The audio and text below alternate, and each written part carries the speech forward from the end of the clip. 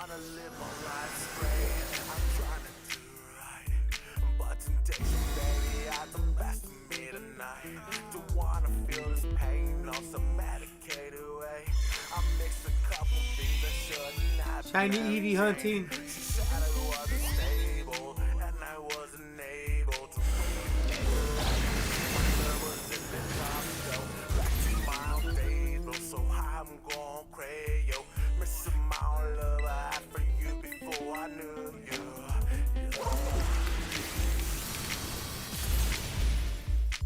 I got my guitar, oh baby, I'm going to the fucking crossroads, yeah.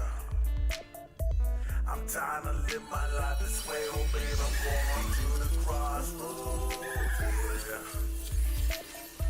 This is the only thing I got, oh baby, I'm going to the crossroads, yeah.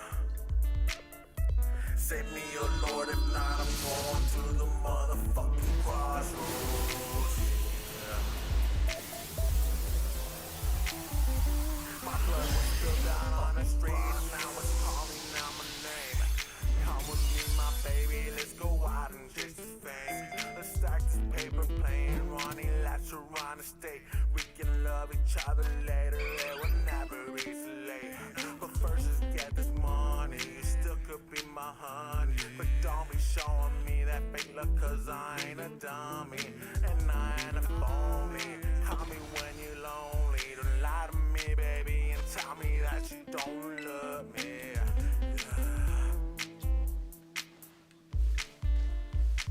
I got my guitar, oh baby, I'm going to the fucking crossroads, yeah.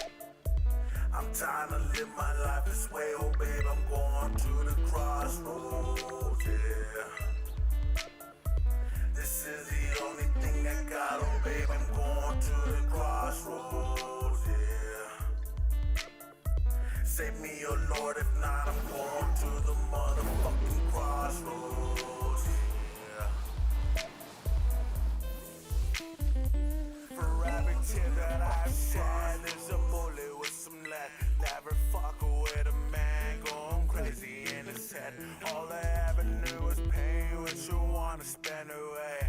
Forgiveness from the Father, cause I'm about to disobey. Trying to get us out the ghetto, driving in a Lambo. Pop a little bottle, let's get drunk on the Moscato. Most importantly, my brother, what we want another, but we don't know what love is until someone pulls us under, yeah. I got my guitar, oh baby, I'm going to the fucking crossroads, yeah. I'm trying to live my life this way, oh baby, I'm going to the crossroads, yeah. This is the only thing I got, oh baby, I'm going to the crossroads, yeah. Save me, oh Lord, if not, I'm going to the motherfucking crossroads, yeah. I'm going to the fucking crossroads.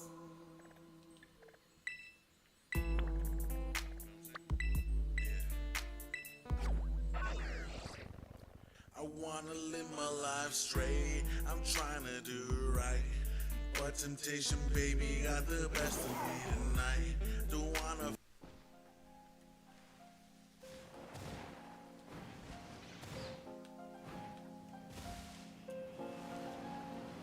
My lady's back home.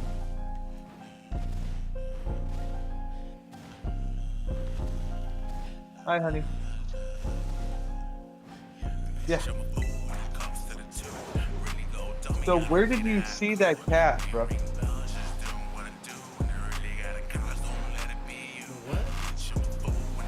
Oh, I was asking Brooke if, yeah, you're good, you're good. I was just asking her where she saw that cat, because you remember what I told you guys about there being like a dead cat on the road or whatever? Yeah, she was scared the shit out of me, making me think that our cat was dead on the road. Yeah. Baby girl, no offense, I'm just living it. And I can be a little secret.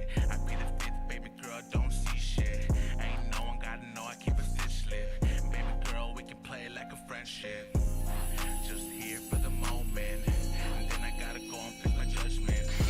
Don't got time for my feelings. You can mix that, baby, with some codeine. Eyes bloodshot, need some Visine. Back, baseball team. Real motherfuckers out here banging. I'm a product of my city and I'm striving. When it comes to the two, really go dummy, I don't need to act cool. Oh yeah, I'd love some now. Doing what I do, and I really got a cause, don't let it be you. Bitch, I'm a fool when it comes to the two. Really go dummy, I don't need to act cool. Can't ring bells, just doing what I do, and I really got a cause, don't let it be you. Yeah, not in it for the bitch, wanna have my money. 51, 50 certified and ain't funny. Laughing like the Joker, cause she let me choke her. Always doing what I want, cause I'm a go-getter.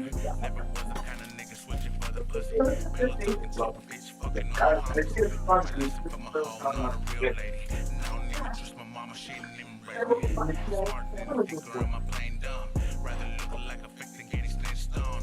Everybody thinks I'm crazy or I'm on one. Racking up an 8-ball just to play along. You don't really know the biz until you're politicking. Strategize a little different for them same mission. Make sure you got heart mentally prepared. Cause niggas start folding when they get scared. Fuck nigga break code, never play fair. Swear keep it anti-social rollers everywhere. Ain't tripping it, but nigga think I ain't shit. But won't say it to my face cause they'll get hit. Fool when it comes to the two. Really go dummy, I don't need to act cool. Ain't ring bells, just doing what I do. And I really got a cause, don't let it be you. Bitch, I'm a fool when it comes to the two.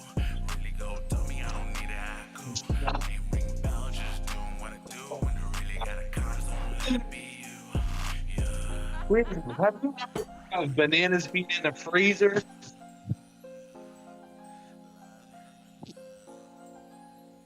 I'm actually kind of tilted. Why? You don't like bananas in the freezer? Bro, her brother put our bananas in the freezer. You don't like bananas in the freezer? They're bomb. What are you talking about? For real? Frozen bananas are bomb, dude. No, like our literal, like, okay, I'm not saying like the cut up ones, I'm saying like a whole thing of bananas. Yeah, yeah. I mean, that's how I do it too. Like, I just fucking. That's like a fucking frozen treat, dude. That's hilarious. I never knew that. I never done the slices. But yeah, who knows? Imposing his will. I had no idea, bro. Imposing his will in your house. Yeah, he's just being a goof.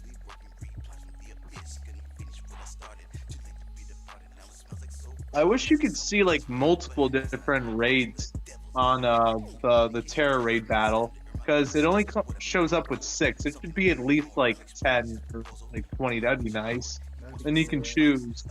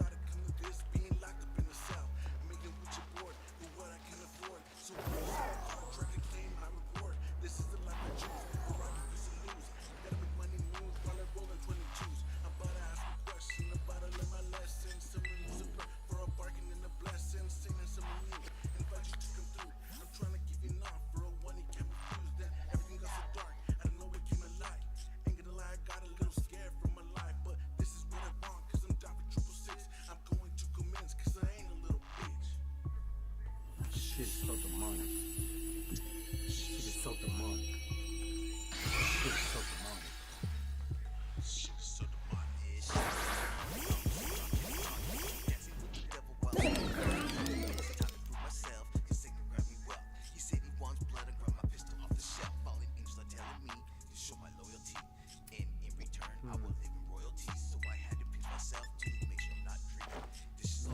Oh wait.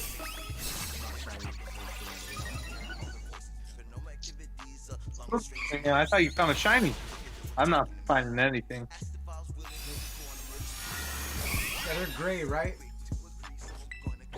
Yeah, they're white actually. Like White, gray, white, whatever. white silver, white silver. Silver. There you go, silver. Shit's so demonic. Shit's so demonic. Shit's so demonic. Shit's so demonic. Shit's so demonic. Shit's so demonic. Shit's so demonic.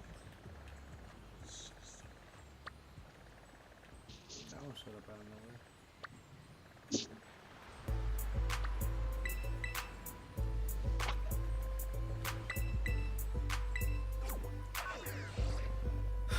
Yeah, I play it with my nose and I ain't gon' lie. 10 toes down, so I'd rather take a line than to be some down on the couch like a bum. Feeling myself, eat it up till she comes. If you don't know, nigga, I don't fuck with a shit.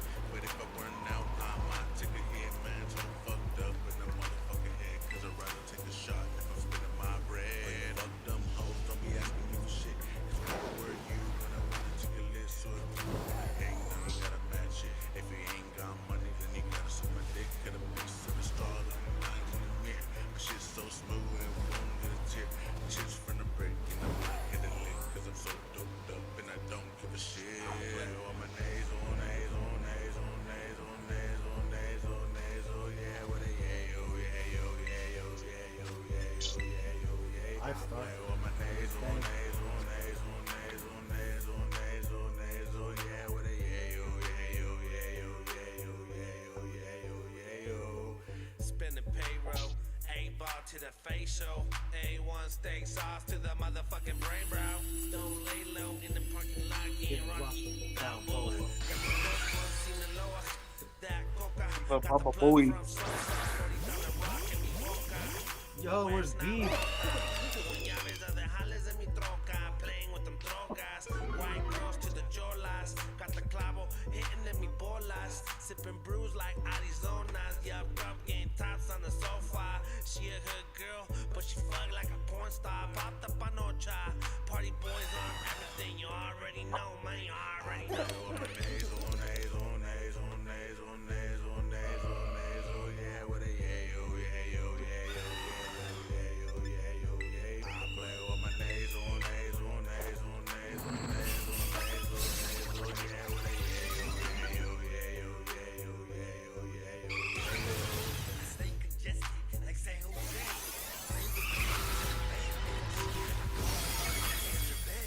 Cause when I wanna get Betita, bitch, hey.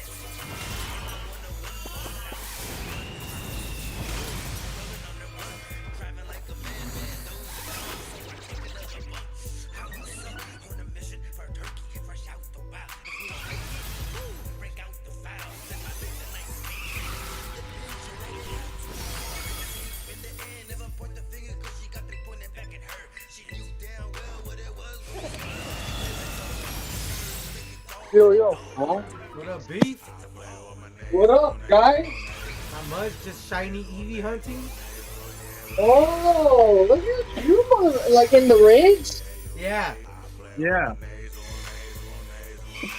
I'm about to join up with Tony. Nice, hell yeah. Nice. Yeah, so like what we're doing is that we're just going from raid to EEVEE raid to EEVEE raid to see if it's a shiny, and if it's not, we back out.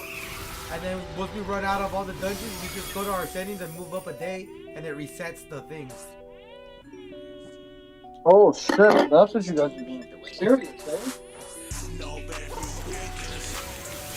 gotta go offline though.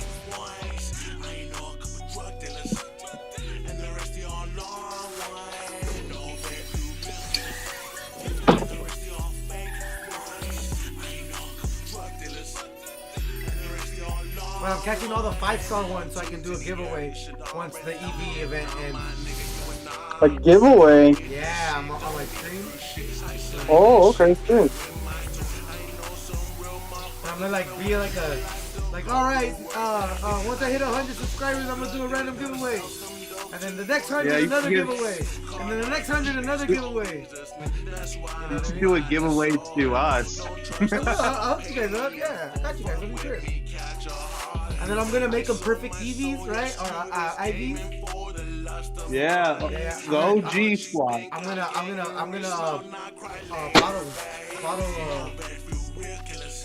bottle cap them. Bottle cap. No, give me 1 second. Give me 1 second. Tony. Oh yeah, I'm catching all the 5 ones. Hello. Well, I'm not getting nothing good, Weezy. Yo, I'll be back. I gotta go see Tony. 1 second. Alright. All good.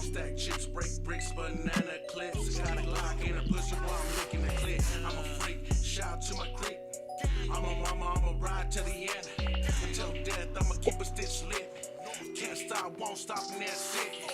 Fuck nigga, op nigga, I'ma shine on them. 30 shots in the clip, let it rain on them. 4-5 to your front, it's a facelift. Late night, early morning, graveyard shit. Send my love to the homies from the manor. Lil rocker, posted like a gangster. Give a fuck, bitch, say how it is, ho. Motherfucker, I'm a gangster in the field, ho.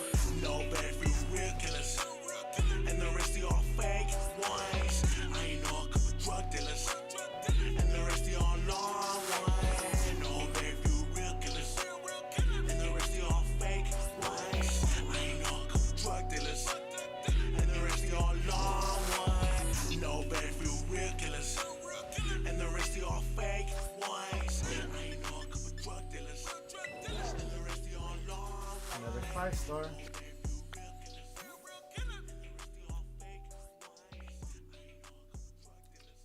So what does the purple stand for? What do you mean purple? Oh, poison. No. I mean like the purple that. So instead of it being, instead of it being just a normal white screen when you're like trying to click on like a certain raid and all that, like when you're online, there's sometimes they're like orange or like yellow orange to like show that it's a limited edition event, and there's some that are purple. Purple is coming up for the 5-star and the 6-star. There's some that are 5-star that don't show that stuff. This is just a regular event.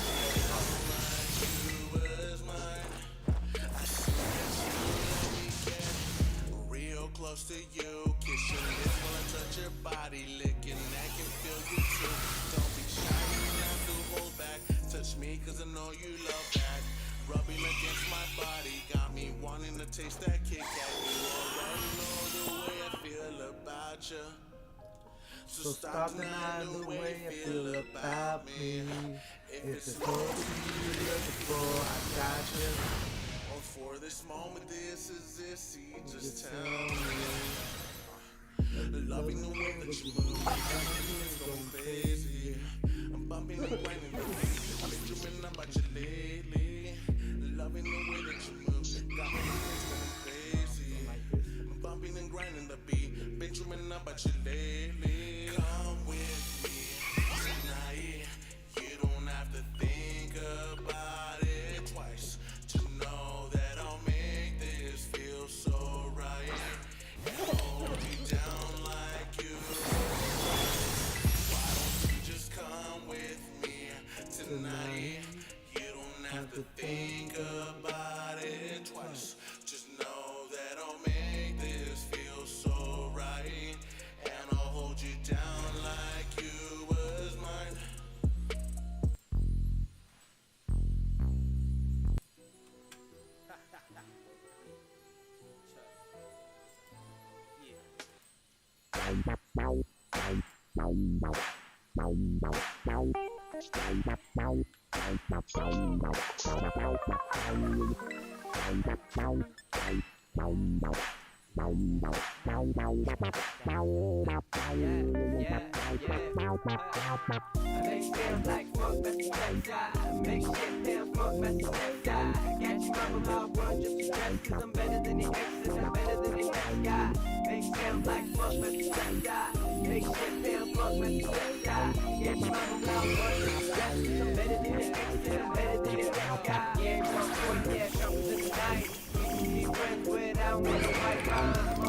Or Bambino, I mean spaghetti. Yeah, we gon' do it right.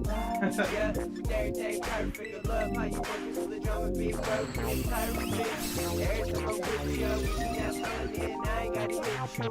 And when you need your mama, I bet you've been there before. And I know what you been through. You ain't like that, no, nada. I put it on my word and I put it on my dada. So quit frontin'.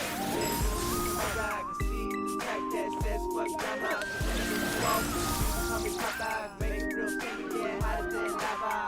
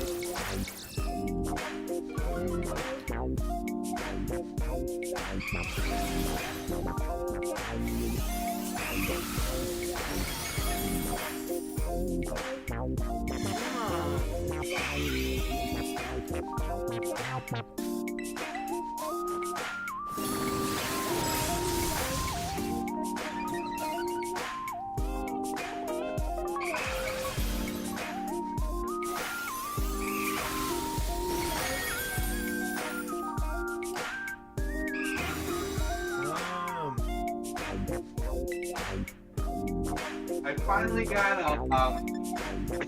Herba Mista. I got the bitter one.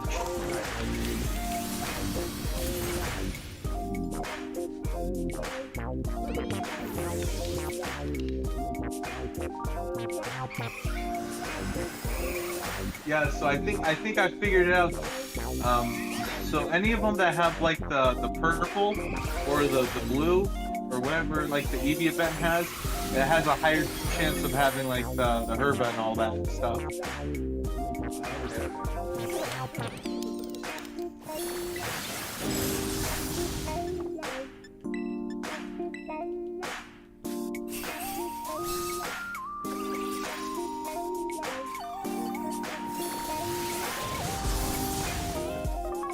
Yeah, because there's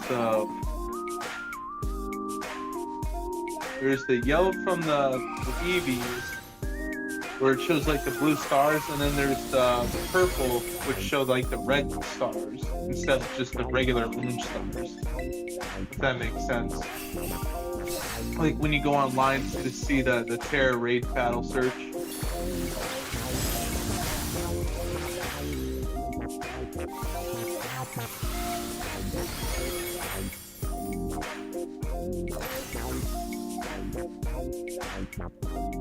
Who's all there?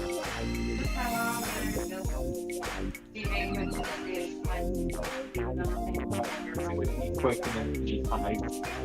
And he eats like 3 plates over here.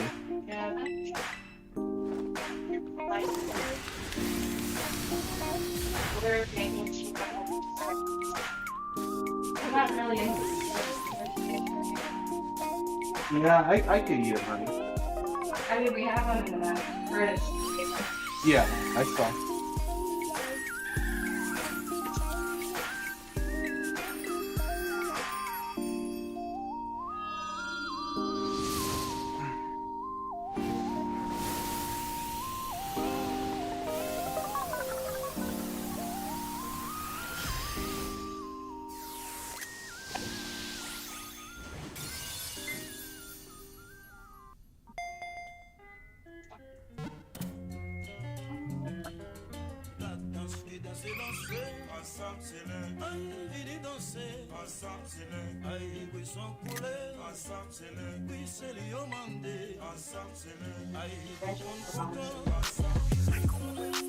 Actually, I think it's best right because I have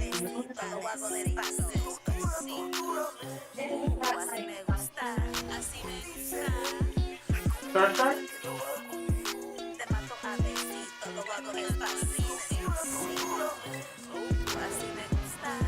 Yeah, she's not coming over here. Oye, papi, vente para acá. You looking like you like it, so hola, ¿cómo está? You got your move, pues vente a bailar. Dance with me, baby, nos vamos a gozar. Oh, you know I had to switch it up a bit. What? Just to let them know who you messing with. Vibe to the rhythm and let the bars flow. But oh, can you Oh shit, Wheezy, I'm in a Ditto raid. Oh, 5-star nice. Ditto raid. Oh, send that Hopefully invite. it's good. Send that invite back out. Send the invite. I can't. I joined it. Oh, okay. Sorry, man. It's at like 30 seconds too. Four people. Bro, I hope some YouTuber or someone finds a way to get like the shiny 6IV Ditto. I don't care about the shiny. I want it to be foreign. Right. Well, I thought that if it's shiny, it also increases the chance of it being shiny for the egg. Does it, huh? I thought they updated it in Gen 8. So if it's shiny and if it's foreign, it's like even higher chance.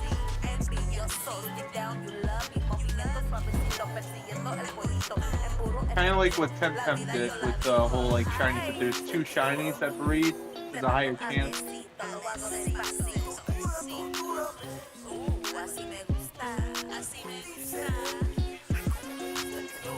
And it's impossible. Nice.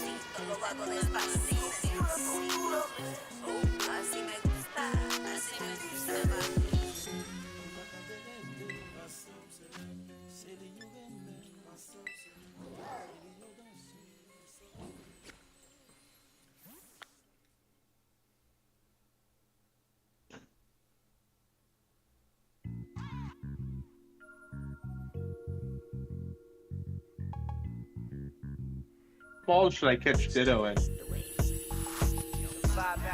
Premier ball?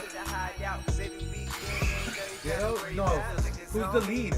Lead should go in with the shittiest Pokemon ever.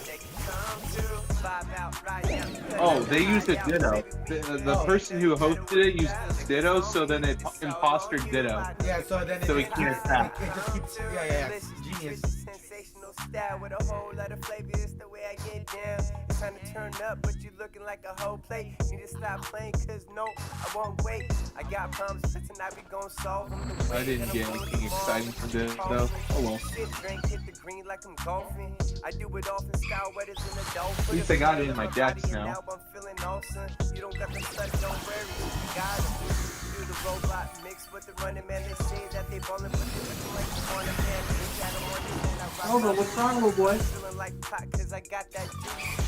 Slide over here, I promise you won't lose. And I'm with it if you with it, but baby, it's on you, huh? Vibe out, ride out, cut to the hideout. Baby, we good, ain't nothing you gotta worry about. Look, it's on me, but it's all on See if this Ditto's good. You brought your friends in, they can come too. Vibe out, ride out, cut to the hideout. Baby, we good, ain't nothing you gotta worry about. Look, it's on me, but it's all on you. I know you brought your friends. It is amazing. It has 3 best and 3 very good. Could have been better. Oh well. We gon' turn up. We gon' roll some blunts up. We gon' pull up. If it ain't all love, then they'll show up. If it's fun, what you talking, we gon' show up. Hey, I'm too lit. I be on like shit. My cousins got the acid and they on some hits. I'm tryna do me while you talking shit. Trade a bum bitch for a boss ass bitch. Oh shit. There's a whole bunch of Pinkatons. It ain't shit like a penny. Whatever you want, it ain't shit like a penny. Come on. Vibe out, ride out, cut to the hideout. I don't have a Pinkaton yet. Ain't nothing you gotta worry about. Look, it's on me, but it's all on you. I know you brought your friends in, they can come too. Vibe out, ride out, cut to the hideout. Baby, we good, ain't nothing you gotta worry about. Look, it's on me, but it's all on you. I know you brought your friends in, they can come too. Swiping through the stores, seen a bad little mama, she a hood type. I don't know. I don't have it. But she be banging though. But then the top of her Red Six. Oh, really good. I wanna spoil you right. Let me get to know you better. Let's hit the club and shake our tail feathers. You see me scoring, flirty with your dame, cause he be boring.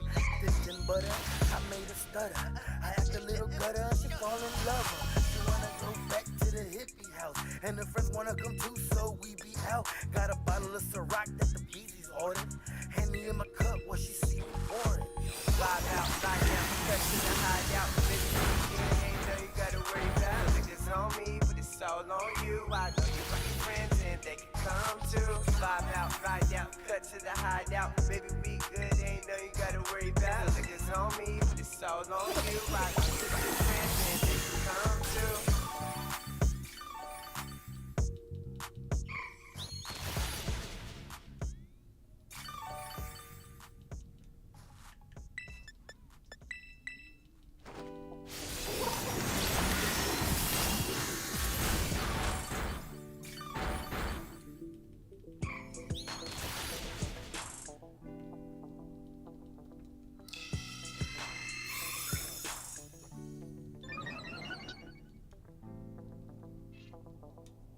So much hate in the world today, but I'll be alright. So much jealousy, there's gotta be another way. Change up your mind. So much hate in the world today, but I'll be alright.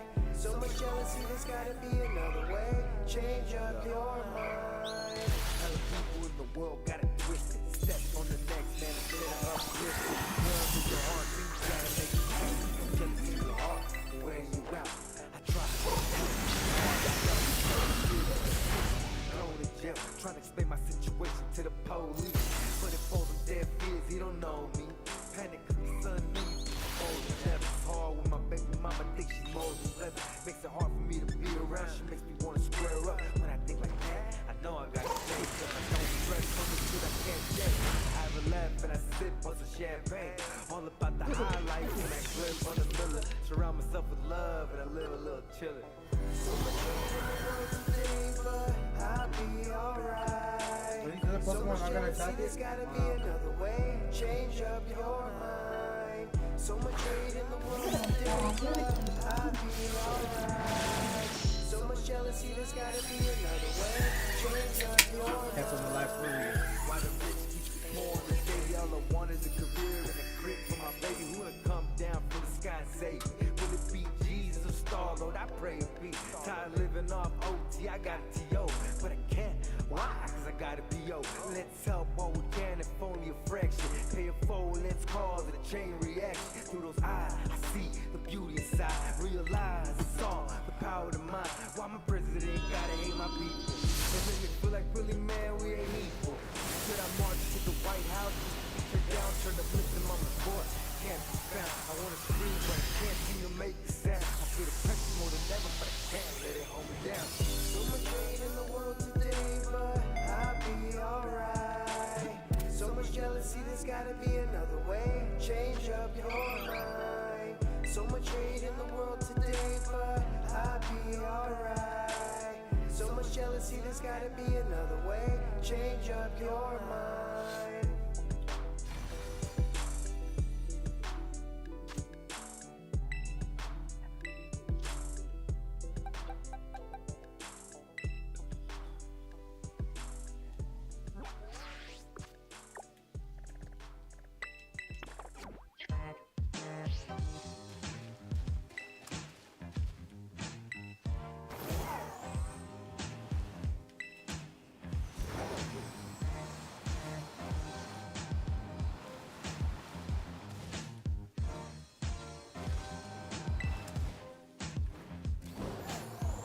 Dan, you pick one out. No. Why would I have your phone? I would have told you.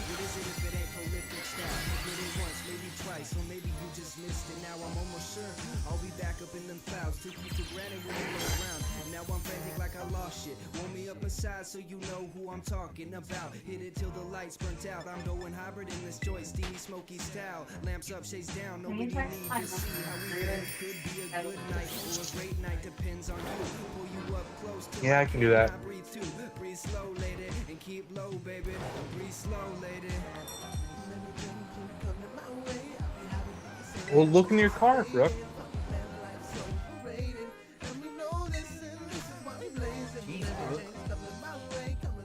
Yeah, jeez, Brooke.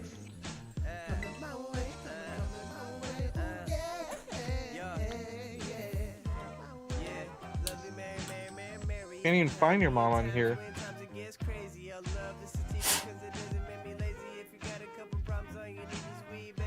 Does she block me? It's not on here. Why would I delete it? That doesn't. She's not on here either.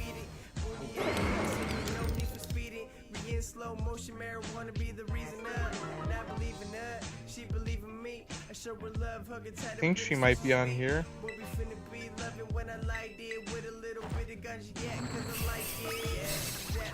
That is so weird.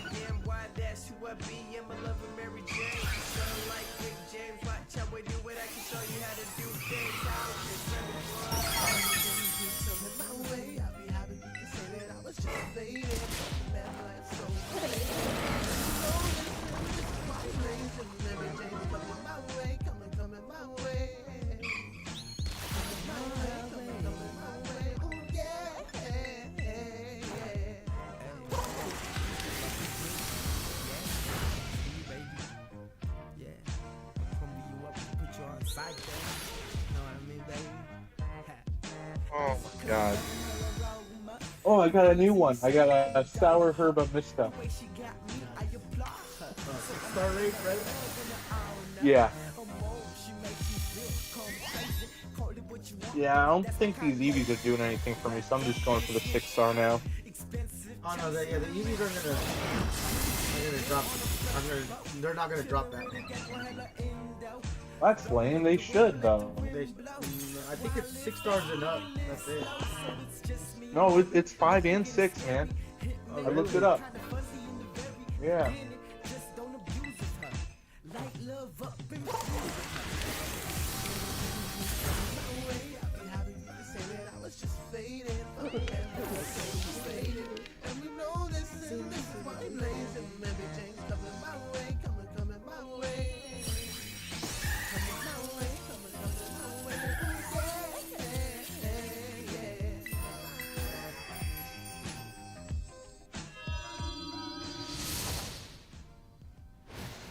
Oh shit, the big fish is in the 6-star. I think it's like Dunzo.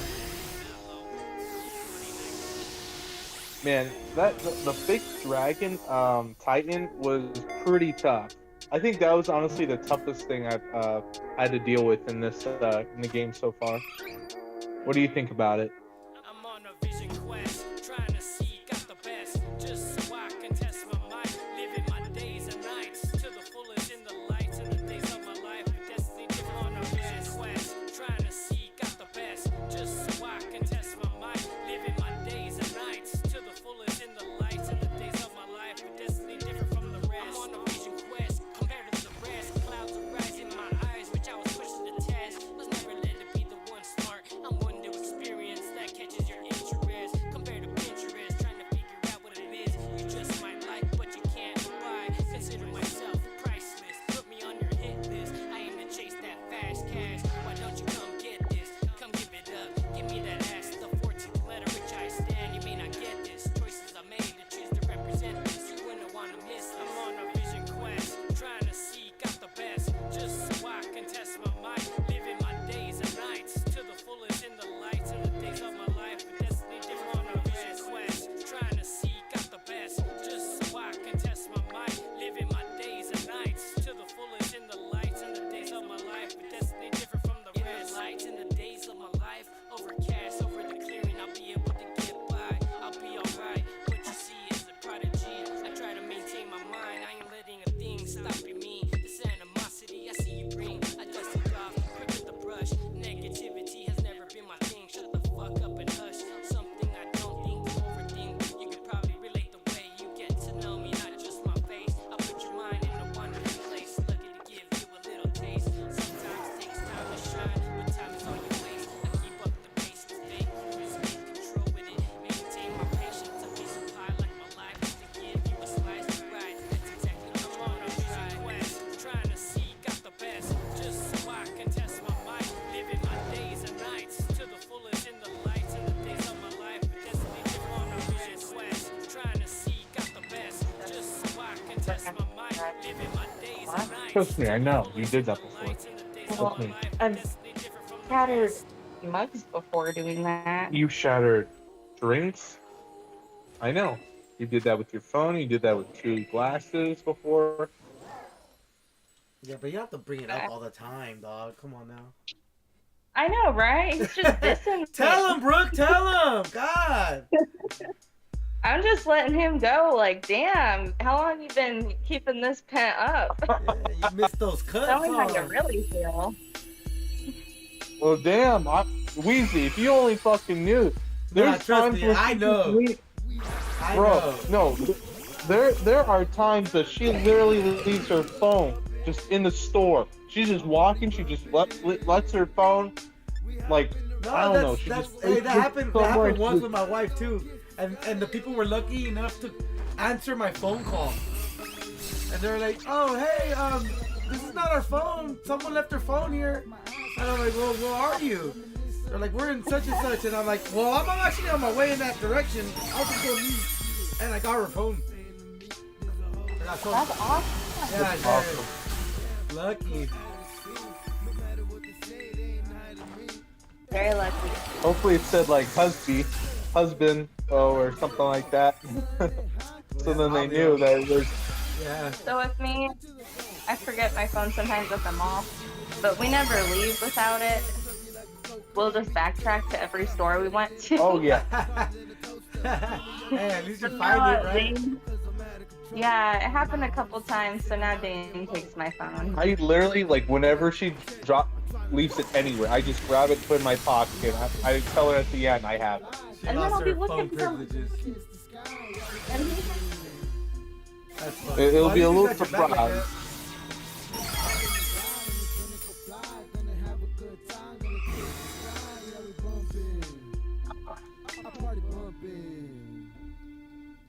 Oh, jeez.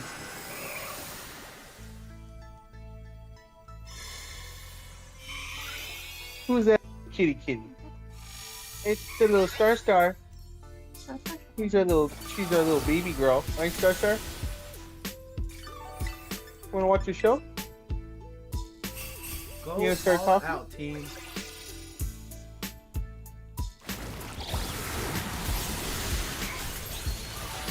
What's that, son?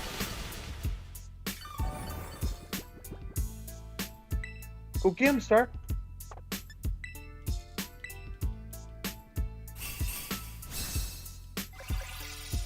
He just doesn't give a shit.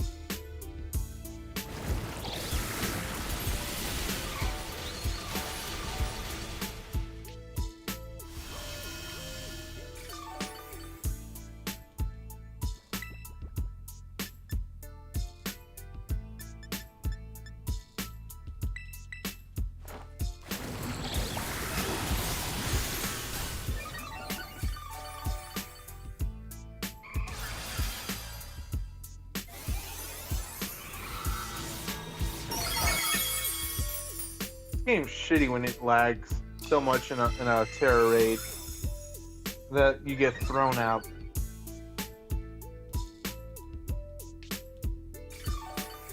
So like if like an ally like dies or something like that, does the timer go down even more? Yeah. If it's an actual player, yeah. But if it's a robot or a bot, no. Damn, that's so shitty. That's why you need to do the cheers and all that stuff. Yeah.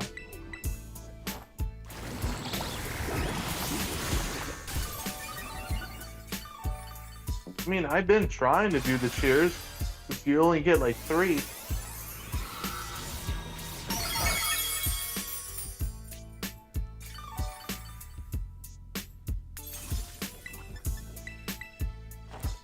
That's crap.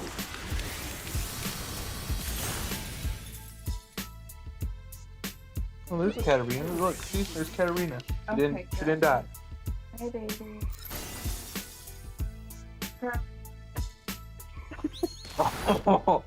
That's how she greets us. Tears her house up. That's fine. Tightly woven fabric. Easy, you little kitty. That was dumb. You lose? Yeah. I was like, I got it down, and then like I felt like I had enough time, so I just did the move, and it killed me, and it just drained it all the way. Like, Yeah. dumb. I was sure it would have given me at least like 2 more turns, but no.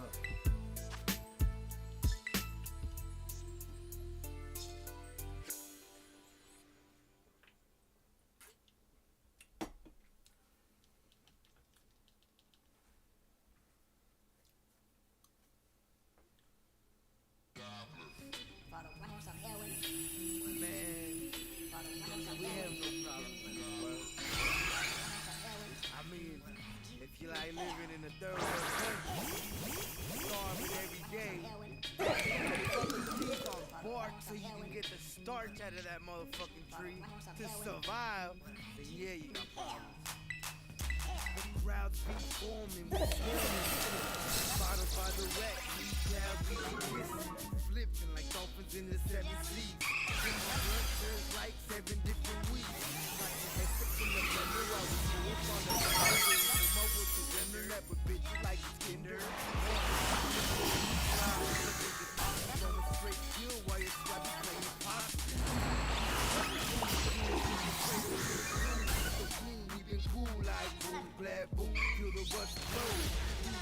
Stream with your dirty mind, you must know that I bust in. High plus clean, get a good level of clothes. Never lacking funds, the money grows, we call it buzz.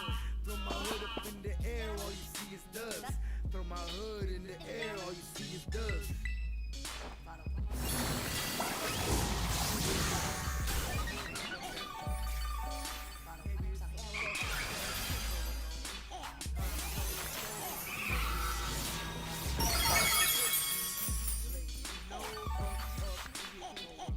Yeah. I just might after that.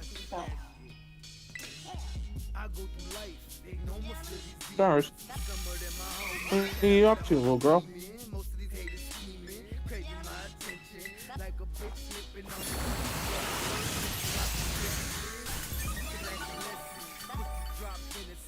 Damn kitties. Ooh, I found a really helpful video on how to tie a knot. Or how to tie a tie without it being... Like, stressful? Yeah. Like, he even did it on a table before this one. Like, let me find it. It does look pretty simple. Like, How you he does it on a pool table. Shows you how to do it. Like, look at this thing. I'm looking. And he just picks it up, twists it, pulls it through that one. What? There's no way. Yo, that's actually sick. I like that tie. And here's another one. A Windsor knot.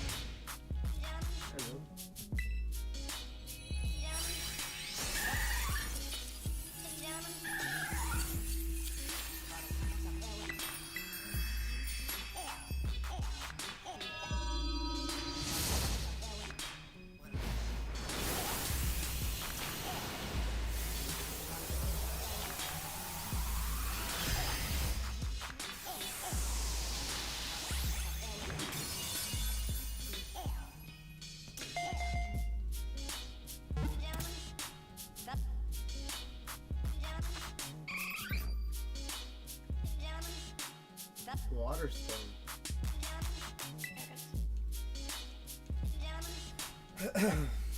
Psychic EV.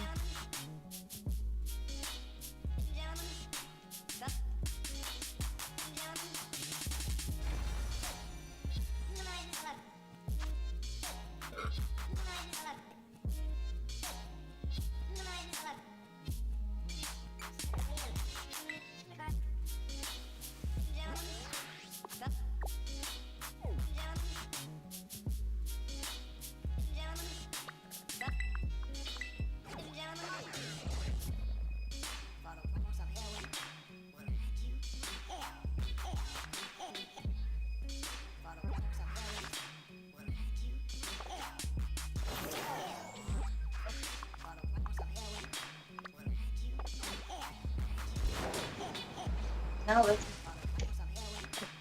it's actually. Actually,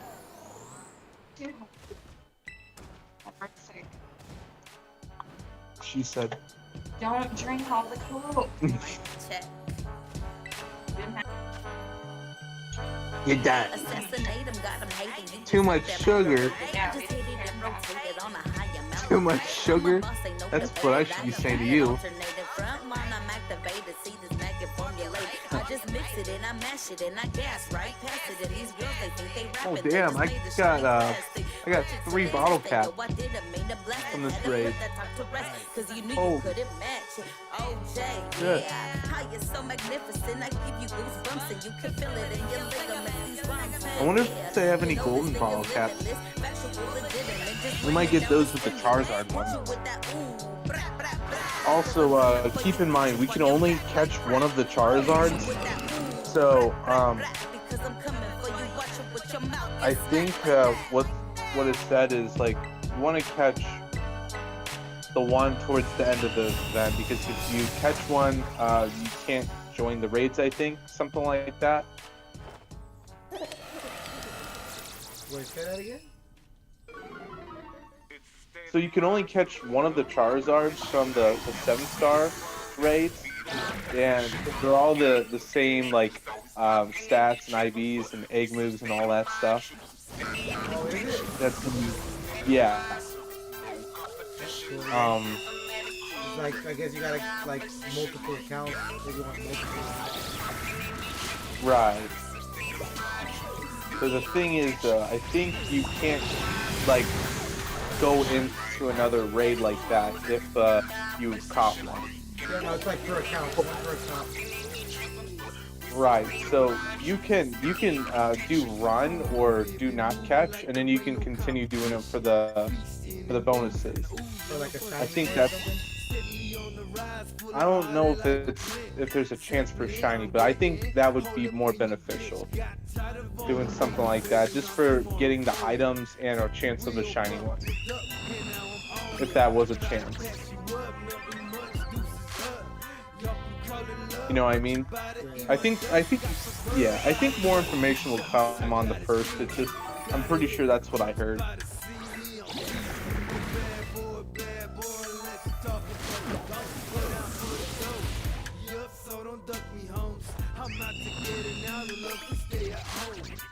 I'm out for mines, right? You out for yours. Can't hate on my crimes, cause then you hate yours.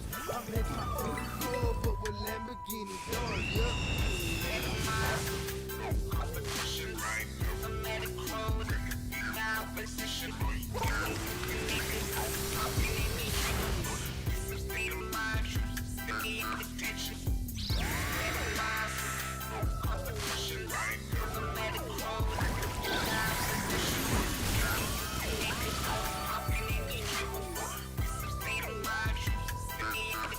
Bet them paws feel a little clammy. That double whammy, fuck a Grammy, getting buck wild like Shane Danny. My significance up in the earth. Overcome these obstacles, these silly hoes can't see me. Them block their optical, mind painted like a canvas. God is planning, land in the jungle with praying mantis. This shit is mandatory, flow pass by. One after the other, burning rubber from down under. Bitch, I bring the thunder, bring the plunger, cause we shitting on it. And getting on it, going home with the fucking title. All up in your vitals. This ain't no damn church recital. It's suicidal music blasting through the speaker wide. Easy. By the way, guess what? Brooke and I are getting our 83 or 85, 83-inch TV in the wall next week. The hell with these projections, 'cause I'm getting down with these sleazy ass gestures. Yeah, we purchased. It was an LG OLED. Which version was it? Well, yeah, LG OLED, but then there was like something else added onto it. Cause there was 3 different versions. We got the new one, but it was like the B2 or B3, something like that. Okay, yeah, whatever. There are very slight differences. We basically got the same stuff.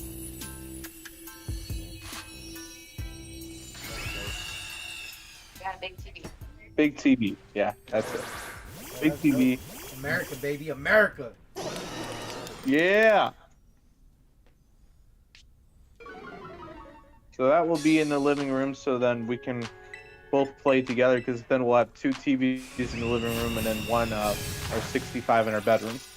You ever seen that 3D TV that can play 2 things at once? No, That's just crazy. I did not. There's a TV that you can wear special glasses and you can see one thing, and your partner can see another thing. And all you got to do Yo. is wear headphones to this thing. That's actually nuts. Yeah. Now I gotta flip the bird. Ain't this social media, man, it's getting absurd. The streets getting empty. I can't neglect it. Put the things out here and they wearing dresses. It's not BC, bro. I don't give a fuck. I was raised in the 90s when we tore shit up. Y'all getting triggered. Gotta hashtag that. There's a special word for y'all, and I'm gonna rap that back. Probably another hour-ish. But I gotta go to bed. Snowflakes, fog. I don't want to work tomorrow, Wheezy. After moving from weekends to weekdays, now we're having to work mandatory weekends as a weekday member because of the season. Blow smoke like motherfucker snowflake. Ski skirt, all on the whole face. Funny boys on some wild shit. I'm an ignorant fool with your wife in my DM.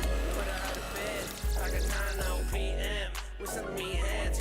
Yo, bitch giving me head. Women deserve equal rights and left. And I will smack a bitch if she disrespectful. What's that noise? Blade's gonna fucking censor. They ain't guns, got the tech 9 in the Anyways, dress. watch. Walking at night with my right vans. Shout out Matt Gray, man. Take me one to the fight, man. Blood to hate. Snowflakes, fog. What they say. Snowflakes, blood to hate. Snowflakes, fog. What they say. Espeon with dark terrestrialized would be pretty sick. Sunday morning, and I'm drinking on mimosas, plotting on more fucking Sosa, Snow Bunny, plotting on Mocha, baby face, but I'm a straight choker. Never mind that, bring it back to the mota. Chingy blingy, did my chip in the salsa. Blonde hair, fat ass, titties and mo. 87 to 17 Los Gatos. Playing my role, cause I ain't doing the most. Her friend came, told her both can go. Her fatter ass, all black, new benzo. Send her dumb bitch tits to the liquor store. Ha ha, curveball to the rabbit, let's go. Snowflakes, love to hate. Snowflakes, fog, what they say. Snowflakes, love to hate. Snowflakes, fog, what they say. My email it isn't. It's mine. Recently, it appears that Irene has been trying to buy a new Dennis. This is agent.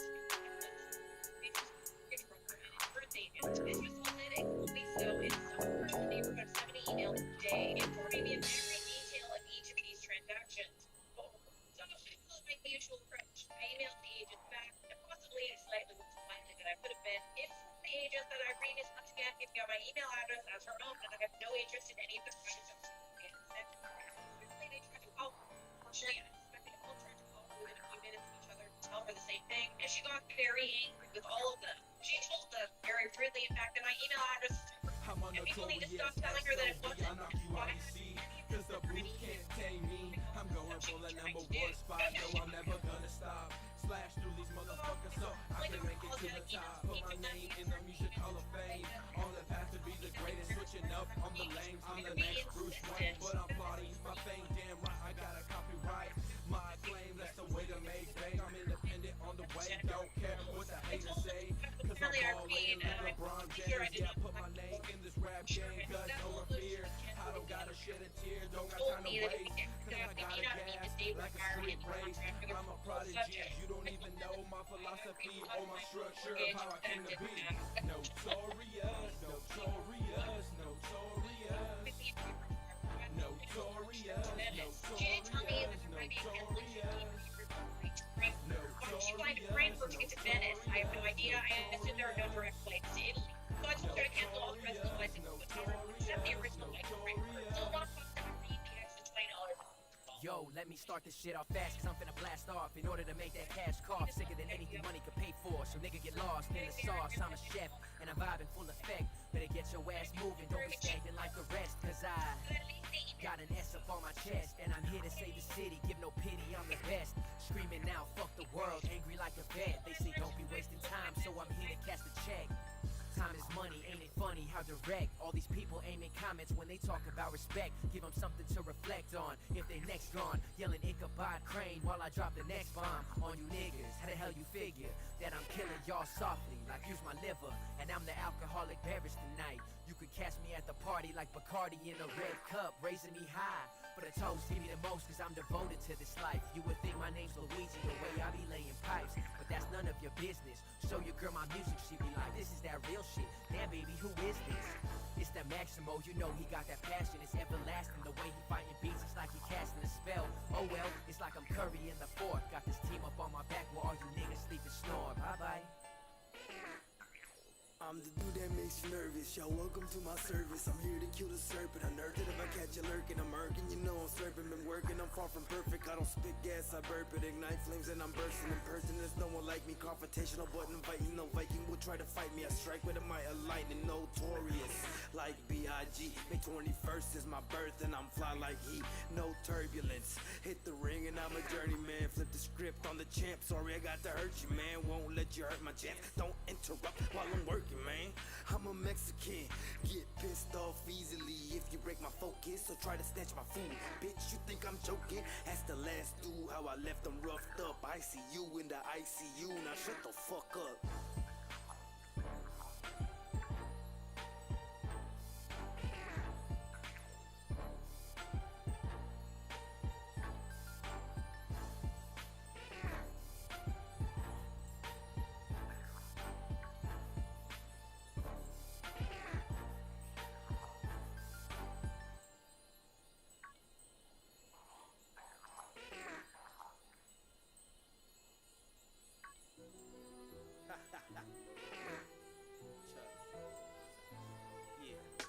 En este pinche mundo lleno de difuntos, vagabundo, mis niñas matan, son metrallas, AK-47 extendo, balas, barras más pesadas, te dejo cubierto como chamarras, somos lava, compañía, mala marihuana, para mí es nada, desde escuincle loaded como revólver, 5 años viví de la calle pana, de la calle no sabes nada, villanos te matan a cachetadas, patadas a la quijada, llegó el panzón, háganse a la chingada, escribo películas, flow mata como piedras a la vesícula, estudia mi escuela de lírica espiritual, mira nada más, quemando árbol con todo mi clan, de Watsonville a Cojumatlán, es el Chuck, es un animal, ¿quién me va a tocar? Estamos en otro nivel, la verdad, papel estelar, esta masacre es mundial. Soy animal en mi corral celestial con el compa Iván, disfrutando de un champurrado y tamal, platicando de la humanidad, enjaulados en un ghetto, perdido la humildad, pero no hay pedo, lo tomo como problema, empiezan las escuelas, me quiten lo suficiente, chicken nuggets y cervezas, las promesas olvidadas en el ambiente, pobre gente no se ven, y se esconden frente a la tele como mi jefe, toda la vida trabaja. toda la vida platicando, toda la vida como un esclavo, pero me ve y me dice pobre chavo. Nunca disfrutando la belleza del mundo, siguiendo labios corruptos, llenando el asunto. Como los niños no es suficiente, levántate mi diente y ponte el nopal en la frente.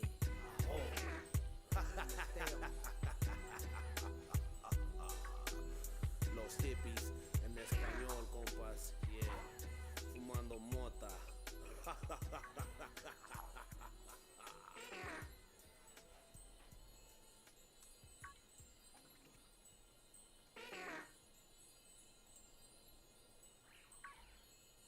On a Crime Watch tonight, Seaside police responded to a stabbing over the weekend. These seaside gangsters rap about killing rival gang members, and they use guns to drive home their point.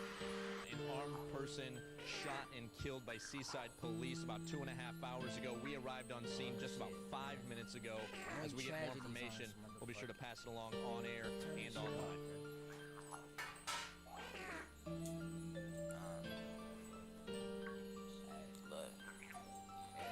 Trying to get about this struggle, so I'm gassing for my life. Not for money or the fame or these bitches or the ice. I'm just trying to get this paper, I ain't trying to sell my rights. I'm an addict for the green, give a fuck about that white. Chops rolled on that flight, and I ain't talking about no plane. You ain't talking about no money, you ain't talking about no thing. Don't try to conversate with James, trying to ask about no beats. Don't even hit your bitch if she ain't talking about no feet. P. Spent my whole life ducking negativity. Now negativity calling, asking why ain't you visit me? Stranger to danger to which I could be acquainted. Without anger or a banger, that picture will stay unpainted. I got a feeling this shit get jaded before I make it. So chances are whenever I get a chance, I'ma take it. And I can never fake it, it take a factor to face it. You basic like red cable, I'm dangerous. Solo Bolo. Yeah. Lord willing, I'm able like Kane's brother. You games can't smother this non-fable. So even if you Scooby-Doo, I'm shining like a Ruby-Doo. And you a square amongst squares, like a Rubik's Cube. And I probably take a nigga before I shoot a dude. So if it's beef, I'm no speed, just maneuver through. Life's a roller coaster ride, I done been through loop-de-loops. Bet I keep the tree around me like a hula hoop.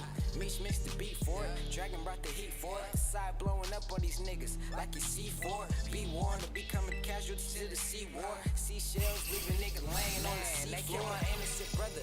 Man, he wasn't no killer, Izzy was dope on the mic. But he wasn't no dealer, that was my nigga. And I swear to God, I'll never forget him. The niggas didn't even know my nigga, look how they did him. Shit crazy, can't explain this. Trying to suppress it, though I got this nigga still. He must be the uncle feeling.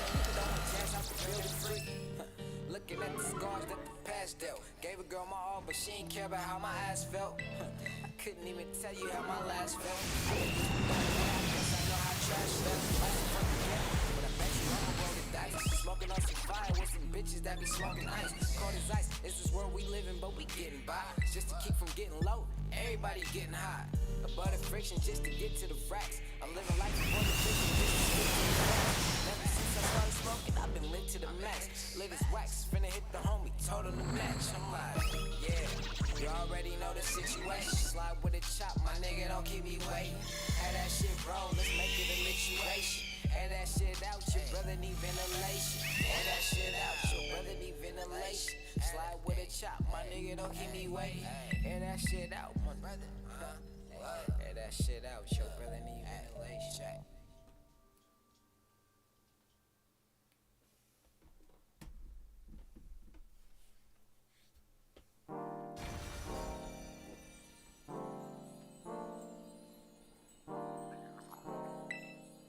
Christian Race.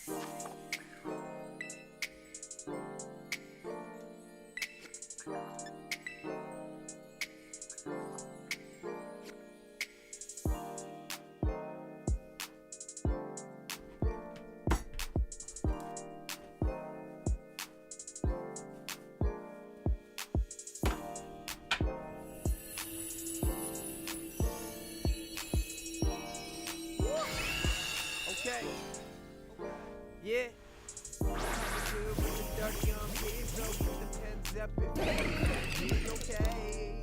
Always rolling up trees like every day, double OD. Right. Take you higher than you ever been. Let me get sin. Love being a best friend. Rather now we go ride the night. It's gonna be alright. We going on the ride and T-5 going in like a diamond. It feels so loud. Let's do it. Yeah, how I did it like that ring done to a knot. With the game real fluid. How I tell the bird like a ruin. How you do it, baby? I could be your lover, be your best friend. Tell me, girl, is that alright?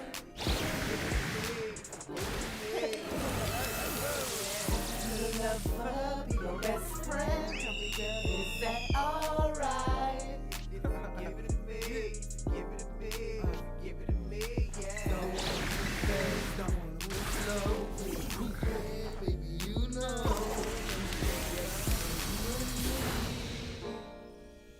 Can we hit the cut slow with the blood smoke? Oh, baby, I'm here for you. Are you here for me? All these jokes trying to join our circle, but I'm cutting folks sorry to hurt you. Nothing nice, but I'm sure polite. Get slurred on the mic, and I do it all night.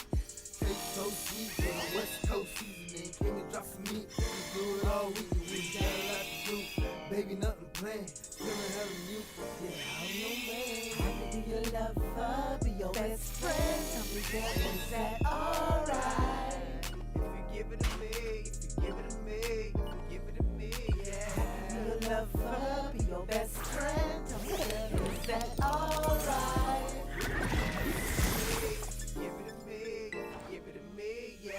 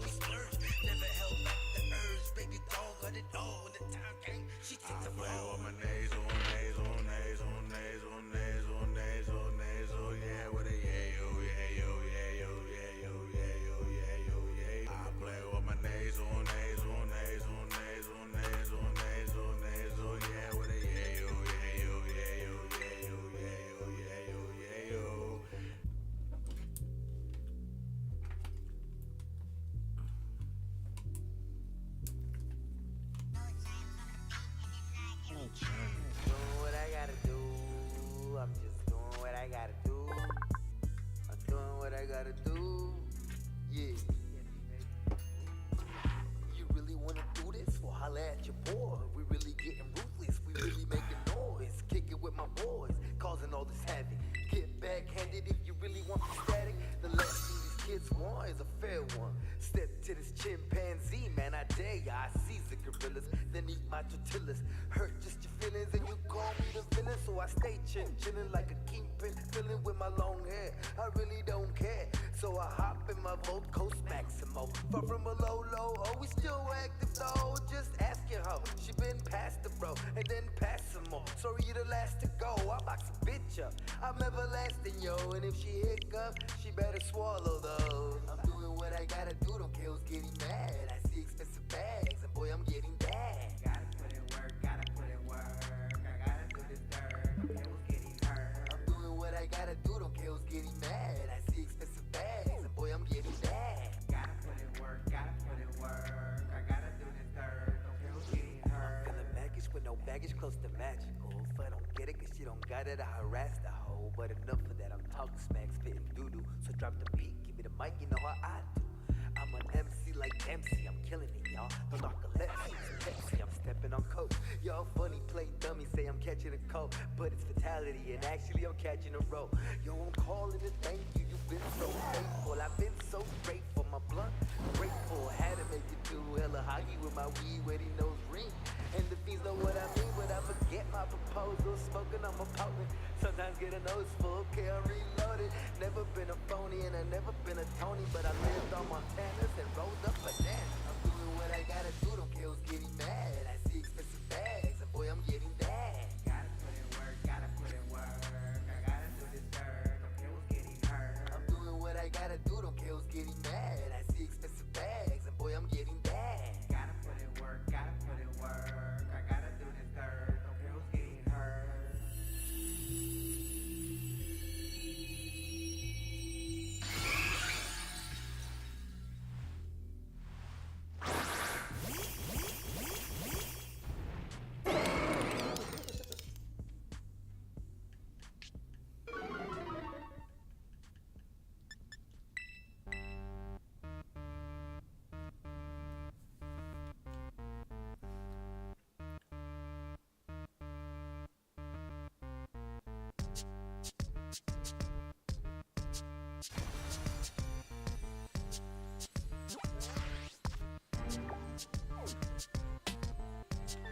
Cause I ain't tryna wait, talking all that shit, need to pump those brakes, ooh. Cause I ain't tryna wait, talking all that boo like all I hear is hate, ooh. Cause I ain't tryna wait, we bout to do it great and it's written on our fate, ooh. Cause we got what it takes, haven't heard this then you late, just let me demonstrate, ooh. I was born for static, it's one cause damage. Don't call me back if you broke with no cabbage. You need to be for me, you geeks and I stomach this. Never speak secretly, I'm blunt with no manners, bitch. Ain't trying to pay for you, ain't trying to wait for you. Won't see me play the fool, never see me chasing you. I do what I came to do, keep the ship sail. Captain of the beach, she leaks and never fails. Keeping them low, cause freaks come out at night. Shoot her in the foot, she ain't gigging it right. I'm ready to do, take a plate of food, hang your pages too.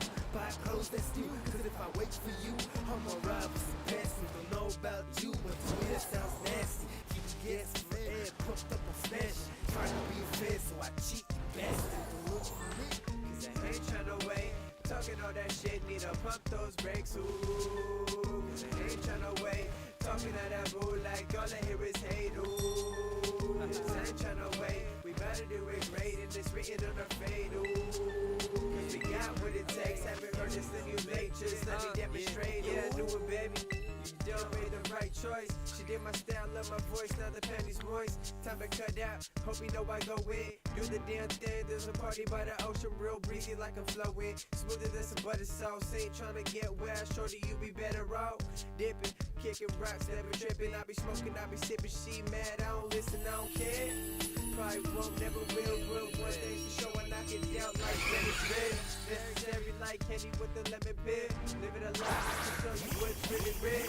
Want to find a thing, something like Belly Man. I bring it way back, something like Belly Man. On some nice shit, it ain't hard to tell. You and me, little mama, we can raise hell. Cause I ain't tryna wait, talking all that shit, need to pump those brakes, ooh. Cause I ain't tryna wait, talking all that boo like all I hear is hate. up, Mouse? Yo.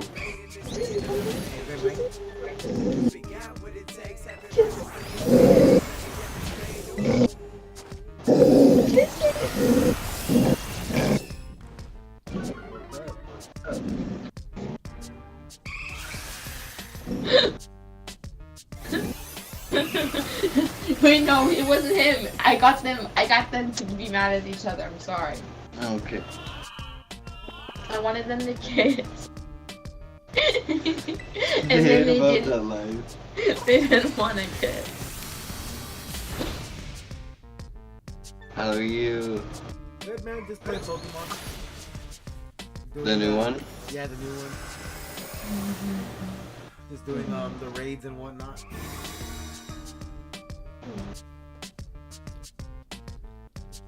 Nice.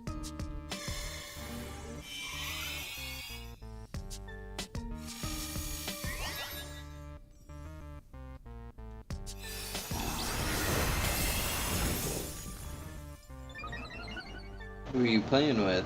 Right now I'm just doing solo Like dungeons. solo dungeons? Yeah, well, solo raids. I actually got so I leveled up the gold Pokemon it's a treasure chest, and then you have to get like 999 of the coins for it to evolve. Well, I did all that, and it's fucking OP. Nice.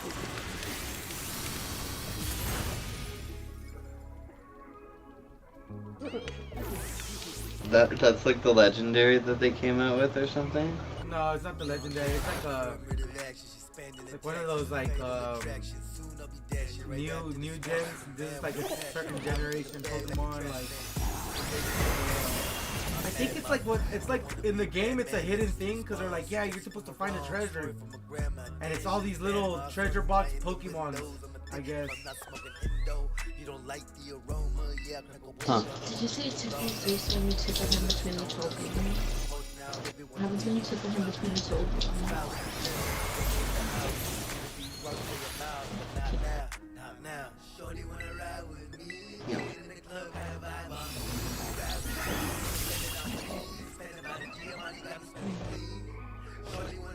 Is that all you've been playing mainly?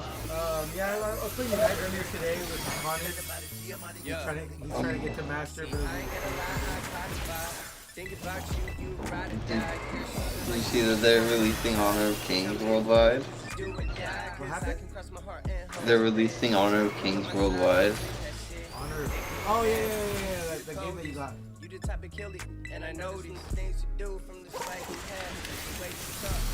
Soon it'll be available for everyone, not just China.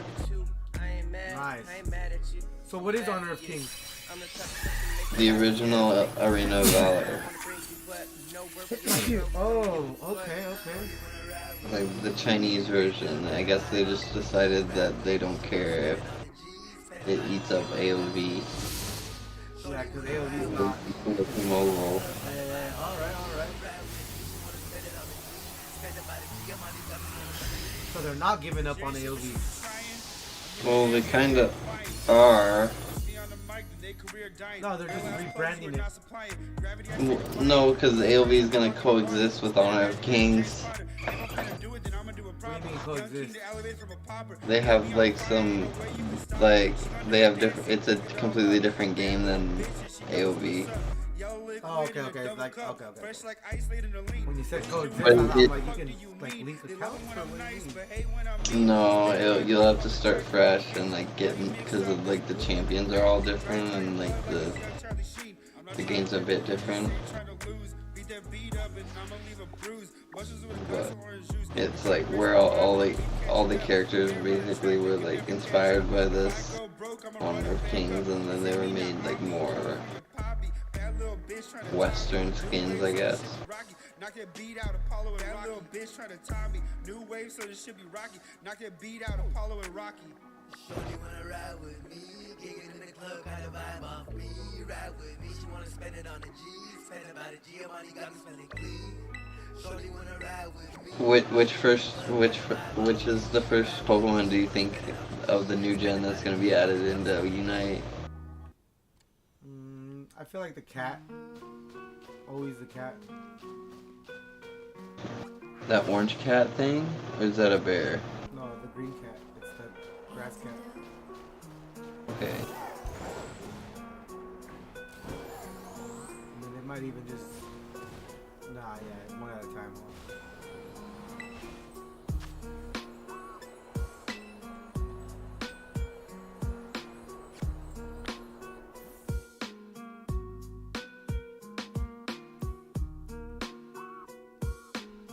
Just peace. You're gonna help him get it out. Aditya is ready to come.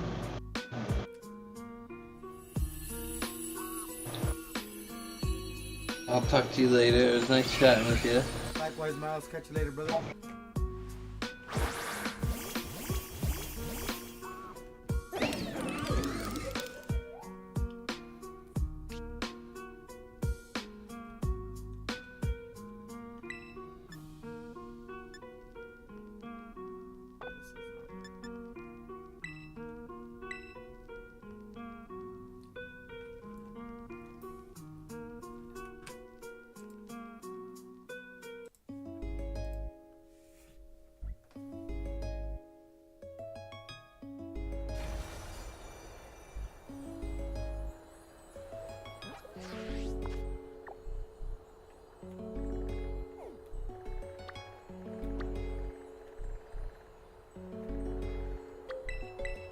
I don't think they ever really know about this village shit. We better put it on. Cause the 81 home and the game keep calling, but I can't leave it alone. I don't think they ever really know about this village shit. We better put it on. Cause the 81 home and the game keep calling, but I can't leave it alone. I ask myself why. Why do this to try to make some change and be someone's influence, but I don't think they really wanna go. The path that I've been on is such a long road. It's a trip, no surprise when I dip, so I hope it don't flip. Play it out like a script, I'll be walking with a limp like I'm Pip. Cause the chips and the bacon is mine for the taking, no mistaking, no misleading. Stay chiefin', even if I slow down, something like a leaning with the heart of the tent. As long as I breathe in, see us all around like we don't plan on leaving. That 8-1-6 side, take you one riptide. Vibing with the squad, know you gon' get right. Vibing like the mob, so the village gon' take flight. They never really know about this village shit, we better put it on. Cause the 81 home and the game keep calling, but I can't leave it alone. I don't think they ever really know about this village shit, we better put it on. Cause the 81 home and the game keep calling, but I can't leave it alone. Started all this solo, tried to be some cholos. Squiggles tried to kick it, prove that we was loco. But the big homie slapped me, put me in a chokehold. Told me I could do better, hoodlum life is a no-no. Grow slow, I wonder why I do this. Specifically tripping on smoke, living life so ruthless. Pop a couple zannies, got the hook from granny. Was gonna mop the manny, if then I blew a tranny. My life's fucked up, but y'all don't really know. Too many times locked up, waking up so cold. Haven't smoked to my son, wonder if he hates me. Baby mama tripping, I hope she doesn't make me. Lord knows I'm not an ugly soul, please excuse me. Was looking for the light, but the devil used me. Feeding off my energy, I'm fanning off my enemies. Letting off this dying dream, I'm hoping God remembers me. I don't think they ever really know about this village shit, we better put it on. Cause the 81 home and the game keep calling, but I can't leave it alone. I don't think they ever really know about this village shit, we better put it on. Cause the 81 home and the game keep calling, but I can't leave it alone, oh no. Don't be a victim in the shark-infested business. These hammerheads are out to eat you alive and kill shit. These broke bitches wanna see you face plant pavements. Tripping over nothing, yo, that shit is kinda dangerous. Language of business, language of a dark planet. I can estimate the perfect time and it's all mathematics. Fuck the fame, these funny rappers are comedy. And now they hear the voices of the fallen legends calling me. Scorch the venom, all these bitches wanna swallow me. Got these haters hanging off the nuts, go ahead and follow me. I'm sicker than a room full of zombies infected by this sickness. Fitness in the venom, out-muscle these wannabe terminators like I was ripping humans. Staying focused on the prize, man, we could really do this. California be the state of mind, don't make me lose it. I represent it from the heart, I represent this music. I don't think they ever really know about this village shit, we better put it on. Cause the 81 home and the game keep calling, but I can't leave it alone. I don't think they ever really know Drop this real shit, we about to put it on. Cause the 81 home and the game keep calling, but I can't leave it alone, oh no.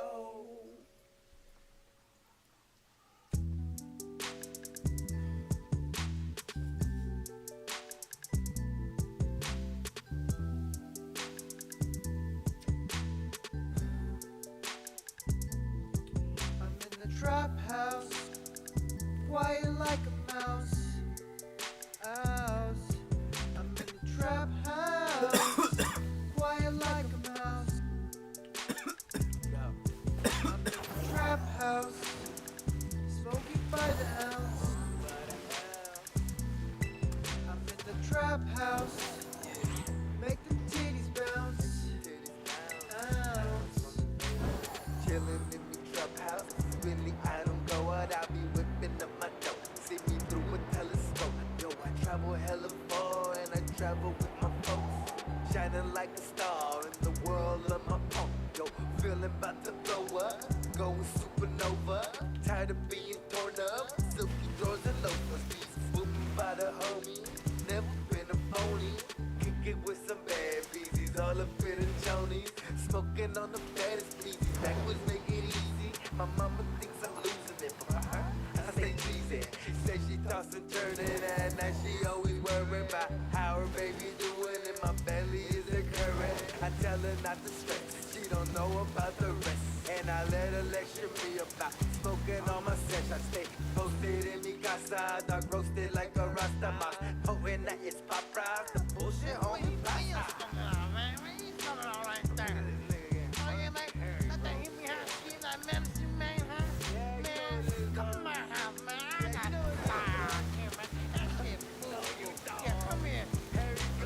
Trap house, quiet like a mouse. I'm in the trap house, quiet like a mouse.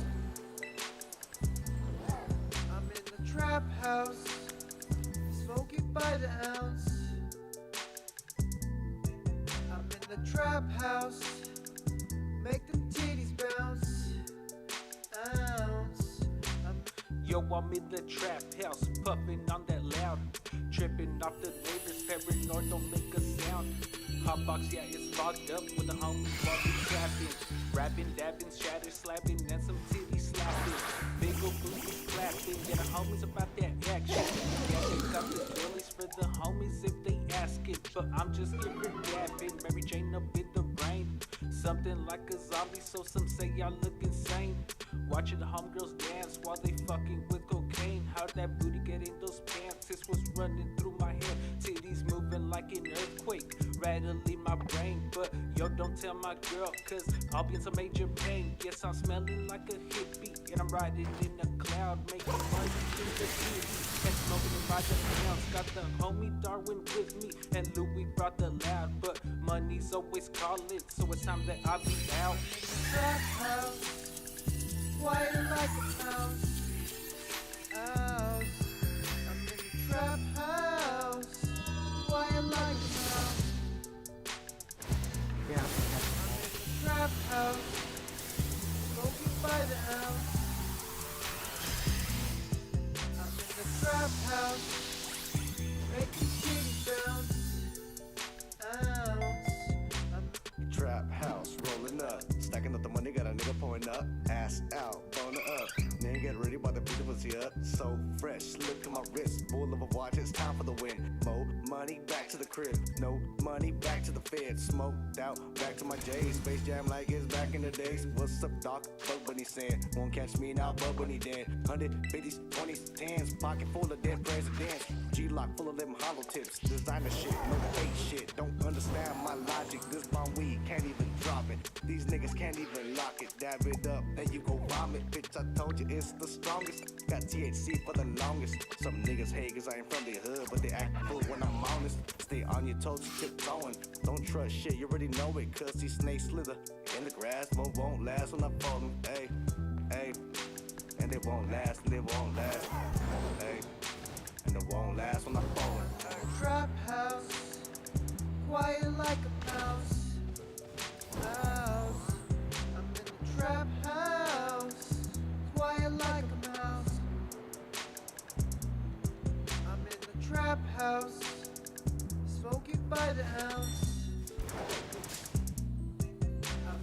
trap house.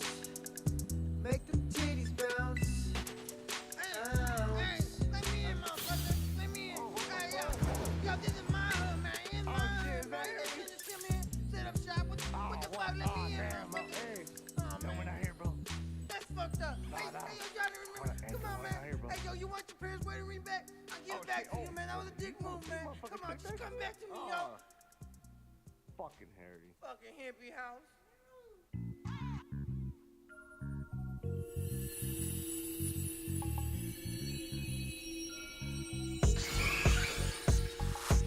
5 out, ride out, cut to the hideout. Baby, we good, ain't no you gotta worry about. Look, this on me, it's all on you. I know you brought your friends in, they can come too. 5 out, ride out, cut to the hideout. Baby, we good, ain't no you gotta worry about. Look, this on me, but it's all on you. I know you brought your friends in, they can come too. Delicious, nutritious, sensational style with a whole lot of flavor. It's the way I get down. It's time to turn up, but you looking like a whole plate. Need to stop playing, cause no, I won't wait. I got problems, tonight we gon' solve them. The way that I'm going tomorrow, I'ma need a coffin. Sip, drink, hit the green like I'm golfing. I do it often, style wetter than a dolphin. Put a pill in my body and now I'm feeling awesome. You don't got the stuff, don't worry, I got 'em. You do the robot mix with the running man. They say that they ballin', but they looking like Javon. Man, me, I don't understand, I rock my moves. I've been feeling like cock cause I got that juice. Slide over here, I promise you won't lose. And I'm with it if you with it, but baby, it's on you, huh? 5 out, ride out, cut to the hideout. Baby, we good, ain't no you gotta worry about. Look, it's on me, but it's all on you. I know you brought your friends in, they can come too. 5 out, ride out, cut to the hideout. Baby, we good, ain't no you gotta worry about. Look, it's on me, but it's all on you. I know you brought your friends in, they can come too. I'm too smooth, let me show you how I do. We can kick it, me and you, we can kick it with our crews. I'm like, what's the move? What you really tryna do? If it ain't about the nail, then it's all on news. Ayy, just pull up, we gon' turn up. We gon' roll some blunts up, we gon' pull up. If it ain't all love, then they'll show up. If it's funk, what you talking, we gon' show up. Ayy, I'm too lit, I be on like shit. My cousins got the acid and they on some hits. I'm tryna do me while you talking shit. Trade a bum bitch for a boss ass bitch. Ayy, if you feel like smoking, I got plenty. Pour up a cup, mix a Sprite with the Henny. Whatever you want, it ain't shit like a penny. Whatever you want, it ain't shit like a penny. Come on. 5 out, ride out, cut to the hideout. Baby, we good, ain't no you gotta worry about. Look, it's on me, but it's all on you. I know you brought your friends in, they can come too. 5 out, ride out, cut to the hideout. Baby, we good, ain't no you gotta worry about. Look, it's on me, but it's all on you. I know you brought your friends in, they can come too. Yo, I'm swiping through the stores, seen a bad little mama, she a hood type shorty. Celine Bahama, she ain't banging though, but she be banging though. But then the top cover her titties with a sexy pose. So I hit her up, what's good, what you doing tonight? I wanna spoil you right, then lay the pipe, she say sure. But first let me get to know you better. Let's hit the club and shake our tail feathers. Dirty with the game, but you see me scoring. Flirty with your dames, cause he be boring. Dipped in butter, I made her stutter. I asked a little gutter, she fall in love her. She wanna go back to the hippie house. And the first wanna come too, so we be out. Got a bottle of Ciroc that the BZ's ordered. Henny in my cup while she see me pouring.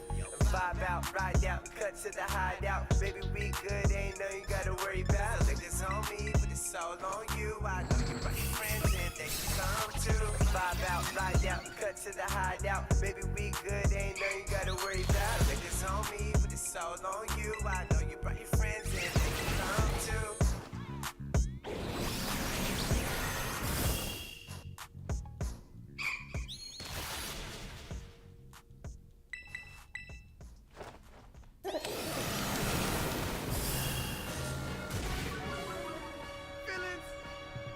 They say victories are better when it's warm at home with your folks. Pouring bubbly music, toast, laughing it up, sparking the blood, basking in fun. Remembering our broke days, cause those days are done. Now it's full steam ahead, self-esteem full of bread. I break it for my family, throw crumbs for the dead. Enough said. Keep whistling, turn the blues, watch the sizzle in the booth. Making minutes with my crew, what it do? Feelings keep it cool. Fucking out like voodoo. You and you slide through. Ooh, loving what I'm seeing, being a human being. I know that short form going carpe diem. Vina vice, rubbing on ceviche. Loving this thing with bars. Como se dice? Las cosas nostras, hip hop culture. Showing up to all my buds.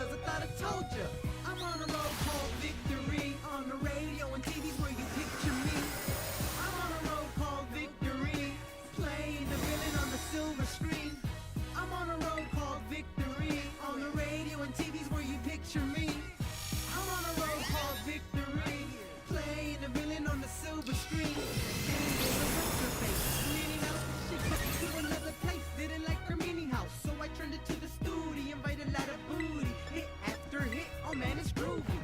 I gotta admit though, I really miss my mini-me.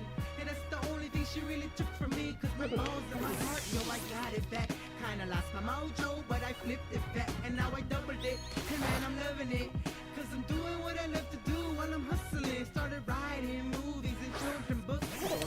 All like disasters, all it took. Kind of rolls off the tongue if you don't think so, but even you're no fun. Listen to me and Negative Nancy. Check it, still invited if you're down for some dancing. I'm on a road called Victory. On the radio and TV's where you picture me. I'm on a road called Victory. Playing the villain on the silver screen. I'm on a road called Victory. On the radio and TV's where you picture me. I'm on a road called Victory. Playing the villain on the silver screen. So I dug deep inside me, so excavated. Not like a lady, no masturbating. You get your mind right, I speak about soul. Hope I bring through my nose without gold. Inhale, exhale, breathe and breathe in. Told the world I'm a boss and started being. No one still there, I tuned out the negatives. Stood in front of the mic devices, flat out a mega hit. Life's super sweet, so that's the only thing I'm licking. Honey's too, if they witching in the kitchen. Prep a fish dish and have it taste like chicken. Mean enough to eat it up and have my plate licking. Fiction is all the massacres you can talk about. You're going south with that ish, so rock it out. I'm all about the heat, see, but not there. I love a nice sea breeze up her. I'm on a road called Victory. On the radio and TV's where you picture me. I'm on a road called Victory. Playing the villain on the silver screen. I'm on a road called Victory. On the radio and TV's where you picture me. I'm on a road called Victory. Playing the villain on the silver screen.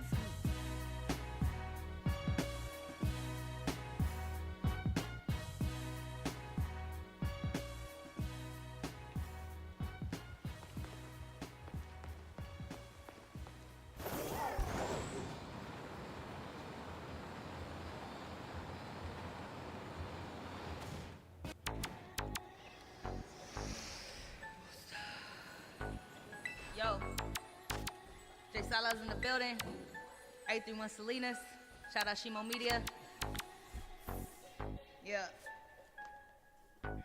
Jay, the real man. I'm the producer, okay? About to lace him up and let him know what it is. Think I'm new. Yo, I took a break from my kids, but now I'm back. Ain't no half stepping on this shit. Stimulate your sensory out to this fit. Yeah, I'm creeping up, yeah, I'm creeping up, but I eat them up like what? I'm cooking up, but I serve them up, but I fire you up on this shit. I'm pushing these steady back and fees, but I gas all up on these ones. Breathe him a sound, you see, I ain't tripping off for no fun. By now, they like where this bitch come from. That dick down nitty greedy, it's that city from the slums. I can speed it up or I can slow it down. Raining on them, gotta pray and loud. Yeah, what's that bitch? How you like me now? Sitting stand the stage, can you check my sound? Check my sound.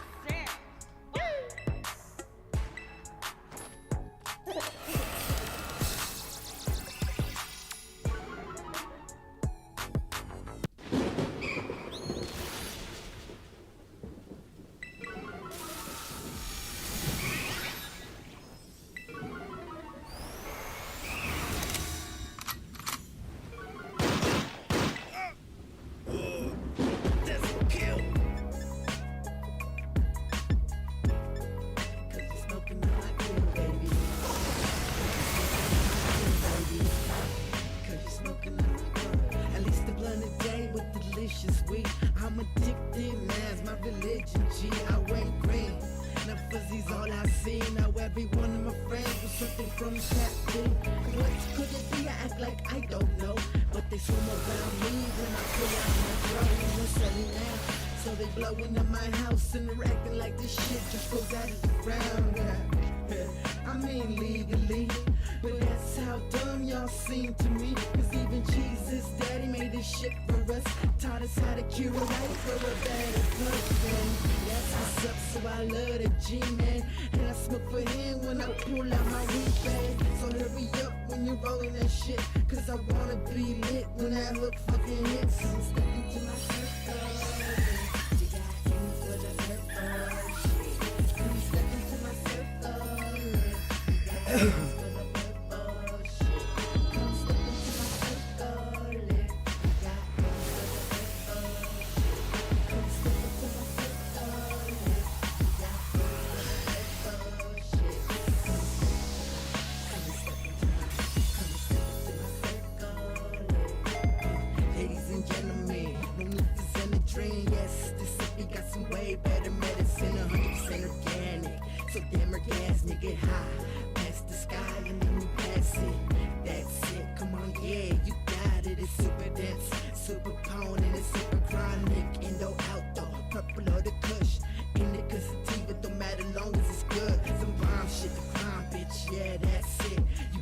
to the roll, it get high off my head. It's killing cryptochronic, grown down by the coast. I'm puffing on the best shit, so you know I gotta post when I stone to my circle. If you got ends for the purple shit, come step into my circle. If you got ends for the purple shit, come step into my circle. If you got ends for the purple shit, come step into my circle. If you got ends for the purple shit, come step into my, come and step into my, come and step into my circle.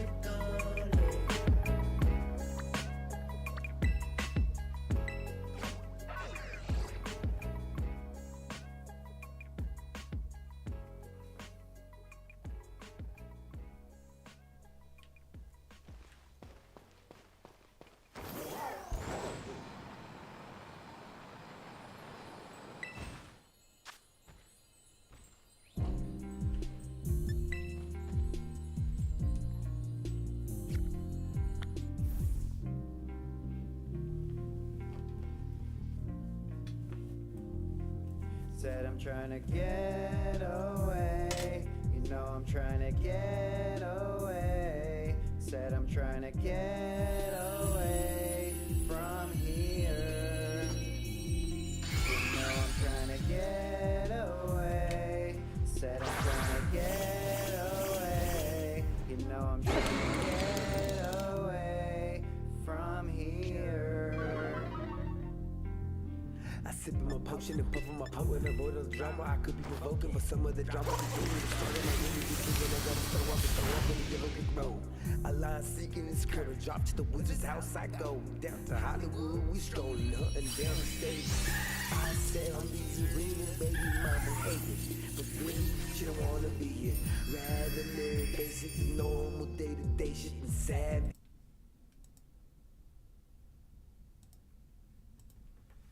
Put my heart and soul in this, and this sucks. Trying to do what all the great coaches that I know have done is after you get fired, you know, going back and saying, hey, what could I do better? And what are some of those things?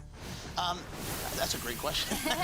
I tried to be as optimistic as I possibly could be about Baker Mayfield's career, and I try to be as unbiased as I can be in these takes. But when you consider the decisions that he's made for himself, and just a series of just really horrific luck, and just him putting himself in a very bad situation to begin with, I can say with confidence that not only did we just see Baker Mayfield's last start with the Carolina Panthers, but we possibly saw his final start ever. I'm gonna break it down for you guys, man. It's honestly really sad to discuss, but I'm gonna bring you all the information I have and what the future of the Carolina Panthers is going to look like. Before we get to the content, make sure you drop like, subscribe, and turn on our notifications to help the channel grow. If you want to go the extra mile to support the channel, make sure you check out our channel memberships program. Just click that join button, or check out our Patreon link in the description as well. Now that we get all of that out of the way, work!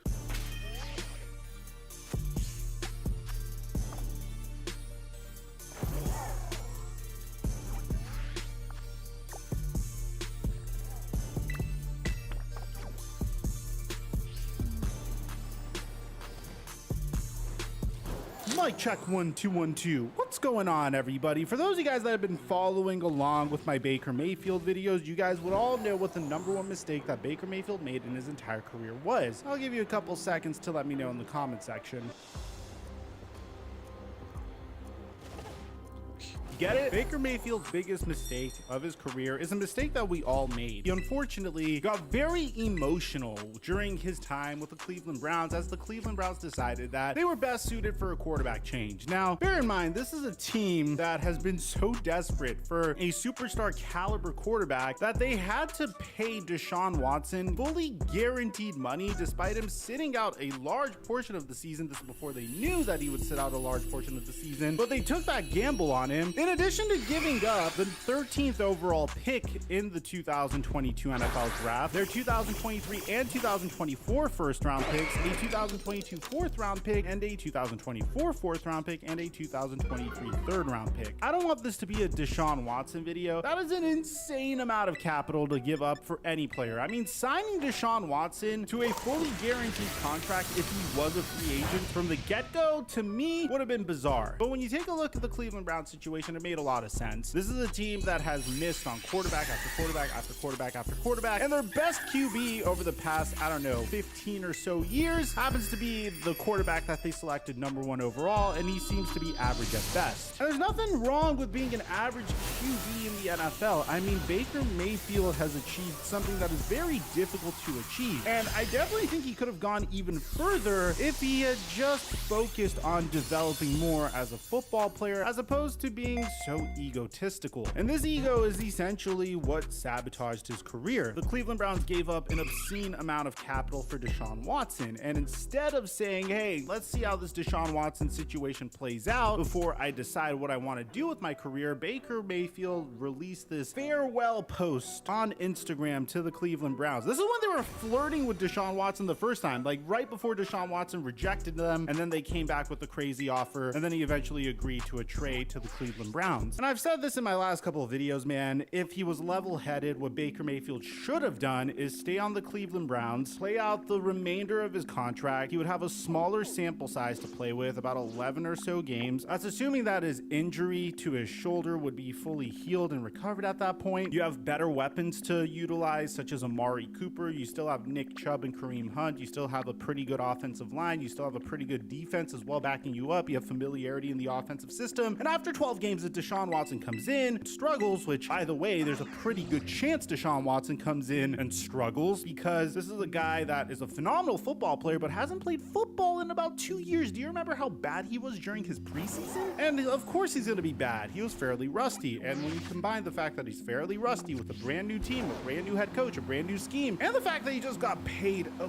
crazy bag, I wouldn't be surprised if his play fell off for a little bit for his first couple of games. But instead, Baker Mayfield got emotional and demanded a trade. And the Cleveland Browns granted his trade request. He got traded to the Carolina Panthers for a conditional 5th round pick that could turn into a 4th round pick if Baker Mayfield plays 70% of his snaps. You see, this is where the first problem has arisen for Baker Mayfield, because this one stipulation might be why Baker Mayfield doesn't play for the rest of the season. Not only did Baker Mayfield hitch his wagon to a team that was trending pretty low, I mean, they have had a revolving door at quarterback before Baker Mayfield even came along. I mean, since 2019, you had Cam Newton, Kyle Allen, Will Grier, Teddy Bridgewater, PJ Walker, Teddy Bridgewater, Sam Darnold, PJ Walker, Cam Newton, Sam Darnold, Baker Mayfield. And then after Baker Mayfield, it went to PJ Walker, Baker Mayfield, and now it's Sam Darnold, by the way. So far, Baker Mayfield this season, to give you an idea, has won 1 game, lost 5 of them, has a career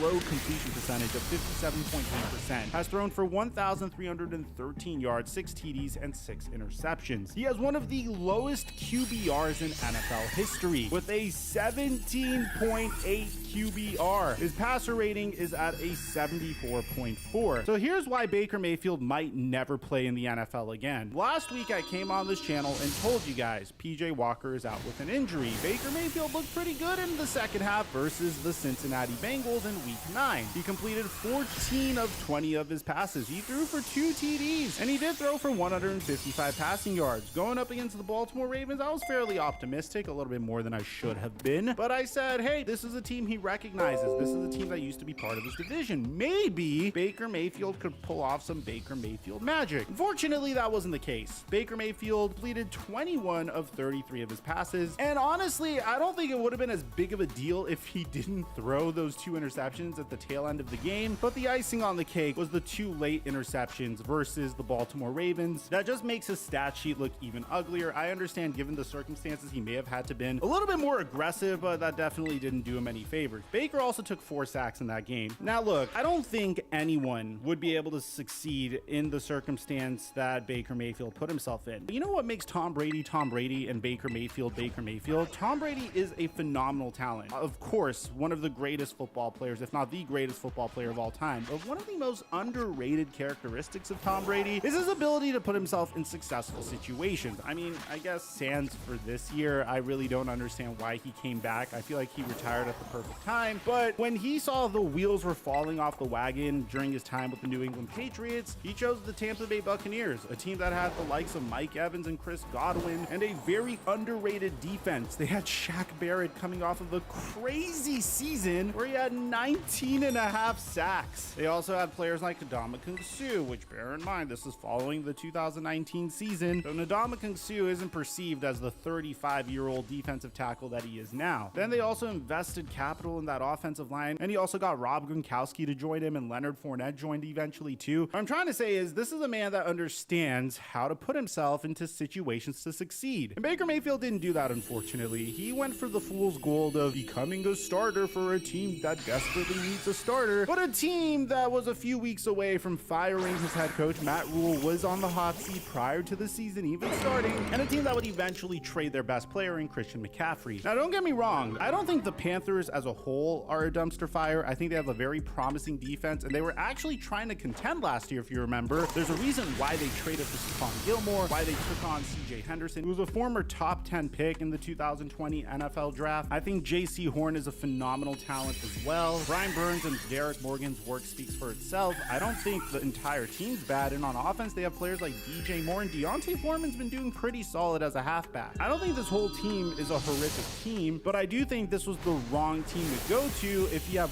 one more year to put up a really nice stat sheet and a really nice body of work to convince teams that they should take a chance on you in free agency. Now Baker Mayfield did the opposite of that, because not only did he have a horrific game versus the Baltimore Ravens, but on top of this, we got a report that it seems like the Carolina Panthers are going to move on from Baker Mayfield in favor of Sam Darnold. So this is something I predicted in my last video, saying that if Baker Mayfield performed horribly in this game, clearly they're going to pass the torch to Sam Darnold. Do I recommend playing hot potato with your QBs? No, most definitely not. But you have to understand the situation that the Panthers are currently in. Steve Wilkes probably isn't going to get a chance to be an interim head coach anytime soon, considering the fact that his only lone year being a head coach was with the Josh Rosen-led Arizona Cardinals. So this is his chance to show people that he's a fairly competent head coach when he's given the proper pieces. And to his credit so far, I don't think the man's gotten a great opportunity. So he needs a QB to stick with to have a nice little hot streak going to the end of the season, because all these players are now trying to prove that they belong in the NFL. Obviously not the likes of DJ Moore, but players like Sam Darnold, Baker Mayfield, PJ Walker, Jacob Eason when he played, in addition to that coaching staff. So according to both Adam Schefter and Ari Meirov and Ian Rappaport, the Panthers announced that QB Sam Darnold will start on Sunday, his chance to make an impression for next season. Adam Schefter said a QB change, Panthers will start QB Sam Darnold versus the Broncos on Sunday. So I am not surprised by this at all whatsoever. I personally think that Sam Darnold has had a very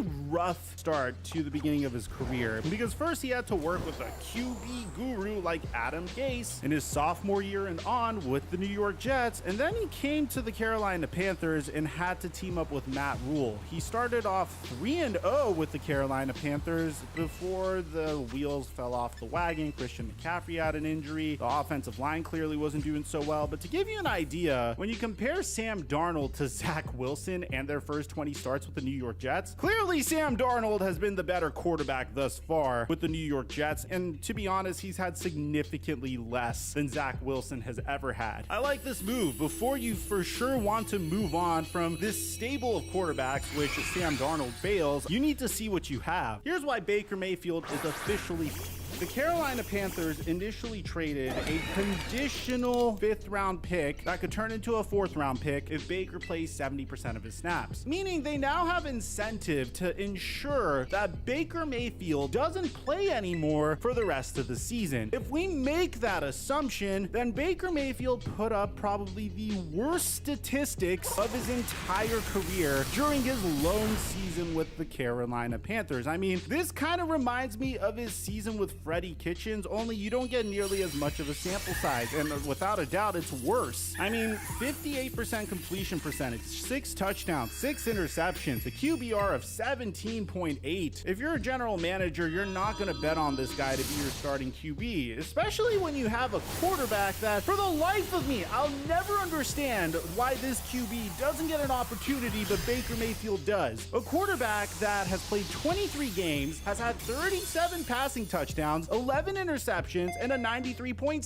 QB rating. A quarterback that has had 5,500 passing yards in those games that is currently a backup. Yes, I'm talking about Gardner Minshew. I don't understand for the life of me why Sam Darnold gets chances, why Baker Mayfield consistently gets chances, why Jacoby Brissett is getting a chance, but Gardner Minshew is just rotting off in the bench. I will never understand that. I personally think the Jaguars should have never moved on from him, but I understand not being able to pass on a generational talent like Trevor Lawrence. When you have Gardner Minshew hitting free agency and you're looking at his body of work and you're comparing him to Baker Mayfield, even as a backup QB, which I think Gardner's going to start somewhere next year. I hope he does. But let's say you're just looking for backup quarterbacks. Are you going to take a chance on Baker Mayfield, who just has done horrifically in the situations he's been in over the past 2 years, who has had 2 good seasons, his rookie season and his 2020 season? Or are you going to bet on Gardner Minshew, a quarterback who has thrown 41 touchdowns to 12 interceptions throughout his career, who has an average passer rating of 93.9 and a 63% completion percentage throughout the entirety of his career, which is obviously tainted by this year where he's only had 1 completion out of 2 attempts, so we shouldn't really count that. Obviously, you're not going to consider Baker,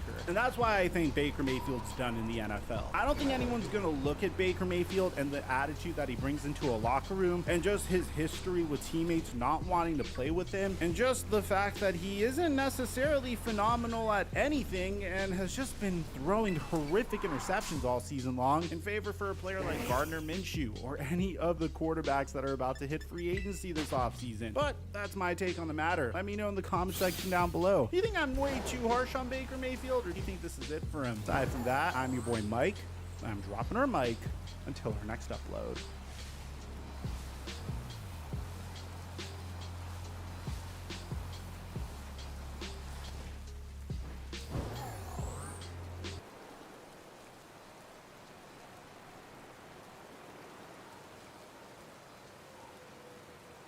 I don't think I've ever had a squash. Squash is delicious. What do you eat it as? Squash, but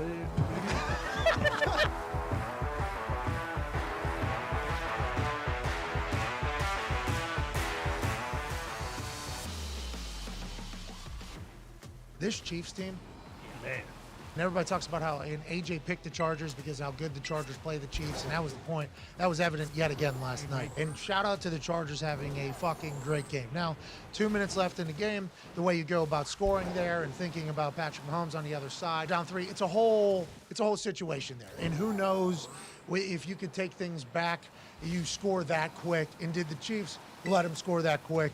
And we're happy they scored that quick. Who knows? They're in field goal range. You do your thing. You have to score. Not taking a shot at Staley at all. Just saying, interesting situation for them to end up in, for us to have to talk about, because you give Patrick Mahomes that much time to come back. You obviously know at this stage of his career, at this stage of life, Patrick Mahomes is going to make plays. Not only running, obviously, but the dude he's got playing tight end for him in Travis Kelce is the best football player on any field that he's ever walked onto. Now, he's high.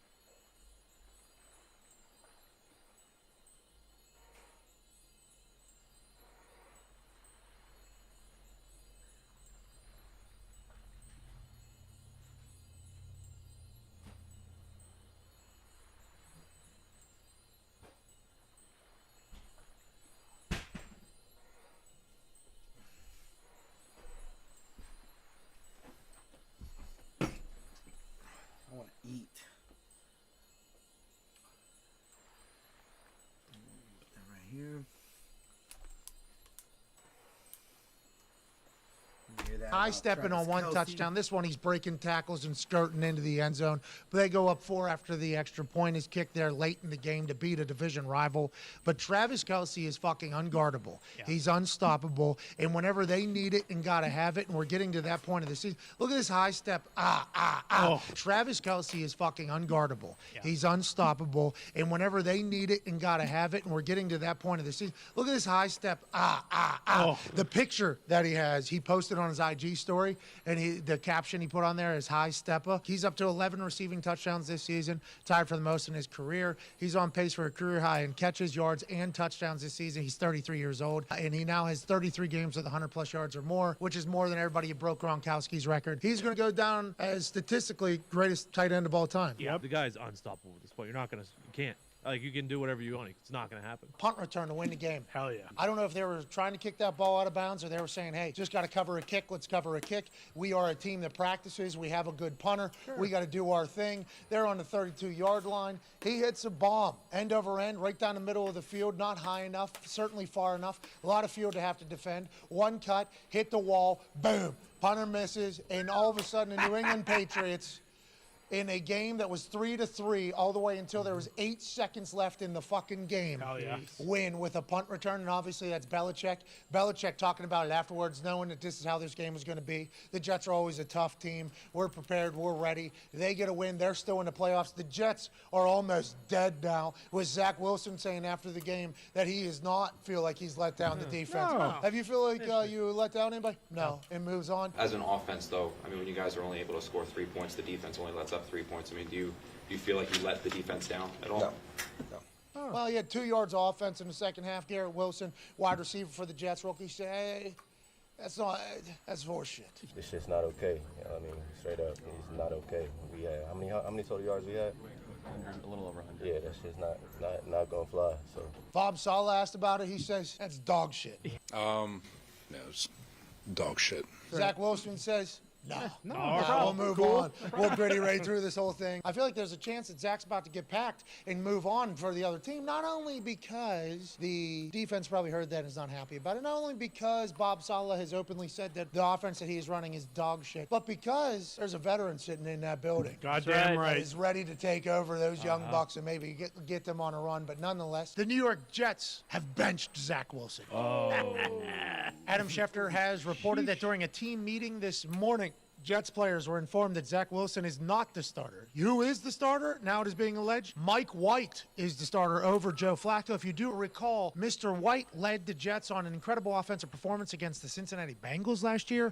Then he came in and played against the Indianapolis Colts. In one drive, made a play, made some plays, moved the team. The hype was real. Zach Wilson was able to watch Mike White do well. He lost feeling in his arm or something in the middle of that game, left the game. They end up losing. Colts win. The story of Mike White's career kind of ended that day because he was riding a high. Now, he's getting an opportunity to come back with an incredible team who has everything in front of him still. Zach Wilson's NFL career in jeopardy. Mike White comes in, he starts balling out. How do you go back to Zach Wilson? I mean, they're 6-4. They're still in the playoffs, basically. And if Zach lost the locker room already. Yeah. And we're not saying he did. I would assume he did, just by how he gave the answer. Not that he gave the answer. The fact that he gave the answer, I don't think that is what lost the locker room. I think he had no connection with the locker room, and that led to him giving that answer. The Jets averaged 2.77 inches per play in the second half. Unbelievable. 2.77 inches per play in the second half against Patriots. Patriots have been able to do that to a lot of people. Remember, the Colts had -2 yards in the entire first quarter, and then the second quarter they didn't have much against Patriots, and that's why Jeff Saturday is currently coaching the Indianapolis Colts, because Jim Irsay saw what was happening on the field with all the money he spent and said, I ain't hiring any of the motherfuckers that are on this current we need somebody new. We need new ideas. That ship has sailed, is probably what Irsay actually said. Twitter's still alive. What? Unbelievably. How? Twitter's still working. What's that about? I don't know. Last stand, I assume. Oh, just like the Yeah. power is running out. Right, like almost through Thanksgiving and then dead. Is that what everybody was saying? Because I didn't think, I thought they said it wouldn't make it. We weren't even supposed to make it to today. Today, we were done last night, midnight. Yeah, midnight last night was supposed to be just No more Twitter. Yeah. The bird chirp, chirp. Yeah. Hey. You open the app, and it's just a duck hunting game. Yeah. Oh. With the Twitter bird going like this, and then somebody, poof. And then That's what I thought it was going to be. Turns out it's still around. Whoa. Wow. Don't get your hopes up too much. They must have just pushed the deadline back to like Thursday or something. Yeah. Oh, because the World Cup? Yeah. Yeah. They wanted us to be able to enjoy the USA game today, and then. World Cup's going well. If you want me to sign something that is materialistic, cool. Body, I never like doing it. This guy was just chilling there, real quiet, you know, kind of hanging out. I'm like, what's up, man? What's your name? And he goes, hey, sign my arm or whatever. And I'm like, you really want me to do that? He's like, I'm going to get it tattooed. And I immediately was like, no, no, no. Yeah. No, no, no. And he was like, no, no, I'm going to do it or whatever. And then gives the phone to one of the other guys that was waiting around. And I'm literally like in the video, like explaining, I do not want this guy to do this.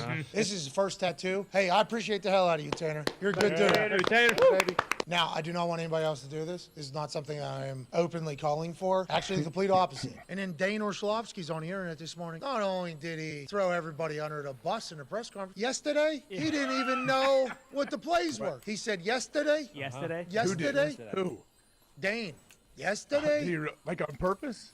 Every day he That's says how he yesterday. says it. Like, yesterday, he says it in a, I guess that's Connecticut accent, I guess. Bro, yesterday, Josh McDaniels had a fucking career-saving, altering win for the Raiders. Yeah, I wouldn't say. Fudging, excuse me. Come on. It appeared as if Zach Wilson was running one play yesterday, and everybody else was running a different play yesterday, and that can be found on Dan Orlovsky's Twitter. I say is it in a, I guess that's Connecticut accent, I guess. Bro, yesterday, Josh McDaniels had a fucking career-saving, altering win for the Raiders. Yeah, I wouldn't say. Fudging, excuse me. Come on. It appeared as if Zach Wilson was running one play yesterday, and everybody else was running a different play yesterday, and that can be found on Dan Orlovsky's Twitter. I say Don, so I guess I can't really talk. But when he says yesterday, I always like, I'm like, there it is. Yeah, and you're from Pittsburgh, and he is from Connecticut, so a little different. What, Connecticut people don't talk like that? No. I'm from 20 minutes north of Boston, and I don't say yesterday. People in Boston have the Boston accent. People. Oh, that's a Boston accent you're saying. We have the no R's. Yesterday. What does Bruce say? Because he's Bruce, from Bruce doesn't say yesterday. Bruce says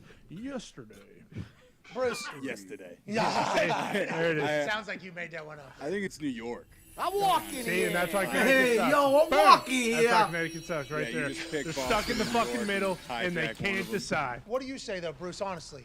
Yesterday. Just Connecticut accent. Yesterday. So what you just said, what Ohio people yeah, say. I've had a couple friends who maybe went to the same high school as this guy, so I assume they're all taught the same, brainwashing situation. The American English language Nasty is Josh, pure slang Steven, in the 30 state of Ohio. thoughts You do not on have you. any accent. Isn't that what Movies, TV shows, they all have like the Midwest Ohio accent, thoughts of Okay. you.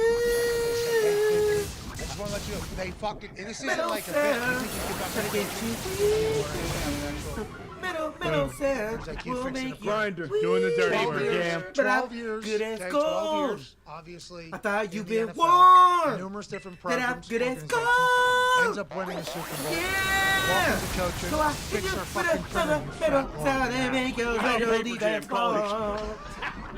Put Not that you should- Right, By the way, like, we're not saying that we don't think AQ should have to do this as a part of a team. He would want to do this if the printer wasn't I working. fucking needed that but it's like sandwich. the menial tasks that you are basically being laid out. That's the fucking sheet Think that I ripped out. 30 Great thoughts work. Hey, thank you for with this fixing guy. my got phone. it. I'll start for that. But it's like your job description. It's like, okay, you'll there fix it is. printers. Whoa. Jimmy G's a free agent. I'm gonna this do a season. Pokemon They fuck around and win a album. Super Bowl this year, which seems like call they it have the Nancy makings Clark. to do it. What do? You try to trade Trey Lance? You're not going to get 3 firsts. You have to re-sign Jimmy G. What do you think to do?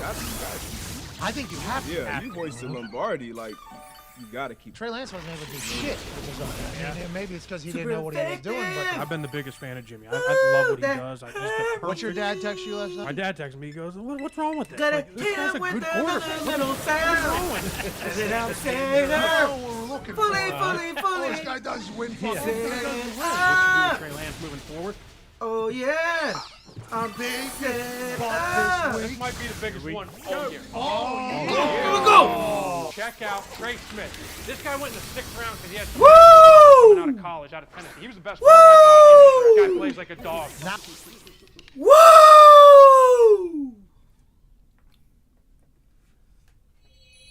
Woo! This one's Gus. This is my new Gus.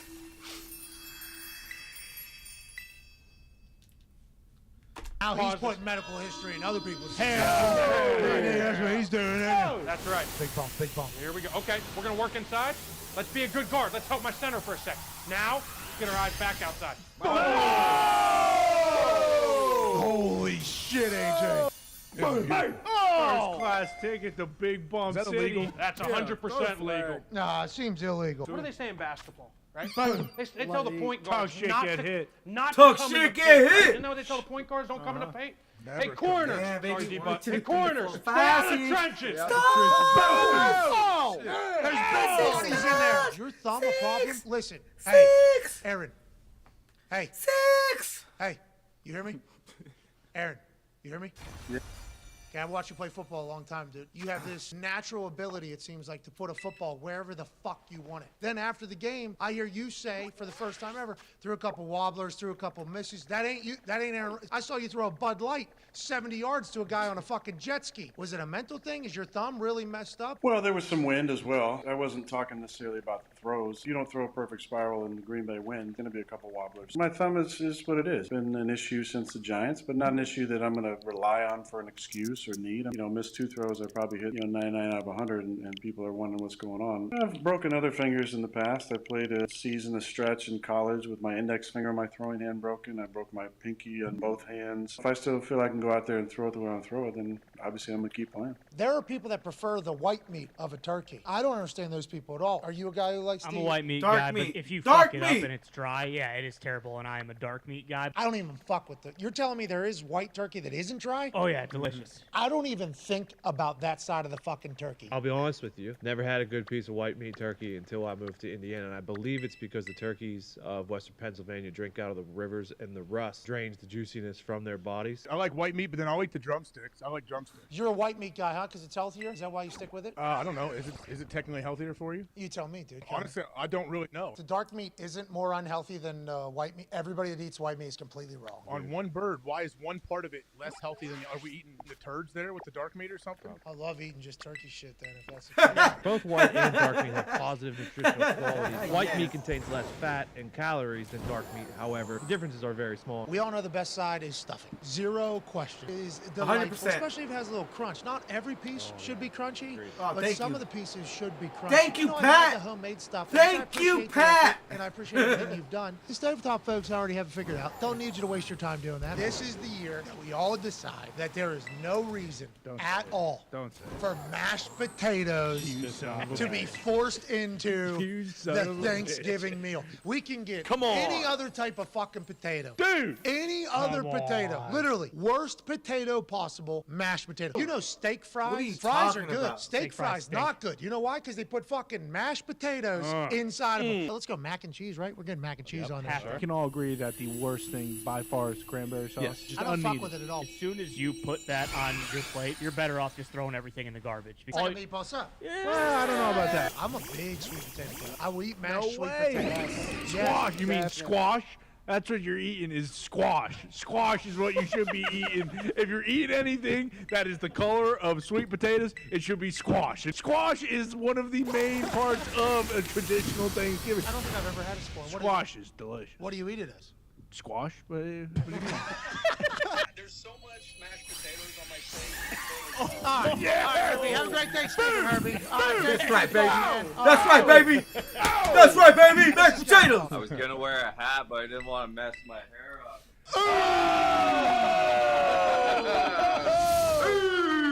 Got the Vaughn Miller going on the back.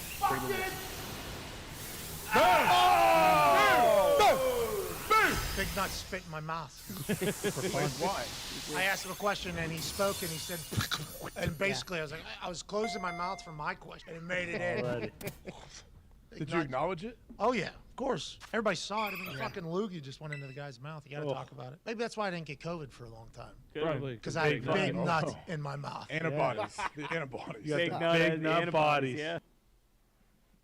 Oh my God. I got an away kit, dude.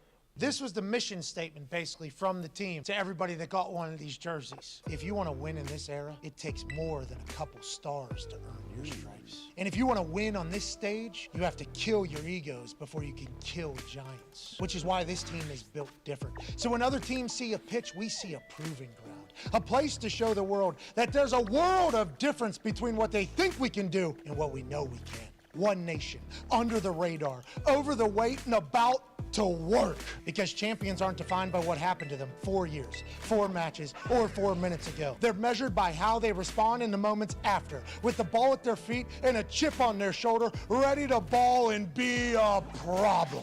11 players with 11 different paths, playing in the present with one pulse and with only one direction to go. Only forward. That's right. USA! USA! Mexico fucked it up today! I'm all sad Mexico lost. That's like a. Oh! Found it. I think we found solid. it. I think we found it, AJ.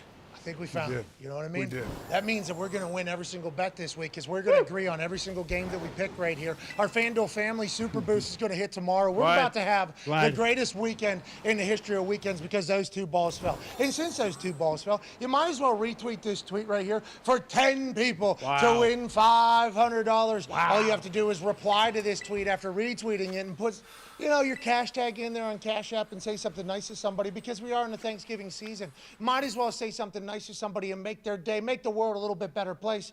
And I mean, those are going to start falling. Oh, yeah. Those are going to start falling more often, Got I the think, range.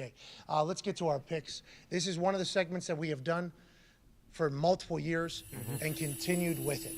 Hell yeah. It's because it's so much fun. We get to learn so much. First of all, the first game of this jam-packed football Thanksgiving weekend. The Bills play the Lions. In the Bills home last week, the Lions home permanently. Detroit favored by 9.5. AJ, your thoughts on this game? Who you got? I've gone back and forth with this one a little bit. 9.5 seems like a lot. You know what? I'm with Evie here. I'm going to take the Lions at plus 9.5. Let's go. Jeez Louise. It's a lot of points. I think they could fight back late, you know, maybe get a cheap touchdown or 2, get it within, 9.5. Somebody knows something. 9.5 is a lot. It's a lot. That's what happened with the Browns. It's a lot. They could easily win by 10, though. Like, They're expecting the biggest crowd at Ford Field since 2011. Josh Allen likes that, right? Oh yeah. I assume it's gonna be a lot of Bills Mafia. I actually have friends that know people from Bills Mafia coming into town. Oh, so the Bills Mafia last week. That drive wasn't that bad, actually. Yeah. We could do it next week This for is our sure. house now. We can do it on Thanksgiving. Well, they just stayed there, right? This is our stadium. This is our stadium. No, they don't stay. No, they they're don't not. stay there. Well, everybody actually had a full conversation about going back, being better for the routine than flying back. It's like, I don't know. He's done good A couple Airbnbs. Yeah, there's all over in Detroit. There's a couple really nice places in Detroit, right? yeah. That's what Detroit's known for, is really nice places. Mom Spaghetti. They have good food for the entire week. You're right. Nervous, but on a surface, so it's calm and ready. Little Caesars on every corner. Do it, Pat. You're singing it. Come on. Give me the Bills. All right, sorry about it, Marshall. All right, if he was out there playing like he said he could on Hard Knocks, maybe I picked the Lions. 9.5 just feels like somebody knows something. That's very high. So, I mean, it makes me believe that the Bills are probably going to belt race it. Yeah. Just saw it with the Niners and the Cardinals. Yeah, we thought it was too much. It's not. Even though the MCDC and the boys are humming, give me the Bills minus 9.5, just because. I don't know why. Giants, Cowboys, 4:30 game. This one should be electrifying. Cowboys favored by 10 at home. It just changed. It was used to be 9.5. Now it is a 10-point spread at home on FanDuel Sportsbook. What do you like? I like the Cowboys here. Like you said earlier, Giants with a few O linemen out and shuffling around. I'll take the Cowboys at minus 10. All right, I will as well, even though we know Danny Dimes is going to be moving. We're going to be talking about the Cowboys being fucking red hot on Monday if they go do that. If they win by more than 10 after blowing out the Vikings, we're going to be talking about, are the Cowboys the most dominant? Well, I mean, it's going to have to happen. What's that? I mean, if the Lions can do it, you would think the Cowboys can. You would hope. Also, Odell might sign next week. And they're only going to keep getting better. Yeah. Maybe. Patriots, Vikings. This one is at 2.5? 2.5, yeah. 2.5. Vikings at home, favored. Bill Belichick at night on Thanksgiving. Your guess is? Vikings minus 2.5. Primetime game. This game, I think, is going to be terrible. Yeah. It's going to be bad. Probably you got to lean towards. Like the Patriots love. Vikings -2.5. It's a primetime game.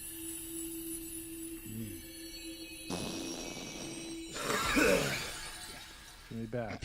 Probably got to lean towards. Like the Patriots love just a muddy, terrible game. Yeah, which team has a better defense? You said it. Bill takes you into the deep end, and he will fucking drown all of us. Give me the Patriots +2.5. Still think the Vikings might win. Might win, but give me the Patriots +2.5. Better be able to block. Sounds like they won't be able to. Well, it sounds like your offense stinks. So it was 3-3 against the fucking I mean, Jets. Mac Jones was 22 of 27 for 250. I mean, we can say he stinks, but he didn't play that bad, and the Jets do have a good defense. Okay, well, let's go. Hey, come on now, boys. There you go. Come on now, boys. Vikings have a good defense as well, even though Dallas Cowboys seemingly had their way. Micah Parsons is getting, nonetheless. Ravens, Jags, 4 points. What do you think? Ravens -4 here. Me as well. Denver Broncos, Carolina Panthers, 2.5, I believe. I have a hard time picking the Broncos right now with anything, so I'm taking Carolina +2.5. That's hilarious. I'm actually doing the same exact thing. I'm taking the Carolina Panthers. I think Sam Darnold's playing. Darnold, yeah. We have no idea how he is at football right now, and we're like, can't bet on. Actually, give me the Broncos because their defense. Give me the Broncos because their defense. We need to pay them more respect. I'll go Broncos -2.5, even though saying that out of my mouth felt very uncomfortable because it seems like that team is in complete disarray. Head coach has no clue what's going on. Offense play caller has no clue what's going on. Quarterback used to be great, now stinks. None of it makes sense, but the defense is dominant, so give me the Broncos. Falcons at Commanders. Commanders favored by 4 on a win streak. Everybody's getting J's from Taylor Heineke. Yeah, Chase Young should Young be back. yep. Yeah. Oh, Chase Young Man. activated. Chase Young coming back. I love Heineke and what he does. Give me Washington -4. Give me the Falcons +4. Remember, AJ is very hot right now. I am very cold right now, and we are disagreeing on a lot. I like the Falcons +4 just because I like the way Ari Smith coaches. Yep. And, you know, I hope. We'll see. You like the cut of his jib. I also like Taylor Heineke a lot. Yeah. Hot. With Chase Young coming back. Give me the Sorry about it, AJ. Buccaneers, Browns, 3.5-point spread. Bucks favored on the road in Cleveland. Something to think about with this Cleveland Stadium. And AJ, I know you know this because it was on local news in Ohio. Somebody broke into the Elf Stadium, Brownie the Elf Stadium, Baker Mayfield's former home in those commercials. Yep. Right. Broke right in through that security system, right past that security guard we've seen in those commercials. Hopped in a golf cart, did donuts on the field. Okay, so there's golf cart tracks on Brownie the Elf's field in Baker Mayfield's home because somebody broke in and decided to do a little joyride, probably while they're boozed up in Cleveland on this holiday week. What? Does that change anything? And who do you like? What do you like, AJ? I like Tampa Bay here. This is another team I don't know what the Browns are. I have a hard time picking them here, and I feel like Tom is going to figure it out enough to maybe win by 6. Kay Adams said earlier she thinks Tom Brady's all the way back with a vengeance right now after everything has been settled. Yep. Maybe that is the case. Give me the Bucks. Bengals, Titans. 1.5. Bengals favored on the road. Vrabel is a dog at home on Thanksgiving weekend. AJ, your thoughts? I was leaning Bengals early, but I'm taking Tennessee here. I think Tennessee finds a way to win. Yeah, me too, just because dogs at home. Bengals were able to win down there when it mattered, right? Yeah. Yeah. Last year. 9 sacks against them. AFC playoff game.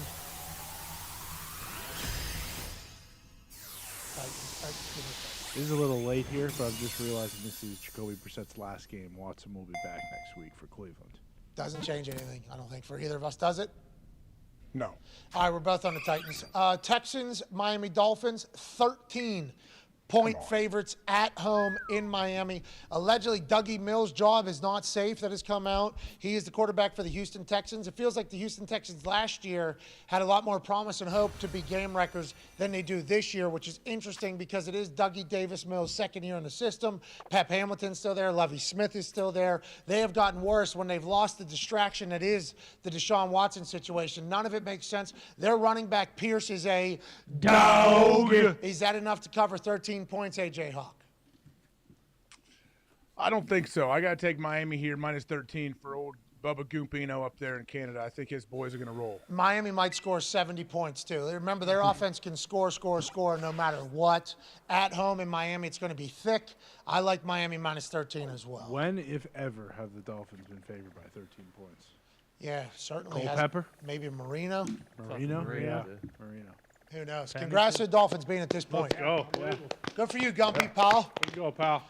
Bears, Jets, 5.5 point spread. Jets are favorite at home with Mike White starting. What's it say up there? What's Justin Fields' status? He's good. He's tired. Yep. No, but he's He has sore an or AC whatever. He has an AC on his left. His legs are sore. Okay. So he'll play. Ice bath this week. But played a game with that. It's not. It's his off shoulder. It's partially sprained Still AC. running the ball and He's a dog, yeah. I AC agree. tone? Yeah, that's what I Sprained. just saw, yeah. All right, give me the Bears plus 5.5. Oh, yeah. Cool. All right, give me the Jets with Mike White. I mean, you're talking about a brand new energy in that building without Yeah. having to deal with Zach Wilson being their quarterback. Everybody's saying it's dog shit, horse shit. The special team is going to come out gunning, I would assume. They're going to have a pretty big game. Give me the Jets, even though I like Justin Fields as a quarterback for the Bears. Think we got some things to figure out off the field. Mm-hmm. Nothing bad. I think he's a great human. Don't love the rest days already as a 24-year-old. Sure. Don't like the having He's to try just to. joshing. Justin, yeah, I understand he's just joking around or whatever. Trolling is how you're viewing it. Well, that kind of scares me. I actually heard that press conference. He was like, I guess my legs are sore. Yeah, but I'm just saying he's 24 now. What happens if he's 28, Well, 29, it was a throwaway comment. 30, 31, 32? No, they're putting him on limited reps already, right? Because his legs, he's 24. Like, I have respect for how talented he is athletically. I think he is incredibly electrifying. I'm happy that Chicago has a quarterback that they can rally behind and have a little bit of energy behind and appreciate. I do not think it's good for a 24-year-old to be on a pitch count already. I don't think that's good. AJ, am I wrong in thinking that? It does worry me a bit for the future, yeah. Yeah, because it's not just about right now managing and getting through this season. It's like, let's say this guy is a guy. What's going to happen when he's 27, which is nowhere near the end of a quarterback? This is just the beginning of it. Pitch counts are happening already. It's like how many things. That scares me. That scares me a little bit. Hopefully they'll be able to figure it out. You can also put him on a pitch count, but like that didn't change how they played him on Sunday. Like he still rushed for like 18 times. You know what I mean? Like so they're putting him on a pitch count during the week, but then on Sundays he's not playing any differently. Yeah, which I mean, I think you should continue to. You still got to build here. I think. Yeah. But I still think he's got to.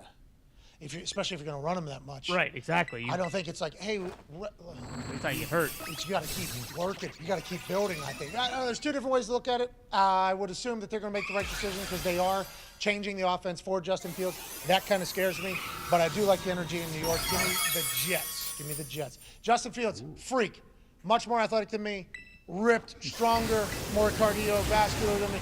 I'm just pointing out the fact that I don't understand how that is already happening. That seems very early. Hope he's okay. Raiders, Seahawks in Seattle. 3.5 point spread. Hawks are favored at home, but Geno Smith and the boys rolling against a Raiders team that just got a massive win over the Broncos, where Devontae Adams waved to other Broncos fans as they left the stadium. Who do you like here? I like the Seahawks here at minus 3.5 at home with Geno.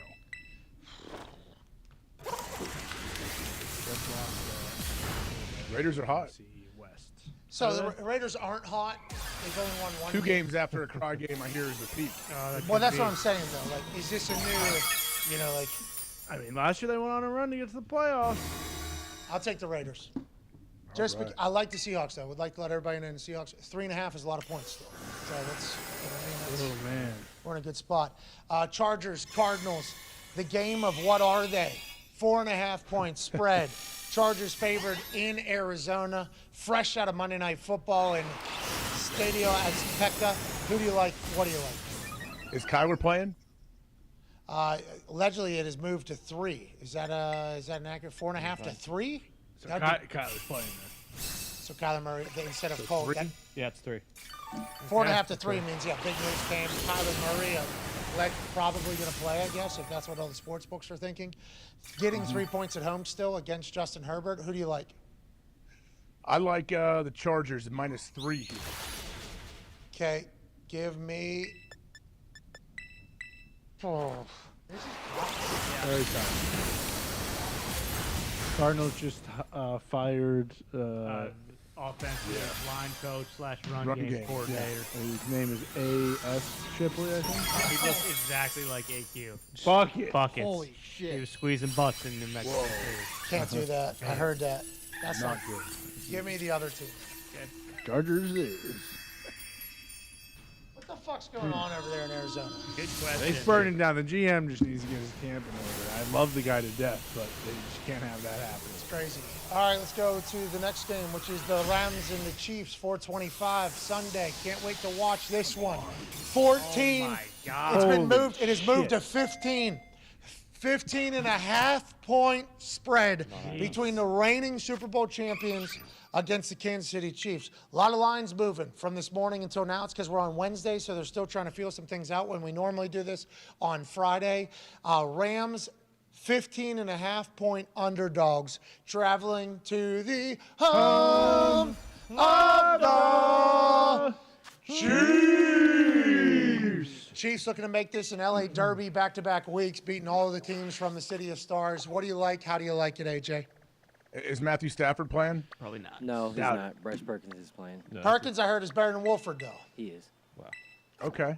So I heard. I'll take the Chiefs here. A lot of points, but I like the Chiefs. Yeah, me too. This would be an impossible one to pick the Rams, especially with how we've seen the Chiefs play. In high step, it's becoming Travis Kelce season. So no matter who else is on the team, it's coming to the time where when they need it or gotta have it, they're gonna end up at 87. Yep. Patrick Mahomes is going to. So that's a good anytime touchdown score. Maybe another 2, and people are going to think he can't score another 2. Yes, he can. He can. He will. That is the type of guy you look at. He has more touchdowns than any wide receiver, I think, or tight end since whatever year, maybe like the last 5 years, more touchdowns than anybody. I like whenever Travis Kelce and Patrick Mahomes are rolling because they're fun to watch. And there's been some games in the past this season and in the seasons past where they play down to their competition. They don't really put a step. This is the reigning Super Bowl champions. I don't think they're going to play down to the Super Bowl champs. I think they're going to show out. 4:25 game, everybody's going to watch it. I like the Chiefs as well. And the Rams, I gave a speech to them last Friday. Nobody listened. They lost to the Saints. They let everybody down. I was a big fucking proponent of theirs going into the season, the way they went about doing things, and they just let us all down, haven't they? Big time. Yes. Saints, Niners, the team that beat the Rams last week. The Saints travel San Francisco. 9.5-point spread on this Wednesday. Niners are favored after fucking handling business on Monday night against the Cardinals. Who do you like? What do you like, AJ? I mean, I like the Niners to keep it rolling. Jimmy G's feeling it. I saw him running off the field in Mexico was so juiced, throwing things in the crowd. So I'm going to have to go, even though 9.5 is a lot, I'm taking Jimmy G and the Niners here and the defense. You know what I thought about the other day whenever Jimmy G was like fully embracing and loving being a Niner publicly? It's like Christian McCaffrey just got here a couple weeks ago. He loves being a Niner. And Jimmy G's like, oh, I've been here a lot longer. Like, Christian's coming to Jimmy G's team. As opposed to Jimmy G maybe feeling like this wasn't his team this year because it was being set up for Trey Lance. He wasn't there. It's like, I think the addition of Christian McCaffrey, like Jimmy G has had to be welcoming. I think Jimmy G has had to be more Mr. 49er than he could have ever imagined being at the beginning of the season whenever he was practicing on another field and he was away from everybody and they were going to trade him. So I just think all vibes in San Francisco are awesome right now. So high. Like, I love it. I enjoy it. Kittle's getting the rock again and maybe right through the air.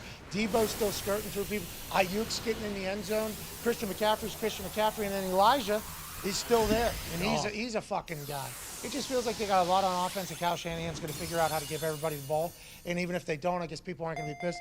I like the Niners as well. Then Packers, Eagles. Touchdown spread on Sunday Night Football. Aaron Rodgers. Christian Watson go to Philadelphia to take on Jalen Hurts, A.J. Brown, Ndamukong Suh, Linval Vol Joseph, Fletcher Cox. A loaded team. Devontae Smith and the boys are over there. It has moved to 6.5. Does that change anything for you, A.J.? Who do you like? Man, I mean, I like the Packers at +7. I just don't know. I hope they can block that Philly front. I hope the Packers can have some success running the ball. But, I'll take the Packers at +6.5. Hey, way to go, AJ. That's very nice of you. Congrats to the Packers for, maybe bouncing back and having an incredible Thanksgiving over at the Crosby's house. Yeah. Now, 2 times I picked against the Bills, or against the Packers in the last 3 years. They covered the other way. That's right. I rolled with them last week. Bad. Yeah. I'm going the other way. Eagles, for the good of everybody. I'm going Eagles -6.5. You're welcome. when you're saying the Thanksgiving thanks at Crosby, you're welcome for doing this. But I like that Eagles team. I like Sirianni. That one's for Frank, bitch. Screaming at the crowd. Hey, I respect it. Okay, I like the fact that he's still loyal and thankful for everything that Frank Reich did for him, because Frank Reich obviously hired him as his offense coordinator, which put him in a position to now be the head coach of the Philadelphia Eagles, in which he is crushing. Now, Nick had to pay attention to Eagles football after he left the Colts, but I think if he was to go back and watch the film, there's a reason why Indianapolis had to move on from his mentor, because when he left, the offense seemed to stink. Sirianni, incredible offensive-minded person, has found a way to be successful with that Eagles squad. We should have beat them. We've seen it. Definitely. That means the Eagles are going to want to showcase even more who they are. Let's get back. Sirianni's given a big. Let's get back on track. Let's remind. I think the Eagles have a big game on Sunday Night Football, and if they don't, I'm pumped, because that means Aaron Rodgers Tuesday is going to be a glorious one after the Packers have found a way back into good graces of the NFL and playoff predictions by beating one of the best teams in the NFL. Yeah, The Johns are going to be out. Appreciate AJ betting on it. I will not bet on the Packers until they prove that they can. Not your dollars. No, yeah, not my hard-earned money. Hey, I appreciate that.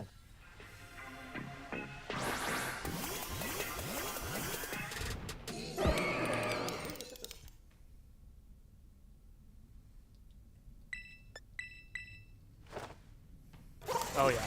You don't cut yourself. It makes no sense. It's like, Elon Musk came around, created an electric car. Yeah, I'm a munch, and everybody laughs at the fat kid. No. No, dude. But are you, though? But are you? Yeah. I'm not playing this game. No, are you a munch? I'm not. Yeah, let me do my orgasm noise for you guys. That's what I've been waiting for this whole time. A munch is a guy who eats pussy. Yeah. Are you that? Of course. The rapper Ice Spice? You thought I was feeling you? I know that You know these this are. song? I know Nicki Minaj is involved. I know. I see the. I just don't click on them. I know that there's. I know the information. Yeah, It's just getting to the point. I liked it when that guy called you out on saying mid. That was very. That was great. Yeah. Porno. Yeah. I couldn't remember his name. Yeah. I think going. That was amazing that you were able to find a moment where I looked like you look right now, and immediately throw it back out at me. Like, your brain was operating Robot at brain. unbelievable It's a robot. speed right there. I'm talking, I'm touching knees, and I'm fucking being defensive at the same time. You can't believe you wouldn't last a minute in here.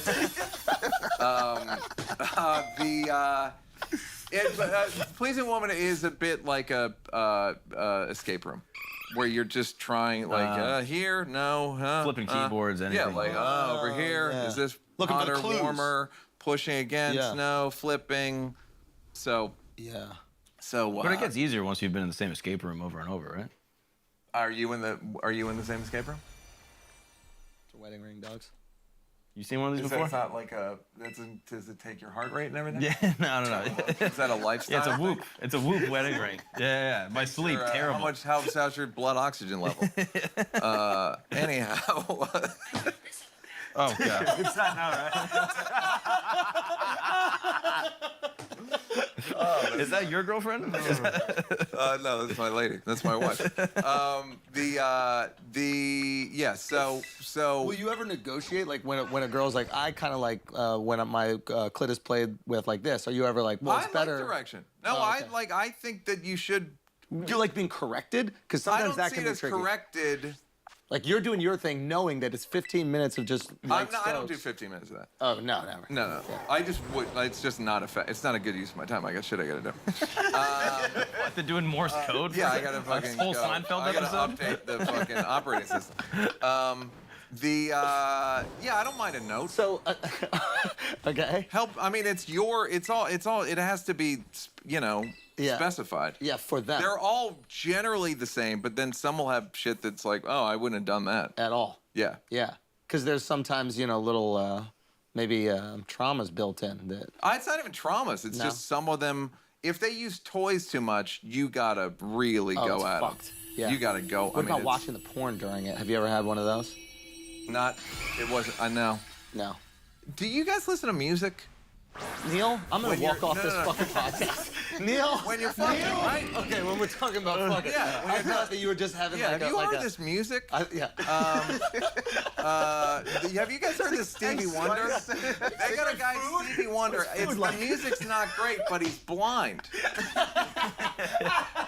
so you feel good when you listen to it. No, a girl got mad at me for listening to music when we were having. She was like, I've never listened to music before. I was like, what? Was Ray Charles blind too?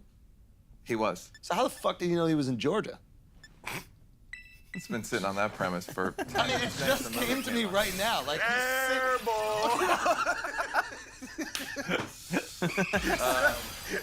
We've empowered him too much. We've empowered him. Why would you do that? One joke the whole time.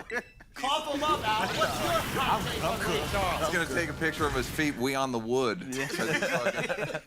Because he's so excited to be sitting this close to the court. Don't do that. Don't do that. That's good. The girl got on me about that. Ray Charles, you saw the movie, right? With the hole in the wrist to see if they're fat. Well, yeah, but I also you're like, this is an amazing performance, and then he takes it off, and you're like, oh, it's just Jamie Foxx. Yeah. Doing an impression. Yeah. But before that, it's like a real movie. But then I was like, oh, it's like. Yeah, but Jamie's also the most talented human being ever. Totally agree. Yeah. Like unbelievable. Unbelievable. He's so talented that when he plays Stevie Wonder, or he plays Ray Charles. Ray Charles. He plays Ray Charles, you're kind of like, oh, I like Stevie better. You know what I mean? Wait, you like Stevie? Or I'm sorry, you like. It's a very confusing answer. Yeah. Who am I? Yeah. You're Alex. Are you Alex? Yeah. Al, speak up or forever hold your peace. They all look the same. I don't know, dude. They're so similar. How do you know which is which? He dug himself out. Hashtag thoughtful racist. But no, I like Jamie better than Ray Charles. I'm like, oh, I like Jamie's music better. Yeah. So you see him as an actor, and you're like, yeah, I wish the movie was just about him. It was about him doing his songs. Yeah, right? I don't think anybody feels that. Yeah, I don't know about that. That being said, I think Jamie is undeniably the most talented human being. Yeah. It's crazy. Does impressions. He does funny walking impressions. He literally does an impression of OJ's walk that will fucking kill you. Where'd you see this? He did it in one of his specials. He just does an OJ walk impression. You're like, how the fuck do you have an OJ walk? It's unbelievable. Fantastic. Jamie Foxx, God bless. Friends? No. Really? I don't know him. I've met him a couple times. You guys never met? Well, I'll see him sometimes. I think he thinks me and Dave have beef, so he's always a little wary. Do people still think that? Some guys, yeah. Cat Williams thought me and Dave had beef, and I was like, no. Alex thought. Maybe it's black people think that you and Dave have beef. Yeah, it's fine. Maybe they know something I don't. Yeah. No, but so he thought. So I tell the story about you said go back to Africa, and then he fucking did it. Like, can you tell that story once and for all? All right, I've told it so many times. You never think they're gonna do it. So Jamie's excellent. Ray Charles, you fucking clitorisuses, and who were you married to? You're young, right? Yeah, I'm 26. Why'd you get married so young? Because you're from Florida? Because I'm from Florida. Yeah. That's kind of part of it? Part of it. I also met a woman that I loved, and I was like, hey, this is great, and this is very stable, and my life is good, so I'll just keep this going. And what does she do for work? She's a midwife. So she delivers babies. Jew babies only. Yes, really? Specifically. Yeah. Hasidic Jew babies. Yeah. So she's getting in early. Yeah. Kids. Yeah. Don't forget about them. When the takeover happens, we'll be good. Why it's like Orthodox? Yeah. Got it. I know a lot about Jewish people. Wait, do you? No, I just know from Elon Gold, the comedian. I just know, Elon. he's reformed. He's something. Have you ever seen Elon? Okay, so there's like a Jewish circuit as well for everybody who does no clue about this. And there's a few guys who are like the kings of that circuit. Yeah. So like Modi and Elon. Yeah. And have you ever seen them do a show for an all-Jewish audience? Crush. You've seen it? Yeah. I want to go. Elon does a Christmas Eve show in L.A. And it's all Jewish people, and it's harder. It's the hardest room ever. He's like, because all Jewish people think they're funny, so they're all like, all right. Like they all think they're the funny ones in there. So like, they're watching, going like, I've seen better. Oh, really? Yeah. So it's not like a crush. They do. He does. You ever see a guy who speaks Spanish crush in front? I remember I took my buddy Bijan, the editor. Shout out to Bijan, edited Spell Show, all my specials burst, but he's excellent. By the way, I loved on your special how you all took editing credit. Yeah. Like, no, I got in on that. Yeah. Yeah, excellent. Great. One minute per day. What do you That's mean? how long? Took 1 day per minute. Really? Yeah. Why? Because I don't think you loaded it in right. Everything is intentional. Every little thing. I don't think you loaded. It shouldn't take that long. I mean, I would love it not to, but it was really specific.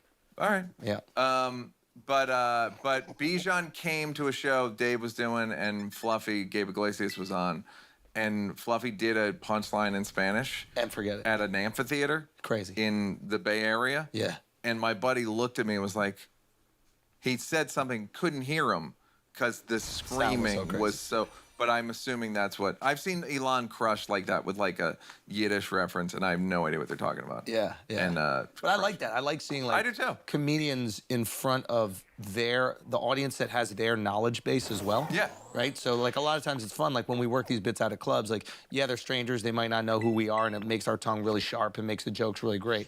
But then taking those great jokes and putting them in front of the people that know like 90% of the things you know, so you know everything's sticking. Like I remember even seeing like George Lopez's special back in the day. And it's just, and that's what Chris's was. Bringing the pain. Yeah. Like it was this, yeah, you get those magical moments where the audience and comedian same page and just eruptive. Yeah. And it's like on Bring the Pain, the camera shakes. I love that. I love that. You told me that story. It's fucking crazy. Yeah. It's like Shea Stadium used to fucking move a little bit, and it was like, why is this moving? Yeah. Because they're crushing so hard. We were talking about this before the pod, but like Chris doing the special live, right? And how Chris Rock's doing a live Netflix special. Right. So his It'll next be the special, first of its kind. Yeah, it's gonna be live, and like. It's a tricky situation. One, it creates the urgency, which I'm sure that's the idea, which is, oh shit, anything could happen. We got to watch this live, which I'm sure Netflix is trying to do right now. It's like the toughest thing for them is getting people to watch, right? Yeah. Outside of like word of mouth, like if people start talking, I mean, all right, I was messing Robbie about this actually, and I was like, yo, just tell your fucking boss, allow people to screenshot. You can't screenshot Netflix. Oh, so you can't meme it. Yeah. Yeah. And it's like, this is the simplest thing. Screenshot. Yeah. It's like, I think it was Mr. Beast was on the pod. He's like, or maybe he texted me, but he's like, the only reason anybody knows Mandalorian is because Baby Yoda was every meme for 6 months. Yeah. And that's the biggest PR push you could possibly get. Yeah, you're right. Netflix doesn't allow that. It's just let the fucking thing go Well, you can out. take a picture of your screen. But that's pain in the ass. Like the Dahmer show, as big as that was, that would be every fucking. Yeah, most people watch on their phone. Exactly. Yeah. 100%. So yeah, I'm curious. Okay, so they're trying to create some urgency, but as a comedian, I'd love for them to take your advice and piracy fucking skyrockets. Yeah, that'd be They're like, but I'm telling you, it's worth. Tell your boss, it's all gonna pay off. I just tank Netflix. Yeah. But yeah, I'm like, I think it's super ballsy to do, and I'm like, for example. Well, to your point, he doesn't have a minute a day to edit it. That's a good point. Fuck. He's so it's not, just edited so right it's there. not. It's a live cut. I would assume the guy who's directing is a guy named Marty Callner, who's done a ton of live stuff. But he should also do Chris's show. He'll do.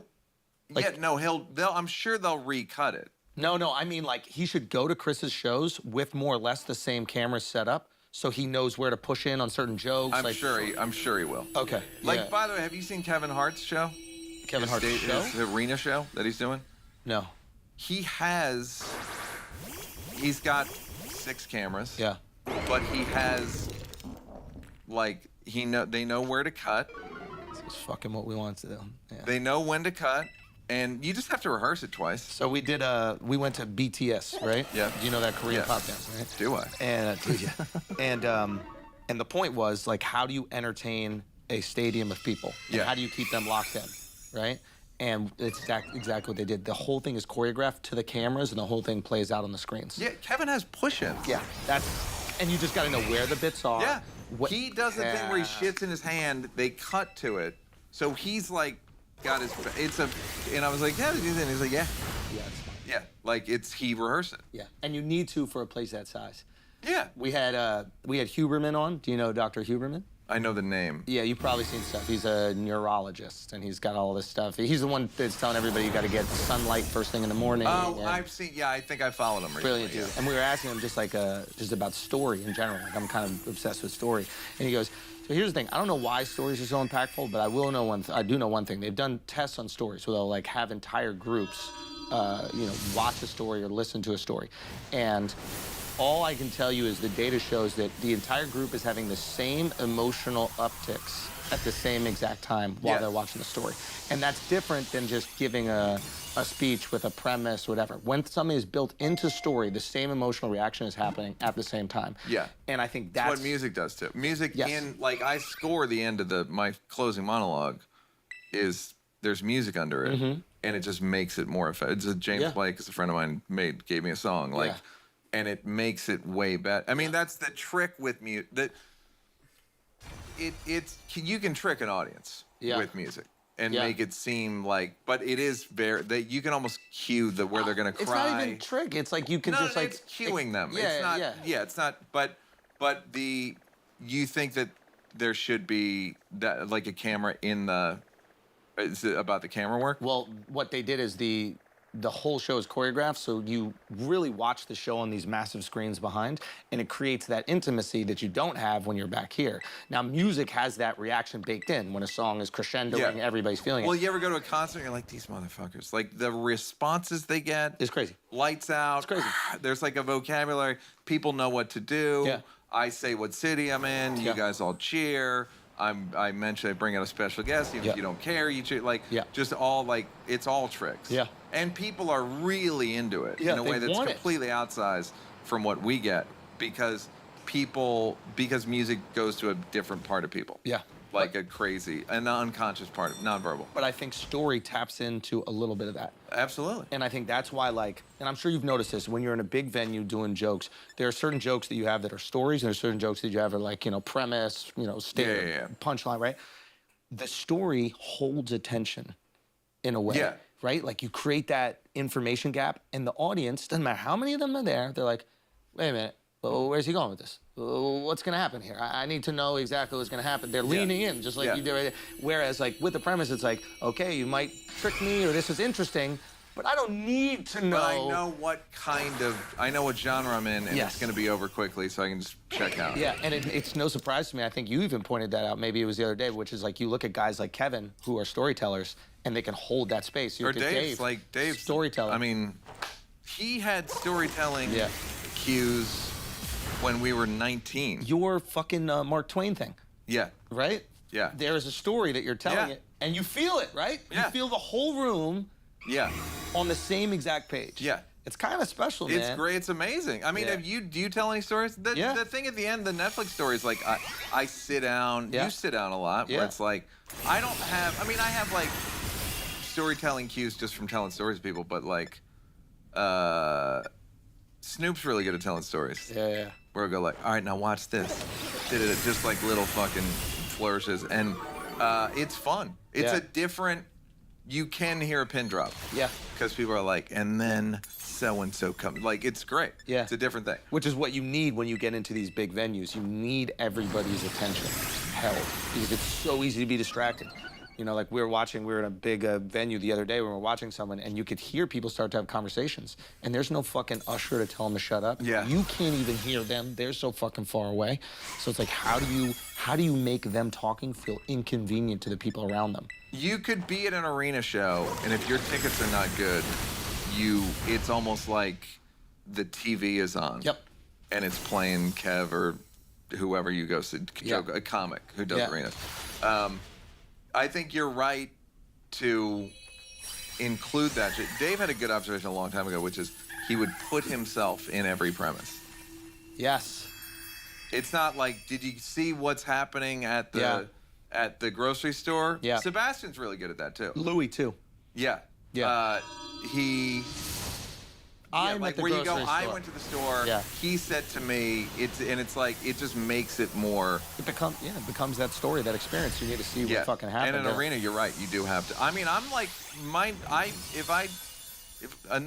I do another special, I'm gonna have more video than has been classically acceptable. Really? There's no downside. Yeah. I mean, the video in this one's crazy and informative. Yeah. But I don't know, there was a cut I did where, like, when I talk about dogs, I cut to my dog. Yeah. Just for, like, 3 seconds. Yeah. But if you do it with everything, you could almost do. I mean, I got ideas where it's like I would front load it and then talk whatever. But but I don't. The idea of doing a stand-up special that's just me on stage talking is just a little feels like passe. Yeah. It just feels like, do some. You can do more. You can just do more than that. Than just like me, then I. And I don't like shows where they cut to the. They tried a couple of them where they cut to like illustrations of jokes. Of the joke coming out. Yeah, I don't think you necessarily do that. It still needs to be like theater of the mind. Yeah.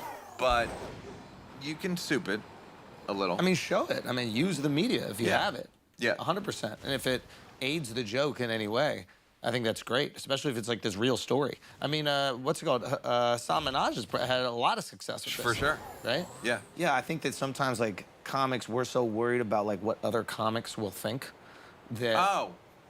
I believe that there was a class of comics that worked the cellar who refused to move on stage. Because it was like... It's hacky corny. if you... Yeah. Like, he walked. Yeah, how dare he? He, like, did act-outs like a queer. Yeah. Like, it was just a bad habit. Yeah. That we all get, like, we shame each other for, like... And then the game can evolve. Yeah. And sometimes you suggest things, you try things, and they suck. And we all make fun of ourselves for it. It is what the fuck it is. Yeah. But sometimes... Did we just walk, Mark? Yeah, well, I'm out. We just walk, Mark. No, I'm gonna walk on stage if I want to, okay? But yeah, having that, I don't know, having that extra gear, that's why I think it's cool what you're doing, because all these things exist. Like when I tried to tell people about the show, I'm like, yeah, you have to understand, it's great stand-up throughout. Like you could be on stage at a theater just doing your hour with no blocks. I did it. That's how you warmed it up. Places. Yeah. You know what I mean? Yeah. So for me, when I'm looking at like, and I always explain this to people, it's like the hour has to kill in the beginning. Yeah. We can add the antics and fun for the audience. After the hour murders, this other stuff isn't covering up the fact that it's not funny. No, it's not like... it's elevating it. Yeah, exactly. Yeah. It makes it more of like... transcendent's a big word, but like... Just make it as good as you fucking can. Yeah. Just use every weapon you have. Yes. To make it... Because make it people interesting, can make it watch anything that's ever been recorded now. Everything. So if I can do more than just stand there, it's the thing I've said on other podcasts. But Eddie Murphy told Chris the reason Chris paces is because Eddie Murphy told Chris, if you stay in one place, the audience knows where you are, so they don't even have to look at you. They can just look at their phone. I mean, this is before phones, but it used to be their drink or whatever. Yeah. But if you're pacing, there's like just the human dynamic of, is this person gonna fuck with me? Yeah. So you have to watch. Yeah. What I think you should do is get one of those little buddy things, because you like to sit down, right? In a smaller space, yeah. In a bigger space, I like to fill the room a bit. Right. Oh yeah, you didn't sit in your special. No, but in like a small club, I kind of like to pull everything in. Yeah. I like to even be like really small because I want it to, I guess. See if it works. Exactly. Yeah. I want to be as small as possible. No, I don't want to act anything out. I'd even be like quiet. And like this is something I kind of picked up from Chris, to be honest. I would see Chris working out, and it wasn't like Chris rockified. He doesn't put anything on it. Yeah. And I was like, man, why is he doing it? And then I think someone told me, he was like, he wants to make sure it works. Yeah. And once it kills like that, put the sauce on it. Yeah. What up, everybody? We're in different clothing right now, and Neil had to step out for one moment, and look who we replaced him with. I'm back, baby. Look at that. We got the Sing in the building. Let's go. We had to bring back Akash so we could talk about the greatest World Cup in the world. The real greatest World Cup. Yeah. Not this cricket one. The real greatest World Cup. Yeah. Which is the World Cup of soccer. India's gonna win. that kind of, yeah, maybe. It's a hot take. Are they in it? Definitely hot take. Yeah, I don't. No. England is pretty good this year. I think wow. Like I said, India's gonna win because the prime minister is Indian, you cucks. Yeah. Okay. That is the best payback right there. What is that? Like, they cucked them, and now it's like, oh, I'm running your shit right now. Yeah, that's what's that up, is bro. that is kind of. Hey, I know. I relate. That is kind of. I relate to Barack. Yeah. That's let's go. fire. Yeah. That's fire. Okay, well, that's a good take. Listen, we're big soccer fans here. Ronaldo, Messi, Suarez. Come on, bro. Yeah, Mbappe. That's You know what I mean? Pulisic. Mo Salah. Mo Salah. Benzema. Mordovic. Yeah, Mordovic. Mordovic. What's up? From Croatia, midfield. Name a player. I'll tell you position. Name any player. I'll tell you position. Luis Suarez. Striker. Kareem Benzema. Striker. Virgil van Dijk. Oh, defense. Trent Alexander-Arnold. Oh, That's great not a real midfielder. Great midfielder. Defense. Yeah. I knew he Marcelo. was defense. I don't know why I didn't fucking. Oh, that's You gotta defense. trust your heart, bro. I didn't know why I didn't trust the defense. Marcelo Yeah. defense. Yeah. Leo Messi. Oh, definitely striker, bro. Come on. Sergio Roberto. Is he Brazilian? No. Spanish. I don't know. What position? D. Defense. Yeah. Name more. I'm impressed, dude. Neymar. Come on, bruh. Come on, Neymar striker. Do you only know striker and defender? Is That's that... the only ones y'all are saying. You don't know a single midfielder. I can name Modric. midfielders for day. Modric, midfield. Duh. Andres Iniesta, midfield. Duh. I literally know every position of anybody who's ever played Schweinsteiger. soccer. Schweinsteiger. Come on, bro. Striker, dog. Boateng. Boateng, defense. Alaba. Do you know this, or are you just saying? He's just saying it. I'm right. Why don't you know? You wearing a whole soccer shirt. I gotta look him up. I don't know every fucking position. Yeah, Sometimes he I don't start know. different How do positions. I know more positions than He you? doesn't I know all the You positions. How do I know are more not a positions fan. than you? Mueller. Say what? Mueller. Oh, striker. Mueller. Yo, You really are Mark is not like a a fan, girl dog. who loves football. They Just don't 'cause know shit about she she just wanna be at the loves. games, She bro. just I loves don't to have all go. day to watch sports. And all that About type of shit. football like Akash knew about India, bro. Yeah. It's fucking pathetic. Both of you are sad, pathetic I people. agree with that. I don't have all day to be fucking watching games and shit. I don't have Yeah. all day. Dibble dabbling about shit you don't fucking know. And I've had enough of it. All right, say one more player. I guarantee I get it right. Say one more player. Pele. Pele? Yeah. Come on, son. Nanny or something that Brazilians do pretty well. All right, who do you think wins the World Cup? Say what? Who wins? Oh, U.S. is taking it this year. We have the struggle Who's team. a close second? Say again? Who's second? US. Close second is probably U.S. too. Yeah. All right. Who's a far third? Third, I'd probably put U.S. Does anybody matter? How about this? Outside of Who the is the first U.S. beating in the championship game? Oh, They're going to have to beat France. themselves. Yeah, to we be beat honest with ourselves. you. I can only really If we lose, it was because we were in our head. Exactly, mental, so we just beating ourselves. So yeah, U.S. U.S. got it this year, man. Matter of fact, if you put money down, you could do that shit with Bet Online. Did you know that? What? Yeah, you can do it Bet Online. BetOnline.ag, and they're gonna match your initial deposit bonus, 50% of it. They're gonna match it. How does it? Do you have to use a promo code? I'm putting at least. Well, listen, they're gonna match 50% up to $1,000. So I'm gonna put $1,000 in. That's $500 extra to How do you gamble get the? win You on have to put USA. like a promo code or So something? yeah, or- you gotta put the promo code flagrant. Bro, you could put at least 10K probably. Say again? If you put 10K, it looks like the money line is like, you could stand to win hundreds of thousands of dollars. Yeah, I'll probably do that. Yeah, put like the value of like 2 Bitcoin, and then you don't lose as much when I'll at the end probably of this do thing. that, to be honest with you. by the probably end gonna do of the that. World Cup, you won't lose as much. I'm literally probably gonna do that. There you go. I'm gonna do that. You should bet Mark on France and USA. Oh. They're not gonna play I each don't know other. how that works, but I get it. They're not gonna play each other. Who gets farther? France has a way bigger advantage, but it would be way more fun if France How do loses. they gotta? Oh, you should take that bet. Mark gives you odds. Like I don't want 5 no to 3 or whatever. pussy ass odds. Yeah. Just want straight up. Yeah, I'm a Okay. man. I do straight up bets. Exactly. Okay, what's the bet? Bet online gives you odds. So that's probably something. Parlays are Yeah, pussy. You want to go make tons of money? Go to Bet Online. Okay, there you go. All right. If you trying to make tons of money and be rich, go to Bet on, Online. son. If you trying to bet your boy and lose money off of straight pride, then do what I'm about to do right now. USA versus France. Yo, I'll give you $1,000. odds, bitch boy. beach. Bitch boy. So you I'll take- give you odds right now. Okay, go. I'll give you odds right now.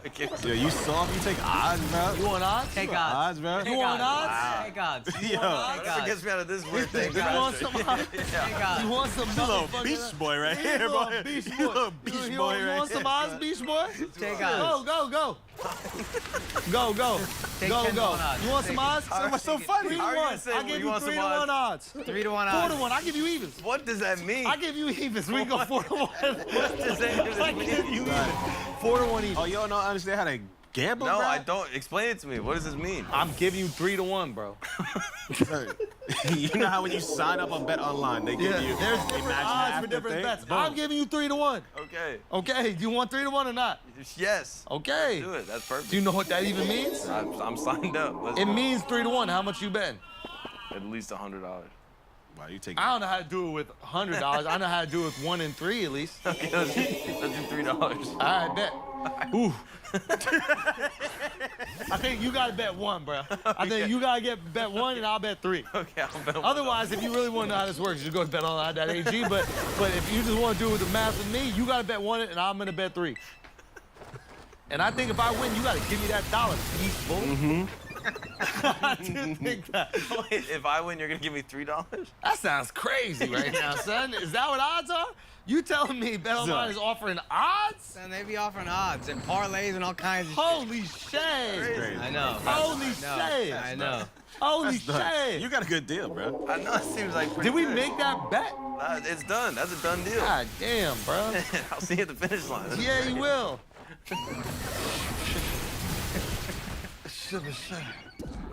Where's Neil? I don't know, man. We should get back to Neil, bro. I gotta go. All right, peace. Yeah, man. later. Peace. Okay.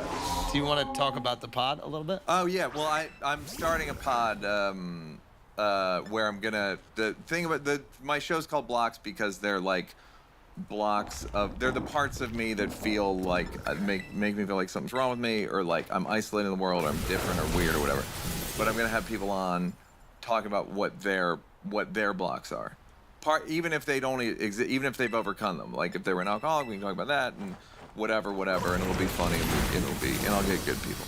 We talked about drugs a little bit before while we were Yes. out there, and you mentioned the special that DMT hurt you.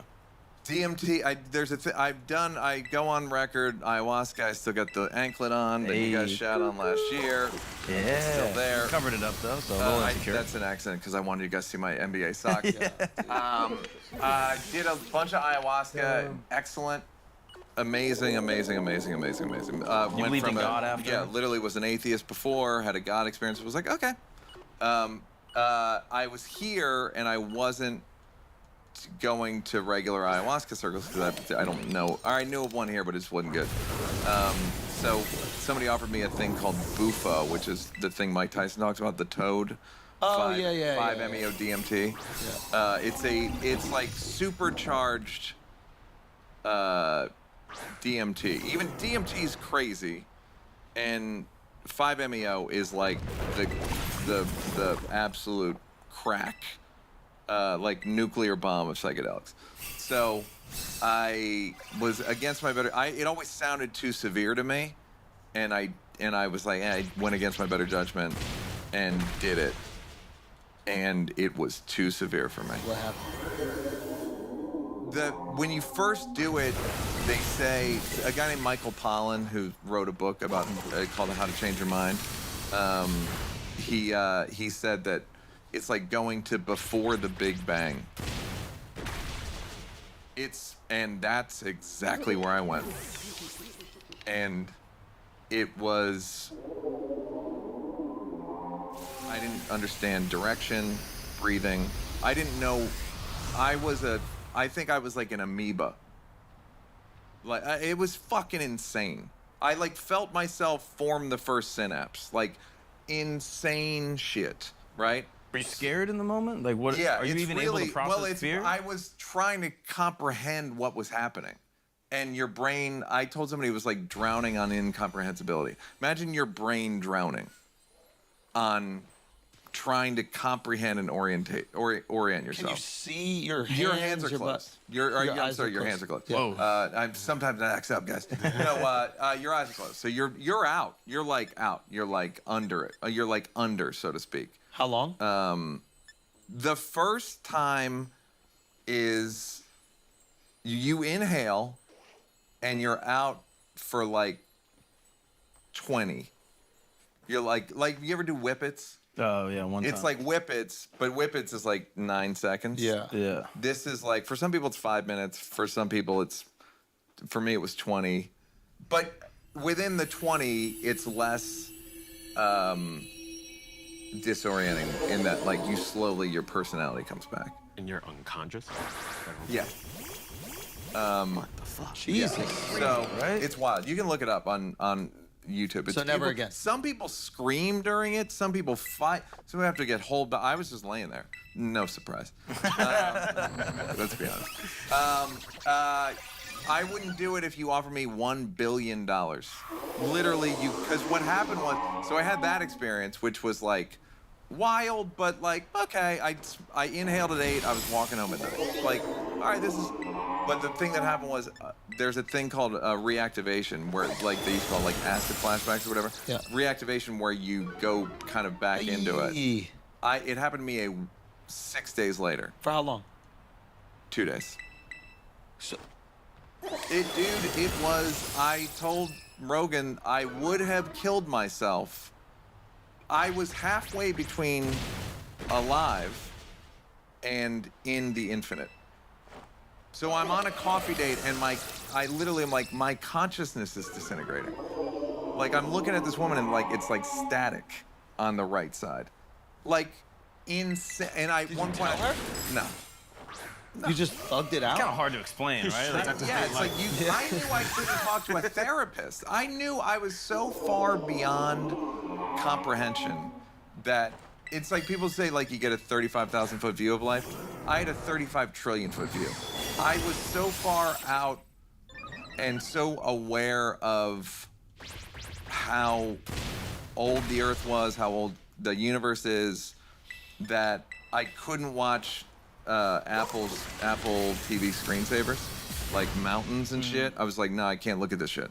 Like, I literally couldn't. That lasted months. The 2 days was so disorienting where I was like, am I in God's imagination? It felt like it was like in Casino, the credit sequence of Casino where he's just like spinning around. And I'm in the city. It's a Sunday, Monday. And I just was like calling people I knew.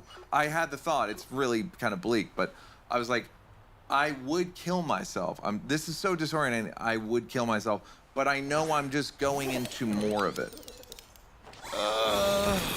Because killing yourself isn't even relief. It's not a reprieve. It would have been completing where I was. It's permanence. It's committing to the eternal. To the thing that you hate the most. It's not even I hate. It's just was your only option. Right. It's just incomprehensible. It's not comprehensible. Like I was in I don't know where I thought this or dreamt this, or maybe it was in the DMT like window, the 10-minute window. Yeah.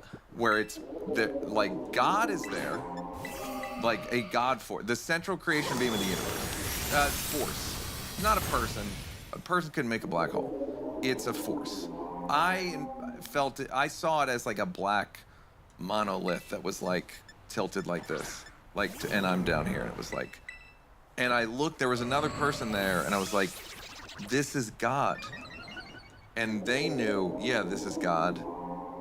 And then we both get like a force from the force. Our brains are wiped. And I'm like, what are you? What am I? I'm getting the chills talking about it. What's anything? Like so far beyond anything a human being should experience. For real. So I got 1% better every day. Ironically enough. Literally, like, I just knew. And one time I went to the dentist, did laughing gas, had to start over. No. Like, literally, like, inhaled, went like, all right, we gotta stop real quick. Because I went to the white place, not Applebee's. Hashtag fell for racist. I went to that place and was like, all right, can we just take a break real quick? But I got a little better every day. And I was fully recovered by like May, June. This was last November. So it took maybe more, it took 7 months. Whoa. Now here's the punchline. I'm better. I'm better than I was last October. Emotionally happier. Better comedian, happier, can fall in love easily. Dick game, never off the charts. Crazy. Like more connected, more empathetic, probably more intuitive. just every part of me is better. But I don't. If you given me the option, I think I would say no. Like if you went back in time and said like, would you do it again? With knowing the outcome, I would say no, because it was so insane. Do you think you're better as a result of doing that? Yeah, or, I do. That's the thing. It's like an on-off switch. It's just like a simple like one way before and after. What did you have to go through, you think, to get here? Like, what do you think that was? Was it a blockage or something? I think it resets you. I think it resets your spirit, for real. Like, I think it's that. I think that we don't have any conception of what. Like, what the fuck what are you saying, homie? All the swastikas y que sepa que verga? Man, they got most of that shit in prison. Out on the fucking streets, they ain't have that shit. They don't have no hate for, like, none of that. You know what I'm saying? Like, they gotta do what they gotta do. And yeah. So I was like, bro, like, it's crazy. So I be tripping out on that. So, like, with the whole rider thing, I got to experience that in a good sense, right? Porque también I got brothers too, like, who's that were Crips, who's that were Blood. Yeah, I'm a munch, and everybody laughs at the fat kid. No. No, dude. But are you though? But are you? I'm not playing this game. No, are you a munch? I'm not. Yeah, let me do my orgasm noise for you guys. That's what I've been waiting for this whole time. Calling people I knew. I had the thought, it's really kind of bleak, but I was like, I would kill myself. This is so disorienting. I would kill myself, but I know I'm just. Oftentimes the people who are incredibly thoughtful, have great observations and like even self-aware observations about life. I think you fall into this category, or at least you did maybe in the past when you bear, I'll explain why. You bear the weight of that awareness. Yeah. Right? Like looking at life for what it is, looking at human existence for what it is kind of unhealthy. It creates some great art, some great writing. Like you look at some of the observations these people had and you go, oh wow, this is beautiful. What is the cost for that beauty? Right? Yeah. You just got that self-awareness, not only for you, for like human existence, for mountains, for time, for everything in 1 minute. And isn't that, maybe that the lesson there is like, yo, if you go too deep, you're gonna be miserable, Neil. Well, if you try to figure out everything. I went too far. It's like I went too far. Yeah. I was just trying to feel better. Yeah. And I did. I got that. By stepping away from it. But I was already so far removed. Yeah. So it just made it like worse to the. But did you see what William Shatner said about space? No. He was on like. Yeah, he did the Virgin Bezos flight or something. one. Oh, the Bezos. He's like, it made me sad beyond anything I could have comprehended, because he didn't. It's so dark and so desolate, and it made him miss humans and Earth life and just like human connection. Yeah. I'm now of the mind like that we're like infinite spirits in these bodies, whatever. Like that's I don't know. That's but it also it's when I say like believing in God is helpful. It makes me optimistic that like I'm literally just here for 80 years. Yes. So what are you gonna do with that fucking time? So that's the toughest thing for me. It's like I look at. I'm gonna crush ass. That's a pretty good use. Yeah. What are you gonna do for the other 79 years? Why are you crushing ass, dude? No, but like you look at it and you go like, okay, I love the stuff that this level of self-awareness creates, but at the same time, like, do I want to pay that price, or can I create equally as fun, interesting, and beautiful things without going to a place that does create darkness? It's like Adam and Eve shit. Wait, what do you mean by that? Like you eat the fruit of knowledge and evil, like. And you have to deal with the repercussions of that shit. But I would argue that it was, you know, when comics say like, well, I don't want to be happy. Fuck that. That's the dumbest thing I never I've bought ever heard. Because what you'll come to realize pretty quickly is these are reflexes. What do you mean by that? I go the white place, Applebee's. It's fucking it's just I speak the language. It's like I know my brain's gonna spit jokes out. Yes. Just by nature and by practice. Yeah. I don't need to be miserable. Steph Curry hits threes if he's happy or sad. Like he doesn't even if he thinks it's not gonna go in. Yeah. I agree. I think people lock themselves to it in that way. I think there are other other things that will like inspire jokes, but that is something that I'm concerned about. It's like like leaning too far into what this existence is can create misery, and maybe what we should be doing is enjoying this existence. Yeah, but it's if you're predisposed that way to like look and observe and all that shit, it's hard to break. That's true. You have It's to addicting. break your brain. Well, but I like what I had to do was it was like a hard reset. But you know how when you do a hard reset, the computer shuts down? Yeah. I was doing it like live. So I'm on a coffee date and like, which even for a robot's hard. So it was just difficult to take. Have you had other people connect and like commiserate with that specific experience, or was it purely one woman heard me talk about it on Rogan and said she had the same experience. Like a lot of out of millions. You've seen a lot of this, especially with the psychedelics like the DMT and like the ayahuasca. There are these kind of shared experiences in this shadow space or whatever you call that you go.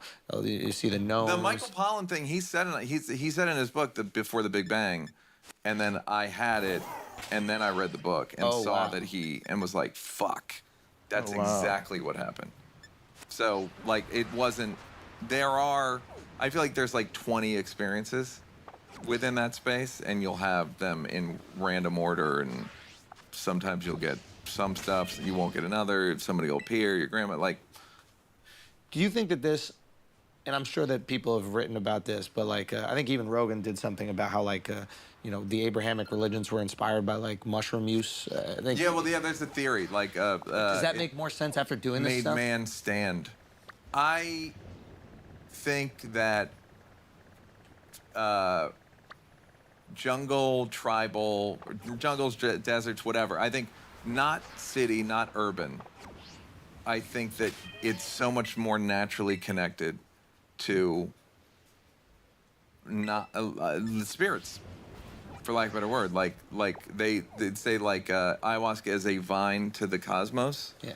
So you're just more. It's just easier. It's just less fucking input, so that you can have. It gets everything out of the way, so you can have a direct connection. Yeah.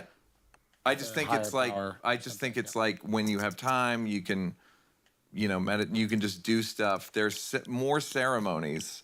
Ayahuasca is the only ceremony I've ever been to where I was like, oh, this is great. It was like what church thinks it is. It's the first spiritual experience I've ever had where it was like, oh, okay, this is real. Okay, take me through real quickly. We gotta go soon, by the way. Yeah. So you're going to this as Neil Brennan, the comedian. Mm-hmm. You're seeing the shaman in his shaman outfit, if he's wearing. Like, please bring me through Neil Brennan before taking ayahuasca, and every observation you have. Like, does it live up to all the happiness? I call it beyond Lilith Fair. What is Lilith? Lilith Fair was a all-female acoustic rock tour in the 90s. Oh, that's like pretty Sarah gay. McLachlan, yeah. Sarah McLachlan, whatever. It's so far past. It's a level of whiteness I've never. No, they don't shave. The women don't shave. They don't shave nothing. Natural deodorants. Yeah. And within 20 minutes, you're just as earnest as they are. Yeah. Wow. Yeah. Like, just as like, I don't judge. I'm just like, that's Spirit Willow. I know a woman named Spirit Willow. And it makes sense. And I don't question it. I accept it. I don't go, come on, sweetie, what's your real? Her name's Spirit Willow. Fine. I get it, kind of. Not real, but like I get what, I know the space you're talking about now. So that's the fun part is Does the behavior and culture that comes out of that scene make sense once you've experienced it? Some of it's just culture of just like people are replicating yeah, things. it's just of course, like I like that top, so I wear that. Like some of it's just that. No, but my take on culture after when I've done ayahuasca recently will be like I don't like watching porn, violence, and it's not because those things get locked in there. Yeah, it's just bad. It's just like yo, dog, fucking take it, eat like, yeesh. It's just a little bit like Would you do ayahuasca again? Yeah, I have. After a year and a half. And does it take you back in there like the laughing gas? No, I did it a couple weeks ago, and I remember thinking, man, my brain is fucking clean. Wow. Oh, explain that. you're saying you don't have as crazy an experience because there isn't that much to get out of the way. Yeah, I think that's part of what happened. Like, it like reset me, and I was like, it was 2.5 weeks ago, and I was like, wow, my shit is really clear. So I've heard a lot of people that are interested in it. I was even interested when we were in Miami. There was a guy named Shaman Omar who came on. We were talking a lot about it, and I wasn't ready for it, but I wonder if the uptick in curiosity and use of ayahuasca has to do with all this shit that we're putting in our brains right now.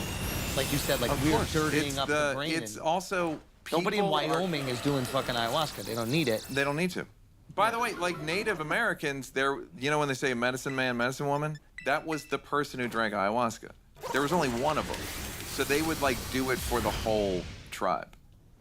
And it's all Amazonian shit. So like they did San Pedro. They have like their own sort of entheogen, they're called. I can tell you from my DMs, like I'm making fun of people saying and diagnosing me, I've gotten thousands of DMs in 8 days. Like I can't answer, it's exhausting. Because people are so emotionally desperate. Yeah. That they're like, thank you for, I didn't relate to all of it, but that part and that, like, people are desperate. Dude, and I know you got to get out of here, but it's a really interesting time right now because, you know, we were talking about why there's so many, why like the self-help, Salty I herba. don't want to call them gurus because it undermines them a bit, but like there's a lot of people that are pushing self-help and it's incredibly helpful to people and they're really drawn to it. And Mark had a good point. He's like, yeah, well, we don't really have religion. We got no religion anymore. Exactly. I mean, that's the thing, yeah. So it's like there's self-help and then there's also plant medicine and there's all this shit that we're putting in our brains that religion would usually just go, hey, why don't you not take as much of that? So now you've got no governor on yourself. You're absorbing it. It's never been easier to get into your system. That's why comics are popular. I told you this a long time. It's like the government's all corrupt. Yeah. The media is all corrupt. Yeah. Religion's either gone or corrupt. So there's no one around, there's no one on duty. Yeah. So they go, Jon Stewart, like Michael Moore, Dave, Chris, now you, Joe, like got that like a beacon of at least clarity, some clarity. Yeah. Sometimes it's moral clarity, sometimes it's whatever. Or at least joking about the bullshit like, that we have to do. And like that's the job now. Whereas like it used to be, we had pillars in society that are all crumbled. All of them. And comedians would challenge the pillars, but now there's no more pillars. Now comedians. Now we attack each other. Yeah. There's no pillars left. There's none. They've literally all been debunked. Now there's a second part of it, which is like a lack of religion is not good. I agree with that. Even something like Christianity, which is like, people always say like Christianity calls every war ever.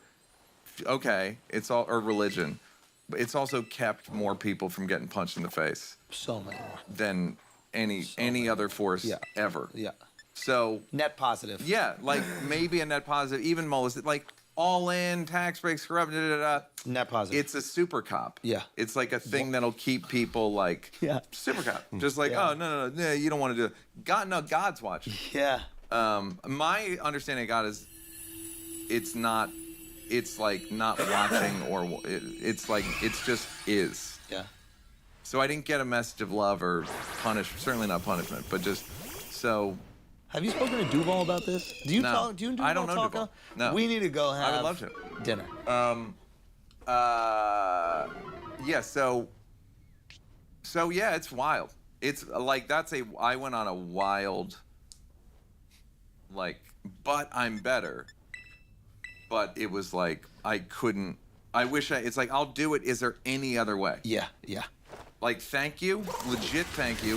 When I was in ayahuasca, whenever it would be hard a couple weeks ago, I kept doing the Charlemagne line, like, and we thank God for it all. I was getting my ass beat. Like, I just felt nauseous and fucking groggy as fuck.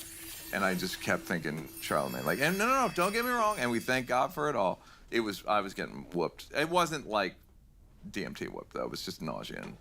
Yeah. We gotta go. We Guys, do. thanks for watching Flagrant. Yeah. Neil, we love you. We appreciate you. Make Best. sure you go Thanks check out for having me. Blocks. You're the motherfucking best. Thanks, bro. Dude, love you, bro.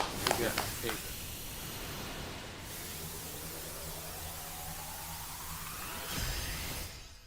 Oh, wait. He got erased so Oh, he did? eventually. Yeah, I have to start a new one. I know. Oh, Like, okay, never mind. Then. It might be him then. Cause yeah, I see his. I seen his channel. I'm looking at it right now. okay. Good to. Oh, I think it is him actually. Yeah. Good or tell it all, Avenal. Good or what do you mean? Good or. Oh, when I was there, it just depends on the yard, homie, and the building. Triple Yeah. OG. Like, there's some fools that would tell and shit, of course, but we were sad, homie. I was all chirped up. It was nice. OG Triple OG. This is my new page. Órale pues, because I'm following another 2 pages. I'm pretty sure it's not the same one. Yeah. What are you doing tomorrow, my boy? Let's do something. I'm down with. We'll discuss about a subject and we'll start talking about it. You know what I mean? We're Yeah. talking about some good shit. Yeah, to be quite real. You know what I mean? My HR came up and this is my new. It's go time, huh? Yeah, it's gonna be go time, my boy. Ya sabes, though. But hey, do you work in the morning or are you gonna be? Nah, wait, hell nah, fool. I'm telling you, I'm getting sick, fool. So I'm gonna be chilling all day. So let's do it in the morning. We'll do it in the morning. Yeah, we'll do it in the morning. See, because more than likely I'm not gonna go live in the night. You know what I'm saying? So we'll do it in the morning. And fucking. Like what time? Well, what's early to you? Fuck. Because like I said, we're gonna do it, and then for the people that don't tap in the morning, it's gonna stay up because we're not gonna slap. But we're gonna be talking about. Yeah. You know what I'm saying? Well, whenever food is, let me know, and then I'll be up with. Well, I tend to wake up kind of early, but like if anything, I'm thinking like around 9, 10. Yeah, that's perfect way. Let's do 9, 10. We'll do 9, 10. We'll discuss some shit that I got planned up, and fucking we'll go from there. You know what I'm saying? Yep. Pues, ya sabes, Juan. Gracias for tapping in, and thank everyone for tapping in, homie. My HR came, and you know, and your boy needs to get his little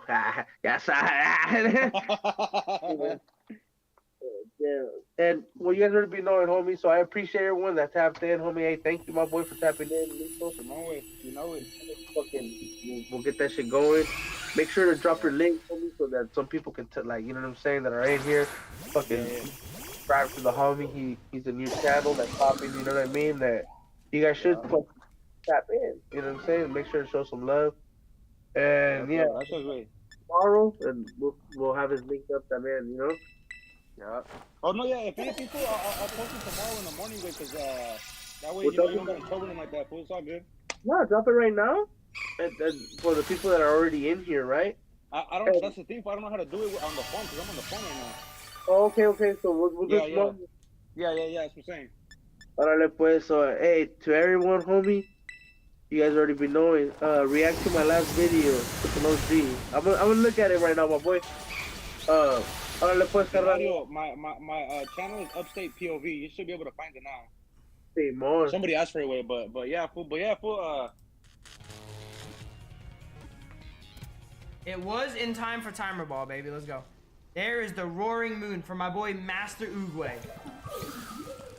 Where's my man Master Oogway?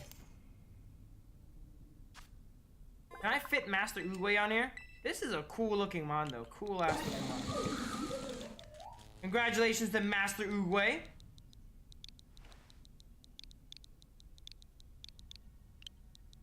Master Oogway.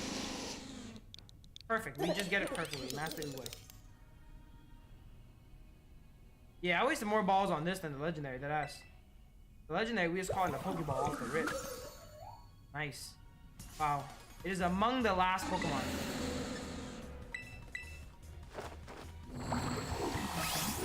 Okay. Is there anything else in this cave other than that guy? Seems like there's a little bit more for me to explore. Yeah, I would really want a shiny Salamence, bro. Dude, that would be amazing. Maybe we shiny hunt all of them and we try and get a set of all the Paradox Pokemon shiny. Wouldn't that be cool?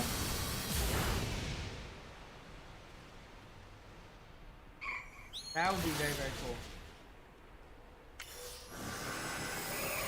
The Desert Great Tusk. Okay, let's go get the Desert Great Tusk. Chance it, we gotta kill it.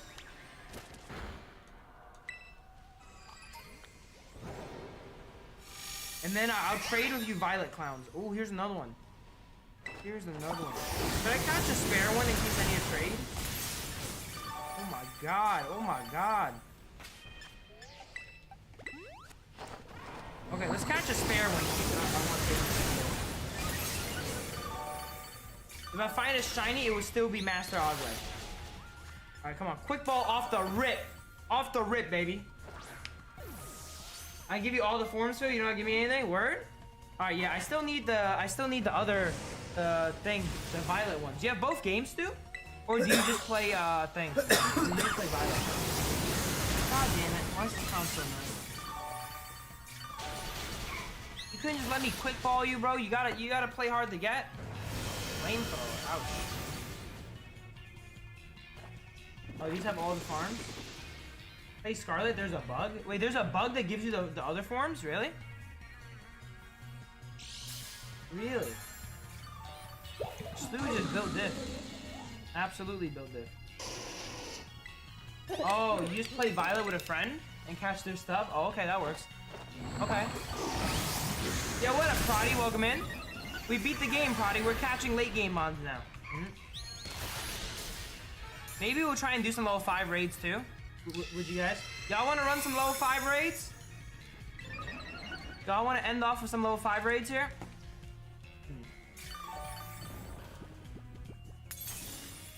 Oh, really? That's cool, Hugo. That's really cool. Okay. I would love to shiny hunt the Roaring Moon. If I can figure out how to hunt it. So I'm assuming, Stu, you make the sandwich, right? And then you just walk in and out of the cave, right? And then you get it? Is that how?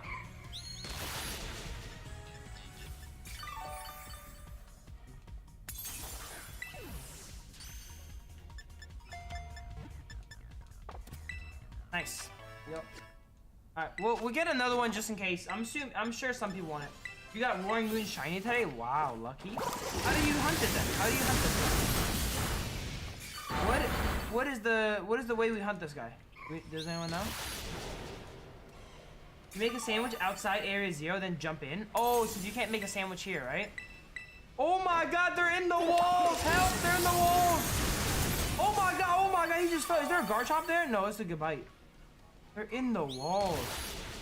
So you just walk in and out of here and then they start spawning back in, right? Is that what you do? So say I want to hunt it, I go back in now. Yeah, Shiny Charm definitely helps. Oh my god, poor babies. Now we go back in and there's probably another one. Shit, I went the wrong thing. Yeah, I got the crowd on, yep. See, you wanna see it, Ronnie? It's asleep though, never mind. Never mind, it's sleeping. Shiny Charm with a complete Ah! 16. Ah! That's only if you outbreak. That's only during an outbreak.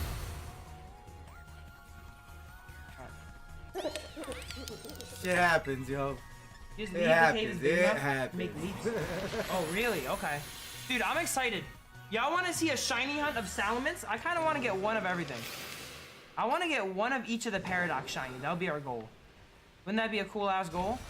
But can you bring these Pokemon to future games, though? I kind of don't want to shiny hunt it if I can't bring it to a future game. I want to be able to bring it to a future game, you know? I feel like Paradox Mons might not be in future games. 12-hour stream, let's go. Ay, ay, ay. Oh, there's actually more stuff here I didn't know about. Oh, there's more of a hidden area here. Oh, snap.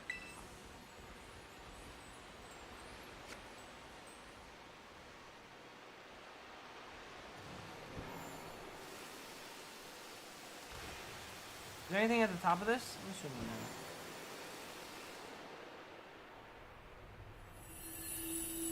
You see a bunch of Misdreavus around. I can also make a sandwich and the boost works for both? Okay. Very cool. Okay. Alright, let's look for some 5-star raids, guys. Y'all want to do some 5-star raids? Let's do some 5-star raids.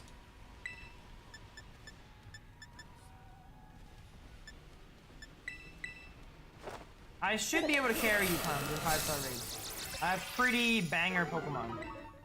And they're all level 70s now. Get back here, Chansey. What the hell? Chansey dipped. What the hell? Chancey dipped. Right, y'all say this gives a lot of XP, right? Let's do it. Working that tolerance for 24-hour Unite stream again, right? Hold it.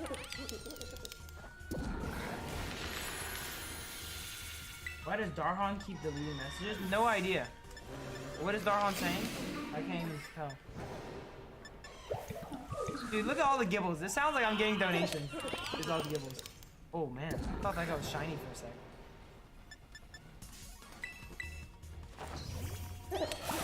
Rainfall, you teleport to area 3 and then you hug the left wall and then you get it. So look, you go to area 3 and then it's like obscured by a few rocks. See that? It's right there, it's in there. Area 3 is right there and you go hug the left wall and you'll get it. Alright, is there any other paradox? How do I get the thing, the Magnemite, guys? Is the Magnemite in here?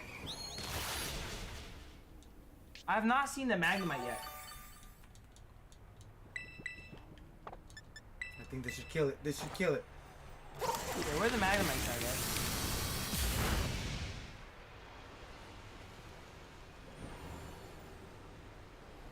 Sandy Shocks. Yep, where's Sandy Shocks here? It should be here. I'm not seeing it. I'm looking around. Area 2? Okay. Well, I'm not crazy pressed about it.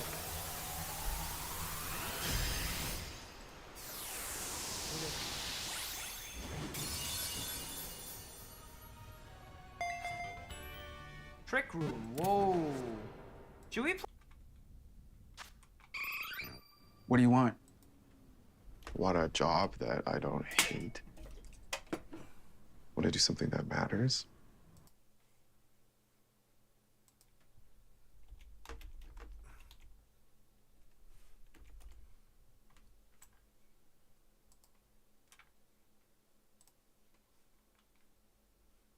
King Gambit in Trick Room? That could be interesting. Is that very slow, man? Hmm.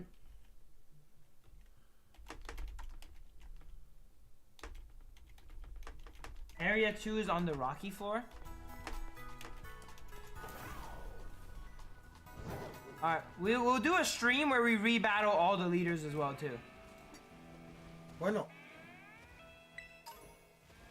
Normal Turn the way, what's up? A bird. Hey, I don't know the numbers, so I gotta be like, you know. Alright, let's look for some 5-star raids, baby. What do you need though? What the heck? Eh? Oh, let me check. I got like probably like 2 or 3 What the heck? more. Where's the raid? Oh, ¿qué onda, Travi? What's up, brother? Hold on, let me check. Okay. I don't know where the raid is. Maybe it's in the actual zone. I made a doubles team built around Moralodon. I'm just using it. I'm pretty sure Moralodon's gonna be banned. I would not make a team around Moralodon. It will probably be banned once competitive comes out. What's the base stats of Moralodon? Well, maybe they'll do restricted. Maybe they'll do restricted. Yeah, maybe you get to pick 2 restricted mons. I need to learn all about VGC, guys. I'll text it right now. Yep. I know. I'll text it right now. But ranked isn't up yet, right? When's ranked gonna be it? Did you become champion yet? We are the champion. 670 base. It's gonna be restricted. It's for sure gonna be restricted. I need to start getting ready to make myself some teams. Can we battle online right now, actually, guys? Can you actually battle online right now? Wait, yo, my game is bugged, bro. Where's all these raids, man? My game is fucking bugged. Yo, what up, Zai? Welcome in. My game is bugged out the ass, bro.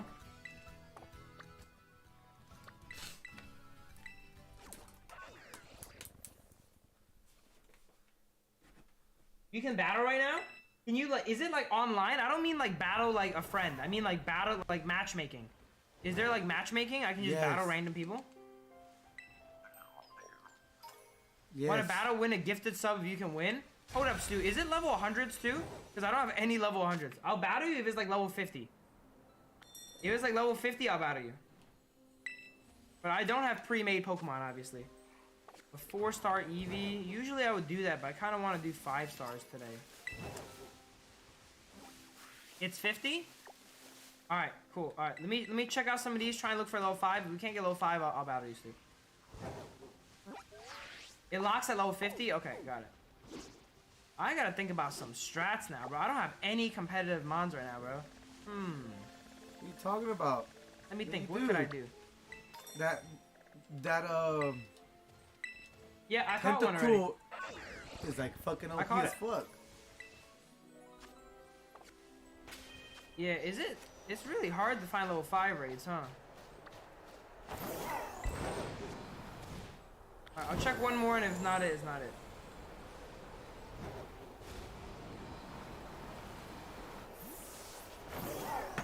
What team could I make versus Stu? I got me some ideas.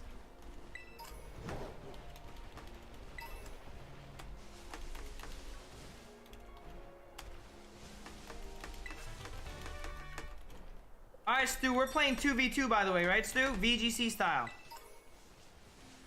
Prep a 2v2 team. Scyther. Fairy Scyther, huh?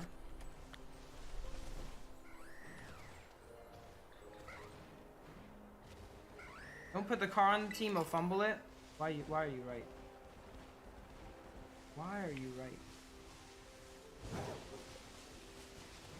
Damn, I can't find any level 5 battles, bro. That shit's hard. Okay, here we go. I'm gonna make a team too. Okay, so we need a... Well, let's go back to Pokemon Center first and heal. Alright, let's make a quick 6... Is it 6v6, Stu? Do you need a full 6 Pokemon team? I don't know. Let's go. We're about to have our first competitive battle against my boy Stu.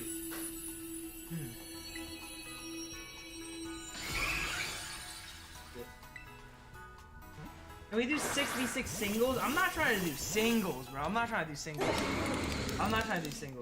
Let's do doubles. Let's do 4v4 doubles. 4v4 doubles, yeah.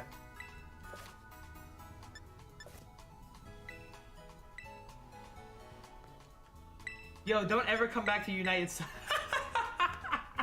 Don't ever come back into Unite. It is so dog shit. Heard it, bro. Heard it. Alright, yep. 10 minutes to make a team. Alright, Stu, don't cheat and look at my team, okay? Boom. Okay. I'm not EV'd up, but these mons are crazy. Aren't these mons fucking crazy? Boost the Pokemon's with provisions that in harsh sunlight, or if it's holding a boost energy. Okay, do we allow legendaries, Stu? Do we allow? Yeah, you can keep listening to me, Stu. I'm not gonna say like I'm going up particular Pokemon, right? But do we allow legendaries? Should we just not do legendaries? That sounds kind of cringy if we do legendaries.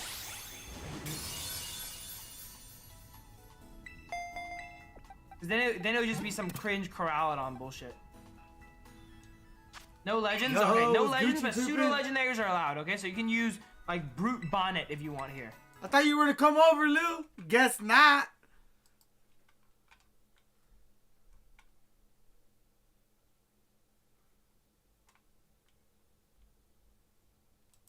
Full of heartache, discovery, highs, lows. 2022 threw everything at me, and it all started with the return of in-person events. Because of all the tournaments that were canceled during the pandemic, this was going to be our first and only World Championship played in Sword and Shield, coming 3 years after their release. That's right, there hadn't been a World Championship since 2019, and that was played in Ultra Sun and Moon. Now, I've been playing Pokemon competitively in tournaments since 2011, so this was going to be my 10th Worlds. For the entirety of my career, I had entered tournaments at every level with a singular goal in mind: to win.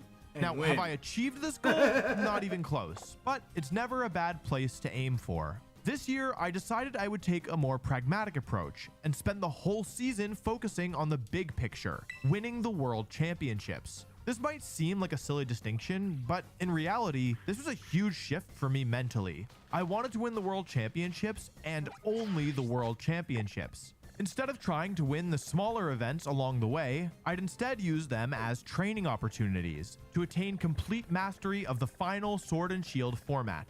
I wanted to fully understand what fundamental skills made up the success or failure of a player, and to implement these skills into my own play. This is easier said than done. Competitive Pokemon is unlike most games in that the rules are always changing. Every few months, a new series begins, each with its own set of rules. The basic mechanics stay the same, but some pretty big variables can change and force you to approach the game differently. Even bigger changes come when a new video game and generation come out, and a new mechanic is introduced. With something like Sword and Shield's Dynamax, you essentially had to relearn the game.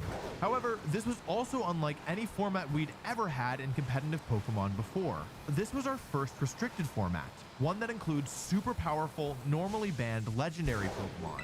These formats are unlike any other because the Pokemon allowed are just so strong. It would also be our first time competing in person in 2 years, the first restricted format with Dynamax, and the first time we'd be seeing overpowered restricted Pokemon, Calyrex and Zacian. If I wanted to win Worlds, I had a lot of learning to do.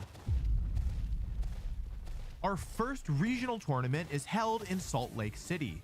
I decided to build a team around the Trick Room strategy, which reverses the turn order, allowing for the Pokemon with the slowest speed stat to move first instead. That is, if you can set up Trick Room without being knocked out first. By dedicating an entire team to this strategy, you can invest stat points you'd normally use on your speed stat to make your Pokemon much bulkier. The downside of this, of course, is that if Trick Room is not set up, the game becomes near unwinnable. I start my team off with Palkia and Calyrex Ice.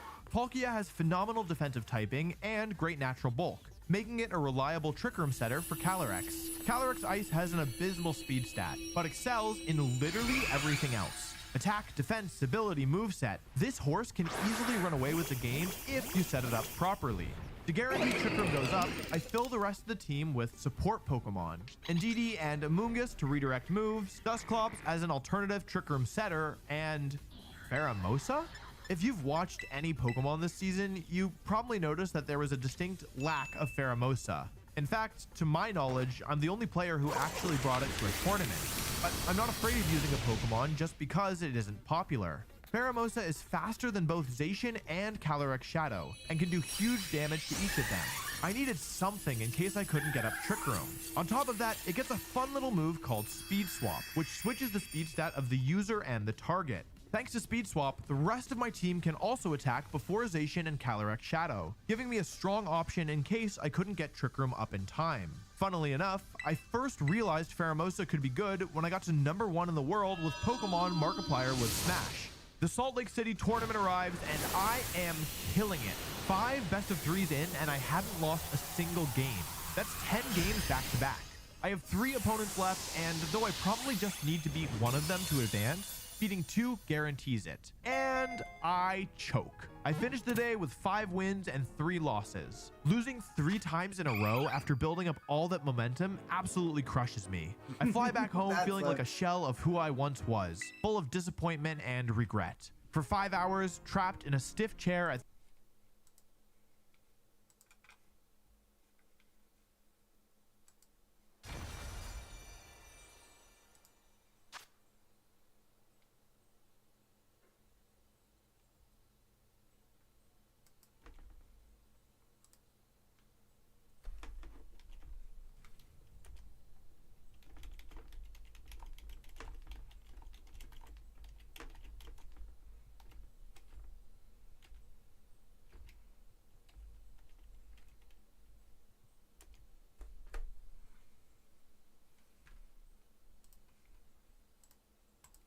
at 30,000 feet in the air, all I can do is reflect on where it all fell apart. When you're on a winning streak, you feel on top of the world. Your brain forgets the feeling of losing, and you start asking yourself, could I win this whole thing without a single loss? But part of you knows you can't sustain the streak forever. You try to put it out of your mind. Just focus on the game in front of you, Wolf. A losing streak is the exact opposite. You feel at your lowest. You remember the feeling of winning, but it feels alien somehow. Like a story you read as a child, but you can't remember the details of. You know that it's possible for you to win, but the dice just won't land in your favor. And even then, one win isn't enough to make up for all the losses. It's hard to break out. After all these years, I've gotten better at remaining centered in my mind, but ending a tournament on a 3-set loss streak after setting up for success with 5 wins devastated me. I look at the bright side. There's still a handful of tournaments ahead of me. I wasn't gonna win them all, but I could use what I learned from them to win Worlds. That was the one goal I set for myself, after all. So I wipe away my metaphorical tears, which I assure you were not real, and take a look back at what I got right and what I got wrong. Hey everyone, I just wanted to jump in and say that this video is probably the most ambitious one on my channel. I actually wrote the script for this September 6th, I think, so it's been in production for quite a long time. I had 5 different people edit the script. We had 3 different parties all working on editing it. We had it was a lot of work basically, and so I would like to ask you to subscribe if you're enjoying it. Videos like this that are a ton of investment feel kind of bad when they don't do super well, so anything that you can do to help this video perform well and make it worth all the effort we put into it would be much appreciated. So liking, commenting, and of course subscribing. I hope it's clear how hard we worked on this, so I hope you feel like it is worth your interaction. Anyway, thank you again for watching, and I hope you enjoy the rest of the video. First, Dynamax. If you look at my team, you'll notice I really only have 2 Pokemon that should be Dynamaxing, Calyrex and Palkia. The problem was that I needed to set Trick Room up at the start of each game, but Palkia always ended up taking way too much damage from spread moves, which my redirection was helpless against. I didn't want to Dynamax Palkia if it was already low on HP, so in reality, Calyrex was kind of my only option. Also, my team always struggled to take down other Calyrex and Kyogre, who happened to be paired up on 2 of the teams I lost against. The third loss was to a Solgaleo team, which neither of my legendaries could get rid of quick enough. In other words, I only had 2 Dynamax Pokemon, and neither could do damage to several of the most common Pokemon. The other main takeaway was about the format itself.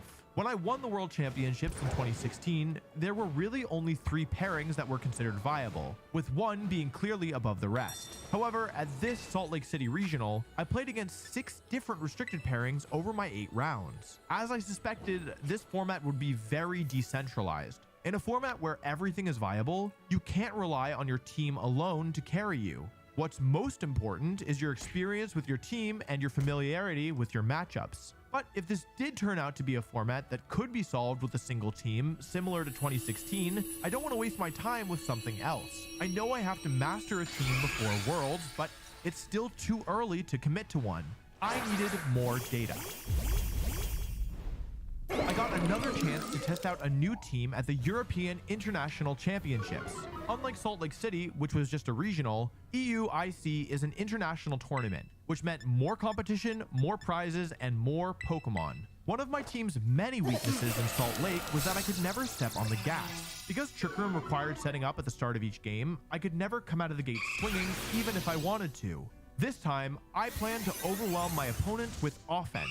I decide to build a team around the 3 fastest, strongest Pokemon in the format, Regieleki, Zacian, and Calyrex Shadow. This team has one goal, to counter the 3 most powerful duos in the format, Kyogre and Zacian, Groudon and Zacian, and Calyrex Shadow and Zacian. Notice anything similar between these teams? To deal with these powerful duos, I added specific tools like Imprison Calyrex and fast Miracle Seed Woodhammer Rillaboom, and then round out the team with Whimsicott for speed control and Incineroar, well, because he's just the best Pokemon in the format. I'm sorry. Now, at this point in the video, I know what you're thinking. Wow, Wolf, you're so good at Pokemon. Also, your name is so cool. I wish my name were as cool as yours. Well, I have good news for you. Your name can't be as cool as mine, but it can be a bit cooler thanks to the sponsor of today's video, Established Titles. Established Titles plants a tree with every order and works with global charities One Tree Planted and Trees for the Future to support global reforestation efforts. This is a fun novelty, and you can include your title of Lord or Lady on your credit card, plane ticket, or dating profile. Title packs give you at least 1 square foot of dedicated land on a private estate in Edelston, Scotland, and an official certificate with a crest. The first 200 people purchasing a title pack using my link will effectively be next to my plot, within a few minutes of walking distance. Depending on how many of you want to become a lord or a lady, we can build our little Wolfie VGC kingdom. I think it's a really funny concept, and I love that it also goes towards a good cause. Plus, it makes an amazing last-minute gift. Established Titles is actually running a massive Black Friday sale right now. Plus, if you use the code Wolfie10, you get an additional 10% off. Go to establishedtitles.com/Wolfie10 to get your gifts now and help support the channel. The tournament is about to start, and I'm feeling a great deal of confidence. I know that as long as I play against the teams that have been most popular in testing, this is going to be a piece of cake. Spoiler alert, it was not. Things went off the rails pretty quickly. 6 of my 9 matchups were against teams I hadn't prepared for at all. Despite this, I win 7 rounds and advance to day 2, where I win 3 of my 5 rounds, earning me a respectable top 16 finish. To be honest, I think if you play this tournament 100 times, I rarely place higher than top 16 and probably do worse more often than not. All in all, I'm quite happy with this performance. I have more knowledge for Worlds, and I've placed well enough to boot. The vast array of teams at EUIC tells me that this format is, in fact, experience-based. One team is not going to solve this meta. Europe on the whole is a competitively stronger region than the US, and an international tournament is a much bigger event than a regional. If someone were to find the answer to this meta, it would have been here. This obviously wasn't the case, as once again, I played against a wide variety of restricted Pokemon.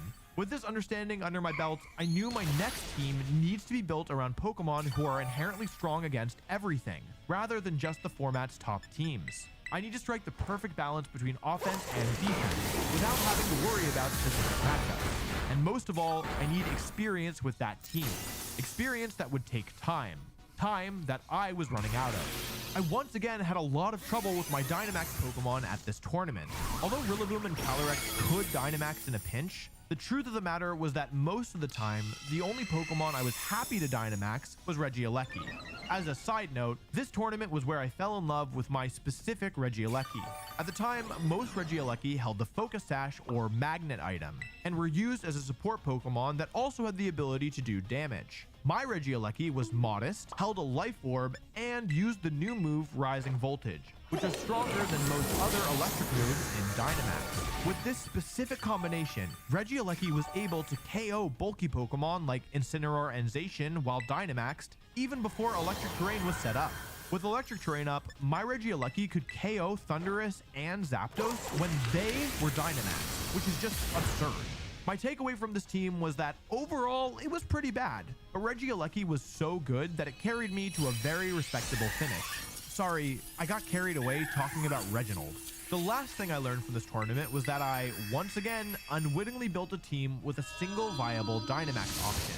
This was partly due to the inclusion of Zacian, who is one of the 2 restricted Pokemon that can't Dynamax. The reason being, it's already so strong. Look at these stats. Not being able to Dynamax one of your strongest Pokemon really limits your options, especially when you bring 2 support Pokemon to back it up, leaving you with only one choice, Dynamax Whimsicott, which, yes, I actually did use to win a game.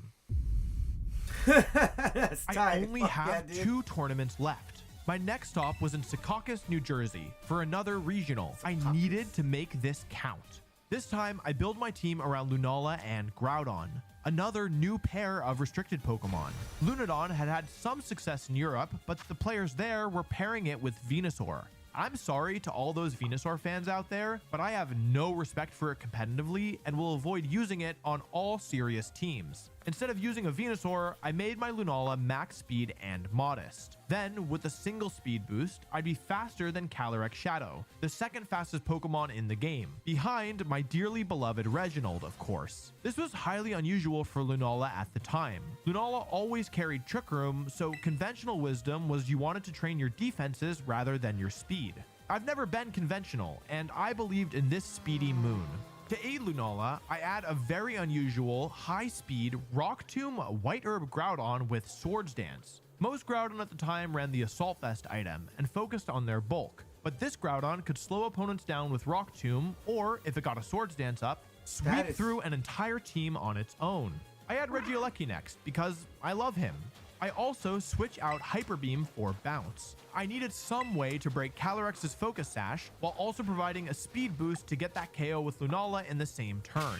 In addition to boosting Lunala's speed, Regieleki could just lower everyone else's with its Electro Web. You see what I'm getting at? Electro Web Calyrex, break its Focus Sash, lower its speed, and then take the KO with Lunala. But what about Tailwind? There's no way you're outspeeding Calyrex then, right? No, you're right. So I suited it up with an Assault Vest just in case. Next up is Charizard. Charizard is one of the single best Dynamax Pokemon in the format, even considering restricted Pokemon. Thanks to its ability Solar Power, it can put out absurd amounts of damage. Holding a Life Orb, Charizard can KO Incineroar with a single G-Max Wildfire. G-Max Wildfire then inflicts passive damage on 1/6 of both opponents' health for 4 turns. This is unquestionably the best G-Max move in the game. Charizard also has access to a very powerful Max Airstream, the best regular Max move in the game. Lastly, I gave my Charizard a Charty Berry to help it survive any rock moves thrown at it. With only 2 slots left, I know one of them has to be Incineroar, but who the other would be, I'm at a loss. In the end, I decide on Gastrodon, as without it, I don't have a chance against Kyogre. Earlier, I mentioned not wanting to worry about specific matchups. Forget I said that. If Kyogre's in the format, you need to worry.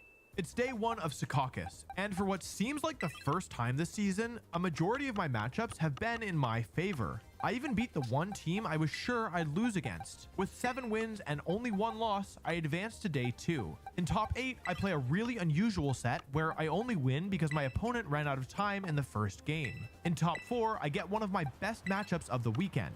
Right as I begin to see my path to take home first place, the rug gets pulled from beneath my legs. My opponent outplays me, like by a lot. And that's it. I'm eliminated again. Secaucus was for testing. My goal is Worlds. Top 4 is not bad at all. I had put my theories into practice and the results were catching up. My team was strong against most Pokemon, and despite playing a lot of unusual teams, I'd had the advantage against the majority of them. I finally reached a good point with Dynamax as well. With 4 good options, I was guaranteed to bring at least 2 Pokemon that I could turn big to every game. It wasn't all sunshine and rainbows though. Groudon and Lunala are both inherently inconsistent, with each one having a low accuracy move as their strongest attack. After round 3, I had missed 2 out of 3 Meteor Beams and 6 out of 8 Precipice Blades. Dynamax could have mitigated this somewhat, but I consistently found myself in situations where I had to connect my moves to win, which was ultimately out of my control. Then again, I did perform rather well for having missed this many moves. Had they landed, my matches could have been a cakewalk, skewing my data and making me complacent. Either way, I only have 1 tournament left to get any more information I need for Worlds. After that, I'm on my own. I am now at a crossroads. I could either try and build something new, as I had for every other tournament this season, or I could get more practice with the Lunala Groudon team I'd used at Secaucus. I'm not as confident in this team as I should be, but I know experience is crucial to this format. I trust my gut, and I go with Lunadon, but with some minor adjustments. I start by switching Assault Vest Regieleki for the Life Orb set.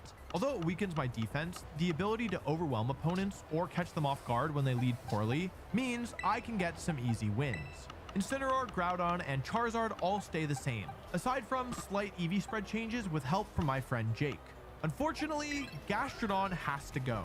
I'm having a lot of trouble with Yveltal, Venusaur, and certain Calyrex teams, and Gastrodon isn't helping at all. I drop Gastrodon for Grimmsnarl.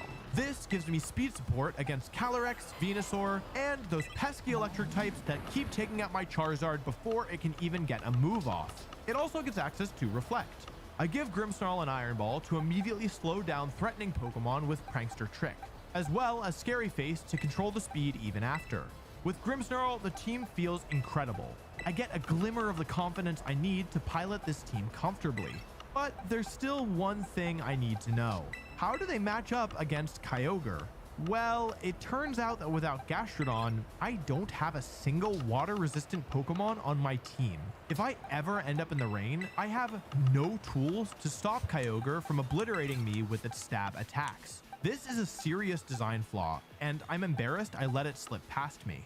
How do I fix this? Lunala outspeeds most things with Regieleki beside it. Do I really need Trick Room? No. let's give it Wide Guard. This allows me to block all spread moves, aka Kyogre's strongest water attacks. Of course, all the opponent needs to do is Dynamax their Kyogre and those spread moves become single target attacks. Little did they know, that's exactly what I want them to do. Not really, no, that would be bad. This was just something I was gonna have to deal with. With Wide Guard, I can reposition a bit easier in the rain. It's not a perfect solution by any means, but it is the best I can come up with what little time I have left. I also have the World Champ difference and can simply outplay Kyogre if I ever run into it. Oh no, I feel a temptation. Something luring me from my path. Calyrex Ice and Regieleki. Pokemon Regieleki hates more than anything our ground and grass types. It also hates being outsped. Calyrex Ice destroys ground and grass types and threatens Trick Room for any teams with Tailwind or Max Airstream options. Playing a few games on the latter couldn't hurt, right? I throw together a quick team made up of Calyrex Ice, Aleki, Incineroar, Porygon 2, and Rillaboom, and begin my ascent. Or descent, if you think about it in terms of my sanity. Here I am, 2 a.m. on a Tuesday, destroying teams left and right. I don't even have a second restricted Pokemon. Finally, the dust settles. I now have another fork in the road. Stick with Lunadon or switch to this new, potentially stronger team. My head is screaming at me to switch, but everything in my gut is telling me not to. I go with my gut. I just can't risk it this late in the season. I keep Lunadon and put this new team in my back pocket in case things go south at NAIC. With the blink of an eye, it's here. The last tournament before Worlds. I spend the day leading up to it manifesting not playing any Kyogre. It turns out that either manifesting is not real or I accidentally manifested lots of Kyogre because about half of my opponents had one on their team. Just like EUIC, I managed to go 7 wins and 2 losses. But this time, my wins are a lot cleaner. Turns out, actually landing my moves does make things easier. One of those losses was to a team made up of Calyrex Ice, Grimmsnarl, Kyogre, and Max Speed Urshifu Dark, which was a nightmare of a matchup. None of my Pokemon felt good going up against that. The other loss was against a team I thought I had the advantage over, but just like my last match at Secaucus, my opponent was a nightmare of a matchup. Actually landing my moves does make things easier. One of those losses was to a team made up of Calyrex Ice, Grimmsnarl, Kyogre, and Max Speed Urshifu Dark, which was a nightmare of a matchup. None of my Pokemon felt good going up against that. The other loss was against a team I thought I had the advantage over, but just like my last match at Secaucus, my opponent outplayed me at every turn. Nevertheless, most of my wins were 2-0, which is very ideal for a tournament setting. As a funny aside, I battled a player who ended up getting second at the World Championships, and won pretty convincingly. The team he used to get second is my exact same 6 Pokemon, and almost all the same sets as I beat him with. To me, this shows clearly that the team was doing something right. Anyway, I advanced to the second day and feel pretty good about my chances. I lose the first round in a matchup where I had a huge advantage. I then get the bye the second round, lose the third round to a Kyogre of course, play my friend Marcus the 4th round, he forfeits, and then I go on to win the 5th round against a Kyogre Shedinja team. I end day 2 with 1 win and 2 losses. A pretty pathetic performance for such a good team. I now have all the information I need to win Worlds, but this team is beginning to show its cracks. Every match I play, I see another imperfection I could solve with you know who.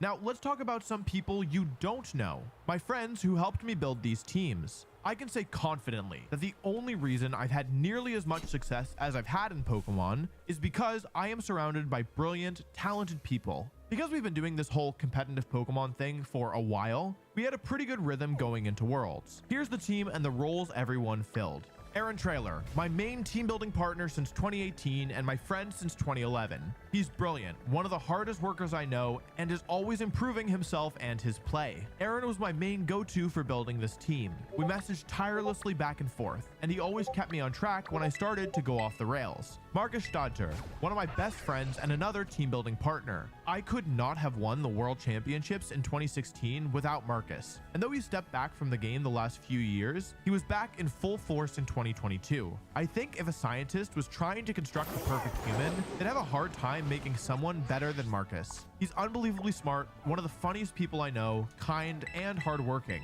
Whenever I lost my footing, I reached out to Marcus to ground me and get me back on track. Justin Karras, another one of my best friends.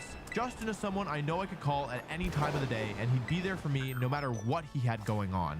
For Worlds, I wanted to prioritize the matchup against Tornadus Kyogre and Zacian, otherwise known as Tornogre. I called on Justin to help me practice, and we played maybe 100 games of just that matchup.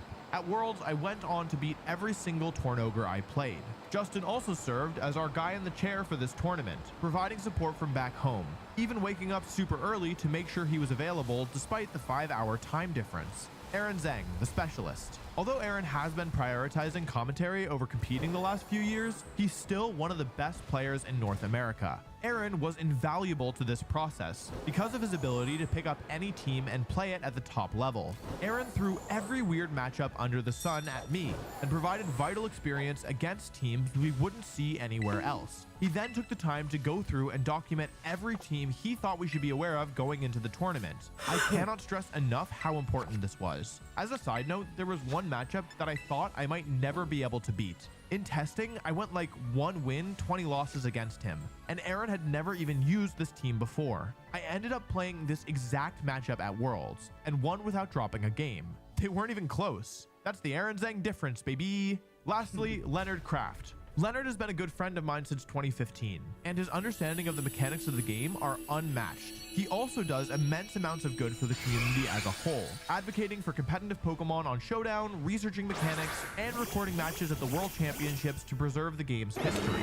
I reached out to Leonard to help me with my EV spreads, which I consider myself to be pretty good at already, but when it comes to EVs, in my opinion, Leonard is better than anyone else. He brought out my team's full potential and gave me faith in them, something I sorely needed if I wasn't going to have the season's worth of experience I had hoped for. Now that you know about the human team, let's get back to talking about our monster team. The Kyogre weakness just isn't tenable. I have to drop Lunadon. I know, I've been crying, experience, this entire time. But another key factor in success is faith in your team. And I don't have faith that this team can beat Kyogre. But you know who can beat Kyogre? Reginald. It was time to finally take a proper look at the team I built before NAIC. Calyrex, Regieleki, Incineroar, Rillaboom, and Porygon 2. These 5 Pokemon were winning me nearly all of my practice games, and I didn't even have a second restricted Pokemon. Now, normally, being able to win with only 1 restricted Pokemon would be a good thing. After all, your team only gets stronger when you add another super strong Pokemon to it, right? Here, it's actually kind of tough. There aren't that many restricted Pokemon. When you have a fully functioning team, it can be kind of difficult to just slot one in and have it fit nicely. I try a bunch of them, and nothing feels right. For like the 100th time, I'm stuck in team building. I'd been using max speed, max special attack Regieleki, but if I dropped the speed in favor of bulk, I could Dynamax and survive Kyogre's Mystic Water rain boosted Water Spout. I can also switch out Rillaboom for Amoonguss, a Pokemon I had experience using earlier in the season. And what if I give it a Focus Sash? I know, it's a little unintuitive because Amoonguss is already so naturally bulky, but I need all the bulk I can get. Holy Miltank, the difference is night and day. It feels like Amoonguss may as well have been without an item before, and now had the single best item it could ever hold. Being able to survive a move that would normally one-shot is a really big deal, especially when you need to set up Trick Room. Amoonguss also adds an extra dimension to the Regieleki mode, keeping it safe by redirecting moves with Rage Powder. The longer Eleki is on the field, the more damage it can put out. Now that I had the rest of the team set to go, I had nothing else to distract me from choosing that second restricted Pokemon. In a moment of weakness, I seek out the Pokemon I swore I'd never use again. No, not Venusaur, gross. Xerneas.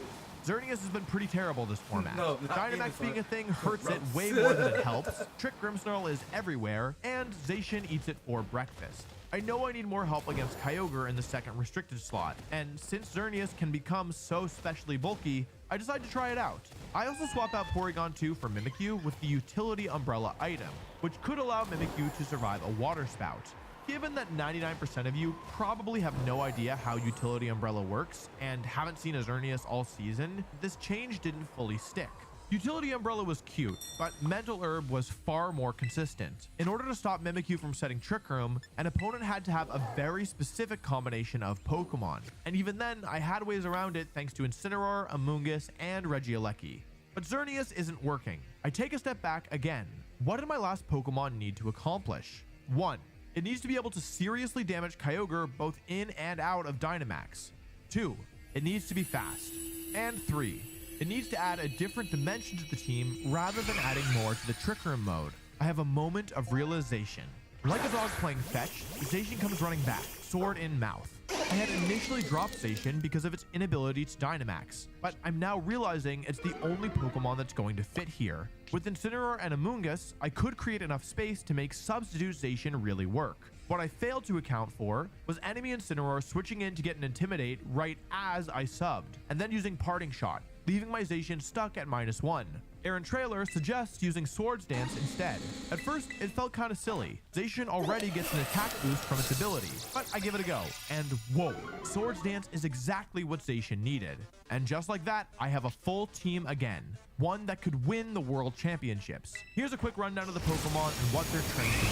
Mimikyu runs Taunt and Will-O-Wisp for Disruption, Shadow Sneak for Focus Sash and Lunala, and is the team's main Trick Room setter. I make it as specially bulky as possible for the best odds of surviving Kyogre, Calyrex, and Lunala. Amoonguss is here to support Trick Room going up, spore opponents who are unprepared, and keep Zacian and Regieleki alive outside of Trick Room. It's trained to live a Life Orb Charizard G-Max Wildfire in the sun through Protect, plus a turn of Wildfire passive damage. Calyrex is the main sweeper under Trick Room. I max out its attack to KO Zacian and Incineroar, and throw in a bit more special defense than normal to have better odds of surviving Life Orb Kyogre Water Spout. Incineroar does Incineroar things, with a bit more speed than usual to get faster fakeouts outside of Trick Room and slower parting shots inside. I give it Throat Chop to hit Lunala and Calyrex for more damage, and to improve its performance as a Dynamax Pokemon in a pinch by turning into Max Darkness. Zacian does huge damage early game and can clean up late game. It's faster than most other Zacian, so it can win a 1v1, and bulky enough to survive 2 Astral Barrages from Focus Sash Calyrex. I invest the rest of its EVs in attack for the best odds of picking up KOs. Regieleki is the main Dynamax attacker outside of Trick Room, and the primary Dynamax Pokemon against Kyogre teams. To achieve the best odds of KOing Zacian and Incineroar, I keep its special attack maxed out, and give it the minimum speed necessary to move before them. This leaves me with just the right amount of special defense EVs to survive Mystic Water Kyogre Water Spout in the rain when Dynamaxed, plus a turn of Life Orb health reduction. Have I mentioned I'm really worried about Kyogre? And that's the team.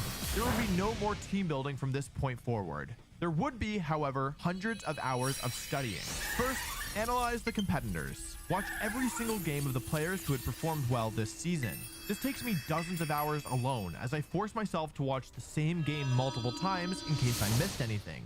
I watch these games meticulously, analyzing every single interaction. I summarize what I learn in a document per player, with overarching sections on the strengths, weaknesses, and specific habits. I do this for 10 of the top players, and though it's tedious and time-consuming, I gain key insight into my competitors' play. I often got stuck or burnt out on team building this season. VOD analysis provided a break, while still making progress towards my end goal. On top of analyzing player-specific habits, Aaron Zeng creates a master document with all of the teams we had to look out for going into the tournament. I add every noteworthy team from Japan Nationals as well. I then make my own list of general trends that we need to be aware of. For example, a bulky weakness policy Charizard that was picking up in usage. Or how when Whimsicott was paired with Kyogre and Zacian, it often had Charm, Light Screen, Tailwind, and Moonblast. Aaron Trailer would also be using the team we built for his own run at Worlds. To help each other truly master it, we work on a team preview guide together, discussing the major threats to look out for when selecting Pokemon for each match. I then create a matchup guide with thoughts on how we should approach selecting and using a team against each specific matchup. While I do that, Aaron writes 2 of his own comprehensive documents, one detailing the general ways in which the team wins games, and the other outlining the different goals of specific combinations of 4 with the team. Lastly, I spend hours every single day memorizing how much damage my Pokemon would do to my opponents, and how much they would do to me. This is the document I was using to memorize my damage calculations. Halfway through, I switched to flashcards so I could memorize on the go. Does this look like a lot of flashcards? Well, those are just the ones for Mimikyu. Here's about half of them, all laid out. And keep in mind, each of these flashcards is double-sided and has multiple damage calcs on it. If you've made it this far, I just want to say thank you. I wanted to show you all the entirety of my process and how seriously I took it. This is what life is like for competitive Pokemon players. It's not just fun and games. It's practice, studying, traveling, teamwork, and fun and games. Now, let's get to what you came here for. Even before I get to the venue, I can tell something special is happening here. The Pokemon Company went all out, with the best Worlds decor I've seen in my 10 years attending the event. The convention center is bustling. You can feel your excitement and nerves clashing within you, but the atmosphere makes it easy to forget. For everyone here, this is the happiest place on Earth. We watched the opening ceremony, and just like that, we're off to the races. My first opponent is from Japan, which isn't what I'm hoping for in a round 1 match. Because the structure of the Japanese circuit is very different from other regions, players there tend to use a lot more off-the-wall strategies. The game starts and my heart sinks. Kyogre, Zacian, Incineroar. These I'm prepared for, but when paired with Torkoal, Venusaur, and Porygon 2, I have zero experience here. Venusaur outspeeds both Alecki and Zacian when Torkoal sets up the sun, and because it has a Life Orb boosted Weather Ball, it can KO my Zacian and Calyrex, or even Incineroar by switching in Kyogre and setting up the rain. Regieleki, who is the main Pokemon I use to handle Kyogre, is at a huge disadvantage against Venusaur. I lose game 1, and though I have signs of life in game 2, I make a bunch of mistakes and lose again. I'm at a loss for words. I felt like I was watching someone else play for me, like I wasn't the one making the decisions. Normally, I think 2 to 4 turns ahead when playing Pokemon. In this set, I wasn't even able to think a single turn ahead. I couldn't consider the consequences of any of my moves. I need to turn things around. My round 2 opponent has a Lunala Groudon team that I'd been a bit worried about, but at least I had experience in the matchup. My play wasn't where I'd like it to be, but I managed to win games 1 and 2, putting me at 1 win, 1 loss.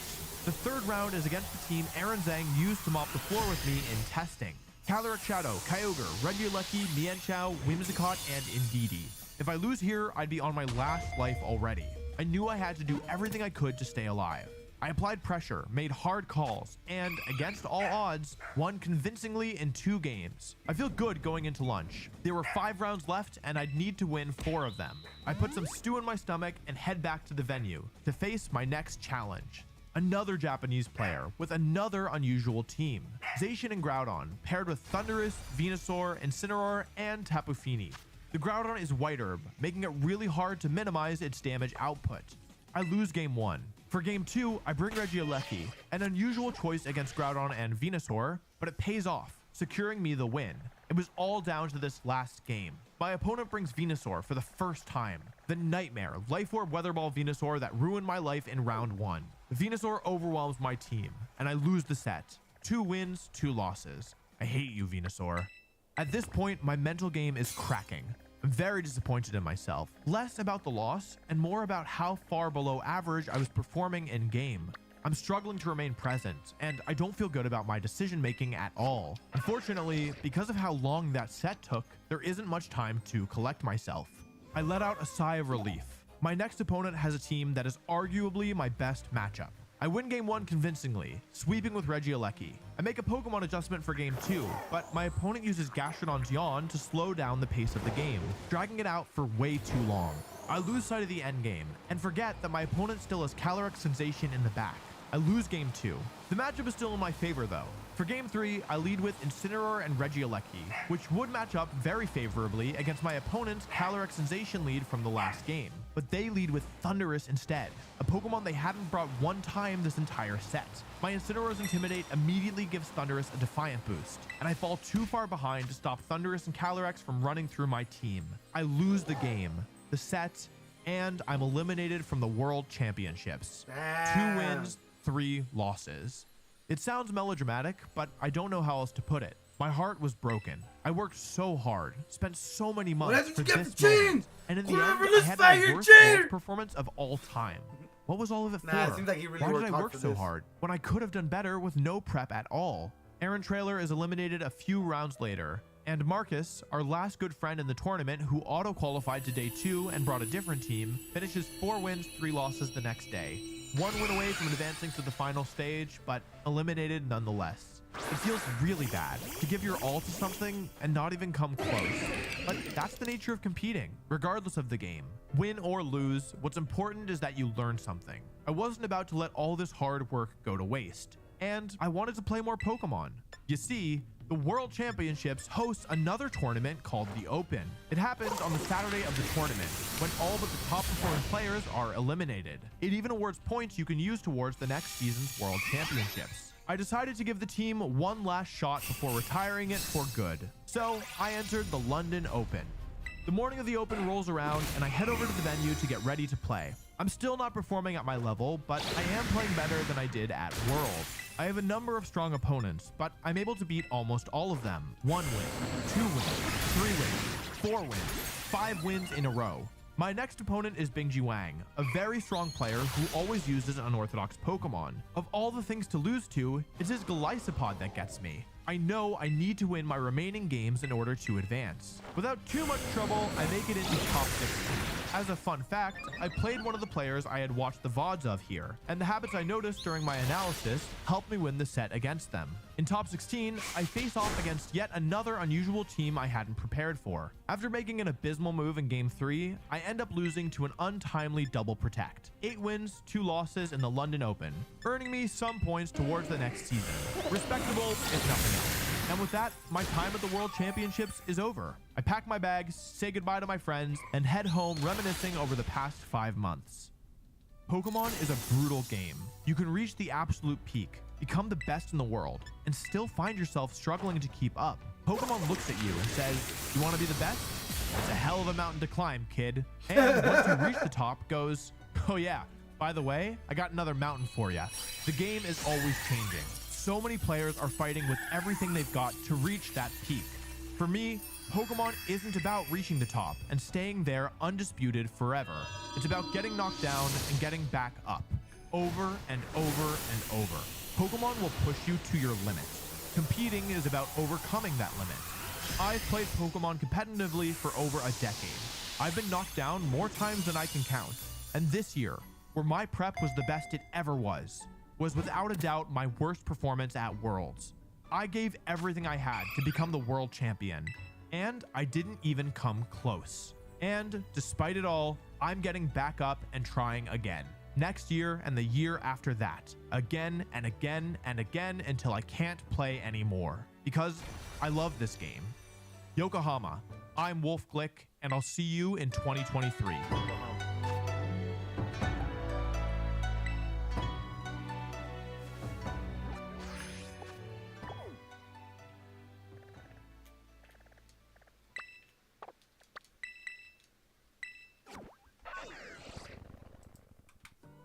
So today, I'm going to attempt to impart 80 plus hours worth of Pokemon Scarlet and Violet wisdom unto you, dear viewer. Now, because I know many people are trying to avoid any spoiling in this very spoiler-heavy time, I'm going to do my best to not reveal any Pokemon or story events that haven't been covered in official marketing material like the trailers and website. That being said, new items, game mechanics, and general locations are fair game. I spent countless hours wandering around Paldea, clicking every rock, fumbling through menus, and reading hours worth of NPC dialogue to find out all the important stuff, so you don't have to. Whether you're a casual Pokemon player, veteran competitive battler, seasoned shiny hunter, or hardcore completionist, by the end of this video, you'll know the answers to almost every question that might derail your adventure, like, where do I buy the good items? Or what the hell are sandwiches? Or how does shiny Pokemon work? And that's actually a great place to start, because many players are tempted into a dangerous trap right at the beginning of their adventure, resetting for a shiny starter. Don't do this. It's hard-coded to never be shiny. You will be wasting your time. However, if you're super committed to playing through the entire game with a shiny starter, you can soft reset to get a female starter with a 12.5% chance. Just make sure to disable autosave and turn the text speed to fast when you start the game. This will enable you to start breeding starter eggs as soon as you can make picnics after completing the introduction at the academy.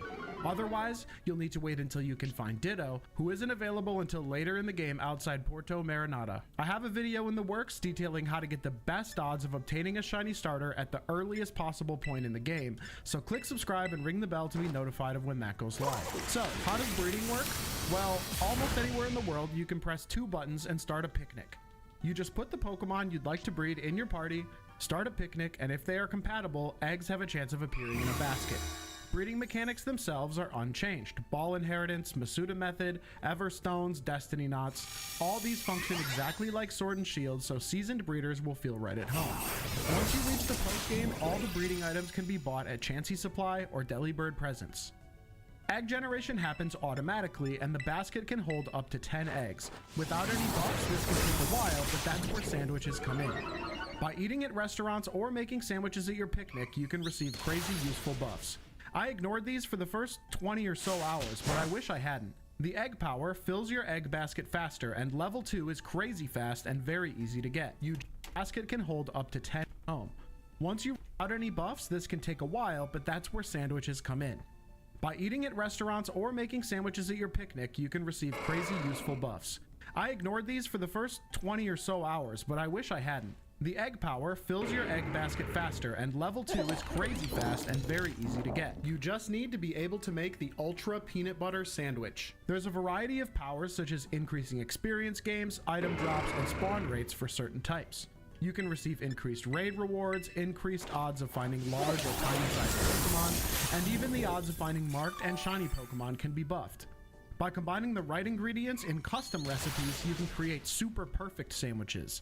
These basically let you create mass custom outbreaks anywhere with insane boosted shiny odds, but more on that later.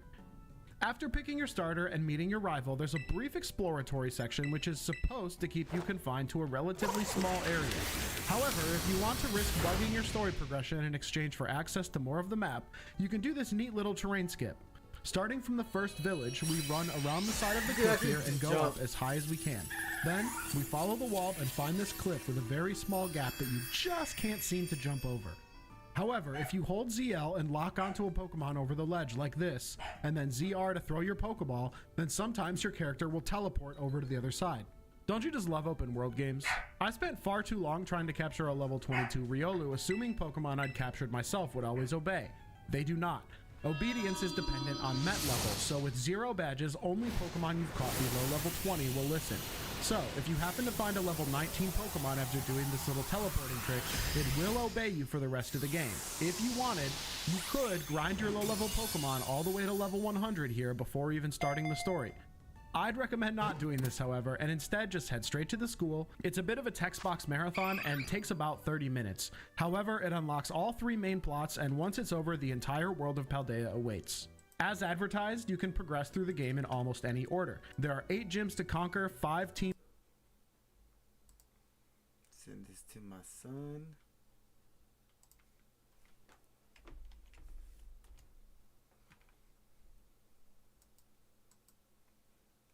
Star bases to besiege, and 5 titans to slay.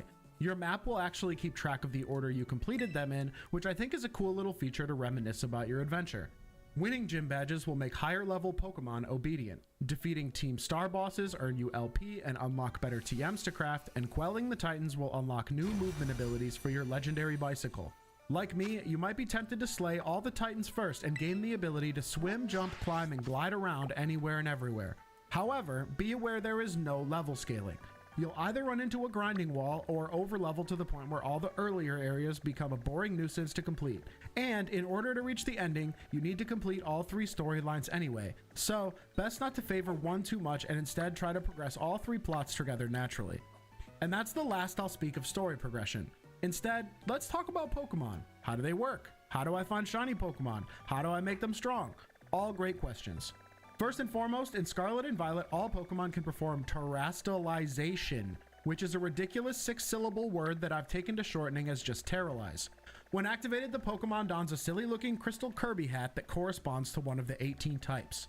When a Pokemon's Terra type matches one of its main types, moves of that type have their power boosted by 2 times instead of the normal 1.5 times same type attack bonus. If they have multiple types, they retain their 1.5x stab boost on the other type offensively, but defensively they effectively become a monotype. However, it's possible to give any Pokemon any Terra type via a late game NPC. Take my Dragonite here for example. He's dragon flying, but I changed his Terra type to normal. When terrorized, he becomes a normal type, gaining a 1.5x stab boost on his extreme speed, and keeping the 1.5x stab boost to his dragon and flying attacks. But once again, defensively, he is now pure normal, immune to ghost, weak to fighting, no more 4x weakness to ice. When out exploring, you can terrorize one time before needing to recharge at the nearest Poke Center or Raid Den, and in competitive battles, it's one use only. Needless to say, giving everyone a surprise wildcard Pokemon with either 3 stab types or adaptability damage on one type is going to shake things up. So, how do you acquire such Pokemon? Well, there are 4 main ways to encounter Pokemon in this game. Number 1, wild encounters. These spawn everywhere, all around you, constantly within a set radius. Number 2, mass outbreaks. These will periodically get marked on your map and spawn a massive number of a single Pokemon. Great for shiny hunting. Number 3, Terra encounters. These are special static encounters that appear in set locations and come with a special Terra type, egg moves, and some guaranteed perfect stats. And finally, number 4, Terra Raid Pokemon. These appear as little crystal dens marked all over your map. They range from 1 to 7 star in difficulty and can be completed solo or with friends. Wild Pokemon and Outbreak Pokemon can be battled in 2 ways. The traditional method, by either running into them directly or throwing your Pokemon with ZR. Or the new auto battle feature. By pressing R1, you can send out your lead Pokemon and they'll just start going to town. Pokemon battled in this way cannot be caught, they drop TM crafting materials, give some XP, cause 0 EVs to be gained, and 0 PP to be lost. You can recall your Pokemon at any time by pressing ZR. Now, you might be worried, what if my Pokemon auto KOs a shiny? Fear not. Your Pokemon will outright refuse to auto battle a shiny. I tested it myself, they just kinda bounce off. So, auto battling constantly provides a steady stream of extra EXP and crafting materials with no downside. However, an important thing to note about shiny Pokemon in the wild is that there is no visible sparkle or sound effect a la Legends Arceus. You have to enter a battle with them to see the shine, so brush up on those shiny colors and keep a watchful eye. With how many Pokemon are spawning around you constantly in this game, there could be a shiny nearby at any time. However, if you do find a shiny, do not panic. Just save your game nearby. All the Pokemon around you are saved too, so once you have a shiny on screen, you can keep trying until you catch it. If you'd like to take advantage of a fun shiny hunting trick early on, the boundaries of towns cause all nearby Pokemon to despawn. By walking in and out of towns, you can rack up encounters of the local common Pokemon very quickly. You can also clear spawns by just starting up a picnic or running far enough away. However, be warned that if you see a shiny despawn, you cannot get it back. In contrast, Terra encounters function more like alpha Pokemon in Legends Arceus. Once they spawn, the Pokemon's data becomes fixed and won't change until defeated. So don't try softly training in front of one. Otherwise, these are very useful because unlike regular wild Pokemon, they can have non-standard Terra types and some guaranteed perfect stats. Lastly, we have Raid Pokemon, which are sure to be a core part of every player's gameplay loop. I won't go into the deep details of how the raid battles work, because it's fun to learn how these new fights function on your own. However, what I will tell you is that raids are the best way to acquire Pokemon with unique Terra types, hidden abilities, and perfect IVs. They can also be quite challenging. Until I had level 90 plus Pokemon with fully trained EVs, I could not tackle 6-star raids alone, period. The official website even revealed that there's a special 7-star level 100 Dragon-type Charizard event happening shortly after launch, which is sure to be almost impossible to defeat with NPC companions. To truly farm, you'd likely need an armada of level 100 perfect Pokemon with many different Terra types. Not an easy task. However, the rewards are well worth the investment. In addition to providing a steady supply of EXP candies, raids also reward the player with a special item called Terra Shards, which are used to change Pokemon's Terra types in Nidalee City. High-level raids are also the only way to obtain the rare shiny boosting sandwich materials and the coveted ability patch. This lets you give any Pokemon, including the starters, their otherwise unobtainable hidden ability. If you're a true Mad Lad, they also made it so the ability patch removes hidden abilities. Expensive, but nice to have the option. So, the best rewards come from difficult high-level raids, but how on earth do you get level 100 perfect Pokemon? Aren't they insanely rare and time-consuming?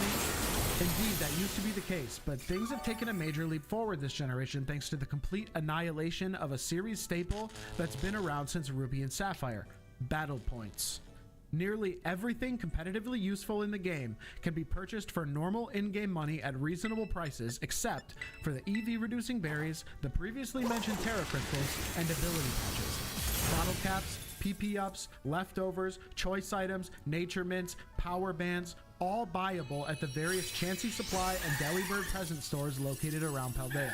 Their stock gradually expands as you gain badges, and for Delibird presents, different cities have different battle items in stock, so shop around. Hyper training can be used at level 50. The NPC for doing so can be found up in the mountain village standing next to an Obama Snow. As long as you're constantly auto-battling, picking up items, collecting raid rewards, selling treasures, and trading in crafting materials, you should be raking in money. Oh wait, we haven't talked about crafting materials yet? Well, this is the perfect time because a perfect competitive Pokemon is nothing without good moves. Making a welcome return from Legends Arceus is the ability to learn, forget, and relearn moves on the fly all within your party menu, as well as nicknaming. Unfortunately, in exchange, we return back to single-use TMs, but it's not all bad. This time around, TMs have a special machine at every Pokemon Center. As you play through the game, you'll unlock the recipes for TM crafting, which can be made with the Pokemon materials dropped in battle, along with the game's second currency, League Points, or LP. The prices and recipes are very reasonable and ask for easily obtainable quantities of the materials. LP can be used interchangeably with normal money, but you get more LP for redeeming Pokemon materials at the TM machine than you do for selling them outright, and TMs can only be crafted with LP. Though in the endgame, you can get 1,000+ LP just for touching a raid den, so you won't be hurting for this either. Once you've taught a Pokemon a TM, it can be forgotten and relearned like any other move, very useful for switching up movesets for a difficult raid on the fly. Another welcome returning feature is the ability to transfer egg moves from Pokemon to Pokemon without the need for actually hatching an egg. Not a lot of people knew about this in Sword, Shield, difficult raid on the fly. Another welcome returning feature is the ability to transfer egg moves from Pokemon to Pokemon without the need for actually hatching an egg. Not a lot of people knew about this in Sword, Shield, and BDSP based on the comments on some of my earlier videos, so leave a like if you knew all along, or comment a mind blown emoji if you have no idea what I'm talking about. In Sword, Shield, and BDSP, egg moves can be passed between Pokemon of the same species by leaving an empty move slot on the recipient and putting them both in the daycare. At first, I thought this feature was removed completely, and I was very upset, but it turns out they actually made it even better. Egg moves can now be passed by Pokemon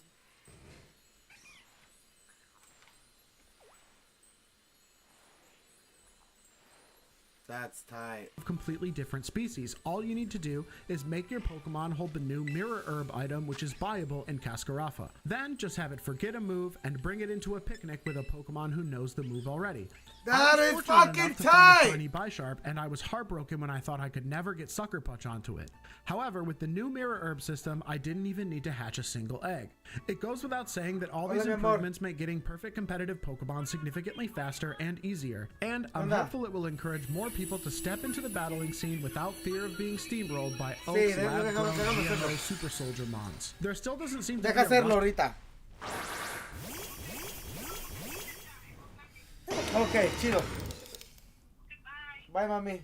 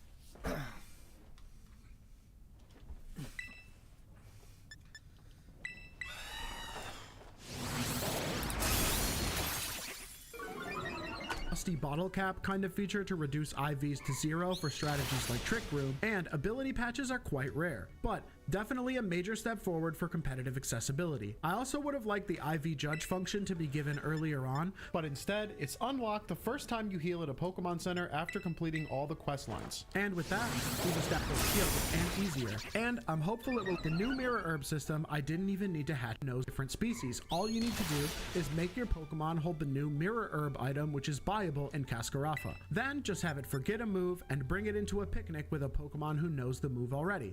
I was fortunate enough to find a shiny Bisharp, and I was heartbroken when I thought I could never get Sucker Punch onto it. However, with the new Mirror Herb system, I didn't even need to hatch a single egg.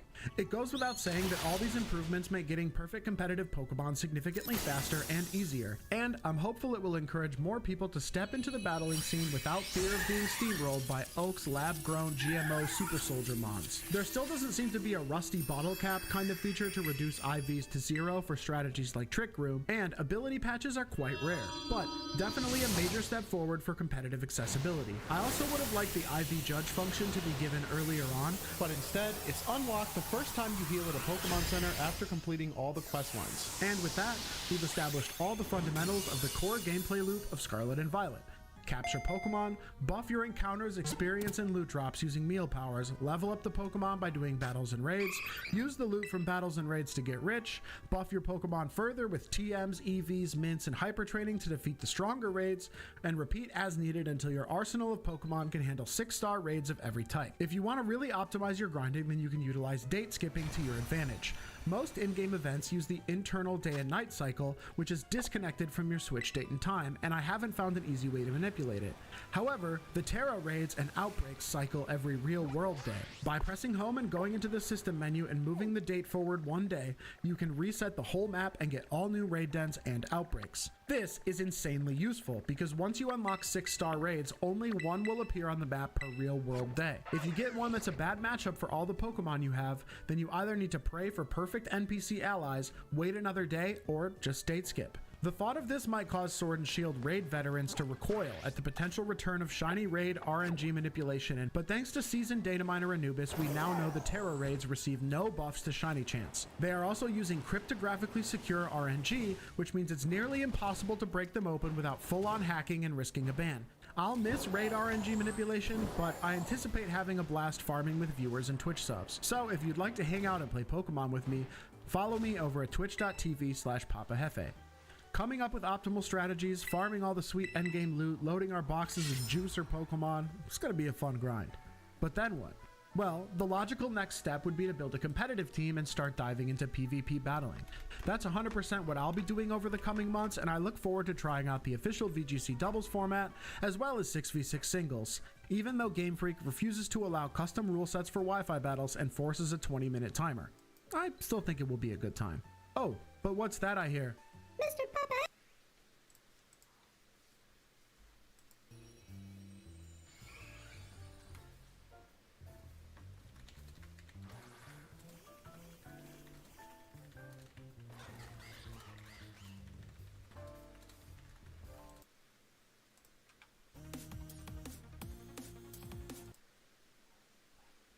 You got time, man.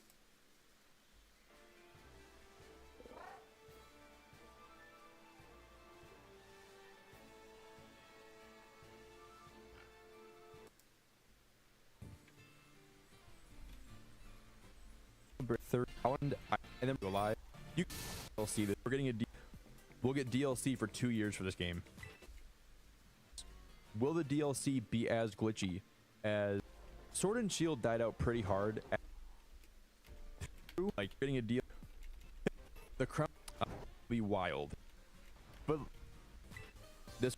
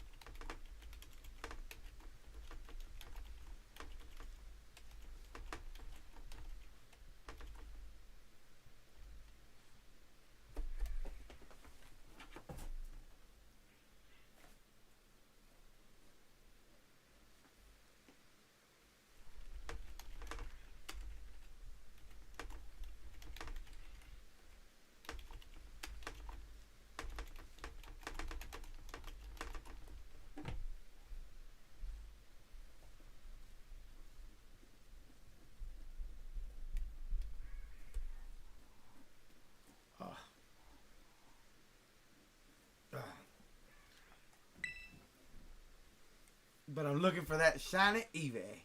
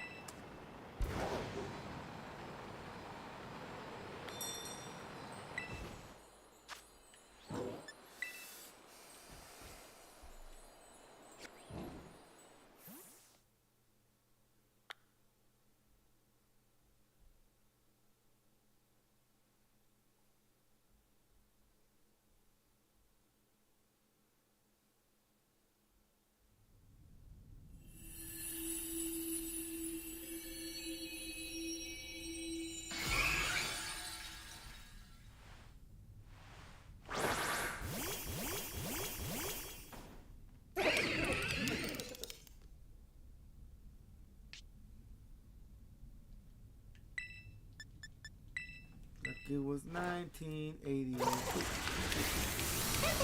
don't care about battles and raids. I don't care about EVs and PPs. Why should I care? Oh right, the Pokedex rewards. There are actually two systems in games for getting rewards with the Pokedex. The first is in the biology lab of the school, which is the traditional Pokedex evaluation, and the second is actually within the Pokedex itself. Just press X inside the Dex to see upcoming milestones and their rewards. You can get rare Pokeballs like the Apricorn and Beast Balls this way. The only other way to get these rare balls is by random auction in Puerto Marinarda, and you should check these auctions often because they also offer key items like the Rotom catalog. But of course, yes, you can get the shiny charm and increase your odds of finding a shiny in the wild up to 1 in 1365. However, that's nothing when compared to super perfect sandwiches. Throughout most of the game, making sandwiches and eating meals is just a nice add-on. It's nothing game-breaking, just a solid buff to the rewards for various activities. You learn new recipes by buying ingredients, talking to certain NPCs, and they provide buffs that are good, but not great. An encounter power fire level 1 here, an experience power grass level 1 there. Some of the more complex recipes provide stronger level 2 buffs, and you can even boost the chances of Pokemon having marks and titles. But from the beginning of the game, right in the adventure guide, they advertise a very interesting power. The Sparkling Power increases the odds of finding shiny Pokemon. For 80 hours, I was wandering around in the dark trying to activate this power, and none of the recipes had it.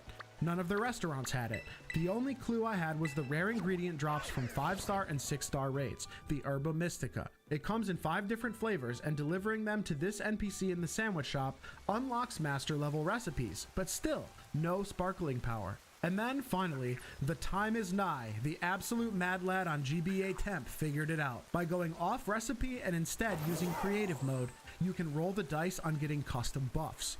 There are probably thousands of combinations, but it turns out that by combining multiple flavors of the rare Herba Mystica together, you can get the Sparkling Power at level 3. Up until this point, I didn't even know level 3 buffs were possible, but it gets even crazier. Thanks to the help of another GBA Temp user, Nanikos, they cracked the code and created the ultimate sandwich recipe for every single type. Sparkling Power 3, Title Power 3, and Encounter Power 3. Most meal powers are scattered in terms of levels and types, but these simple recipes roll the same type for every buff. And the combination of Encounter Power 3, Title Power 3, and Sparkling Power 3 means that your target Pokemon is spawning constantly as long as you're in the right area. I've since done some testing and found alternatives to the 2x Salty Herb recipes, because Salty Herbs are needed for every type and thus the most valuable.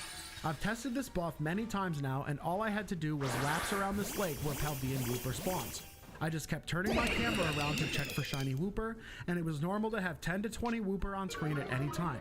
I found 2 shiny Wooper in 30 minutes, and the only other poison spawn was Toxel, which I also found shiny in the same run. That's 3 shiny Pokemon in 30 minutes, but sometimes I'd get no shiny Pokemon in 30 minutes.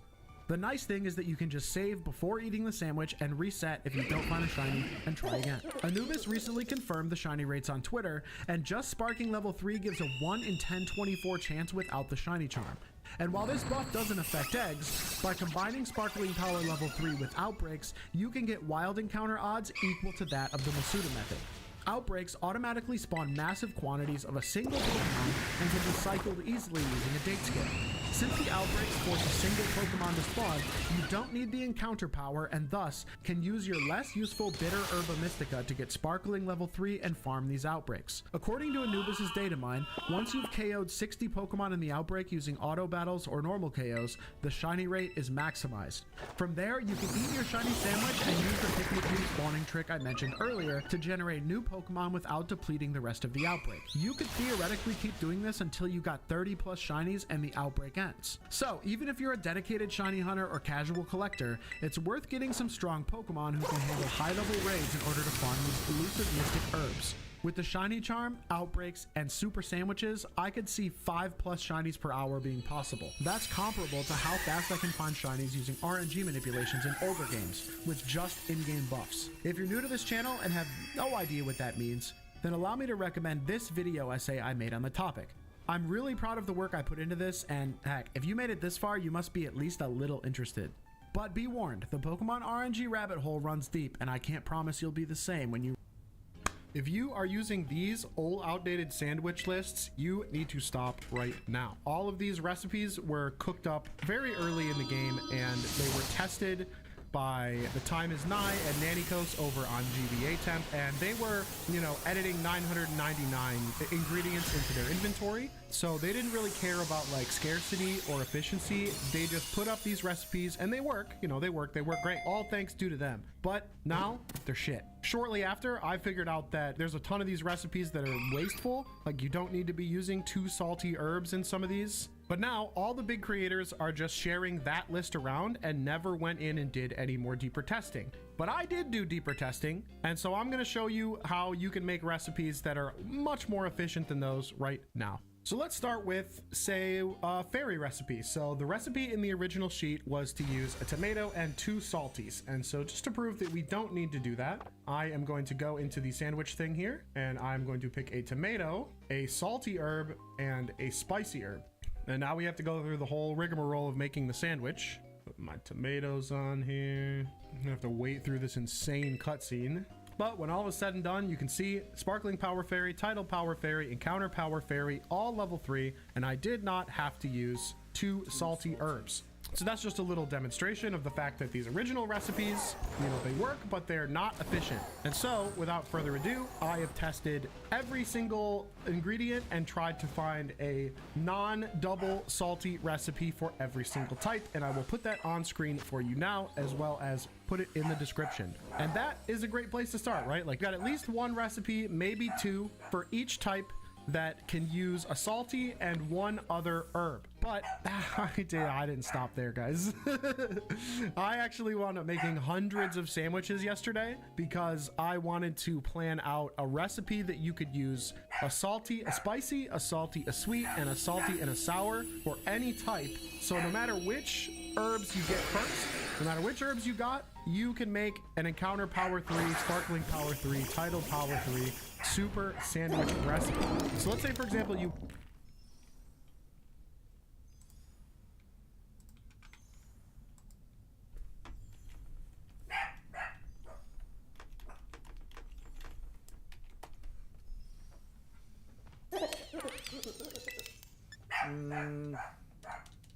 Let's blow up 3 times. He's a glass cannon, so I don't think I need to...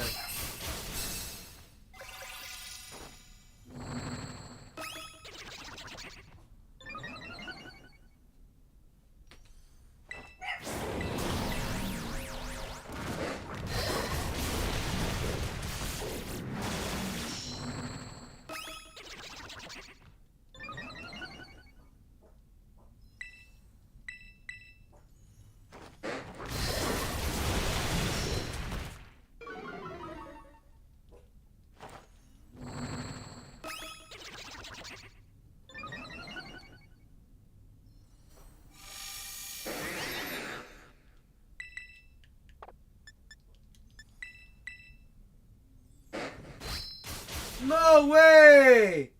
No way! You fucking... Ah, you piece of shit.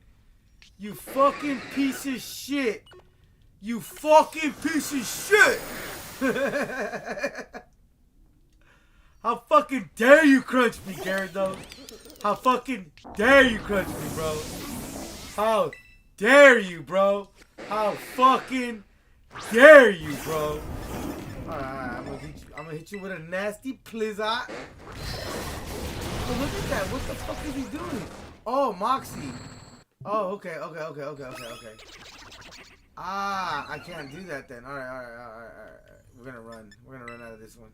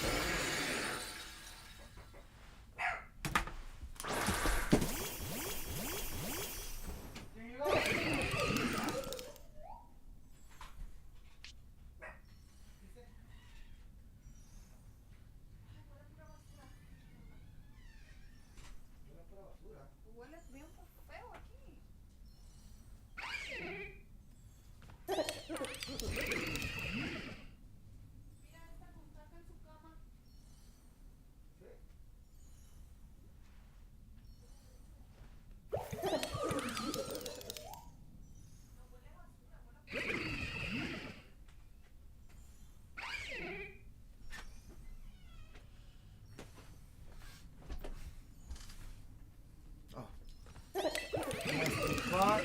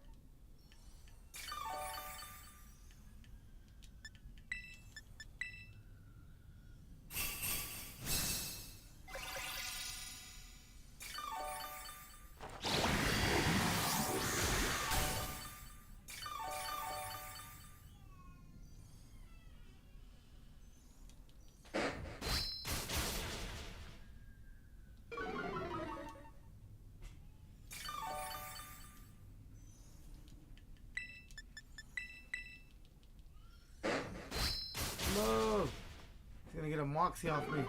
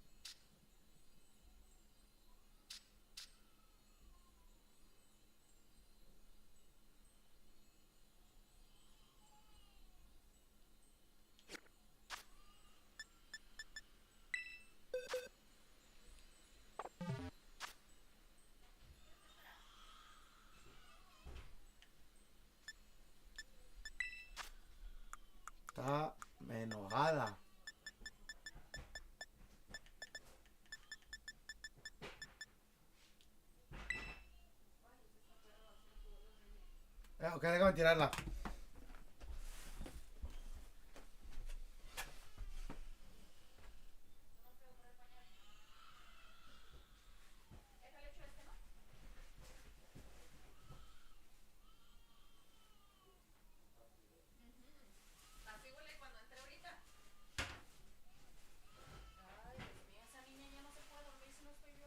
Sí, ¿verdad? Mamitis.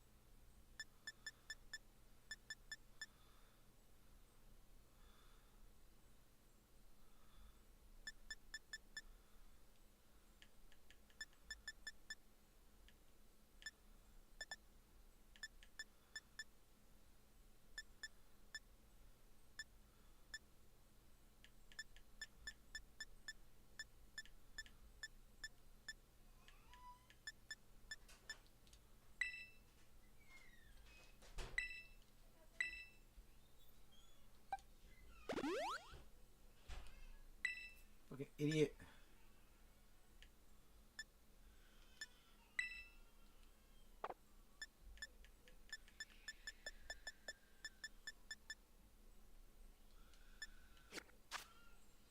No, I still need to actually get more berries.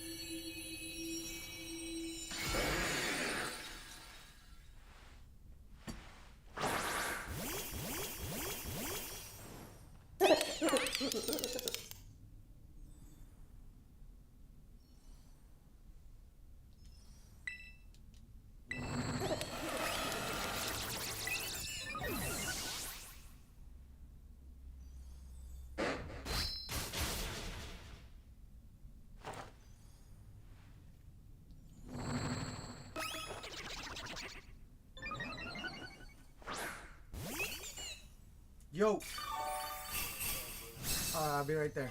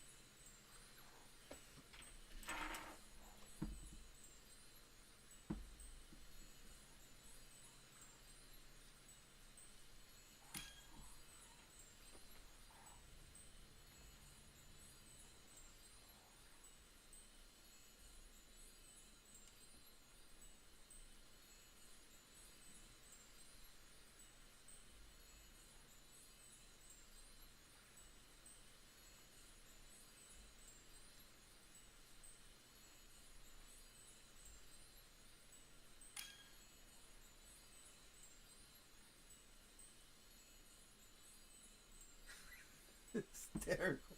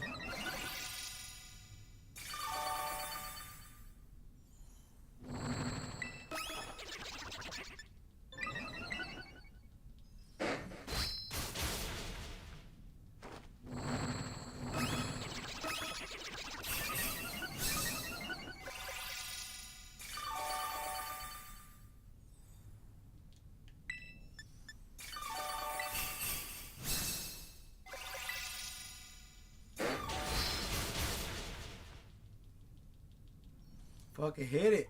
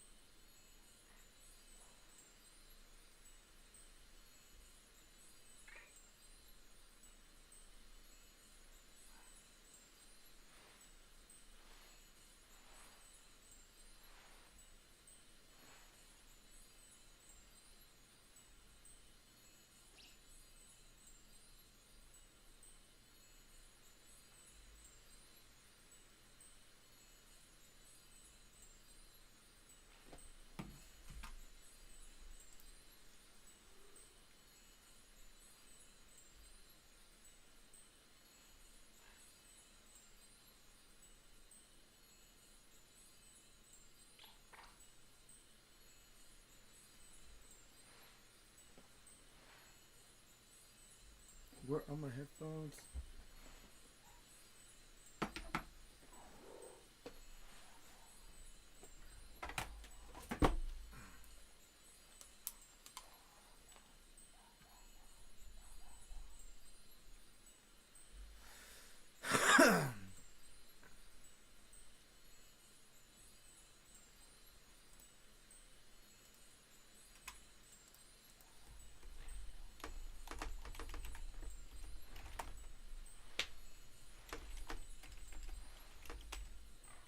Yo, yo, yo.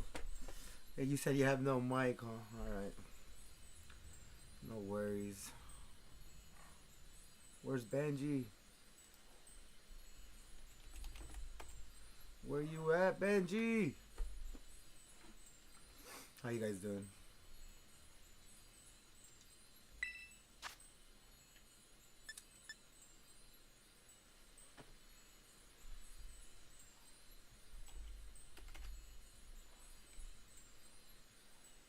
Hold on, let's get a fourth and then I'll give you guys the code.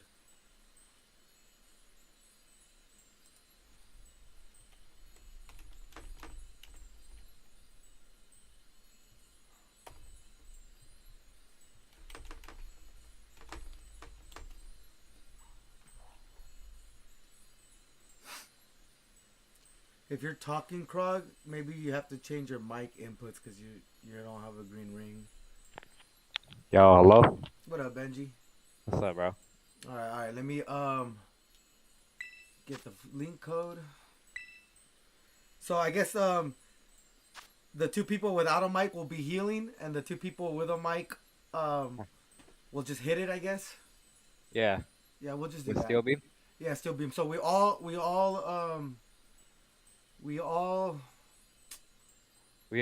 Metal sound turn yeah. 1, right? Yeah, metal sound turn 1, then the two mutes heal, and then we nasty plot. I don't know what, twice or 3 times. So the code is 9 letter N E D Q 6. All right. 9 N E D Q 6.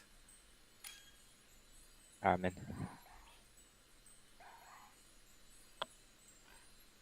Okay, so the people who are muted are gonna be healing turn 1, right? No. They're gonna we're all gonna. Oh yeah, turn 1 we're all gonna metal sound, but Yeah, turn 2. 9 N E D Q 6. 9 N E D Q 6. Who are we missing? I think it's Banksy or Krog. No. Krog has his actual name, I think. All right. Yeah. All right. Number 9 N E D Q 6. 9 N E D Q 6.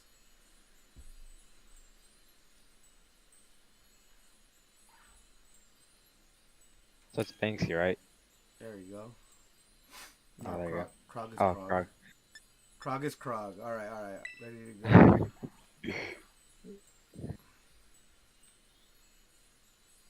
Let's go.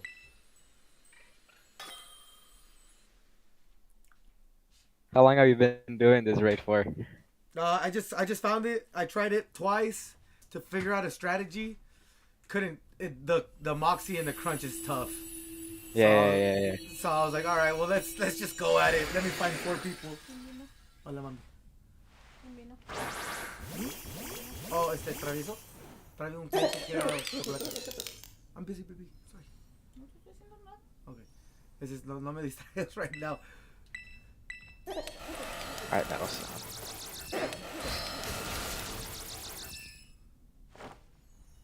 Oh, dude, I missed. Mine missed. Metal sound. Alright, let's do another metal sound. Let's just do another metal sound. And then the healers heal. Alright. Okay. Ooh, very free. Dude, oh, never mind. I won't go any lower. Alright, cool. Healers heal. Let's start nasty plotting. Oh, yeah. You're supposed to heal the team, Krog, but not recover.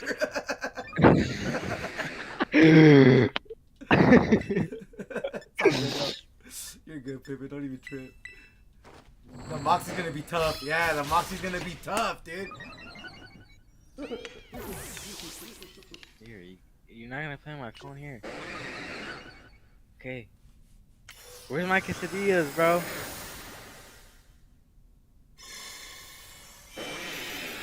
Wait, what? I nasty plot here, or?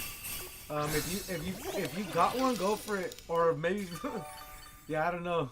I think I'm gonna get one shotted, so I'm gonna go for a steel beam. All right, let's all go for a steel beam. Last round we could have got it, but only one person steel beamed. It was me. Yeah. I was trying to heal because like I was about to die. I didn't want the Moxie boost. All right, let's just full kill it. Yeah, I got one shotted. My God. Thank you. Yep, same. Fucking. Yeah, the Moxie's nuts when 4 of us die at the same time. Yeah. But this is more coordinated. So the strat is maybe. To be honest, it was a fucking metal sound at the start. I missed mine and you missed yours. Yeah, exactly. It's just we just gotta go for the Krog dipped. We just gotta go He for was the like, fuck this. Yeah, fuck these guys. You guys don't know what they're talking about. But yeah, we just gotta hope that 4 metal sounds hit. And then one person, yeah, 2 people gotta, yeah, it's because 2 people gotta heal, and then another 2 have to nasty plot and then steel beam. At least one nasty plot and then steel beam after. But the other 2 gotta. Krog. Krog, where you at? Yeah, he probably got out like, oh, these fuckers are making fun of me. Like, nah, dog, you just misunderstood, homie. That's all it was. Who are these guys making fun of me?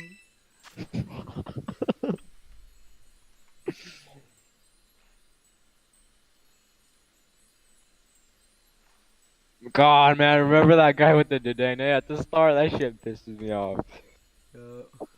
He was trying to be funny. Alright, hold on.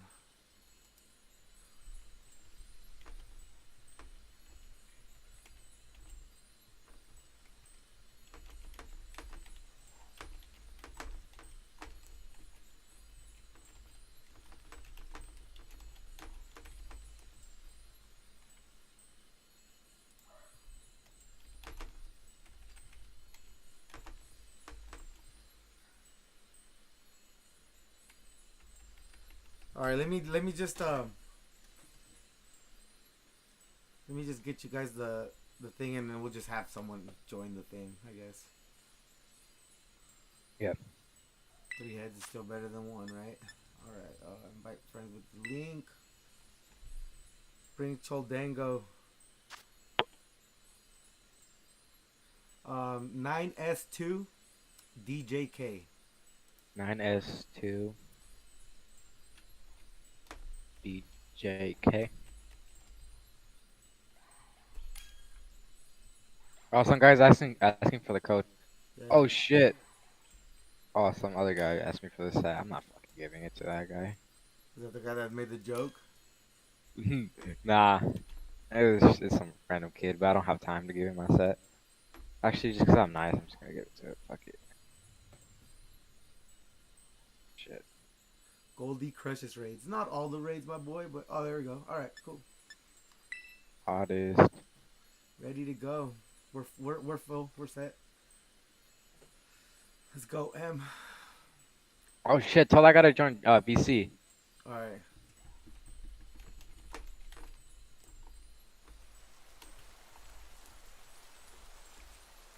Is it M or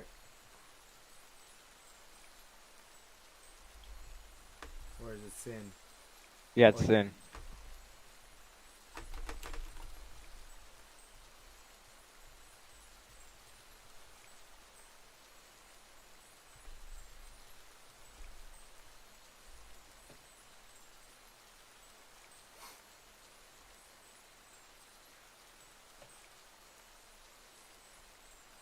Fuck. Okay, turn 1.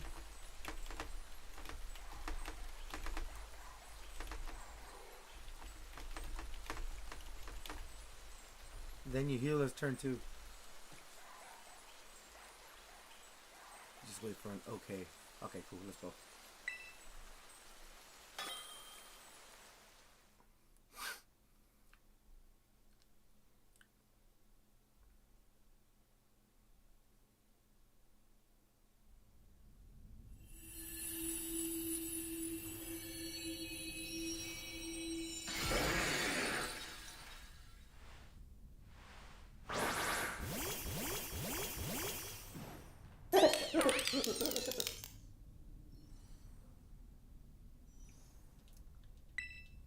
Let's hope we all get it. 1, 2. I'm gonna fucking miss. How much you wanna bet? I missed 2. Oh, I hit it. Hell yeah. All right. Oh, dude, he lowered my defense. Yeah, with the crunch. Yeah. Yeah. Oh, fuck. He's gonna fucking outspeed me, probably. Hopefully not. Okay, we nasty plot, right? Yeah, nasty plot. Dude, he hopefully doesn't one-shot me. He didn't. Oh fuck! These guys need a heal. Heal us, heal us, heal us. Fuck, man. Why can't I One type more- in here? One more nasty plot. One more nasty plot. God damn it. He's gonna outspeed me, dude. Yeah, I Heal need us. to. Oh fuck, We need to dude. get I'm just gonna healed. go for. Or God, heal he fucking killed me. Fuck! I just needed 2 people to heal. Hey, you can Oh, still he got Oko me! if Fuck! Fuck!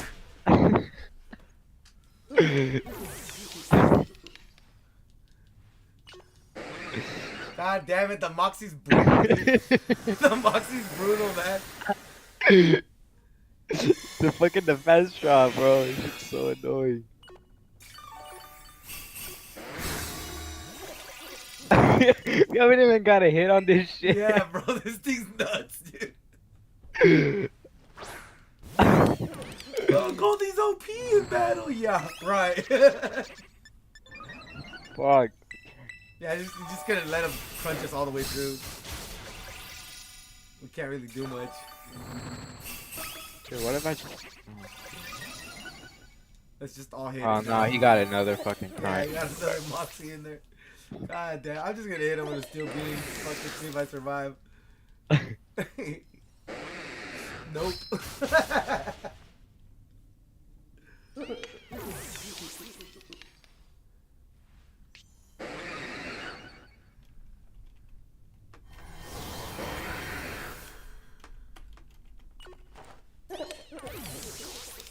What if the other guy's fucking golden go is like level 10? Just fucking trolling us. I doubt it though. We need more health. If someone got like 1 more health off on me, like 1 cheer, Yeah, yeah, I yeah. would have survived, man. Nah, but that fucking crunch, I lowered my defense. It did. And the first one too, it hit you with, huh? Yeah. Fucking A.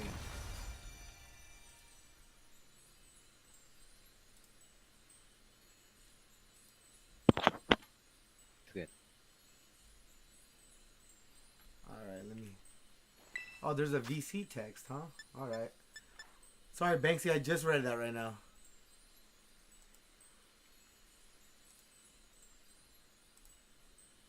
VC chat 1. Is it? I don't even see it. Team chat. Some guy in the fucking chat. Nah, I don't see it. All right, let me start this one again. Let us invite friends with the link code JLOJ38.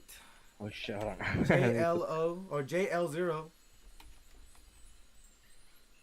J38.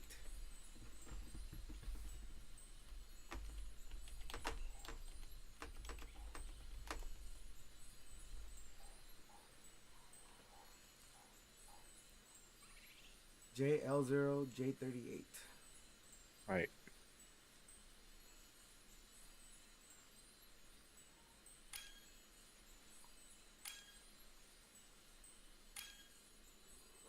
Oh no. Fuck. We don't Some have other guy joined for Banksy. Yeah. If Alex doesn't choose his fucking Pokemon, the right one. This motherfucker. I'm just gonna. I could cancel it.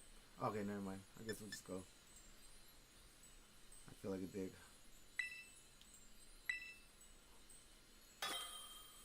Oh, good. I can dip. Don't dip. Just hold on. Hopefully we get it. But for your sake, hopefully we don't. Right? You know what I mean? Like it's just it's just, but yeah. Next time, for people.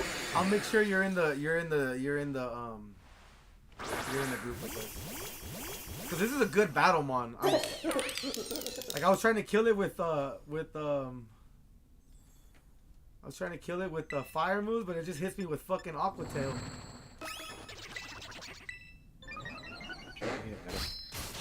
Yeah, got you. Again. Alright. Now heal us. Oh, I'll heal. One of us heal. I think Alex and the other guys are not listening, so let's just Here, do you want? I'll heal. I'll heal as well, cause. Okay. Yeah, I'll heal.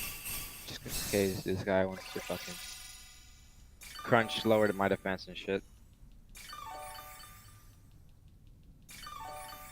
Dude, this delay is crazy. Flash cannon? What the fuck? What the fuck? No way. They These can fucking rain. people, bro. What the fuck? Flash cannon Goldie? No. Bro. They already removed all his Psychic?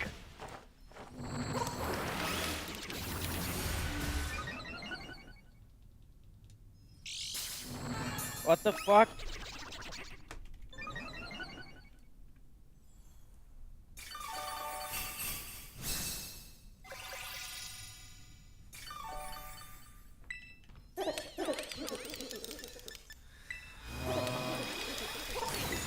Flash cannon and psychic. And he's still hitting it, right? Like, Yeah, if it was like, if this guy had skill beam, dude, it would.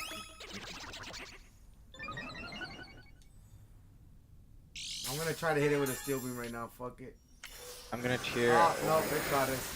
It got us. Oh. Is it gonna change? Don't change it. Don't terrorize. I terrorize. Yeah, we're done. This other guy, man. Yeah, I'm gonna. Next spot, and then. Yeah, it's because this shit's like way fucking faster than us. Yep. What if I brought? Oh, dude, you know what would be good? You have a Torkoal? A Torkoal? Yeah, or like an Arcanine. Bring an Arcanine Torkoal combo, and then it's gonna lower. It's gonna lower the water type moves because of Sun, and then Intimidate. Intimidate. Oh, that's a good idea. Yeah. Okay. I mean, I can just level him up real quick, grab some, EV train it, give it a mint. Cause I have a fucking Arcanine ready to go right now. But I need to go to some levels. That's it. I know, but if I get a Torkoal right now, I'm gonna have to level it up, and I bet this thing's gonna disappear on me. Oh shit, that's true. Bro, I don't know why it doesn't wait the whole day. Like, it just disappears on you if you leave it or some shit. It's happened to me twice already. Where I'm like, wait. Here, post the code one more time on the Discord channel. Yeah, why not? Fuck it, Thug Life. Cause these people, I mean, psychic fucking gold, dingo, crazy. It's like, bro, like you're in this group and you haven't watched the guy's video on Goldingo, dog. You know, like, fuck, crazy. All right, challenge is a group.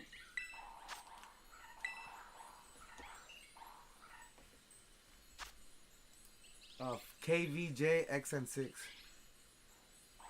Alright, let me. I was adjusting my Pokemon. Alright. Man, why the fuck would that guy have Psychic and Flash Cannon?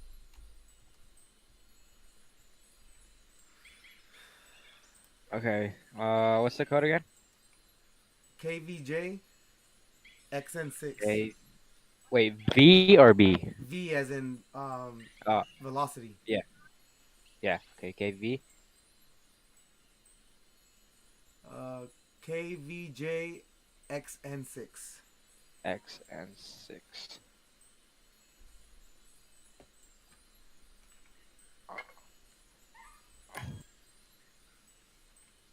Dude, this thing's a fucking menace.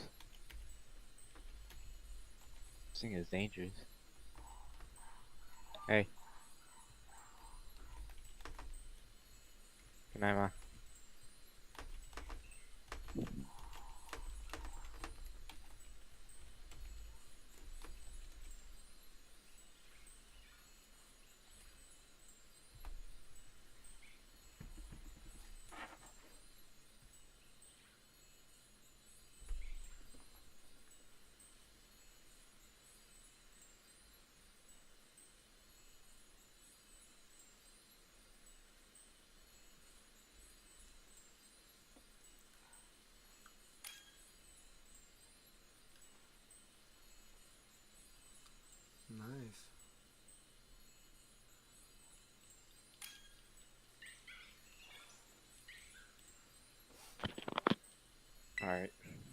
Oh shit, someone.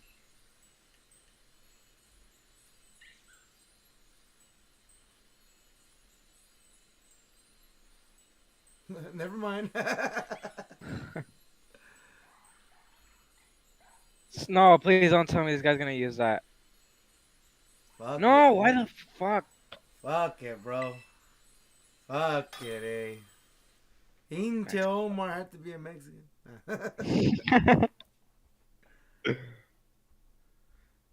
Oh, you know what? Black people aiming their kids Omar now too. So. Yeah. Omar? Ah, damn, I only see that. Yeah, I only see it on like Hispanics or like. Yeah, but Omar Epps, I think, is it? Omar Epps. The fuck? Yeah. The guy that did fucking Juice. The fuck? That guy. Okay, metal sound. Metal sound. Dude, you know what we need? Probably a defense boost. So it doesn't like fucking take 2 shots to kill us. I avoided the thing. Oh, you know what? Let me do that. And then I'm gonna heal this. And yeah, oh dude, we can. The other guy is nasty plotting it. We could just keep fucking doing that. Oh, fucking Omar, man. Omar, fucking Omar. Fucking weak ass. Oh shit, never mind. I died. Alright, oh bet. I can survive like. Dude, where the fuck? Thunderbolt, oh my. Damn it. The fuck? Let me do one more metal sound on this Omar, motherfucker, bro. heal.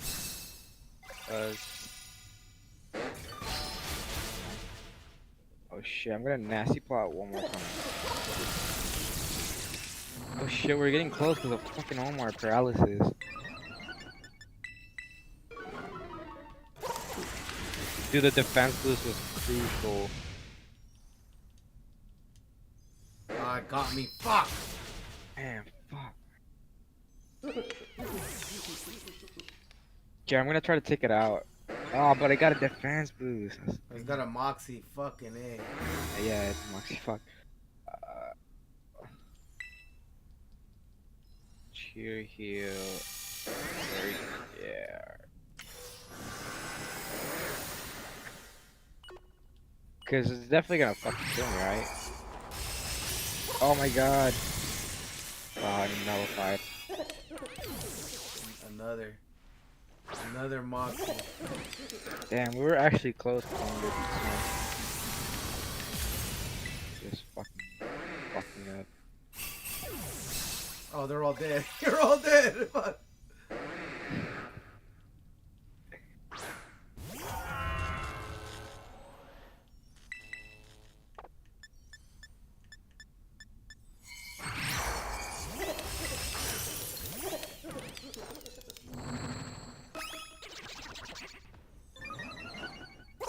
Okay, I'm gonna metal. Maybe if we do like 3 nasty plots, then we all hit it with the metal sound, and then we smack it.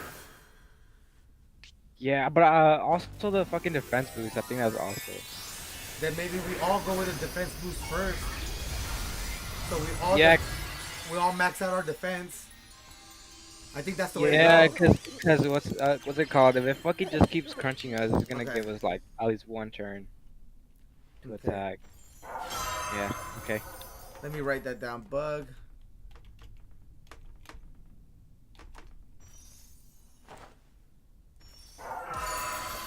Oh, my bad. Fuck. Instead of doing the space, I did the enter. Bug Gyarados. Hold on.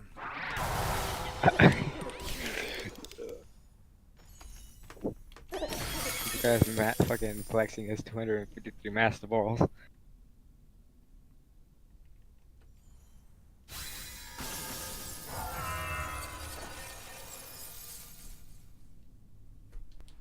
Dude, I was shiny hunting earlier, or like a shiny float. No way. I think my game glitched on me. Yeah, Sam, it's literally all white. Yeah. Oh, okay. Never mind. Communicating now. Communicating. It's communicating. Okay, there you go. Fuck yeah. I did not want to reset my game. Do you have autosave on? Maybe. Yeah, I do. I think, yeah. Should I turn that off? No, you should keep it on. Because Okay, this game crashes a lot. Bug Gyarados, strat is everyone defense boost. Turn You know what I heard is also pretty good? one. The Iron Hands. Yeah. The belly drop. Yeah, I think I'm gonna level up that shit next, because maybe that's probably what we need. Tell fuckers in the chat to bring that shit. Two Hariyamas and then 2 Golden Goes.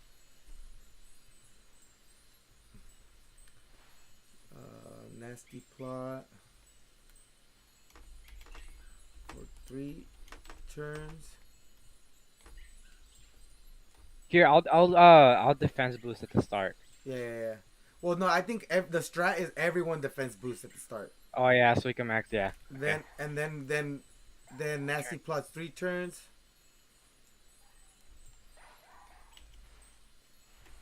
Wait, so first Everyone turn metal on. sounds on turn 5, right? Yeah, 5. Oh damn, but what if it just nullifies everything? The boom. Because turn 5 would be like way too long, you think? Yeah, then because it's it takes like 5. Then 2 nasty plots instead of 3. Yeah. Turn 5, turn 4. I think it goes all the way to 4 and then let them do what the fuck ever.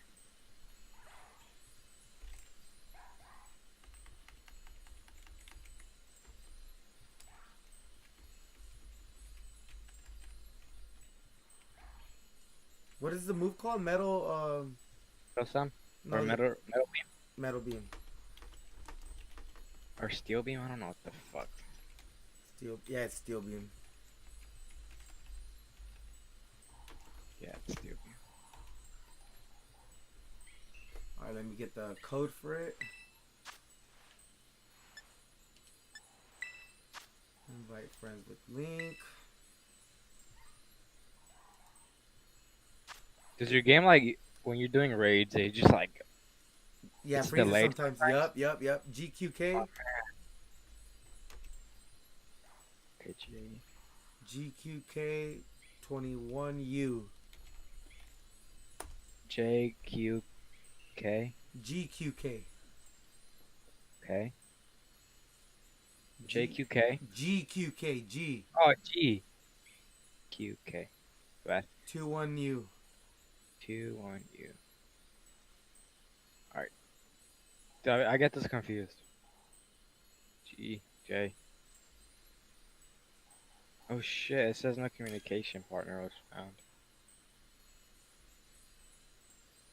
GQK 21Q? Or 21U, I mean?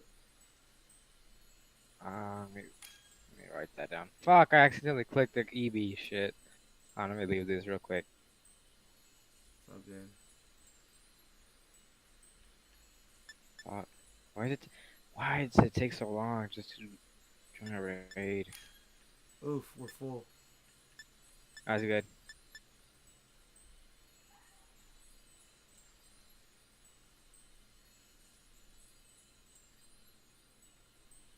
Okay. I actually hope you win that one. Yeah, it'd be pretty OP. Define boost, like nasty plot boost, correct? Master. Yes. Some guy on. Yes, that's.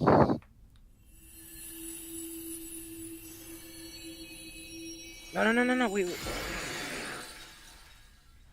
Wait, fuck.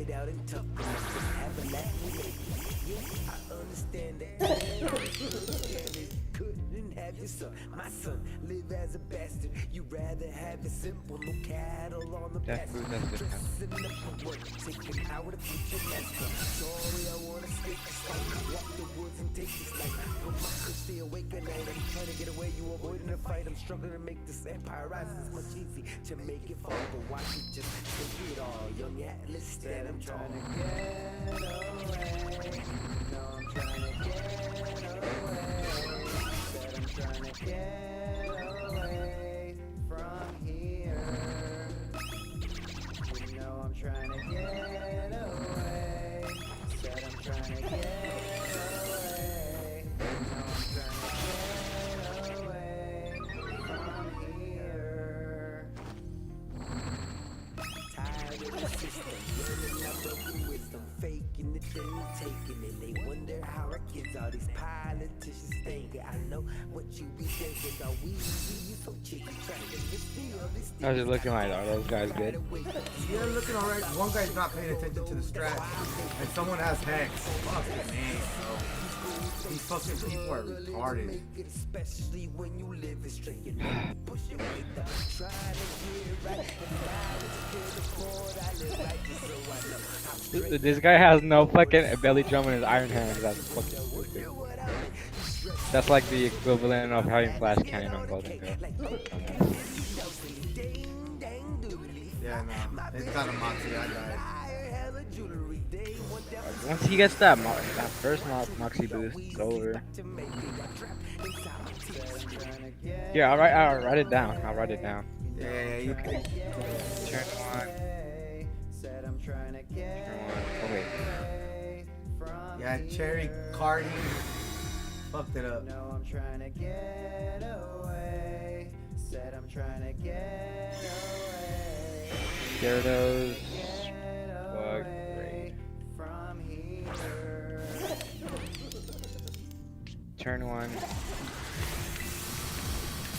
Over the grade. Well, I mean this round. I want this Gyarados. That Gyarados, it probably has like adamant or some shit. That's what I'm saying, bro. I want this fucking Gyarados, dude. That Gyarados is pretty good competitively.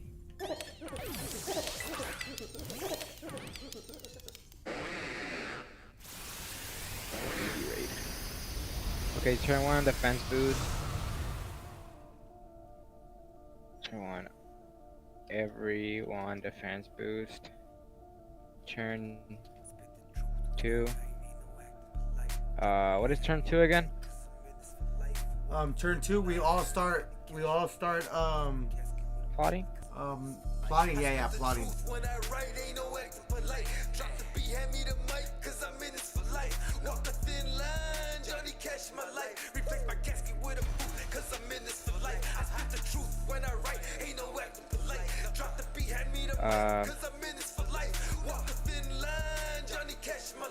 Turn three also nasty plot? Yeah.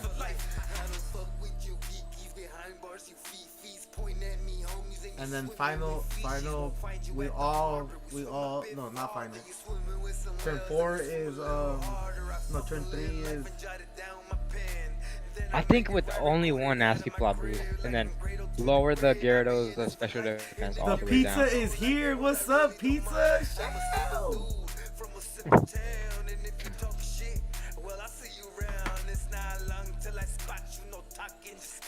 Someone just commented on my stream. The pizza is here. Oh, you have a stream going on? Yeah, I'm streaming too. Oh, that's crazy. What's your wait, on YouTube or Twitch? On YouTube, Twitch is cool, but like YouTube kind of like I could see the growth with yeah. With Twitch is like only if I'm online it works. Is it your username, Darweezy? GG at the end, yeah. Oh, one word. Darweezy and GG.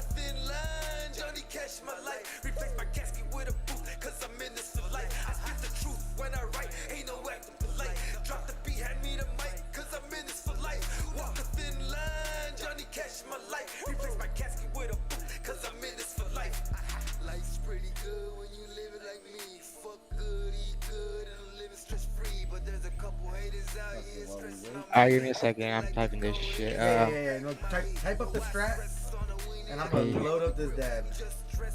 Alright, turn one. Everyone defense boost. Turn. Okay, so with one nasty plot, right?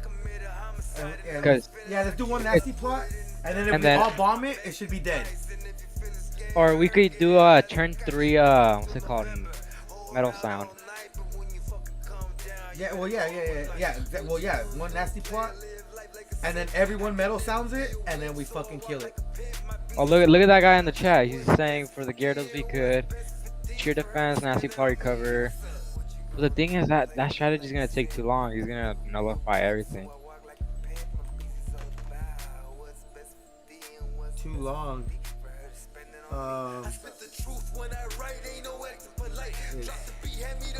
Here. NP.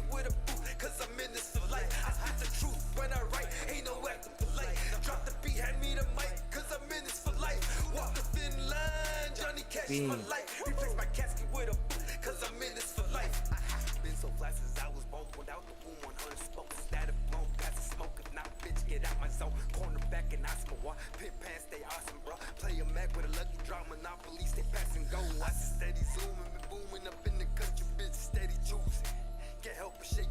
Or do they terrorize mid-turn? Oh, we could also, yeah, we could terrestrialize like mid-turn. No, dude, does the Gyarados? Oh no, it just stays like that.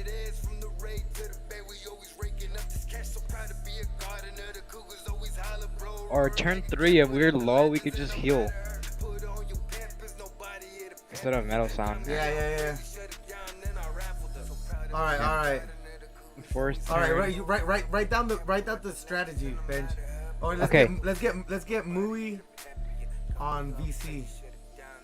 That's all I gotta get in VC. Okay, so what I'm roll so far is turn 1 defense boost, everyone, right?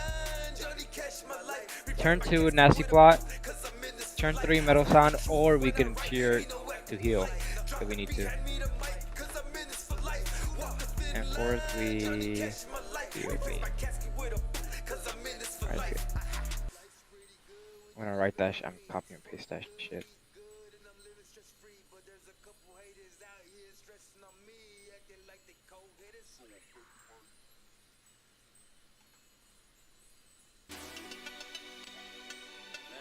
Okay, what was your YouTube channel? Darweezy and GG? Yeah, Darweezy GG. One word.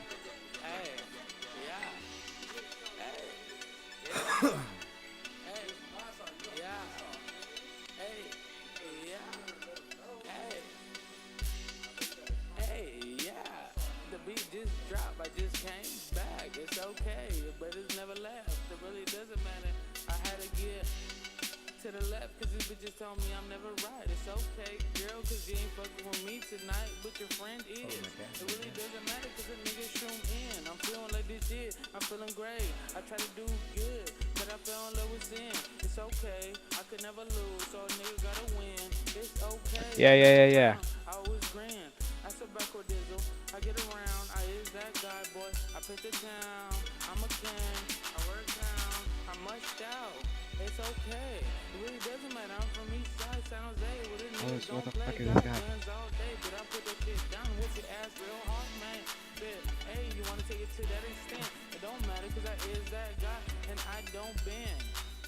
I is that guy, but I go COR and I'm fucking cutthroat. I thought I found this shit, but I go. I thought I lost my dick, and I found it in some girl's throat. Hey, shit, I go. It's okay, and I'm motherfucking single. I said back with this boy, I'm ready to mingle. And I said back with this boy, I'm getting shit popping like Pringles. Hey, I is him. Okay, so I'm gonna tell this guy. Can you join VC? Not even listening, like headphones, dog, headphones. Oh, there you go. He's gonna join VC. Yo. Yo, Will. What's up, Will? Hell yeah. All right. A guy that understands. We live in 2022, bro.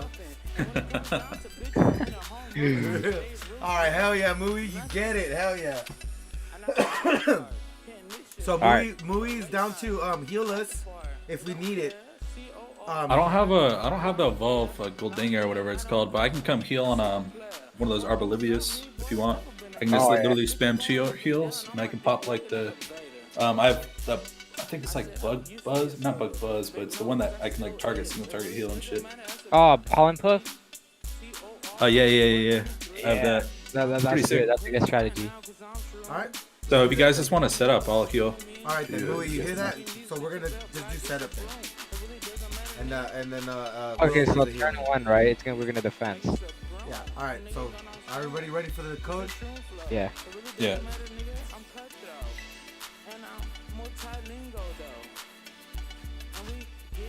T8B, as in boy.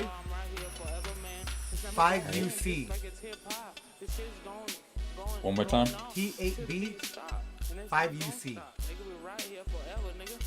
Think on it. Yeah.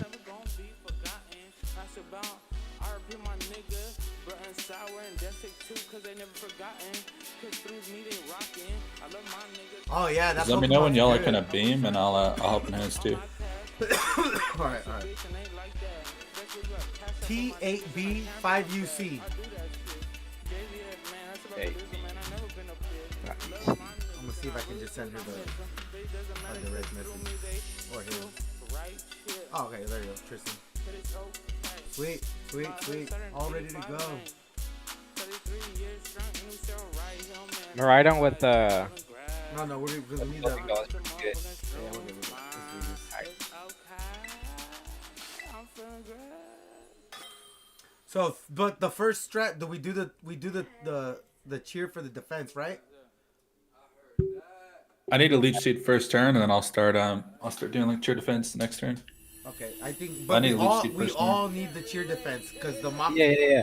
We So all us need to do three cheer and defense. besides Will, we'll so do let's that. just all do cheer Alright. defense first. So we max our defense up.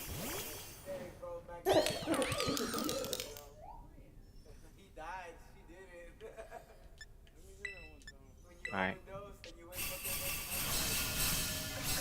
Alright, cool. That's enough. Now we start doing what nasty plots.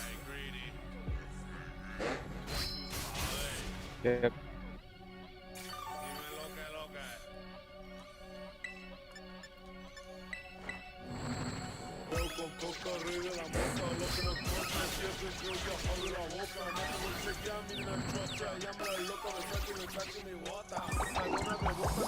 One more nasty plot, I would say. Hopefully this shit doesn't crit me. Then we all go with the. We all should heal. Let's all heal. Oh, dude, this shit lowered my fucking defense. I'm gonna die next turn, so I think I'm gonna recover. Yeah, recover.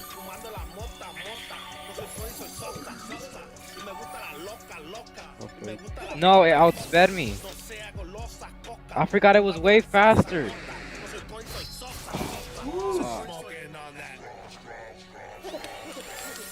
Yeah, no, that's why we do the team cheer.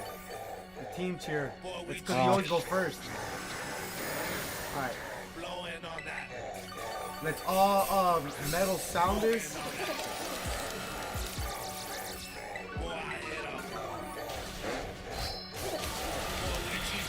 This shit is Hit it with a metal sound again, Benji. And Tristan and I will do it. We'll do the beam. Let's do the beam now. Yeah, I'll cheer. Heal up. 'Cause I need it killed me. Fuck me, bro. Who's the one that still has the buffs? Tristan. Tristan, just hang on. I'll helping hands as soon as you can. Wait till I have a turn. Next turn. Oh, dude, he set up his What fucking a bullshit. fucking idiot. Oh, stupid piece of shit. Oh, Stupid piece of shit, dude.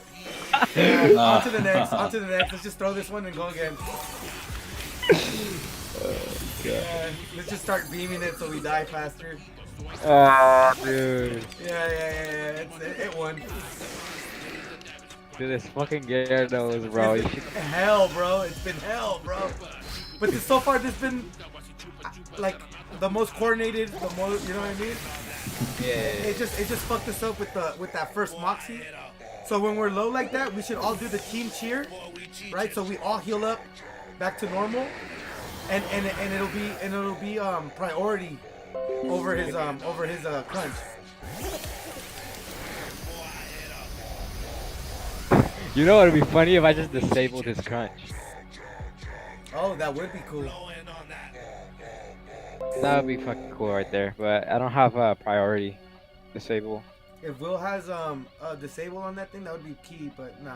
Yeah, unfortunately, you can't learn it. Nah, don't worry. This is a good strategy. I think we got right now. We just need to land the hits. Disable or like torment or some shit. Alright, going for the key again. Link code coming up. Y667XD. 7XD. Y667XD. Fuck, dude.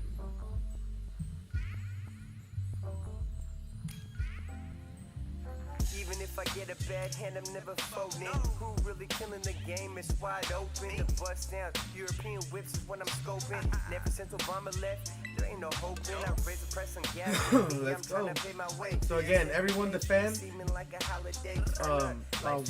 Will can do this set a seat up. That's what my mama say. I'm trying to do it properly. Each and every angle. Blood, sweat, and tears. 100 is what I gave. Might give you some game, but no, I can't save you. And then yeah, if you're low, say hey, team cheer this next turn. We can't do the Yeah. You know what I mean? Because like that we all heal each other simultaneously and it's priority.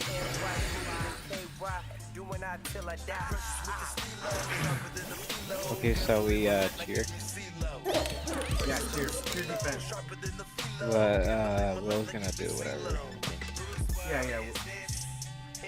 Yeah, I'll cheer. I'll hang tough first turn, then I'll fucking set up my shit next turn. Doesn't matter. It's probably better anyway because we take less damage the first turn. Yeah.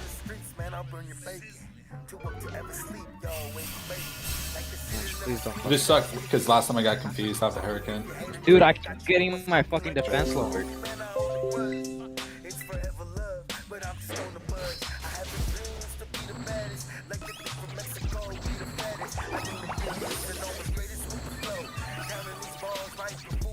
Oh yeah, let's heal. Group Dude, heal, it group crit heal. me. It fucking crit me. Group heal, cheer heal.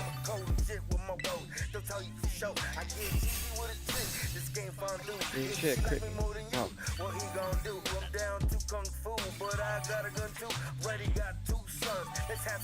Alright, I'll heal up. We're all full health on my screen. I'll attack cheer. I'll single heal Benji next turn. Yeah. Alright, I think I got. Oh no, I need one more nasty plot. Alright. Yeah. Okay, so well, you're gonna heal me, right? Yeah, I'll single heal Benji next turn. Okay. I'm gonna nasty spot. Okay, let's. It's a little slow though. Survive with a metal sound. I'm gonna hit it with a metal sound.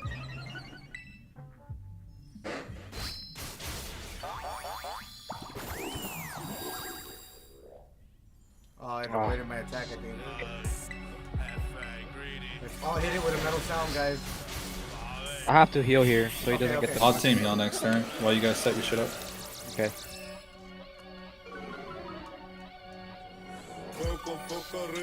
He lowered my defense 2 times, so I don't want to die. Yeah. I'm ready to steal beam, or I can just. That was wait, who was that talking? Steel beam or what? What are we doing? Here, I'll hey, steel beam. Steel beam. Let me heal. Let me fucking help an ass. Next turn. Shit. Alright, I have it up. Oh man, I didn't too early.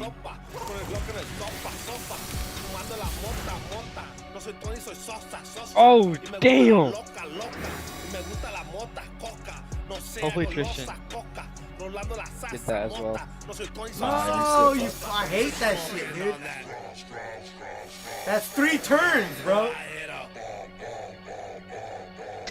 Fuck, I'm dead.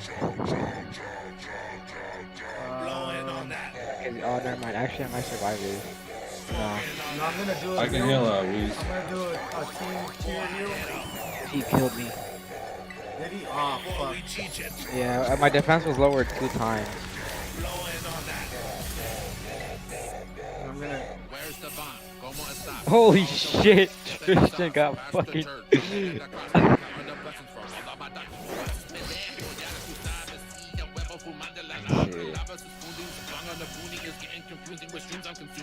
Oh, wait, I'm gonna. Oh no, I got the Moxie. Damn, we got 2 Moxie boosts.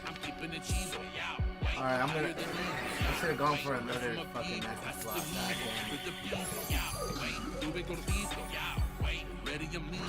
I don't got no more cheers, man. I'm gonna skill them for a couple Moxie. Oh wait, I might survive this. No.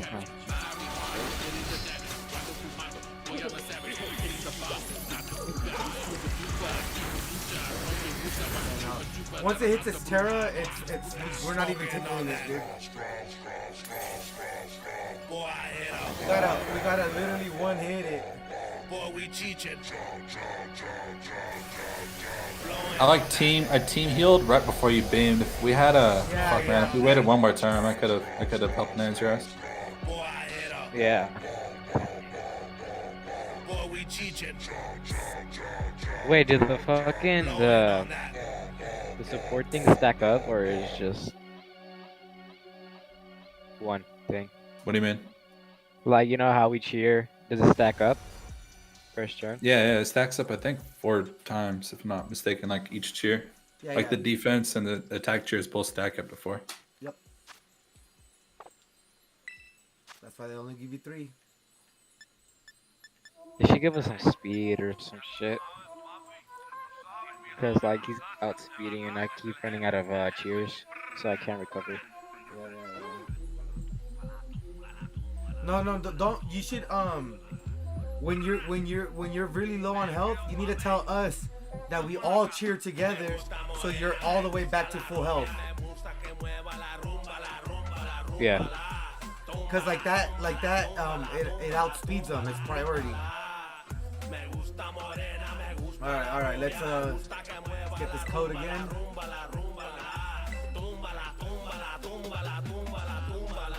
I got my defense lower like 2 times in a row. J74 44J.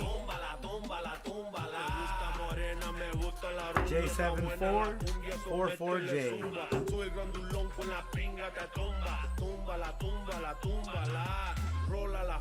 Dude, this Gyarados is gonna give me PTSD.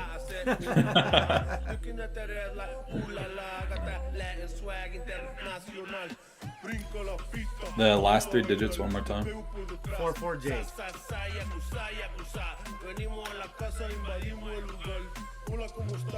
I think communication ended. It's I mean, my bad. J74.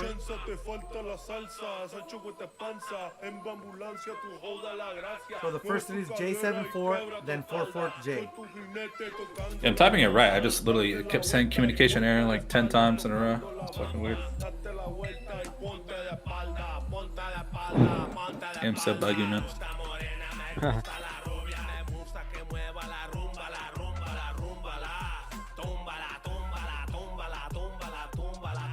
Yeah, they really compressed a lot of information for this game. Like for like the Switch's capabilities, you know? Are you guys playing an emulator or something? No, I'm playing on my Switch. Yeah, I'm on my Switch. Because there's some people that play on their emulators. I'm like, what the fuck? How do you do that? Cheer up, hang tough, baby. Cheer up.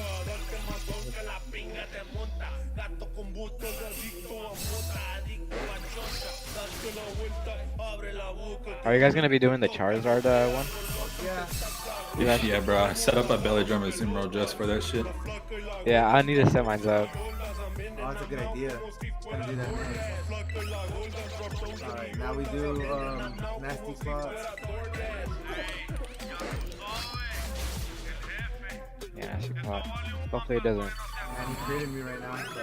Oh, shit. Oh, and my defense fell. I'm gonna do a team I heal can for still Benji. target here. Can? I can still target heal Benji. Are you gonna be faster than him though? Maybe not. Oh, actually, I got recovered. That's Okay. longer. Nasty plot again. Nasty plot. Okay. And then after the oh shit, I got critted. All right, let's all team heal. Team heal. We need it. Now they gone missing. Clown ass niggas salty cause they bitches say I killed it. Seen a shooting star. Oh, there you go. Fuck, do we? I'm gonna metal sound. I'm gonna metal sound. Alright, metal sound too. Oh, there. Okay, after this one, we could steel beam. We could steel beam. Fuck, he missed. I missed mine. Who should I help enhance here? I think we should. Metal sound. Help enhance or team heal this? One more? Okay. Or steel beam. Team heal. Let's all steel beam it. Team heal. Alright, team heal. Okay, fuck. I'm gonna nasty plot one more time because I'm full HP. Let's beam this motherfucker, dude. Alright, Will, can you heal me after this one? Or this turn? Yeah. You don't want to help enhance next turn? We're not going to beam this next turn? Oh yeah, actually, yeah, you're right. Hopefully it doesn't fuck. Alright, here. Steel beam. I'm gonna steel beam. That was Benji, right? Hold on. Alright. Let me get my shit off first. No! Nah. Oh, Let me get it off first. Hold up. I'll use it on Tristan or Weiss? No, I already used mine, I think. You should use it on Tristan. Yeah, Tristan. Oh fuck, dude. This game's fucking stuttering. Hold on. Yeah, dude, this game is so laggy. Fuck. There's a shield. Shit. We're done. Yeah, this game is so fucking laggy. Yeah, I felt like I was behind a turn, dude. It was weird. I think so too. I swear to God, that's how I felt, bro.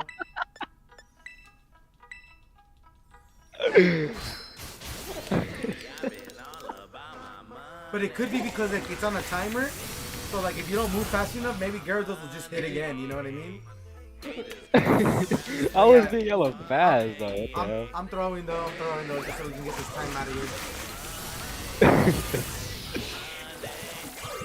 I was like, what the fuck? I felt like I was like, consistently behind a turn or some shit, man.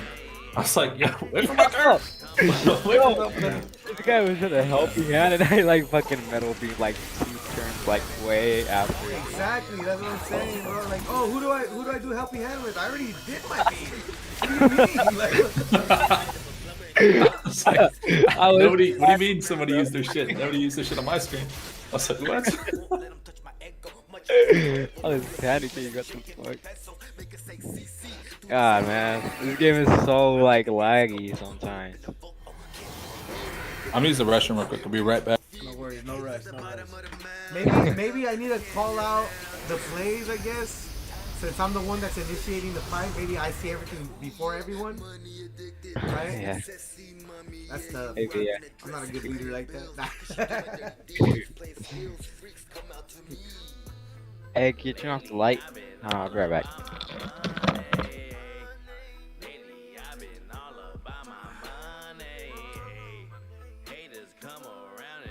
I'm gonna go take a fat bomb rip. I'll be right back. Outside.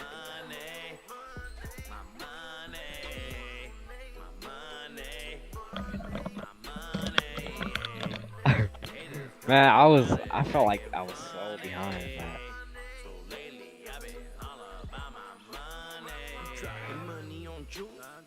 Dropping money on shoes, pimpin', living in mamas, that's true. Pimpin', broke as fuck, how you pimpin'? Gambit the ace, back in the place. Racks in the safe with a strap in my waist. Finessing your bitch with these magical ways. Beside your vision, I'm get a chase. Times like my dick is a laugh in their face. Carrots in my teeth like a rabbit today. Tears from my haters from the glass on the chain. Cuban. Been out here where you been. If I'm winning, y'all losing. If I'm picking, she choosing. Stupid. If I'm seated, y'all brooding. If I'm the US, y'all proving. Cardio, bitch, I'm moving. Is the code up? Cardio, Or no? bitch, she munching. She thirsty and she hungry. She slurp it up and go Hello? dumb. And then take it down in her tongue. Lately, I've been all about my money. I've been all about my money. Haters come around and acting funny. So lately I've been all about my money. My money.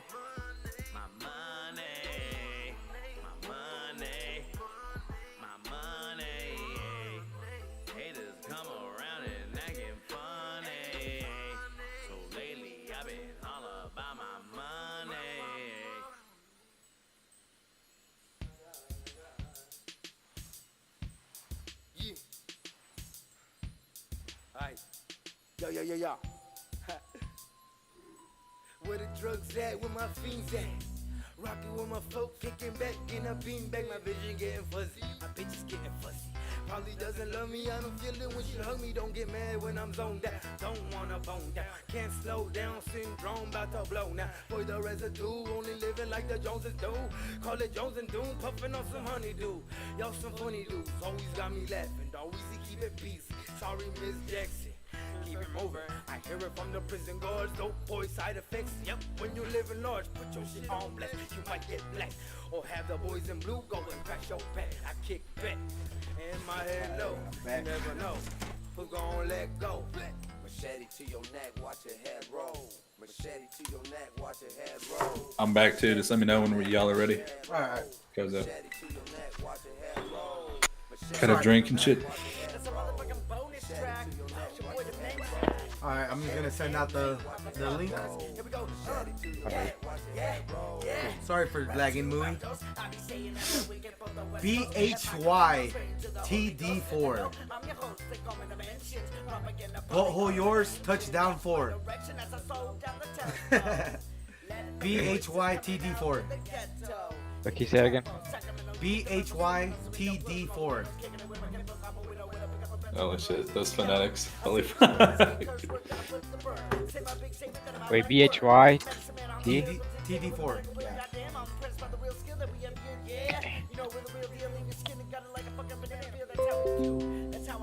Dude, this Gyarados, man.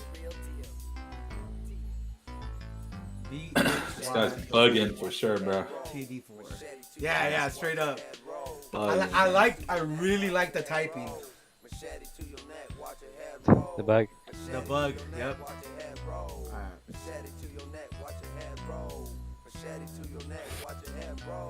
Alright, Tristan, let's try it. Why not? Man, it's got metal sound. Fuck it. how about okay, so we defense turn 1, metal song turn 2. Yeah, let's do that. Probably not gonna change anything, but I mean, it's a glass cannon. I think we only need one boost, and that's it. yeah.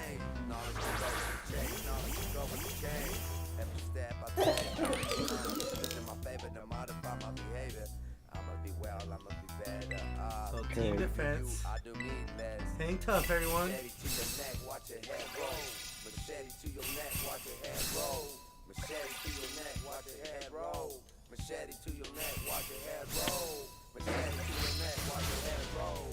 Nice.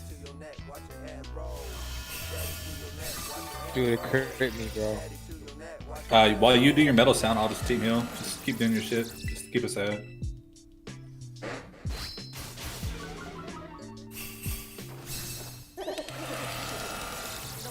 Needs help. God, man, I keep getting my fucking defense lord.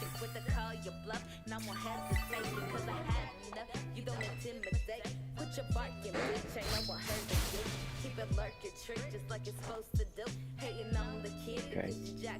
We metal sound? Okay, actually, nasty plot, right? One nasty plot, and let's just bomb them. I'll just do another team heal. Just keep y'all up.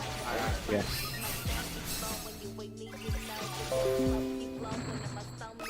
Let's beam them. Let's beam them. Shit, I'm like behind. I'm still nasty plotting. Okay. It's still the turn, yeah. But now that we got it, let's beam them. All right, bet. No way.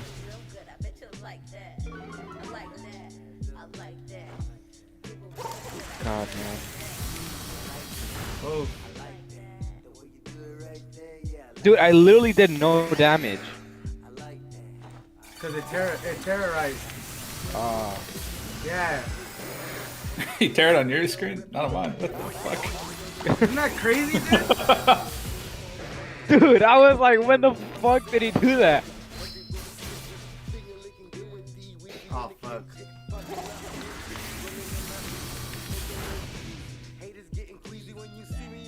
I was wondering why my fucking shit did no he damage. looks Terra, but he doesn't. It doesn't show the. Yeah, okay, now it's doing it. Okay. Dude. Dumb. So two nasty plots. But the thing is, he If he did a Terra there. he Terra'd halfway in the turn. You know what I mean? Oh yeah. Like you didn't even get to choose your move. You just did it. Or like. I felt like I was ahead in that one. I'm gonna metal sound.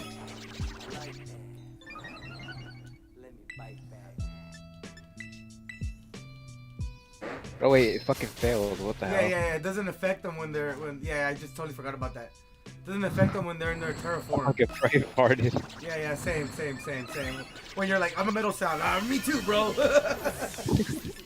Yeah, I'm throwing. I'm just gonna beam him.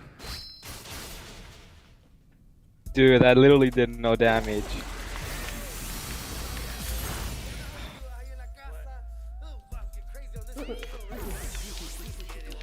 Will, do you have iron hands?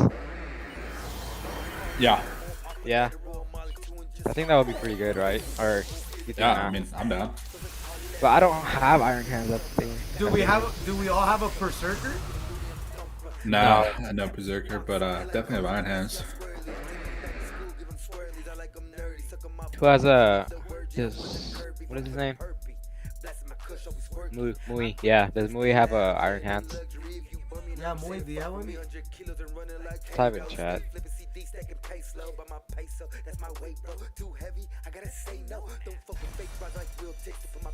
Cause I heard that thing hits hard. Yeah, they said they got iron hands. Okay. Yeah. Oh shit. Then I'll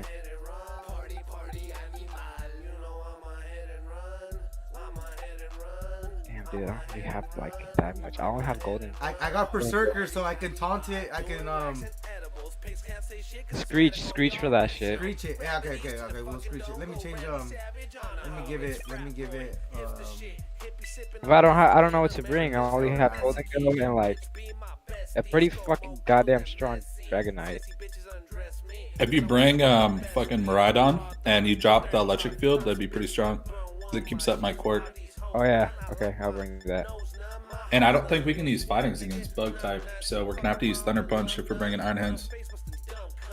Good. So to buff our Thunder Punch too. Okay, smart.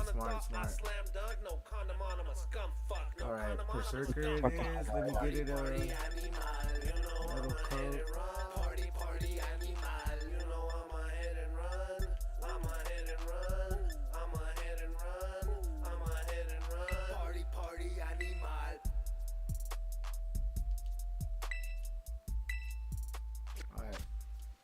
Yo, you have helping hands on your berserker, right? Yeah, I got the full build on him. The raid build. Alright, Bro, I don't know if this will work that well because that hurricane's just gonna dom us, bro. Oh, it has hurricane? yeah, dude. Yeah, he was spamming hurricane on us. Well, I can taunt him. I have taunt. Oh, that's true. That's true. Yeah. All right. Dude, only if other Pokemon had that Golden Ghost ability. VDL. Yeah.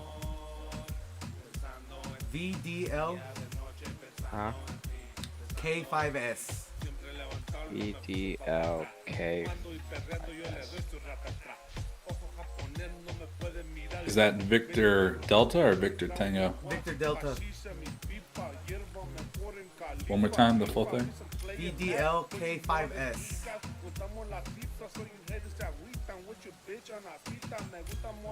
Oh shit, let me change my... Wait, okay, so I get Miraidon, right? And then you guys get... Tristan and...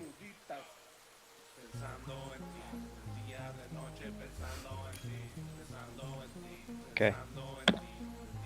Let me swap my shit. Dude. I like how there's like a couple Pokemon that actually like are good for raids, like Azumarill, Iron Hands, Berserker, Golden Go, and they're just like, and if you see other Pokemon, you just automatically think they're garbage. Well, I think their purpose. I think Berserker and Goldeno and Iron Hands are purposely designed for raids now. I think, you know what I mean. Like, They work for battle too, but their abilities and everything are made for raids. Alright, bet. Yeah, cause what is it, metal frenzy or whatever on Berserker, the hidden ability. If it's 4 of us, all Berserkers, our attacks get boosted. Oh, and then the Screech, yeah. Yep. So we defense boost, right? I'm assuming same strat. Yeah, that's fine. Okay.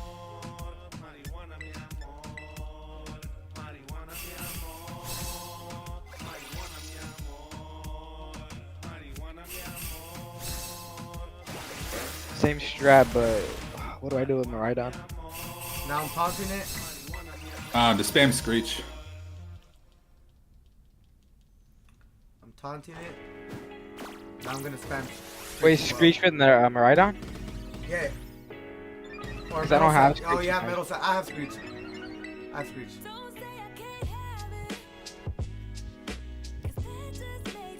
Yo, let's team heal if we can.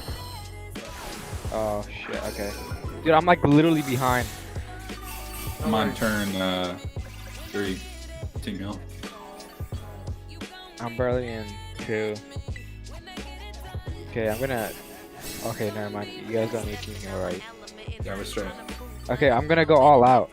Go for it. Go for it. Go for it. Next turn, I'm gonna pop my shit. I'm gonna taunt him Turn again. 4.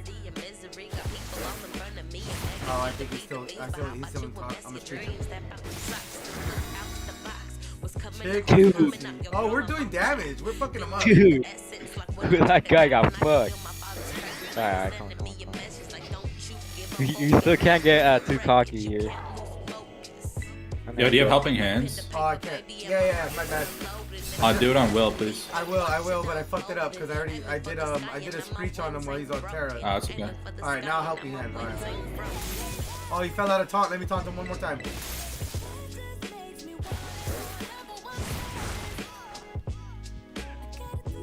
Ah, I can't taunt him. That's dumb. I fucked up, guys. Sorry.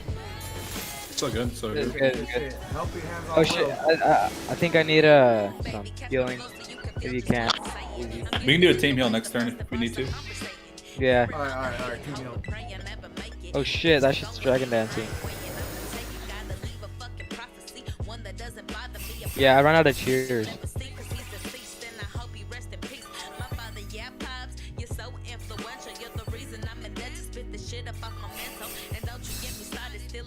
Oh fuck, dude, my Switch is about to fucking die.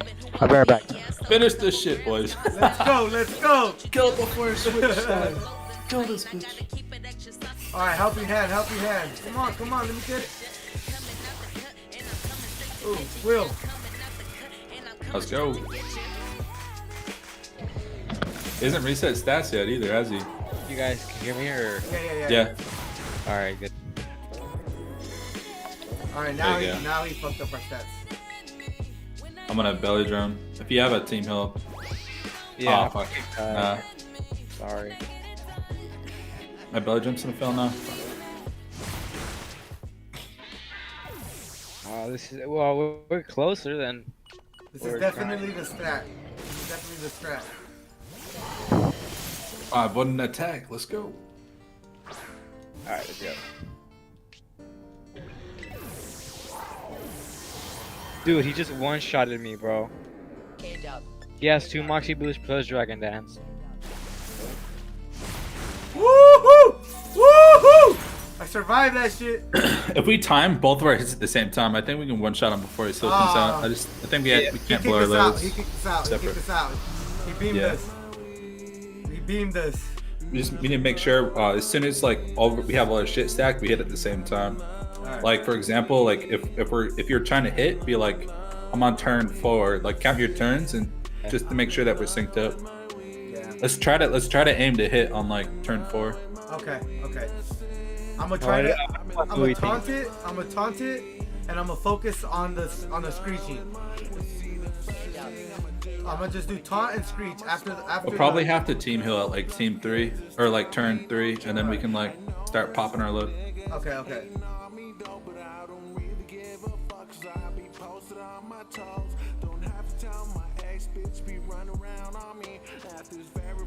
Y5J.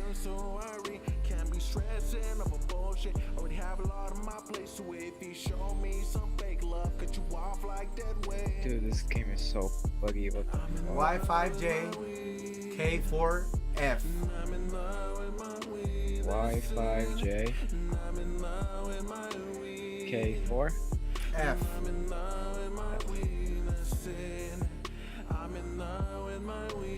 Oh fuck, no communication partner. Can you say the code again? Y5J K4F. But I don't really give a fuck, cause all my homies be coming with fathers and they wouldn't hesitate to buzz. Catch me taking a dab. For everything I be stressing, can't be thinking about the past. So up and smoking my session, reminiscing. I'll post it in the chat in this channel if you just want to take a look. Oh shit, there you go. Wait, where is it? Can you tag me so I can fucking... Yeah, so... Word, I got you. Dar. There you go. It's like, if you see where like you click on the channel to join the voice channel, if you hover your mouse over team 1, there's like an open chat. Now I see it. Yeah, yeah. Wow. I'm a noob in this. Hi. Thanks, man. Alright, there we go. Way better. Alright. Oh fuck, I never knew that. Yeah, dude, same, dude. Oh shit, oh fuck. Movie's right there, like just like talking to the dev, dog. No, oh, yo, he went gold dingo. Yeah, dude, I'm so sorry. Dude, I fucking choked. You can still change it, I don't think it's too bad. You just screech instead. Yeah. And we have our own quirk drives with booster energy, so it's not too bad. Dude, I suck, my bad. No, it's straight, Just make sure that you're using your screech and shit. Metal sound? Metal sound, whatever it is, yeah. Yeah, you try to solo it yourself, right? It's like you're trying to do the solo raid yourself, and then we're fucking it up. We'll just try to keep you alive. I'll just be a support for you guys. I'm the support. I'm trying to keep you alive. Dude, that's a shiny. Oh, it's a fat iron ass, bro. It's a big boy iron. God damn, He's that's a big boy. God damn. And he's shiny? God damn. Yeah, that ass. Whose shiny is that?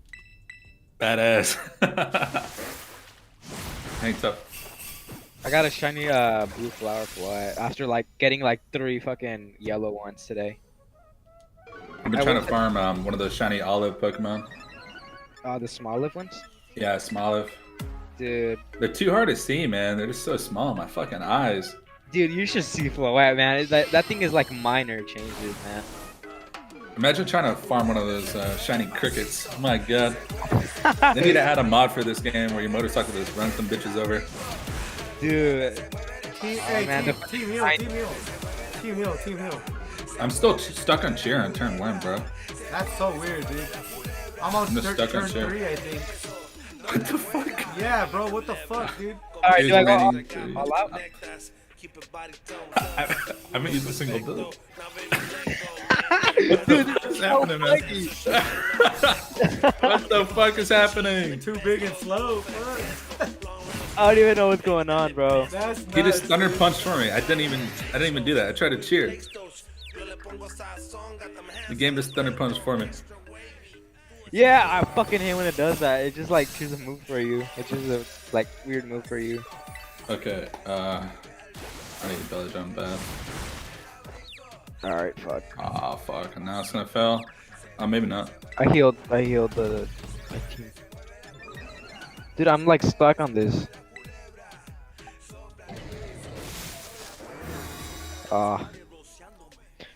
Helping hand. I'm gonna team heal. Yeah, helping hand. Wait, I did a taunt now? It has taunt. The hell? No, did I? Who did I taunt? Did I taunt someone else? Yeah, you taunted the Hariyama, dude. I was trying Oh to do yeah, that. we're attacking. Helping hands. Oh, what we're the attacking. fuck? Oh, we're fucked, man. We're like so fucked. Oh, actually, we might be good. As long as I stay alive. If I don't, Helping hands. oh, Team heal, team heal, team heal. as soon as I have a turn, I'll press it, bro. Dude, I'm stuck. What the fuck? Yeah, it killed me. All right, let's team heal you. If I can actually press a button, bro, please, man. Okay, I see. There you go. Will's- Hell yeah. Will's Mom died. Wait, I died. I'm wait, still it alive. literally said it died. Oh, never mind. I'm Never alive, mind. bro. Never mind. Never mind. Never mind. You're back. I have like 300 health. What the fuck? I saw it go from 0 to back to green. Yeah. It was crazy. 0 to hero. Let's Dude, what the fuck? That was crazy. All right. Helping hands.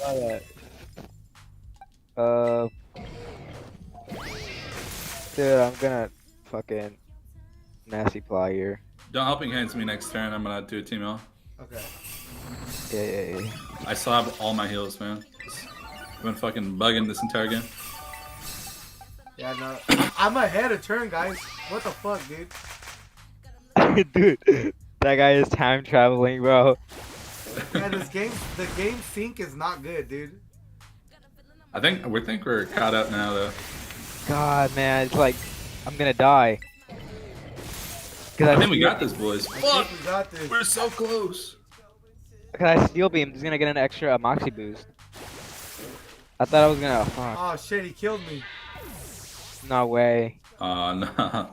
Oh no, we might actually get it. Dude, we might get it. Please, one more hit, man. One more hit. Oh! We got it! Yo! Holy fuck. Yo! Good game, boys! Yo! Yeah, that's going on a fucking regular Pokeball. Piece of shit. I gave it a premier ball. Fuck it, eh? I want it. Yeah, buy one get one free ball. Fuck you, bitch. Yeah, we gave it the free ball. This shit doesn't deserve to be in a good ball, man. In a Fuck that. premium ball. It definitely deserves it, bro. I'm definitely gonna be using this one. And I got garbage. Did you guys learn how to change egg moves on mons like these, right? Like you don't have to breed no more. Yeah, man, with the mirror herb or whatever, Yeah, right? mirror herb and picnics, you're done, dude. Like what the fuck? Yeah, I good. did that for my Zimmerl. That's So how good. he had to get belly drum, man.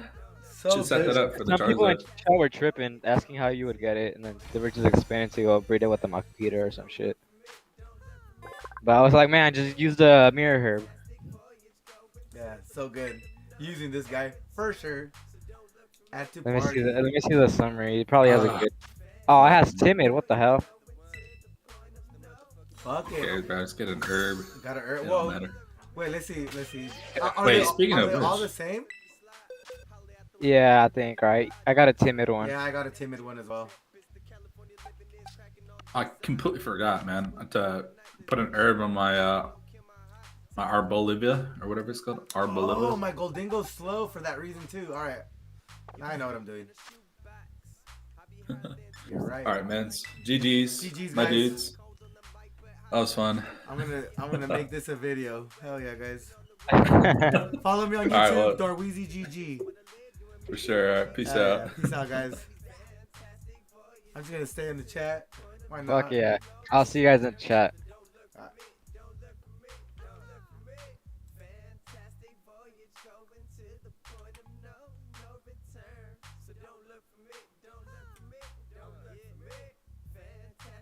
We're coming to the point of no return.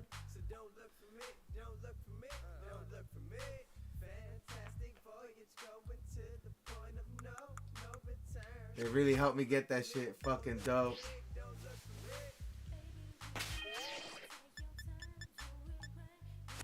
Alright, Azumarill, where you at?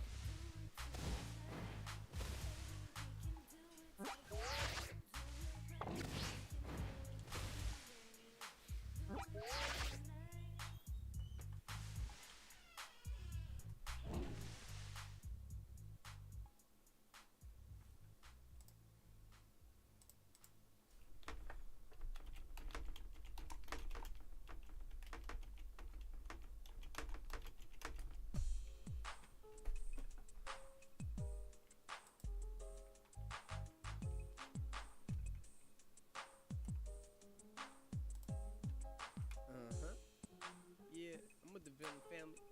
You know how it is. You know what we does. I'm gonna give you the biz right now. Yes, sir. Yeah, if we talk about winning, then I'm laughing while I'm grinning. And there's money in my mind, and of course, pretty women. That's grown folk talk, so there's no time for children. They let me out the cage, so your boys about to kill him. D-R-U-N-K's how I'm feeling. I don't know, I be straight up, I'm in the booth and I'm feeling like it came up. They hating on your boy cause I spit the fucking flames. Get purple with my blunt in the bow, got me leaning. Now I'm out for the cheddar cause I gotta get my cream and my shit's always hot. Leave the verse hot and steaming. C-R-E-A-M be the reason. Pumping out knots till they put me in the box. And until that time I'm reaching for the top. I'm go to chase cause we trying to see paper. Ride the real hard, yes, like a skater. Pumping out knots till they put me in the box. And until that time I'm reaching for the top. On the go to chase cause we trying to see paper. Ride the real hard, yes, something like a skater.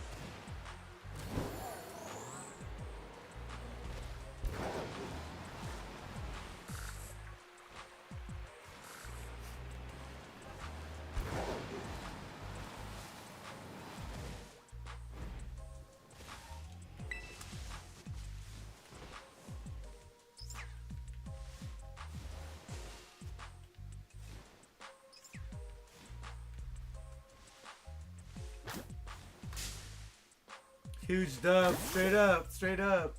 Oh, you watching Benji? Hell yeah. Is that a Chinese? I'm like traumatized because I can't even tell the difference between these ones.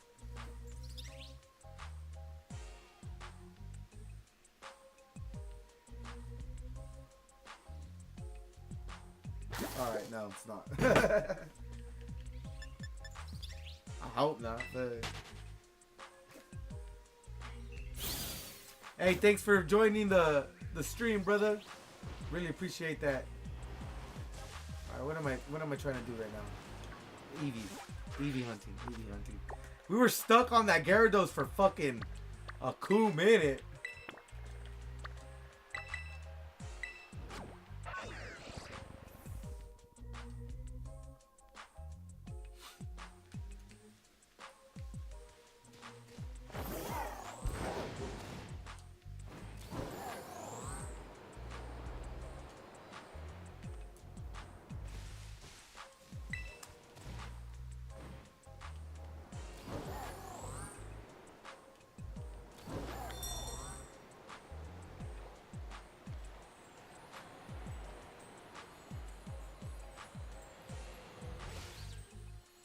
That was a fun and challenging, man. Hell yeah. Really appreciate it, brother. Let's see. Oh, whatever. Berserker might be able to one-hit it. Screech and bam, Thundiddy McQuitty.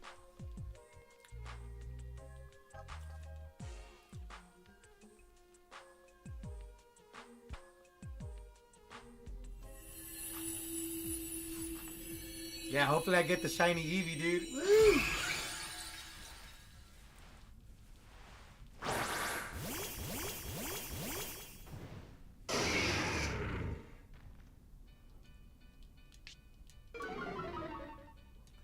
Hey, shoot me a fucking a private message if you got a PO box or whatever. I'm doing a giveaway of these at 100. I'll definitely shoot you one, bro. Those are the real life gifts.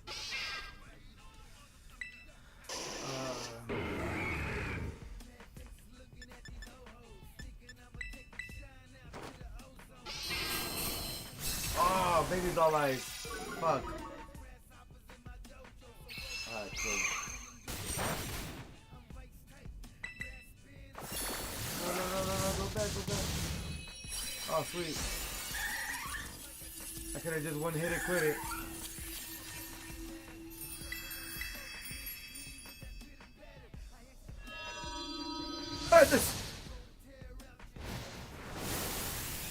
That thing isn't shiny locked? What do you mean? The terror raids? No, I'm pretty sure you can get a shiny EEVEE if you farm as many, like, let me check.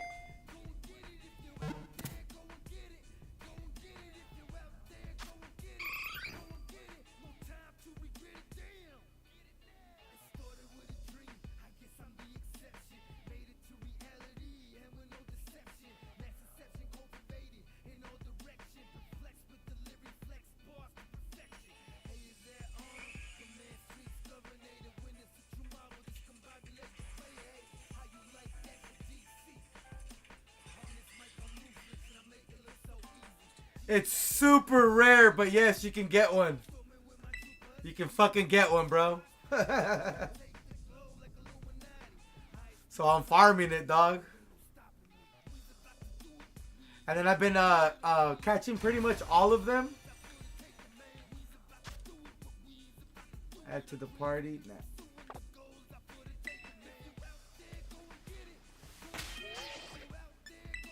That's right. Put my Gyarados back.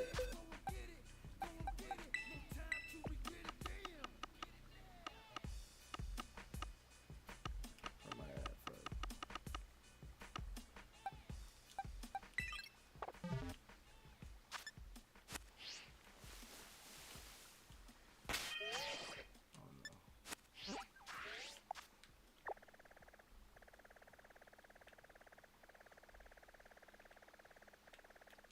I have it. Nope. Man, might have to try it. I got the shiny charm. Might give me some extra rolls. Oh, that's true.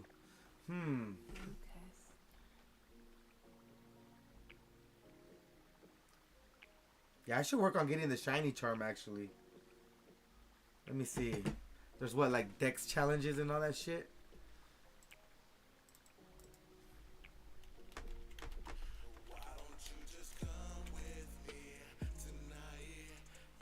How to get the shiny charm.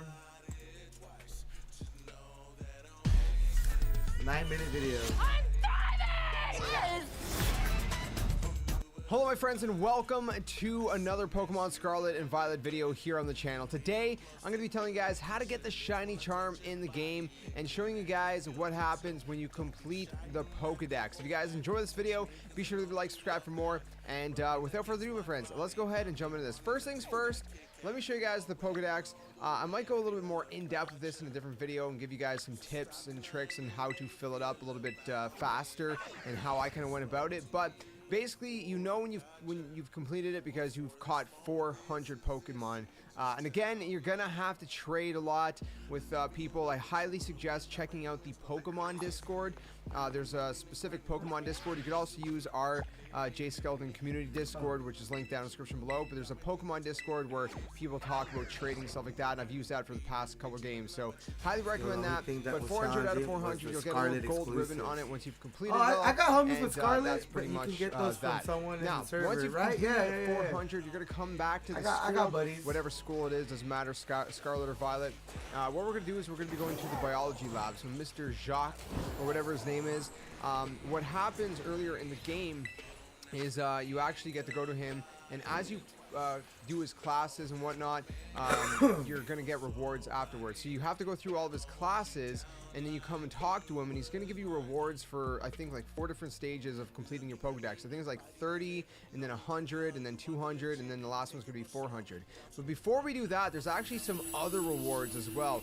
Now, I didn't get to capture all the gameplay of this, but I'll try to throw some up on screen so you guys can see exactly what kind of rewards you get. But the way you get these rewards is if you actually go into the Pokedex and then you push the X button. When you do that, you're going to unlock a bunch of different rewards for every 10 Pokemon that you add to your Pokedex, which is absolutely insane. And then finally, when you get to the very, very end, this is what happens. You get 370, you get a gold nugget. At 380, you get 2 nuggets. At 390... So it's just completing the decks then. Alright, nothing special. Alright. Yeah, I mean, it shouldn't be that hard. Like, and then especially with fucking extra large candies, right? Like, just catch one, give it an extra large candy, evolve it. You know what I mean? Like, fucking done.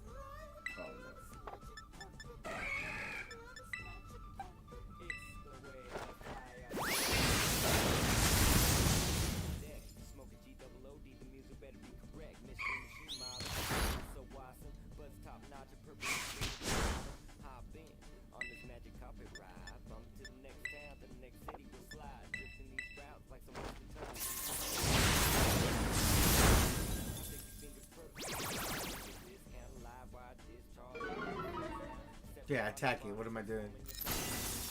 Yeah, dude, straight up, their fucking XP candies are nuts, dude.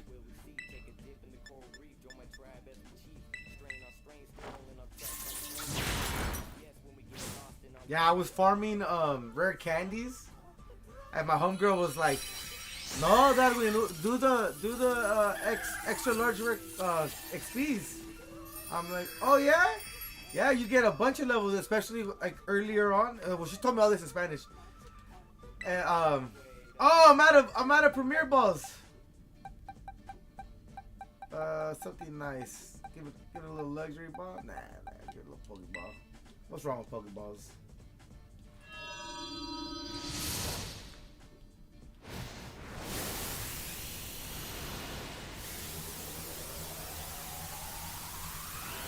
Hope you have a good rest of your stream. I'm gonna go do some raids and farm some XP candies. Hell yeah. Oh, no. I gotta do the Azumarill. That's what I really need to do. I wonder if there's a Azumarill raid. And then it's gonna be tough if the Charizard has a fucking metal, a steel type move, which I'm pretty sure it will.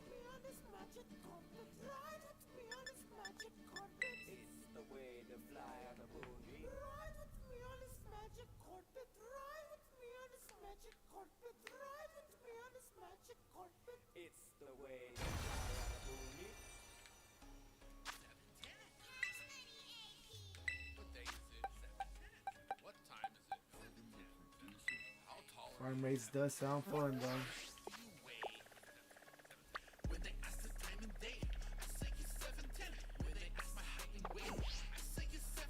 You know what? I wonder if I can find an Azumarill run in a raid.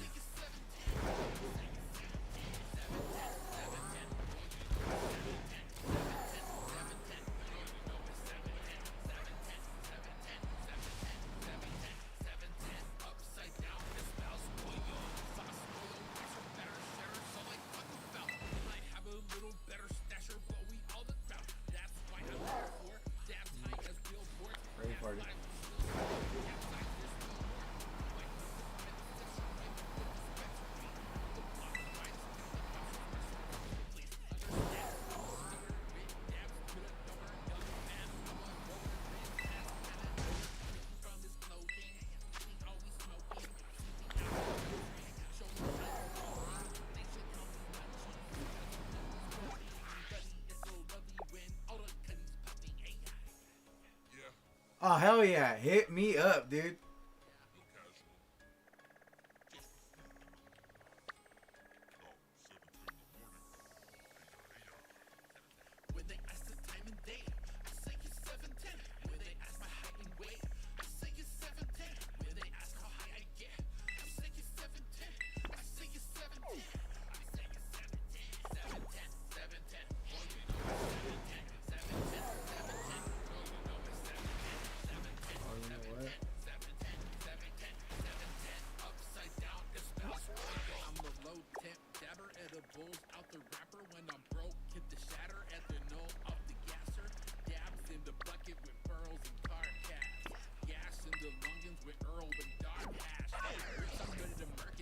I just find one on the.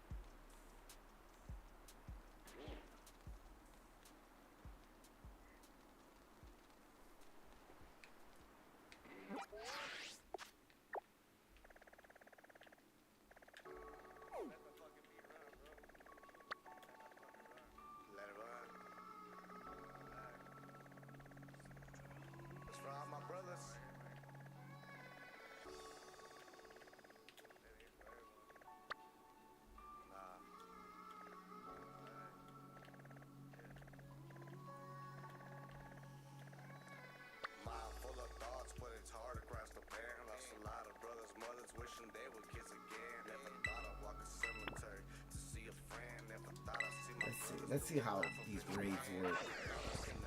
Man, you know that shit ain't clever. Never meant to put my lady through the shit I did. I speak upon the truth. A lie get you killed. Know your conscience will. Lately suckers snitching, acting like they with it. Quitting counters coming in. On a mission trying to make a better living. A place to raise my kids and pay rent to feed my children. I place my goals ahead and my dreams even further. Working double time, long nights of rain.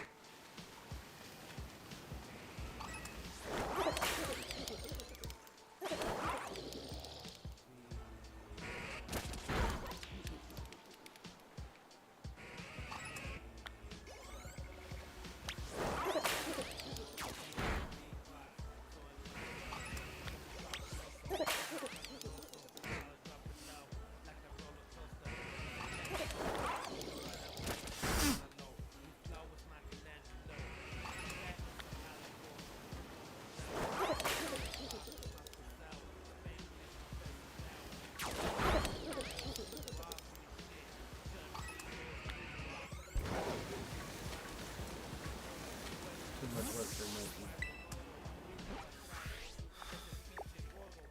Back to the mission. Like that is VS.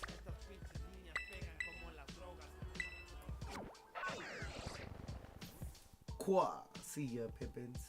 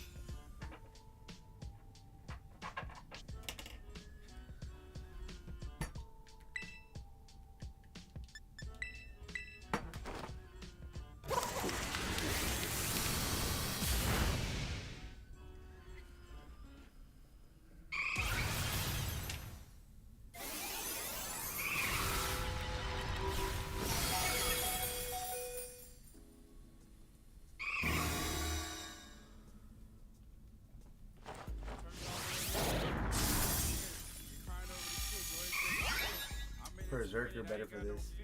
That boy going crazy, Britney Spears. I'ma make him turn their head like the Tootsie Hour. James can spit it fast, James can spit it mellow. I'm coming for your neck, take you to the gallows. You burn your own self, do you need some aloe? Elevating while they hate, I'm walking on air. Trying to be the greatest ever, you cannot compare. Gerb hit that beat with a strike, that was not a spare.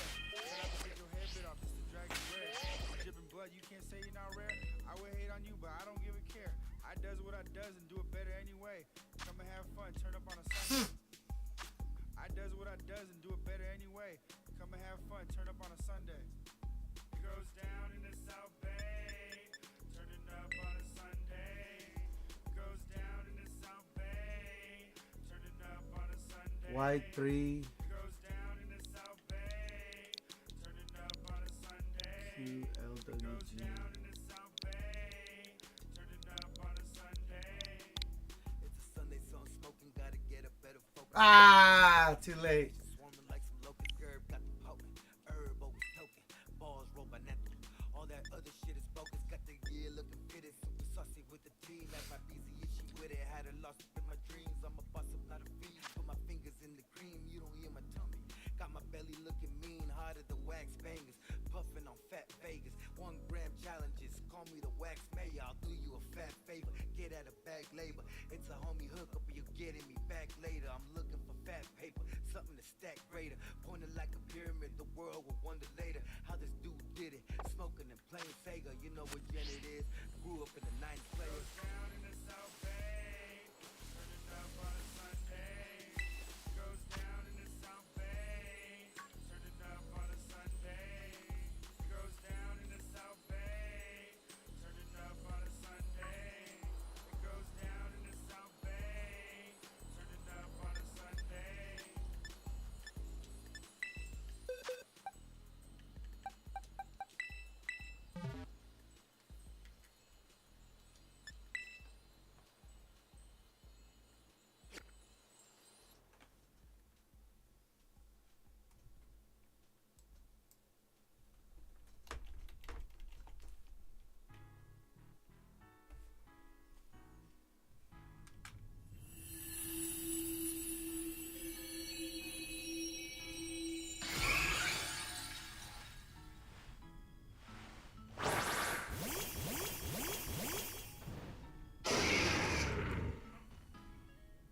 I'ma leave a fucking prophecy. One that doesn't bother me. A product of a beast you'll never see, cause he's deceased. And I hope you rest in peace. My father, oh dad, you're so influential. You're the reason I'm a dentist. Spit this shit up off my mental. And don't you get me started, still a little sentimental. It made me who I am, and I be loving who I be. Yeah, I sold a couple grams, got my style from the street. When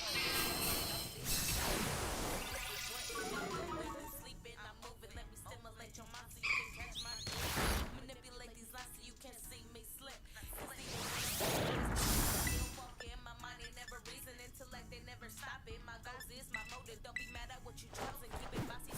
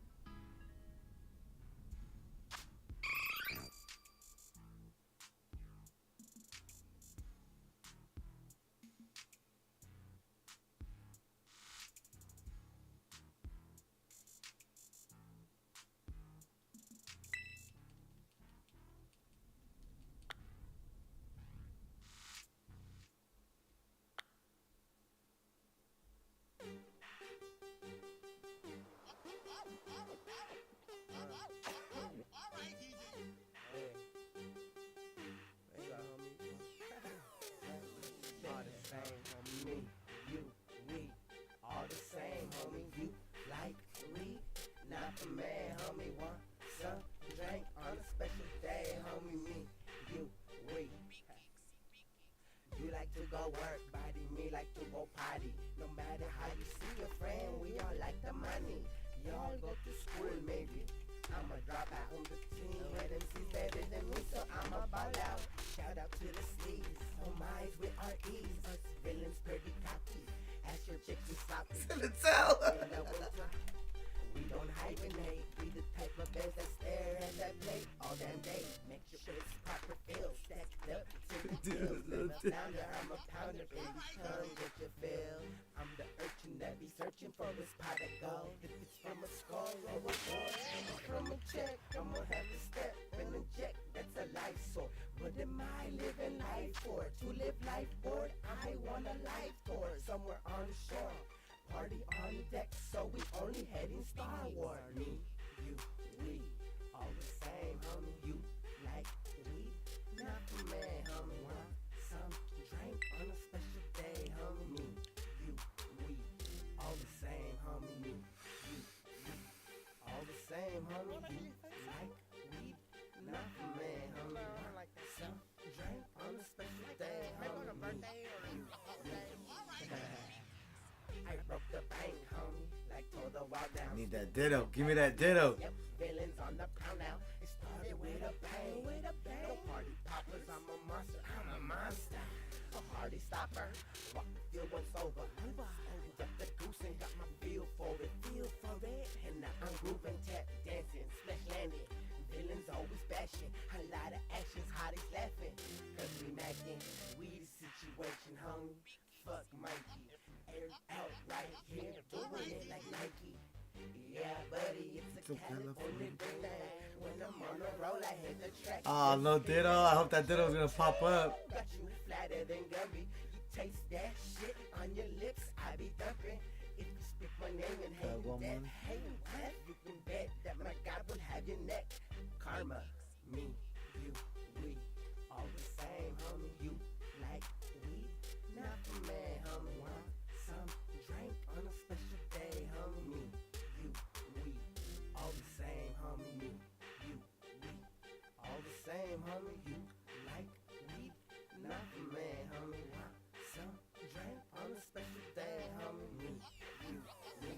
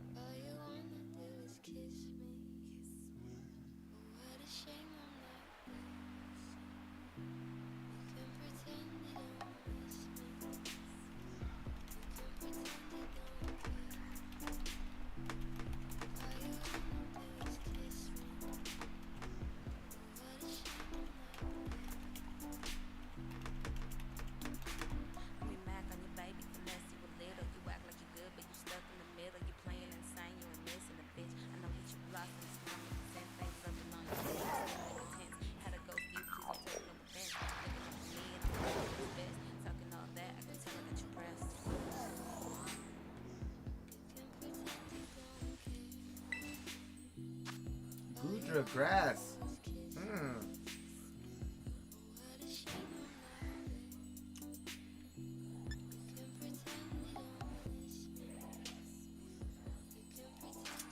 I want to do this Gudra grass?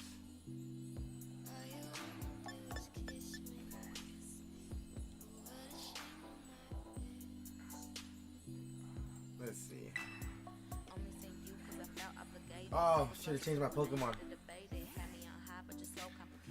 Let's see the Pokemon I'm with.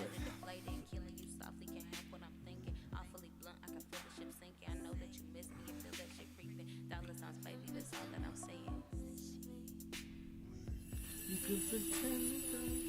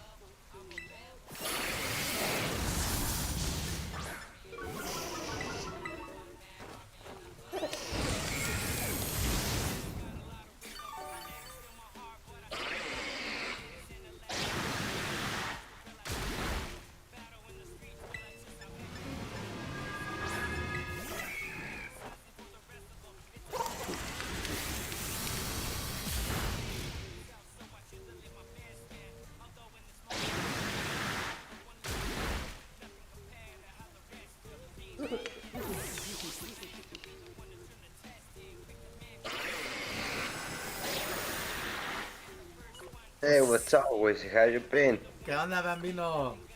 Oh, Hey, my camera's not Wizzy. working. How you doing? Good, good. ¿Cómo estás tú, Yeah. güey? 50-50. What can I say? 50-50. Hopefully 50 good and 50 great. Oh, in a different point of view. I can be 50-50. But right now, why the fuck? Fucking Mexico, why the fuck they lost against Argentina? I know. Qué feo. Pobre México. Yeah, fucking Argentina. I Puto didn't know that. Puto Messi. Con ese I pinche didn't know gol. that fucking shit was a fucking country. The motherfuckers live in fucking South America. With all due respect. ¿Cómo estás, güey? With What are all you due doing? respect. Yeah, I'm fine. I'm having a modelo right now at Es this moment. todo, es todo. Yeah. I'm gonna send you a picture right now how I fucking make the fucking Christmas night right now. Hey, Red. Fucking Red. Oh.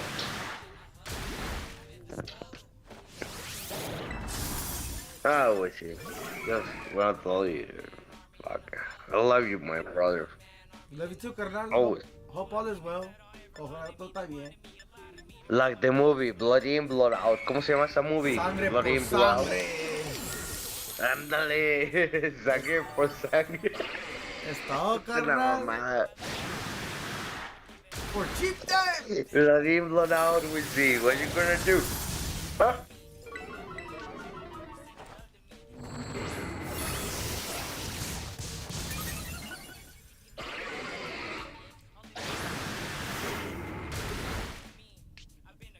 Oh, ya se fue.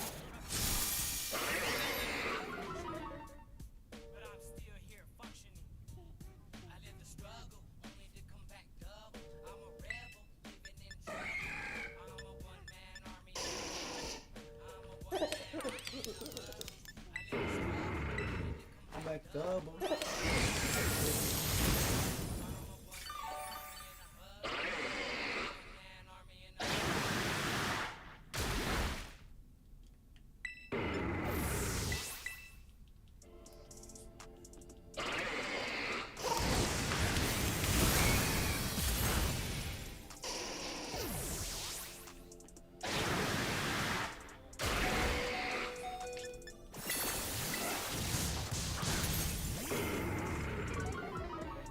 Out this rain. Ugh.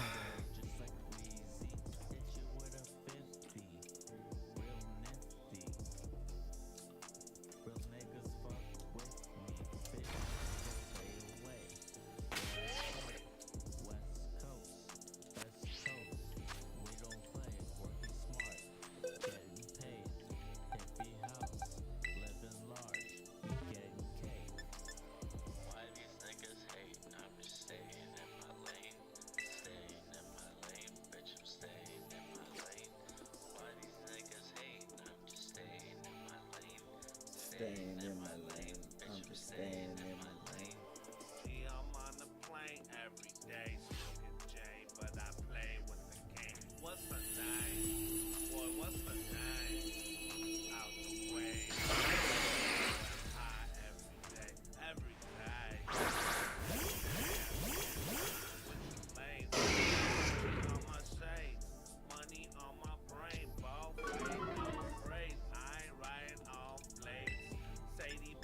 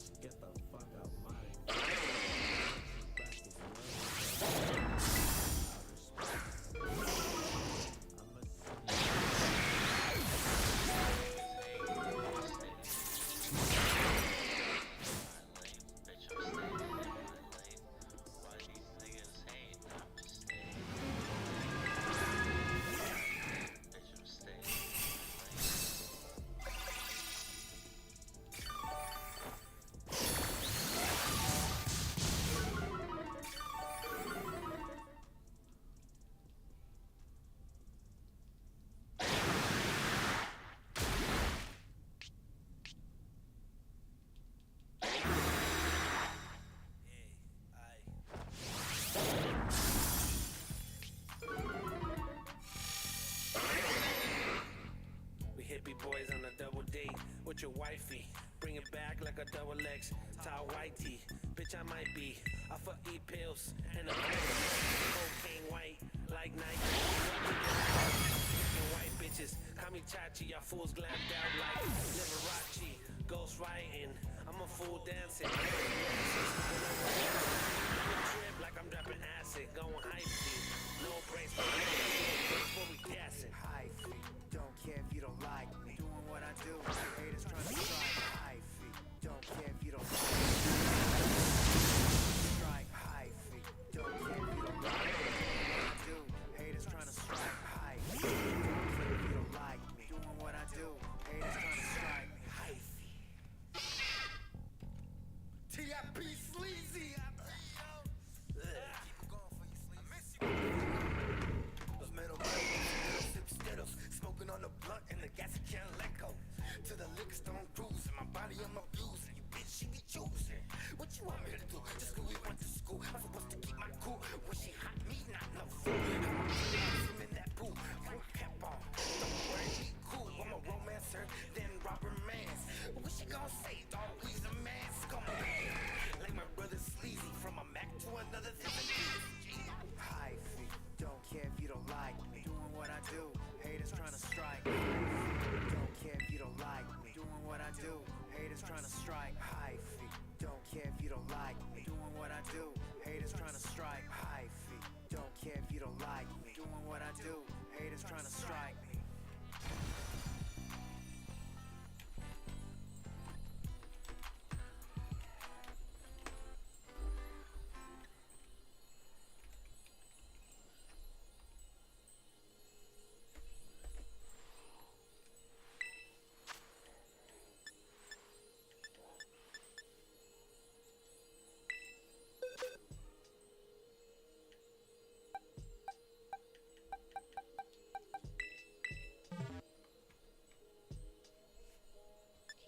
Coming up from growing up, I learned from being stuck wasn't bringing me any luck. Through certain situations, kept my mouth shut. I've kept it tucked, learned what enough is and when it was enough. Coming up from growing up, I learned from being stuck wasn't bringing me any luck. Through certain situations, kept my mouth shut. I've kept it tucked, learned what enough is and when it was enough. Through my whole life, it's altered in and out, all throughout altercations like a deep wound from a knife. Punctured with the wound, how soon till it's healed? Morning thoughts and afternoon, too soon to be doomed. I focus on the image instead of a zoom. Like a zoo, yeah, like a jungle, an animal in trouble. The one in trouble is you, predator out for my prey. Coming through to follow through. I never knew what I would do. Feeling blue, coming out the blue. I'm a whole new dude, I'm a whole new guy. Who would've knew? I'm working into living it my whole life. I like to thank the one tucked. I like to thank my guys. I like to thank the one tucked. The only one that gives a fuck. The only one that gives a fuck. Coming up from growing up, I learned from being stuck wasn't bringing me any luck. Through certain situations, kept my mouth shut. I've kept it tucked, learned what enough is and when it was enough. Coming up from growing up, I learned from being stuck wasn't bringing me any luck. Through certain situations, kept my mouth shut. I've kept it tucked, learned what enough is and when it was enough. Coming up, not give a fuck. Coming up from being stuck in a rut. Life is tough. Life is tough in the slums. Collecting all the crumbs just to greet to ends meet. I'd rather eat with bums where I thought my friends be. What I thought chemistry turned out only jealousy. I appreciate the envy. I give no fucks where it's to send me. I let God be the only one to judge me. Everybody bugging. Now even more my life I'm loving. Now even more my life I'm even loving. Now even more my life I'm even loving.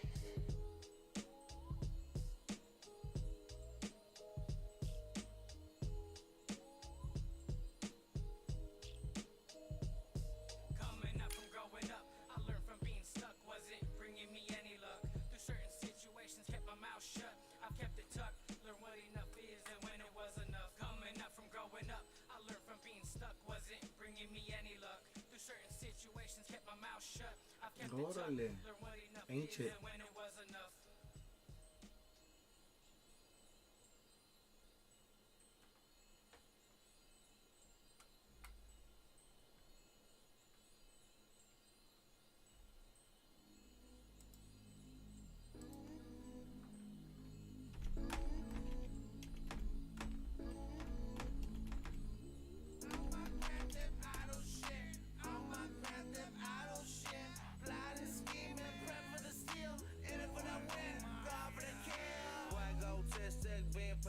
essence on that mission. Cheddar cheese, all greenery, all up in me. Thinking about that, just dreamery. Like drugs roll everything around me. Plowing, going, showing, leaving. I'm just thinking so much shivers. If I catch that case, hope there's no facing no way, talking no place. Saying that I just got in and out. I just wanna be on ski skirt and I just wanna be really on just jerking motion. I'm really on choking, gassing. I'm really on petrol rolling, thinking twice when I just move once for that profit and that lit. Plotting, scheming, rebel to steal. In it for the win, going for the kill. Playing that fit, this shit get real. I'm my Grand Theft Auto shit. I'm my Grand Theft Auto shit. I'm my Grand Theft Auto shit. Plotting, scheming, prep for the steal. In it for the win, God for the kill. I got big ideas, mafioso. Like Mamma Mia, she feed me well and does me dishes. She give me kisses and best me wishes. Then I'm off to work, never leave my toolie. Just in case Paul Blood trying to act a fully. Can't touch this.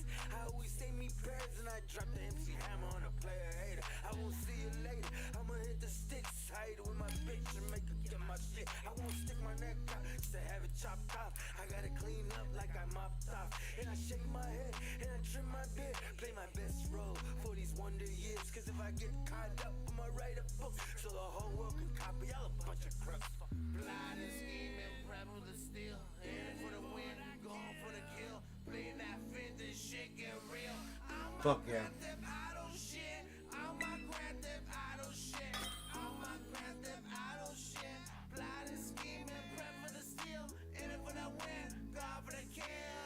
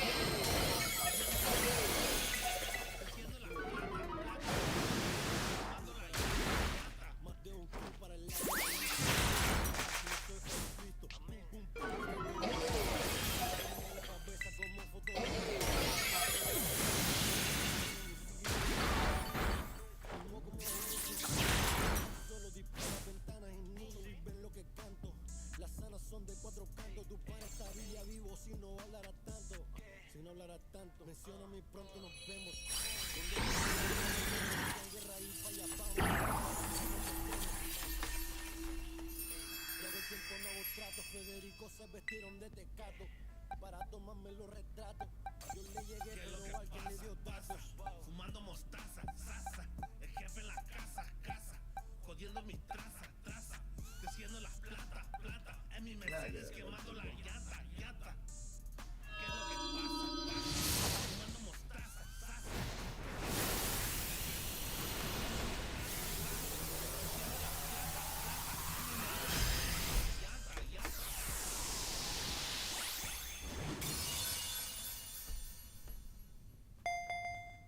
I don't know.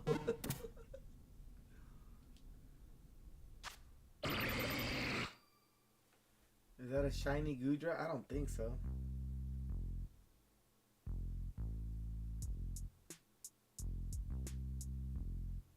Definitely not a shiny Gudra. Yeah, everybody shut the fuck up. Hey, hey, mic check, 1 1 2. I'm not number 2, I'm number 1. COR, that is that guy. COR, boy, I'm super fly. If you don't know me, ask your bitch, cause she probably known me since way back then. It's a okay, man, you call me Gas Nation. It really doesn't matter, nigga, I got the Gas Nation. Hey, man, call me Valero. I got gas all day, and I don't do the 87. I got that 91 main. Octane, unleaded premium. I get that shit, man. Who is that guy? Who is him? COR, born in 93. That is him, and that is me. I'm right here, boy. Ask about me. One thing about me, I never been a bitch. Only bitch about me, that I'm a bitch maker. I take a bitch and break it down for paper, and take everything that she got. COR, man, I is that guy. We on the block, non-stop. I don't run for shit besides the cops. After that, nigga, I whoop your ass real hard. Man, ACOR. I said it 3 times just in case you forgot. It really doesn't matter cause we're getting this shit, man. I'm right here and I'm street smart, I'm clever. Funk my middle name, so that's whenever. Hey, Funka died tatted on me. They tried to kill me 3 times, but guess what? I ain't dying, G. Shit, boy, I ain't a cat, but do I have 9 lives? They tried to kill me 4 times, but I ain't dying. Goddamn, I'm feeling like a zombie, but I stay riding. It's Funka die, and I'm funkin' cause a nigga ain't dying. That's about Cordizzle, boy, I'm always riding. Never back down to the fun, cause I is the fun. And I'm sipping on this shit that what I is to the hood, bruh. I'm a model, shit that I'm sipping to. It really doesn't matter cause I is that guy and I is that dude. And I ain't cheap cause I ain't no fucking Jew. And that's about the funk, boy, we them dudes. We them dudes, we them guys, super fly. That's about us, nigga, I'm hella high. I just popped like an 8th of fucking shrooms. I'm going dumb, I'm feeling like that fucking dude. It's okay, it's okay, it's always gravy. And when you want fuck, my niggas ready. Military like the Navy. Crazy. These bitches don't love me. They say, Cordizzle, why's your gun always off safety? I said bitch cause bitch niggas try to waste me. Don't ask no questions just like that. And I fucking had to put a real bag and put it in a place. It really doesn't matter, man, cause I'm all over the place. They be like, where you from? I'm from the east. Hey, man, but I stay in the south side, 7 trees. East side, nigga, on the south. But I'm all around San Jose, I get around. Hey, is I that hoe? Yes, I am, nigga.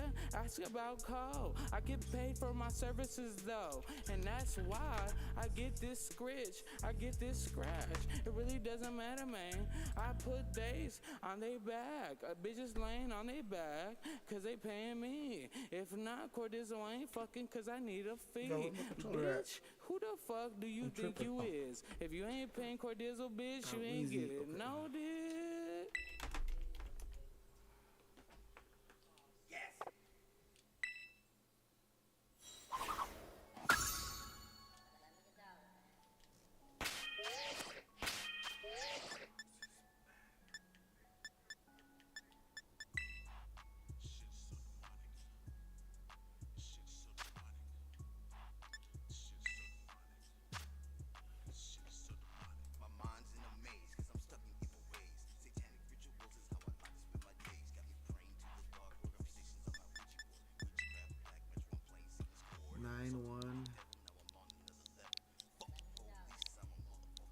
07F7G.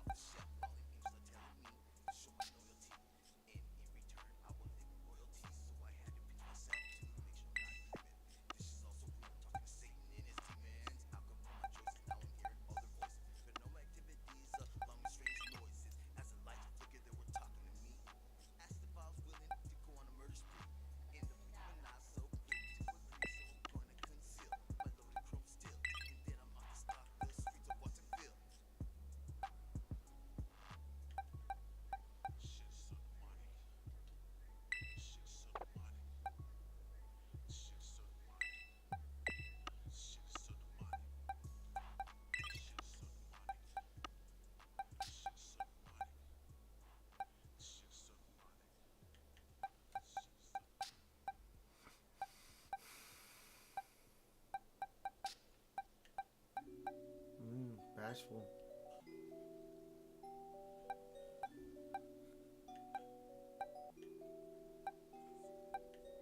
I thought it was poison. I always thought it was poison.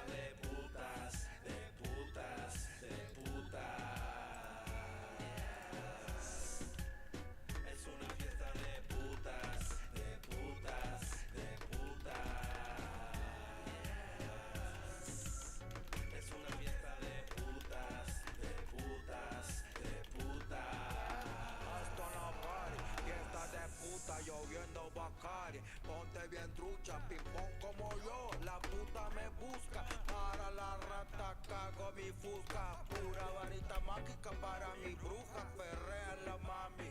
A las mis sucias, las que divierten más, no las quiero dejar en paz, hasta te dejen coger en paz, no me puedo tranquilar. Es una fiesta de putas, de putas, de putas. Es una fiesta de putas, de putas, de putas. Es una fiesta de putas, de putas, de putas. Es una fiesta de putas, como me gusta, chilling with a sucia. Throwback, but I gotta stay trucha. Smoking on a blue blunt, fucking culo make you turn up. Your Sancho aquí está. When your man turn up hasta la vista. See you when I see you, baby girl. I see you when I see you. Es una fiesta de putas, de putas, de putas. Es una fiesta de putas, de putas, de putas. Es una fiesta de putas, de putas, de putas. Anda de puta la nena, bien sucia la nena, abusadora, abusadora. Pero no se enamora, de dolor, de puro polvo, play, play. Twisted estilo tan pesado, gotta keep it vamos. And come up with this business, dale, dale, baby, el culo ni no witness. De putas, de putas. Es una fiesta de putas, de putas, de putas. Es una fiesta de putas, de putas, de putas.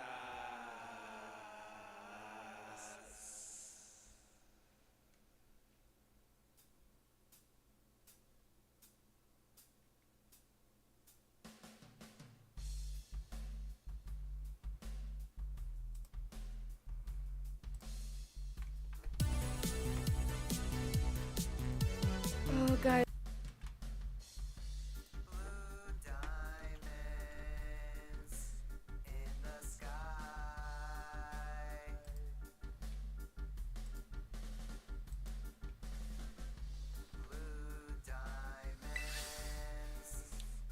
In the sky.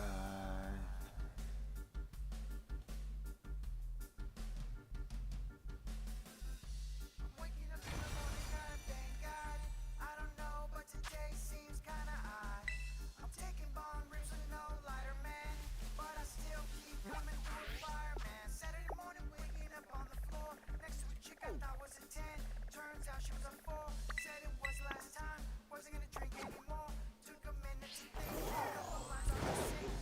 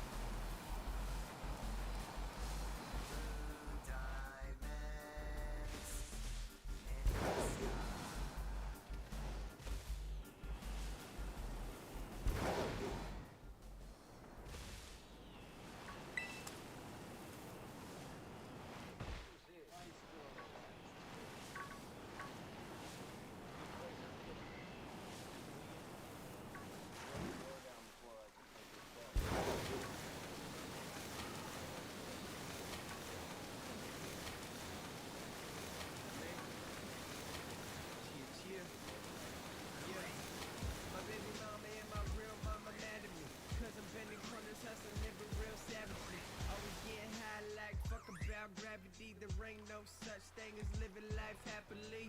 So I'm grinding, best believe I'm coming.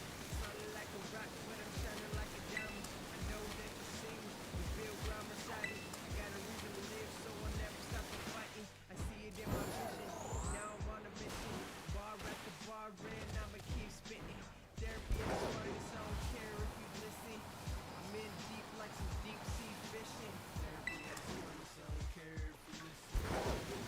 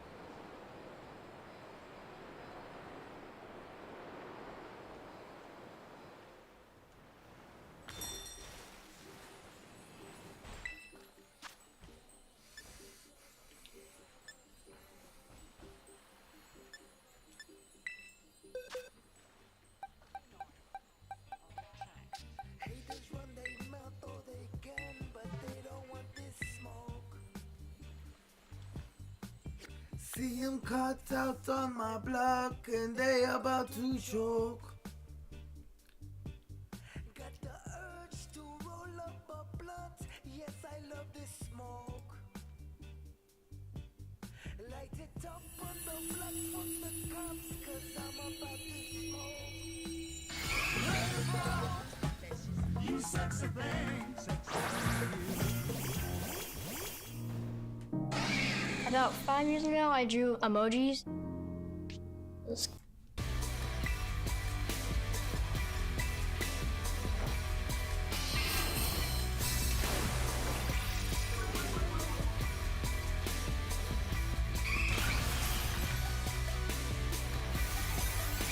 Raiders drop another one. They are now 2-6 on the season as they lose in Jacksonville 27-20 to the Jacksonville Jaguars. Welcome in, everybody. I'm Amber Theo Harris. Raiders game day along with James Jones and Eric Allen. Look, this is not where anybody wanted to be with the amount of talent on this team. When you look at this loss, Eric, first you have to look at things like the second half. It looked like this team was getting it together in the first half. Yeah. Looked like the gift.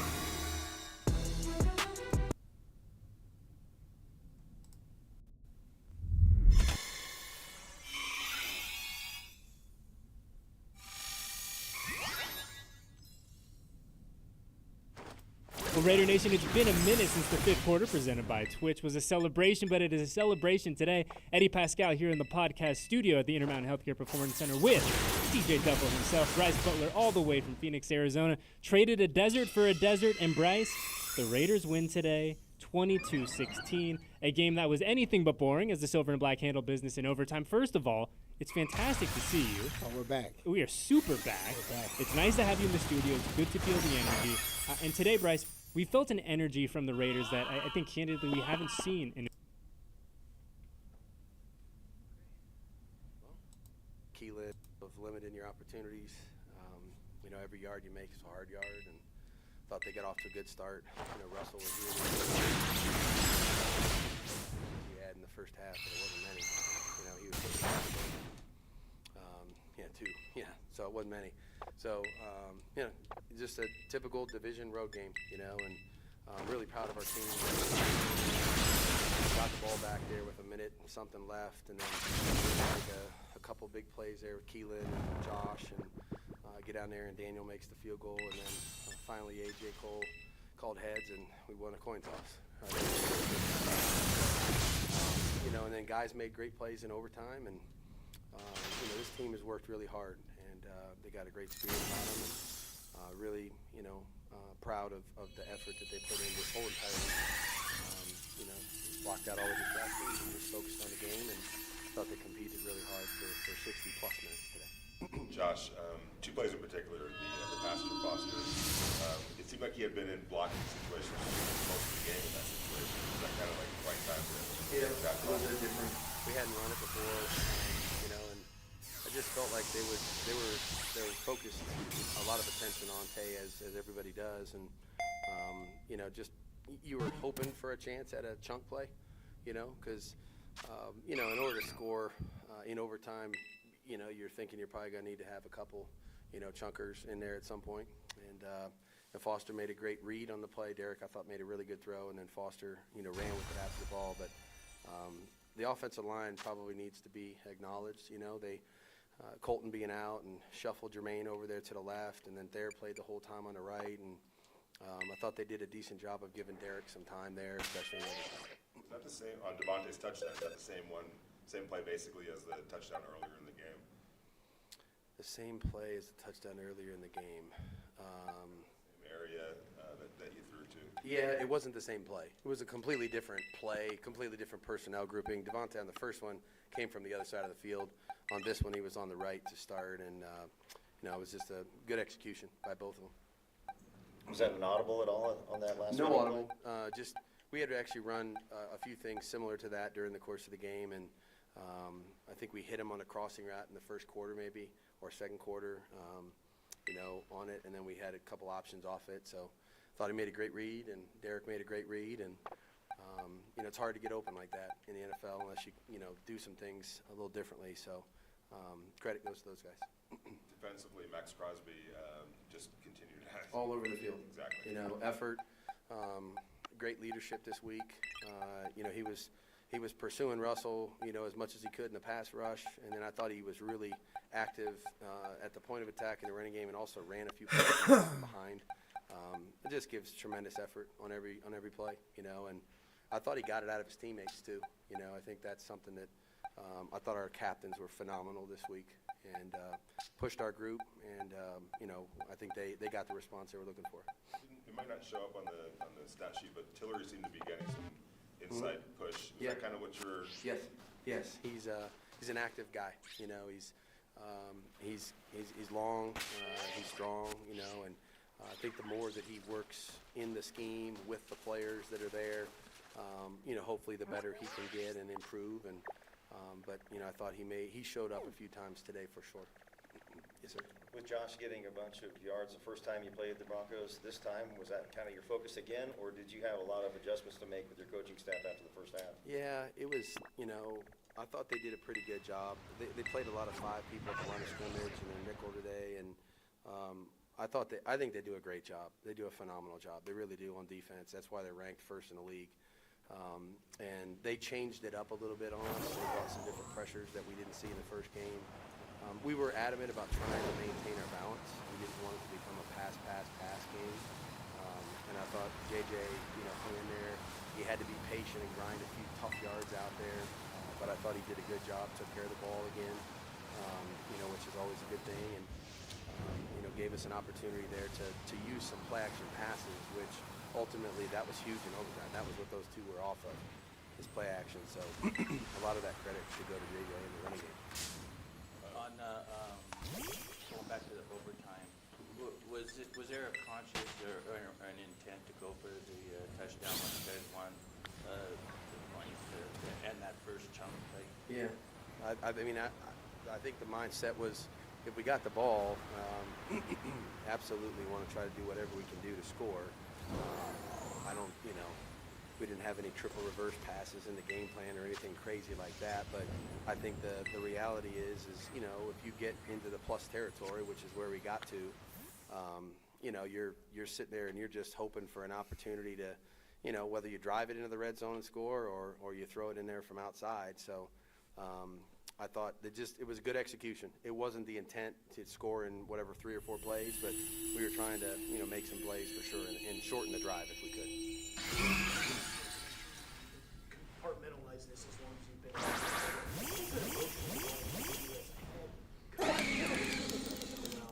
fan base you know well. And do they get a few shots in for fun pregame? Oh, sure. But I've said this for a long time. You know, I came here when I was 32, so over 13 years ago. I learned a lot and had a great opportunity. And Mr. Bolin, you know, gave me that opportunity at a young age, and I didn't do well enough with it, but I learned a lot. I hold no ill will to anybody. You know, when you're coaching in this league, it's a result. It's business, you know, and that's what matters. And I didn't quite get enough done there, and so I tried to learn from that. I have a great deal of respect and admiration for the people that are here that I still know and care about.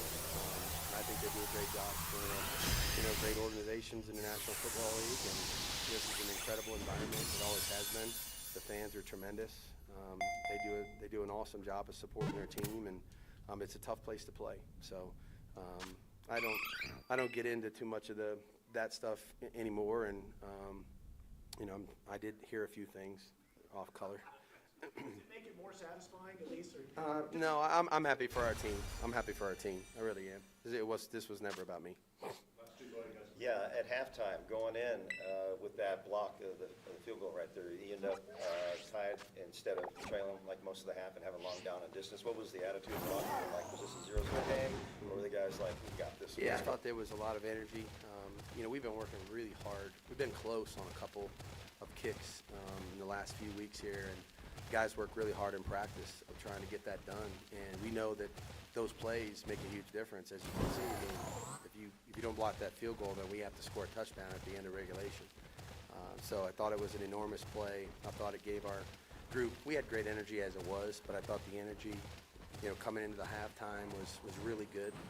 I think they were focused on trying to play their best half in the second half. But I thought it definitely gave us a little bit of a boost there. On tempo, Derek Carr, how's that kind of changed things? And just talk about his management of that. Derek, there's a lot of things that Derek does well. He's been in the game for a while, and you know, whatever the situation has been, it doesn't seem to rattle him at all. You know, and we go take the field with 1 minute 40, and you know, he asked me before the drive. He said, "What are you thinking specifically?" And I said, "We need probably 2 chunk plays. You know what I mean, to give Daniel a chance." And I said, "But don't be careless with the ball. We don't need to, you know, panic or hurry. We got a lot of time left, you know, because when they threw that incompletion, it gave us another, 40 seconds or so. So we didn't have to rush as much as we would have probably had to if it had been under a minute." So he went out there with poise in the first play. I think he threw it to JJ on the sideline, and then, you know, hit Keelan on the in cut, you know, and he trusts the play, you know, and he's not trying to force it to one guy. And I think they covered Tay pretty good on that in cut to Keelan, and then he goes right to his next read, you know, and then the next play he goes to JJ down the sideline. And so I thought he played with great poise, took care of the ball, no turnovers again, and that's always a good philosophy. Yep, thanks a lot, guys.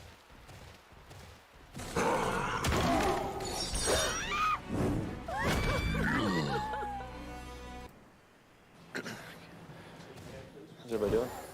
Yeah, Russ, you've had so many of these close losses. Do you think it's, you know, you're not good enough to win these close games, or is it a fact that this team is still trying to figure out, after 5-6 years of losing, you know, how to win a game, especially when it's on the line late?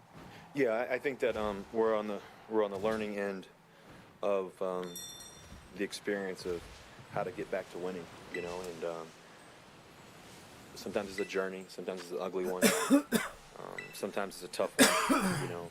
What hurts probably more than anything else, I would say, is just that these games are close, you know, one-score games, you know, and you know, we have to be able to find ways to win them. I think, you know, it'd almost be it's never good to lose, but it's almost like, man, at least somebody kicked our butt, you know. We feel like we can't be in the game, and it's been definitely difficult in that sense. But I also know that we're in a pruning process. We're in a process of understanding that the journey of winning, the journey of learning how to be our best the whole entire game, and learning how to continue to grow, learning how to stay together. We have one of the best defenses in the world. you know, we have really good potential on offense. Potential doesn't mean anything, you know, it just means that we haven't done it yet. And but we're going to keep working for it, that's for sure. I thought we had a really good game for the most part on offense. I thought we moved the ball well. I thought guys made some really great catches. Cortland on the go ball down the sideline, the back shoulder go ball, that was amazing. He had a great game. I thought Kendall Hinton stepped up again. I mean, what a great play early in the game, the first drive of the game, where he catches it across the field, dodges the guy, dives and puts the ball over the goal line. They'll call it a touchdown for him, but what a great play. And the next play, we give the ball to 2-8, and he runs it right through there. What a tough run by him, and great job with O-line. I mean, there's a lot of really good things in the game, you know, and so, but not good enough. And, you know, obviously, this game meant a lot to us. Meant a lot to us for a lot of different reasons. Meant a lot to us to continue to keep that perspective and continue to keep pushing and everything else. But also, obviously, it's an AFC West game, and we got to win those, you know. And so, so yeah. Russell, can you take us through the conversation during the 2-minute warning coming out to that 3rd and 10 play, and then sort of the decision to try to push ball on the field, and then what you sort of saw as that play? Yeah, when we called a pass play, you know, it's 3rd and 10, called a pass play to you know, try to end the game basically, right there. We get a first down, the game's over. And then, you know, they kind of covered it up pretty good. I kind of got outside the pocket, and then Virgil was coming scrambling down.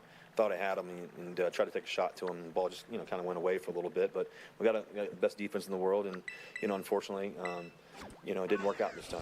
They've been unbelievable all year. Unbelievable all year, stopping teams.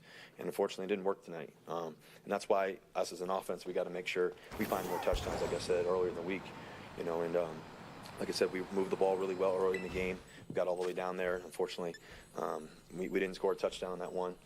And then the field goal got blocked, unfortunately. So that score could have been 17-7, you know. And so we gotta find ways to make more touchdowns, and that's what the name of the game is, right? So, you know, that's something that I've always known how to do, and we gotta figure that out. And I thought Coach Kubiak called a great game. I thought, you know, even with the big transition, obviously, of it all, I thought he was really sharp. He communicated well. I thought Coach J.O. was great on the sideline too, Justin Alton. So.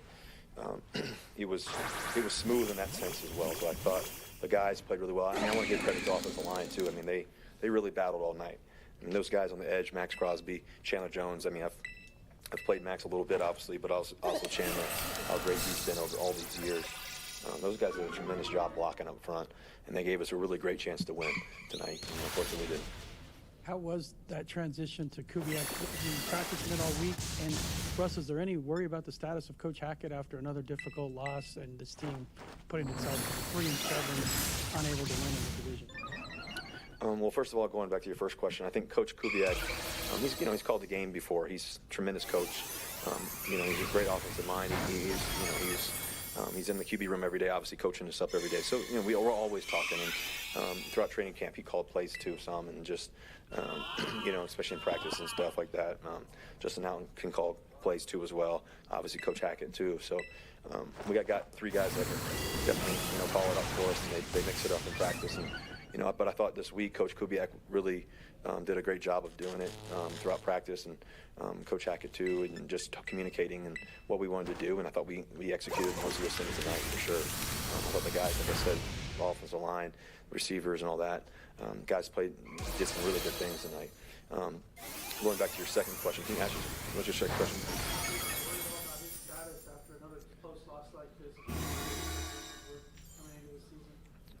You know, listen, I think that anytime you play this game professionally, anytime there's tough days, right, there's always talk, there's always chatter. We're going to do everything we can to turn this thing around. That's all we're focused on. We can't focus on anything else. As a team, as players, as coaches, as a collective organization, we're all in, and we're going to do everything we can to get this thing turned around and focus on tomorrow. Focus on, you know, how can we get better? And listen, came here knowing that this is going to be a journey. Didn't come here for a quick, you know, when everything, you know, happens and, you know, life changes like this, you have to be able to know that God's going to take you on a journey, and I'm willing to go as far as we need to go for it, and work my butt off every day. We're going to get these guys going every single day, best that they can possibly be. And it's disappointing. It's disappointing for all of us. It's disappointing, definitely for me, and this team. But the only thing that we know is to keep going and keep working and understand that the journey is going to be worth it in the long run, and that's what we're.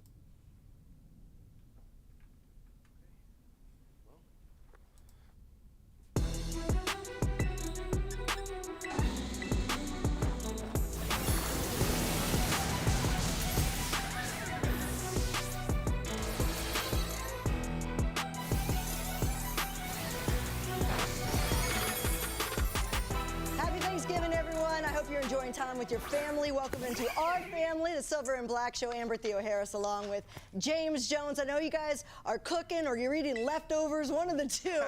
But we are getting ready for a football game. But looking back also on the big Broncos win. Right now, the Raiders getting ready for the Seahawks, but they're sitting in the win column, and it's because of a win over the Broncos, 22-16.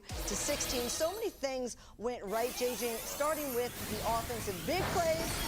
Devontae Adams. You talk about DA getting busy last week. They could not stop him in the pass game, and he let the world know the young fella's not.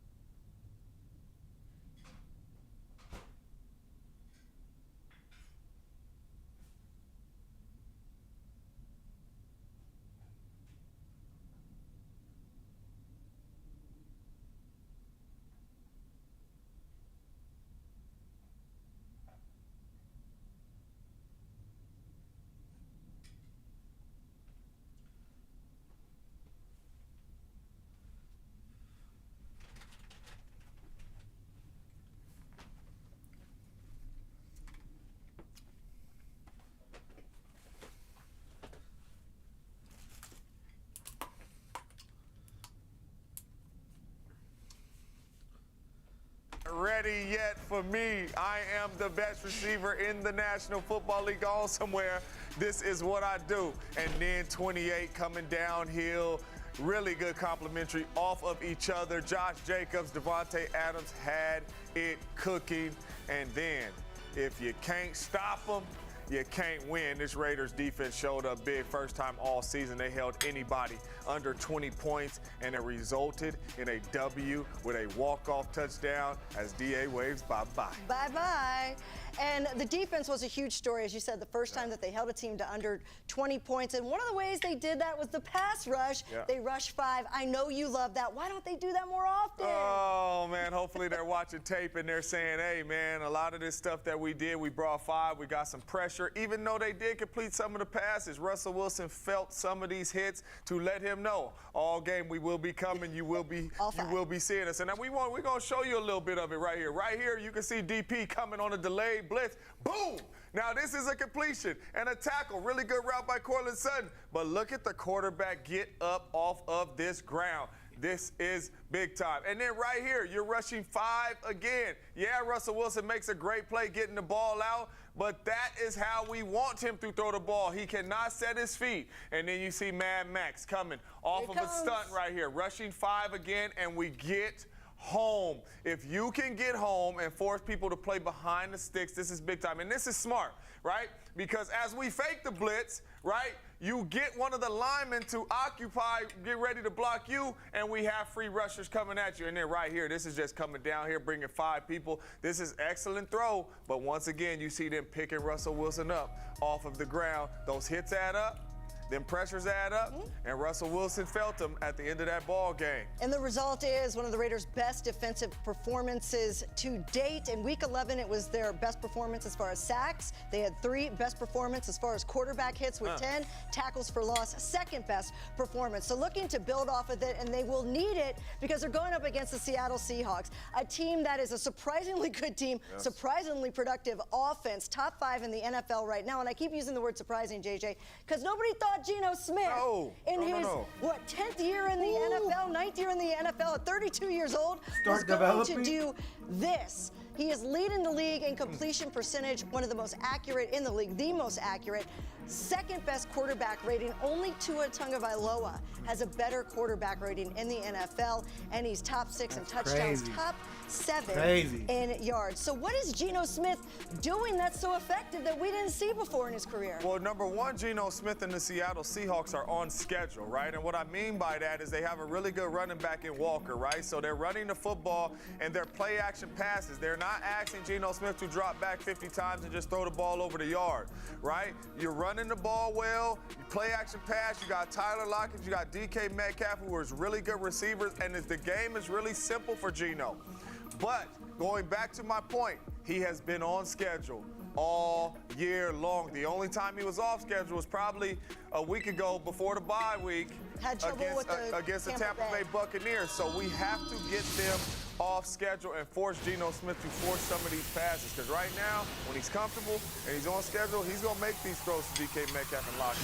But once you get him behind the sticks, then we're going to see what kind of quarterback he really is. And when you get those big chunk plays, those big down-the-field plays, they lead the league right now, by the way, in yards per play, so they can get ahead really fast. They're also going to run the ball. And one of the big matchups, you have said this all along, all week, is going to be which team runs the ball better. Is it going to be Josh Jacobs or is it going to be Kenneth Walker? And Kenneth Walker, in his rookie season, has made a name for himself. Mama, there go that man, because Kenneth Walker can do everything, and it's in the run game, and it is in the pass game, but he has gave this Seahawks team a newfound energy at that run game, right? He hit the scene, and this offense went to a whole different level, including Geno Smith's play. If we cannot stop Walker, we will not win this ball game. It starts with the run game. If we can stop him, we will have a really good chance of winning this ball game. And to me, it comes down to which one of these running backs is going to have a better game. And you know Patrick Graham is watching tape of that Bucs game because against the Bucs, Walker had one of his worst games. He only had 17 yards on the ground. He had no touchdowns. It's the only start where he didn't get in the end zone, but he did have 55 receiving yards, so he's versatile. He can catch passes out of the backfield. Here they match up. You can see number one, Kenneth Walker is in in rushing touchdowns right now in the NFL in his rookie season. Number 4 and number 5 as far as rushing yards. So this is going to be a battle to watch, no doubt about it. All right, when we come back, JJ, Coach McDaniels is talking Seahawks defense. That's next. The Silver and Black Show is brought to you by Cox, proud partner of the Las Vegas Raiders. Allegiant, the official airline of the Las Vegas Raiders. Low fares, non-stop flights. Book now only at Allegiant.com. 1800, the best taste in tequila and official partner of the Raiders. The defense has been physical as Goff has been sharp, but this is intercepted by Tariq Woolen, and he's going to take it back inside for a Seahawk touchdown. Wow. He and Pete have done a great job of finding players that fit their system for a long time, and this draft was no different. You know, the 2 corners that are really making an impact on defense, the 2 tackles on offense, the running back. Walker on first down, gets the edge. Walker down the sideline. He's got the speed. Walker chugging down the sideline. Can he outrace Michael Davis? He can. 74 yards. And Kenneth Walker may have just put it on ice for Seattle. So they're, you know, they played more rookie snaps than any team in football this year, over 2,500 snaps. So they're not afraid to play them young. They do a great job of developing young players there in their system, and they get them to play early. So this is going to be a big challenge up there on the road. And so while the Seattle Seahawks defense, as far as their total ranking, isn't that high, they're only 26. The reason why they are winning games, JJ, they have the ability to take the ball away. A bunch of ball hawks over there. Seahawks are ball hawks. Right now they're number 5 in takeaways. They're number 1 in forced fumbles. And a big reason of that are the guys that play on the edge. Darrell Taylor and also Nwosu. I mean, both of them can get after quarterbacks. Give me that. Ooh. Yeah, the strip sack is Taylor's favorite. Oh, he been in the corner too. Come on, give me that. Ooh-wee. So this is antennas up, right? This is antennas up. Derek Carr watching film. We have to make sure we are protecting the football because they are going after the football. As you can see, they're not even necessarily worried about the sack. He is reaching for this football right there, eyes on football. That is an excellent play. So Derek Carr knowing that this is what they do. We have to have 2 hands on that ball in the pocket. We know that's what they like to do. All right, if you step up in the pocket, make sure 2 hands is on it because we cannot afford these strip sacks and giving the ball back to Geno Smith in that offense. And the Raiders have not gotten enough credit as an offense for how well they protect the football. They're number 1. Number 1 in turnovers. They don't turn the ball over. So Derek Carr and company has done a great job of protecting the football, but what needs to happen is they need to find a way to win the turnover battle. Not going to be easy going up against the defense. And they got a young rookie corner that runs a 4.26 40. You know this guy? Tariq Woolen. He is a guy that, do you think he'll travel with Davante Adams after what happened to Patrick Surtain? No. No. The young fella could ball, right? Richard Sherman praised him, said he was a really good player, said he was going to be a great player in this league, and he's showing it, right? 5 interceptions, could really get after the ball, but he is not ready to follow and go in the slot and be able to follow Davante Adams. But what he does do, he is a ball hawk, and he goes up and he attacks the football. So if it's any opportunity balls, jump balls that may be coming to Davante Adams and the other guys, he goes up and attacks the ball like a wide receiver. He has really good ball skills, and Amber already told you, 4, 2, not everybody doing that out there. 4.26, so third he can best run. in combine history. Yes. He's not worried about you running by him. Yeah, he's pretty fast. Also, the Raiders need to be much more disciplined.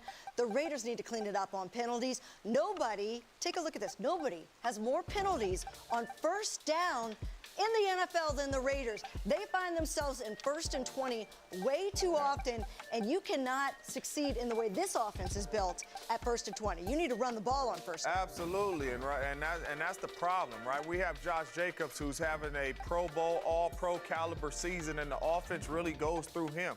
And 1st and 20, that really eliminates Josh. So we have to make sure that we clean these penalties up because we cannot be playing from behind the sticks. If we want to continue to score 30 and we want to continue to move this football, we cannot be playing from behind the sticks. Let Josh McDaniels do what Josh McDaniels does best, and that's design all these plays, right? Yeah. But we ain't got too many designs on 1st and 20. Two games ago, we saw a 2nd and 34, I believe. Yeah. Do you have a play for 2nd and 34 in your playbook? No. No, I don't think so. Coming up next, we're going to talk about the Raiders defense. Max Crosby making an MVP bid. We're going to break it down for you next right here on the Silver and Black Show.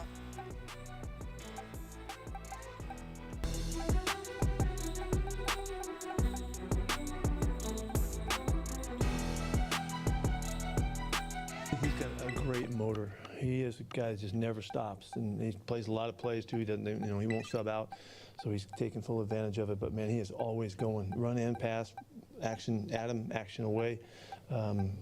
He's just playing great football, and he's making big plays. Even last week, even in a kicking game, he comes up and blocks the field goal too. So he's just on fire, and he's playing as good as anybody we faced.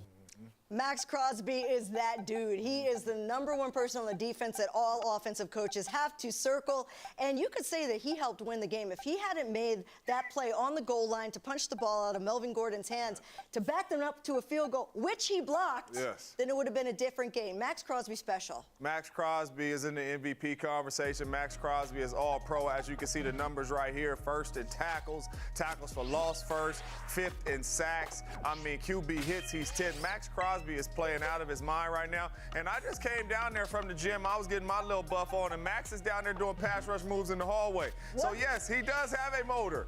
And not only does he have a motor, Max can stop the run. Max can get after the quarterback. He is a complete defender, and he can block field goals.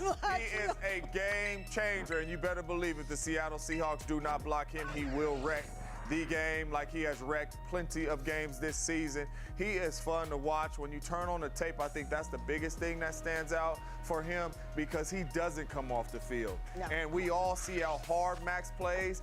And for you to be on the field for 80-plus plays, 70-plus plays, and telling your coach, I'm good, brother, I don't need one. That's big time by Max. His conditioning, everything he does to get ready for the game, and that's why he's an all-pro. And the feeling of those big plays, it's infectious. And hopefully it continues over to the Seahawks. By the way, did he walk up to you in the hallway and go, swim move? Yeah. But did he go around you? He seen my diesel, so he said, he didn't get past you. Yeah, he didn't get past you in the hallway. Nate Hobbs, this is great news for the Raiders, is eligible to return off the IR. He had that huge play against the Broncos with the nickel blitz. This is a guy that can really add to the secondary. Yes, I mean, we have a banged-up secondary, and if you get your star defender back in the secondary in Hobbs, this is big for this Raiders defense. And we're starting to bring pressure. And to be honest with you, Hobbs is our best blitzer when it comes from the secondary, comes from the cornerback spot. Really good tackler, really good blitzer. I mean, to get him back in this defense, I think this is the right time. Strictly what the defensive coordinator is trying to do with the defense, bringing a lot more pressure. You get your guy back who knows how to blitz and knows how to get after the passer. This could be good for the Raiders. I also like seeing Deron Harmon with the green dot. He's the one that's taking the calls. He's a veteran. I like seeing that as well to improve the secondary. Some young fellas in the right position. That's right. Got to do that. All right, when we come back, we're going to take an exclusive look at the newest episode of Behind the Shield. That's next, right here on the Silver and Black Show.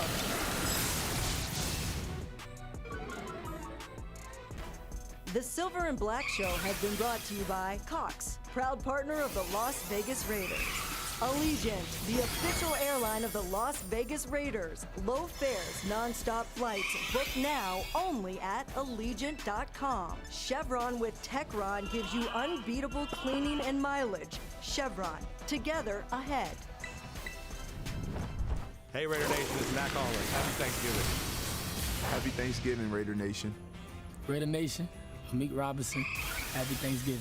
And I just wanted to say happy Thanksgiving. Happy Thanksgiving. What's going on, Raider Nation? It's Dylan Parham. Happy Thanksgiving. I want to wish you a happy Thanksgiving. I want to wish you a happy Thanksgiving from me and Raider Nation. And a happy Thanksgiving from us at the Silver and Black Show and Silver and Black Productions to all of you guys out there. I know we're thankful for our crew. We're thankful for everybody in this building. We're going to be thankful, for a Our win. job is easy because of them, so we are thankful for everybody in this building. And more importantly, we're thankful for food because you and I never missed a meal. And so we wanted to tell you guys some of our favorite Thanksgiving trays, I guess you could say. So mine, should I start? No, well, no, this is you? JJ, right? This is you, Appetizer, right? Just tasting all the food, man. I don't got no appetizer. Whatever's there, let me taste that, Mama. Let me taste that, Grandma. So you're the nasty one that put your hands in every dish there. I got about 6 different spoons and forks, though, so they all fresh, right? And then my main dish, I love ham, right? Not ham, the turkey? No, not the turkey. Ham, I can make ham sandwiches even after Thanksgiving for the next week. You do the honey ham? Yep. The sweet one? I'll be good. That is and good. then you can't go wrong with the candy yams. I'm a candy yam dude. And then dessert, peach cobb, a little warm with some ice cream. Or banana, I like the banana pudding. Banana pudding. And Are I'm you ready to marshmallow go. on the candied yams person? Come on now.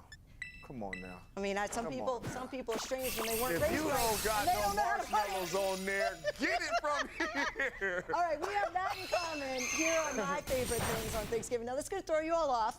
I am Greek American, Mezze so it's like the feta cheese and the olive and the pita. It's great. People love it. You make fun of it, so you come to my house and you eat all of it. Of course, it's the turkey for me. Are you a deep fried turkey or you baking I like turkey? it. Since I deep fried it, I love it deep fried. All right, I do too, but I'm baking my turkey. And look, we both Yeah, love yeah. turkey, yeah! Yeah, with some All the marshmallows on top, you better and they gotta believe it. be under the broiler and all black. Yes. Oh, those are the best ones. I like the burnt ones. And I don't eat dessert really. I'm not a sweet person, as you always make fun of me. There you go. A nice port, nice after dinner drink, or I'm a bourbon. Yeah, I like a little bourbon. Oh, so you just try- warm you up. Warm you up after a nice meal. Finish the football game. Go to sleep. And then go to sleep. All right, well, you guys, we hope you have a wonderful Thanksgiving. Thanks so much for joining us on the Silver and Black Show. Enjoy your family. Enjoy the games, everybody. Enjoy the weekend, and we're thankful for all of you watching our show. We will see the Raiders get a win against the Seahawks. Yes, Happy we will. Thanksgiving.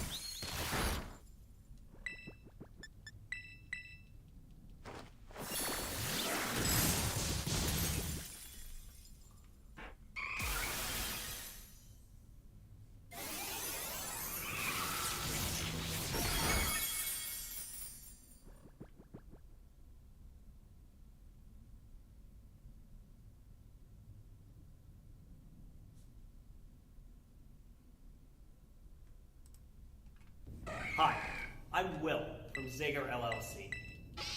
You use Steam, the PC game platform, to be entitled to hundreds. I did want to talk about the Passion Big. Yeah. Because, like I said, man, that show was that, and The Bachelor, as indicated on. If the you Boys go Only on about podcast. this, I'll throw I'm just everything saying, out. I watched The Bachelor with my papa and Robin Big with my brother. What we did, and what an amazing show. You sort of even pioneered the reality odd couple format. Again, you've done a lot of stuff. Well, first. keep in mind that there was no such thing as like comedy reality. The only hybrid back then was sort of what the Osbournes was because they were funny together, but it wasn't like when we pitched them. Like we went into MTV and pitched it was called Best Friends. Like I came in with the song, people let me tell you, my best friend, and they were like, but when they wouldn't buy that show. They bought Rob Dyrdek's Rules to Success. And rule number one is always and he was the person that I surrounded myself with. You know what I mean? Like, and then when we shot the pilot, it was terrible. Like they made us write an entire script, and like second day of shooting, like was like we're in the kitchen and we were supposed to do this whole script, and all the executives were in the living room watching us. We were supposed to be like saying lines essentially. And then he's like, man, if we was in prison, I'd get you. It's like, okay, first of all, you couldn't even catch me. Oh, I could run you down. You couldn't run me down. And it was like that moment was like, then it was like, no, like let's have a foot race now. It was like, forget about the script. Like let's see if you could catch me.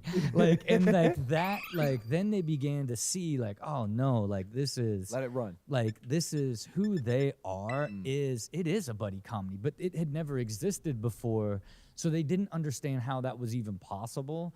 Then they allowed us to like create and really Shane Nickerson, who was a story editor, was brought in to really reinforce like, here's how you build story around these guys, which allowed it to become Rob and Big instead of being, you know, one season and done, a pilot and done of Rob Dyrdek's Rules to Success. You know, mini horses. Mini horses. Well, oh no, my look, God, I look, wanted a mini horse so long because of you. Just you have to understand. I went on a mission to figure out how to get a small horse.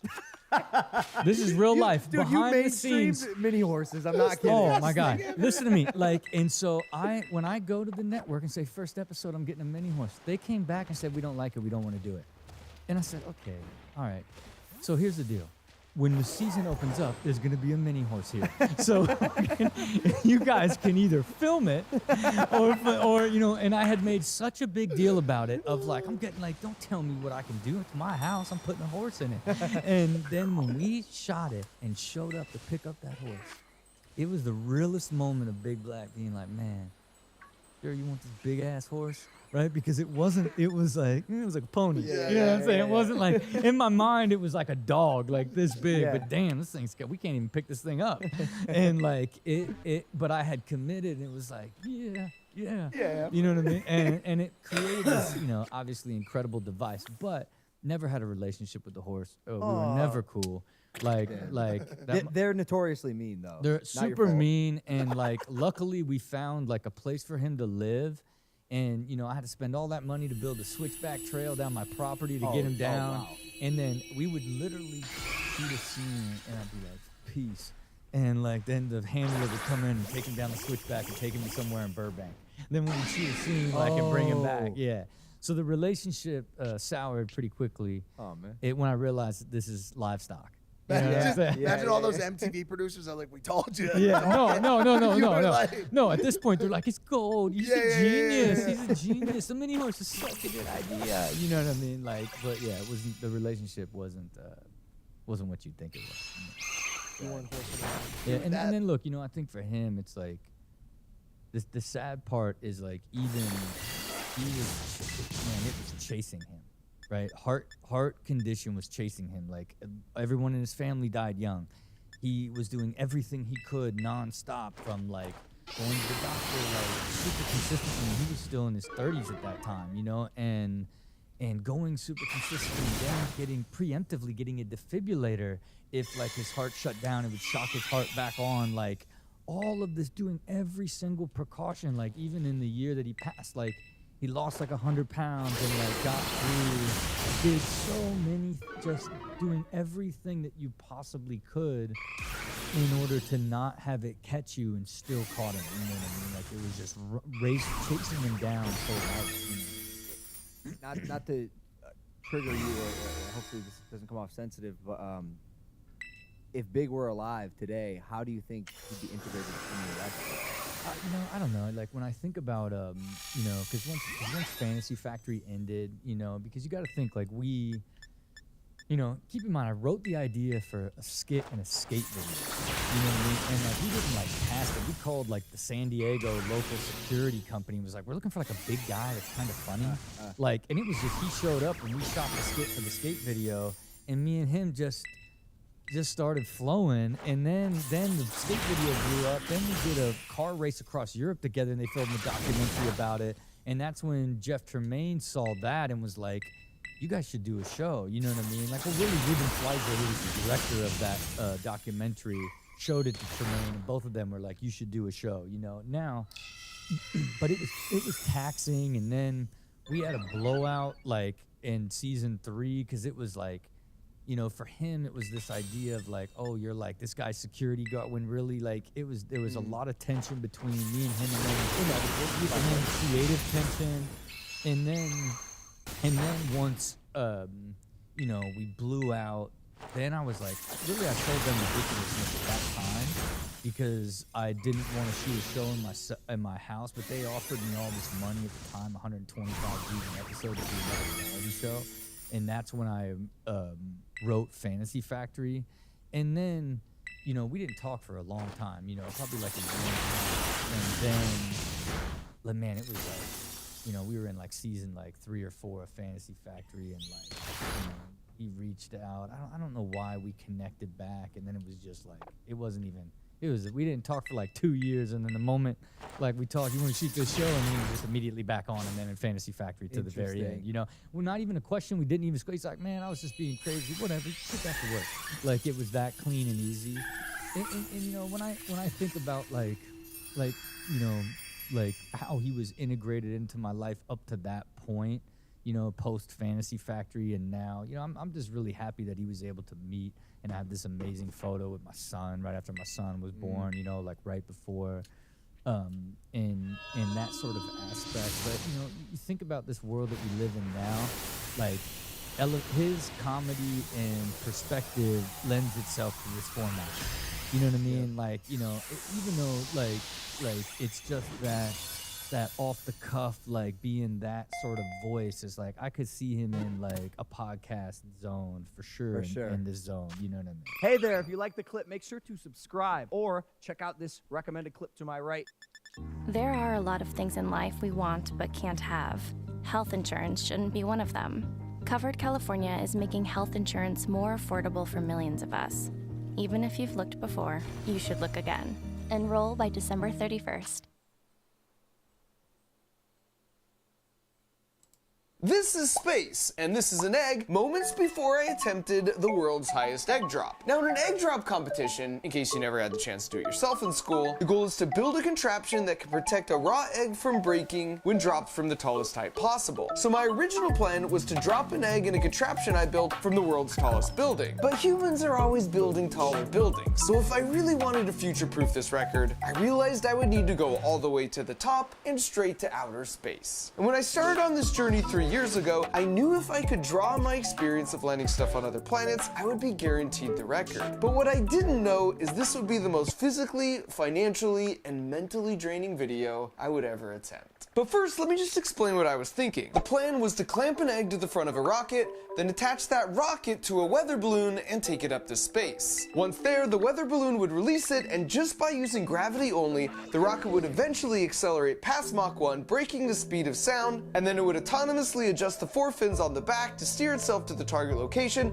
and then at 300 feet above the ground, it would release the egg, which would free fall onto a mattress that we'd placed on the ground. And that all seemed pretty straightforward. So like any good engineers would, we broke the problem down into smaller steps, starting first with calculating the terminal velocity of an egg. And by terminal velocity, I mean that any object, including humans, have a maximum speed at which they fall once the force of Earth pulling you towards it balances with the pushback force from bumping into more and more air molecules as you start to fall faster. For humans, that max speed is about 120 miles per hour, and after doing some simple math for an egg, it tops out at 75 miles per hour. So to make sure the egg wouldn't break if we dropped it onto a mattress at its terminal velocity, we ran our first test. And since we couldn't find a tall enough building whose lawyers would agree to let us hurl an egg off the side and onto a mattress, we had to improvise a bit.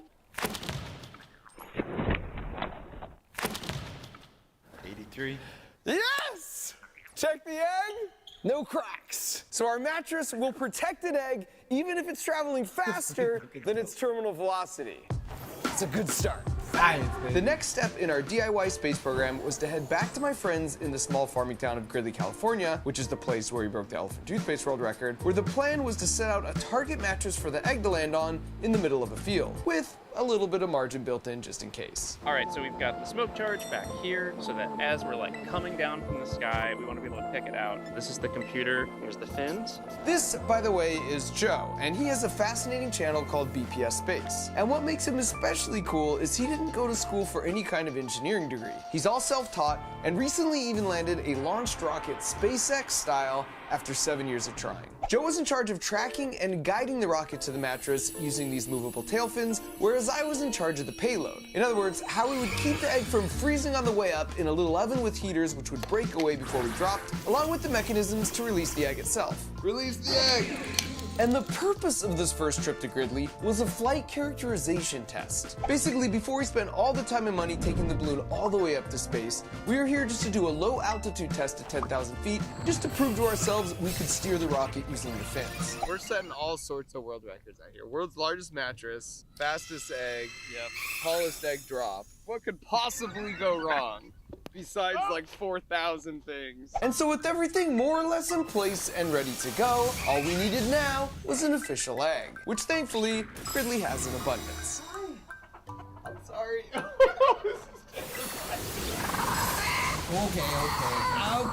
No. Hey. Precious egg. In the history of our universe, this is the first chicken that's ever laid an egg that will go faster than the speed of sound. Supersonic. Mach 1. Thank you. Hey, I'm sorry. I'm leaving. Congratulations. So the next morning we got up at 4 a.m. when the winds would be the most calm to run through all our final pre-launch preparations. Loading up our lovely egg. Including the last-minute decision to add a metallic streamer to the back of the rocket to make it easier to visually track. We've got redundancy all over the place here. We've got redundant leads, redundant igniters. Mark has 2 servos on the fairing. No dumb failures. And that's exactly when we had our first dumb failure. The GPS is mad. We gotta scrub the launch. We were just walking back, and the eggs all poop, and it pooped it out. And scrubbing the launch meant we unfortunately had to release all the helium out of the balloon, which is an opportunity I'm not gonna let just pass on by. Hello, wow, that's so cool. And back at home base, we ran some tests that confirmed our hypothesis that since the GPS unit was right at the back of the rocket, the last-minute addition of the metallic streamer was interfering with the GPS signal, and that messed up the rocket's math in calculating its speed, so it thought it was time to release the egg. So early the next morning, we were back at it with a few modifications, the most important being swapping the metallic tracking streamer with one made from plastic. Good news is there's hardly any wind today. Bad news is about 20 degrees colder, which means our mattresses are kind of frozen. Nevertheless, we pushed forward. Don't trip, Mark. As I very carefully delivered the rocket to the new balloon launch site. Send it. Send it, baby, full send it.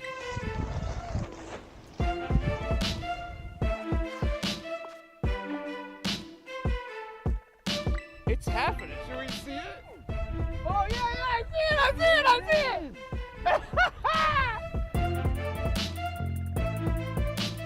Oh, there it is.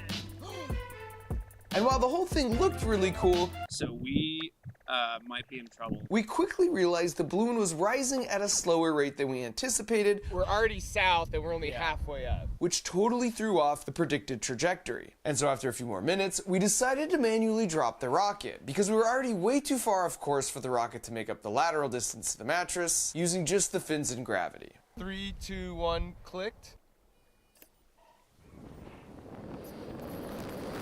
Oh boy, that's not good. And that's when we encountered the second problem of the day, as the fins actively forced the rocket into an uncontrolled death spiral. Altitude is 1,400, coming down fast.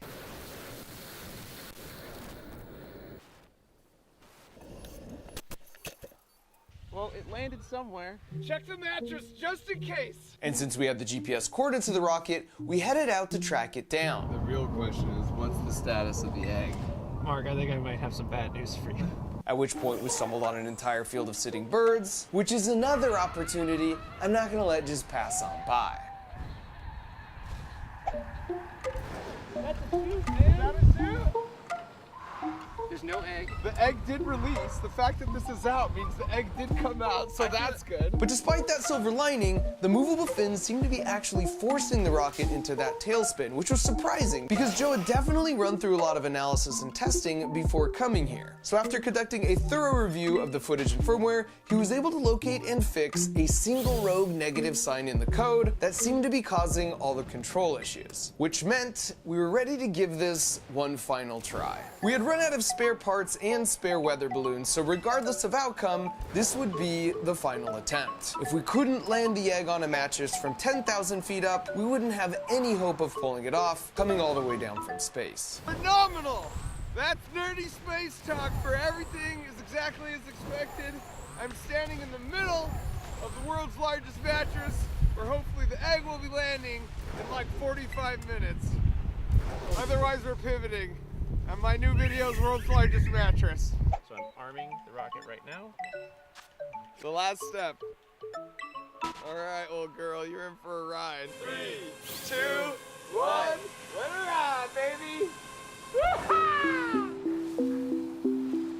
Looking good so far. We're at 500 meters. Now, in order for the balloon to hit the target mattress, for each launch, we'd started from different spots around Gridley, which raises an interesting question maybe you've wondered yourself. How do big balloons like hot air balloons steer themselves? Or I guess even just know where they're going to land? And the answer is computers know the wind direction and speed at every height as you go up. So on a given day, if these are the predicted wind directions and speeds, we would need to launch here to be directly above the mattress when we got to 10,000 feet. But how we know all this information is the fascinating part, because every day it's someone's job to launch 2 balloons like this into the sky at noon and midnight London time. But this is done in over 1,000 locations all around the world at those same 2 exact moments. And these balloons all have something called a radiosonde attached to them that measures things like altitude, pressure, temperature, and wind, and then they transmit the information back to the ground stations, which gets fed into supercomputers, and that's the reason weather and wind predictions can be so accurate. So 2,000 of these massive weather balloons go up every day and then eventually pop and just land somewhere. And since they're transmitting a signal, some folks make a hobby out of just trying to track them down.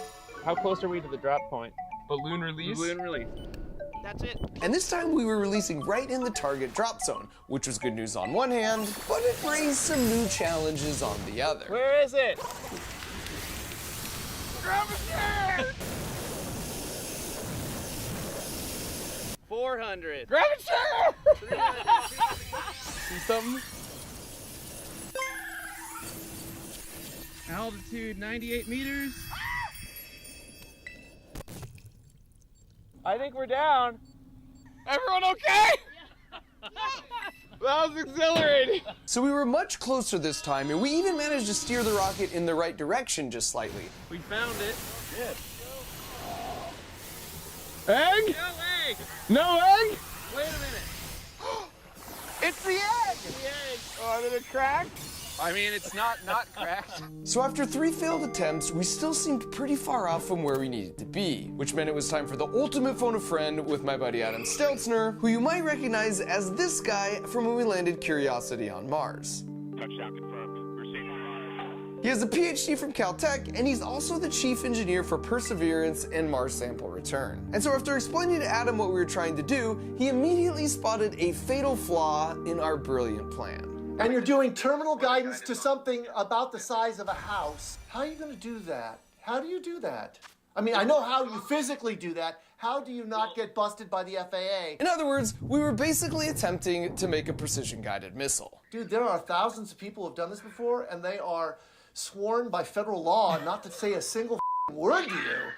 And to be fair, he raised a good point. The people who could help us actually can't, and even if we figured it out ourselves, the ethics of just slapping that how-to video up on YouTube are questionable at best. And so after a fruitful discussion with Adam... But we release at about the height, and then we do a lobbing. The thing you start to worry about is heating. you might want to start with a 2-stage thing. We decided to pivot, and instead of a precision-guided egg landing on a mattress in a small town, we would set our sights on a much more general egg landing target by heading out to the desert. But as part of the pivot, we completely scrapped our old design and spent a couple months designing and building a new system that borrowed heavily from the Curiosity landing, because we figured if it could safely put a rover on Mars, it could safely land an egg on Earth. So we would still go to space on a weather balloon, but this time the rocket would have fins that didn't move, and it would be 3 times as long and 4 times as heavy to guarantee we would get the egg to supersonic speeds on the way down. Then just like NASA separates the cruise stage in the upper atmosphere and then uses aerobraking to dissipate a bunch of the energy and speed, we would separate from the back half of the rocket about halfway down after we'd already broken the sound barrier, and because the system now weighed much less, it would naturally aerobrake and reduce its speed to the new lowered terminal velocity. Then on Mars, the next step is the parachute deploy, followed by the heat shield separation, and we would follow in kind by launching our own parachute and then release our own nose cone, which would then expose our set of cushioning airbags, as you can see here, which we borrowed from the Spirit and Opportunity landings. It was intentionally ambitious and extremely complicated, but after a couple months of complete redesigning and building, we found ourselves in the desert feeling cautiously optimistic. And that was due in part to our lucky orange parachute, because when I left NASA, my friends gave me this rectangular piece of nylon. And for scale, that's the exact same rectangle here that's part of the parachute the Curiosity rover used to land. So that piece of parachute is actually one of the 80 rectangles you see here as they were running the final tests in the world's largest wind tunnel.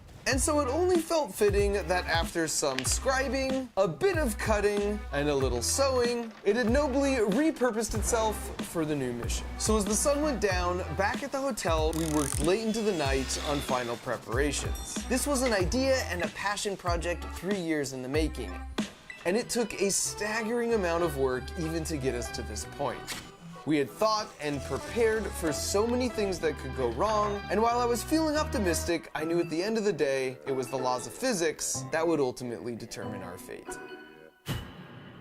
So early the next morning, the crew in charge of the balloon got to the launch site to start filling it up. And this balloon looks a little different than the others because it's a zero pressure weather balloon. The advantage these have over a typical weather balloon is they can go higher up into space, carry more weight, and they're open on the bottom, which means they equalize to the pressure and it's impossible for them to pop. So when you want it to come down, you send a signal that will pull down on a string that's sewn into the side of the balloon, and it opens like a zipper and self-destructs. The downside is they're incredibly lightweight and so thin and delicate, you have to be really careful and touch it with gloves. And they were about an hour into filling it with the 4 massive tanks of helium we had on hand when we made a gut-wrenching discovery.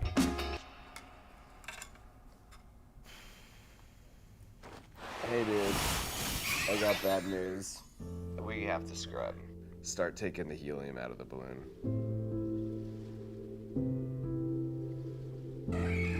Launch scrub.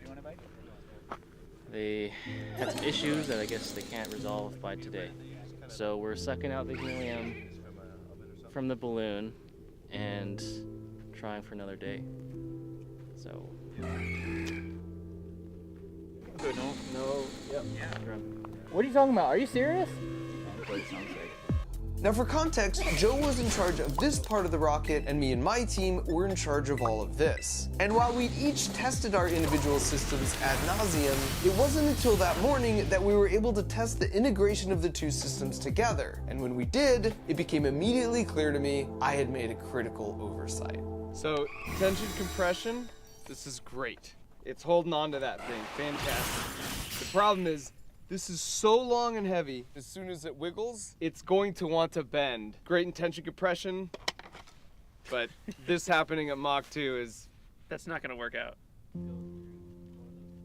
There's no other balloons in the world of this size that we can get access to. This was the only one for like another month. I'm trying to save this one so we can hopefully reuse it, but any slight little damage, you touch it in the wrong spot, and now that's an imperfection that may actually be a failure point for a future mission. And this was an absolute low point for me. The integration of 2 independent systems is such a classic failure point in engineering. I was crushed I had missed this. And financial concerns aside, I felt like I had just let everyone down. Not just my team and the rest of the crew helping out, but all the other folks, some of whom drove 6 hours to come out and watch as well. But that's the thing with failures. They can sting like crazy, but it's really just a process to learn one more way not to do it. And so even as I sat there feeling pretty bad, like any good engineer, I was already coming up with a list of all the things we were going to fix to get back out here and try this dang thing one more time. And this principle of resiliency is something I think can be learned. In fact, I believe this so much, I started a toy company called Crunch Labs with the express goal of helping kids think like an engineer. So with the Build Box, not only do you get a super fun toy that you put together every month, but you do it alongside me while I teach you all the juicy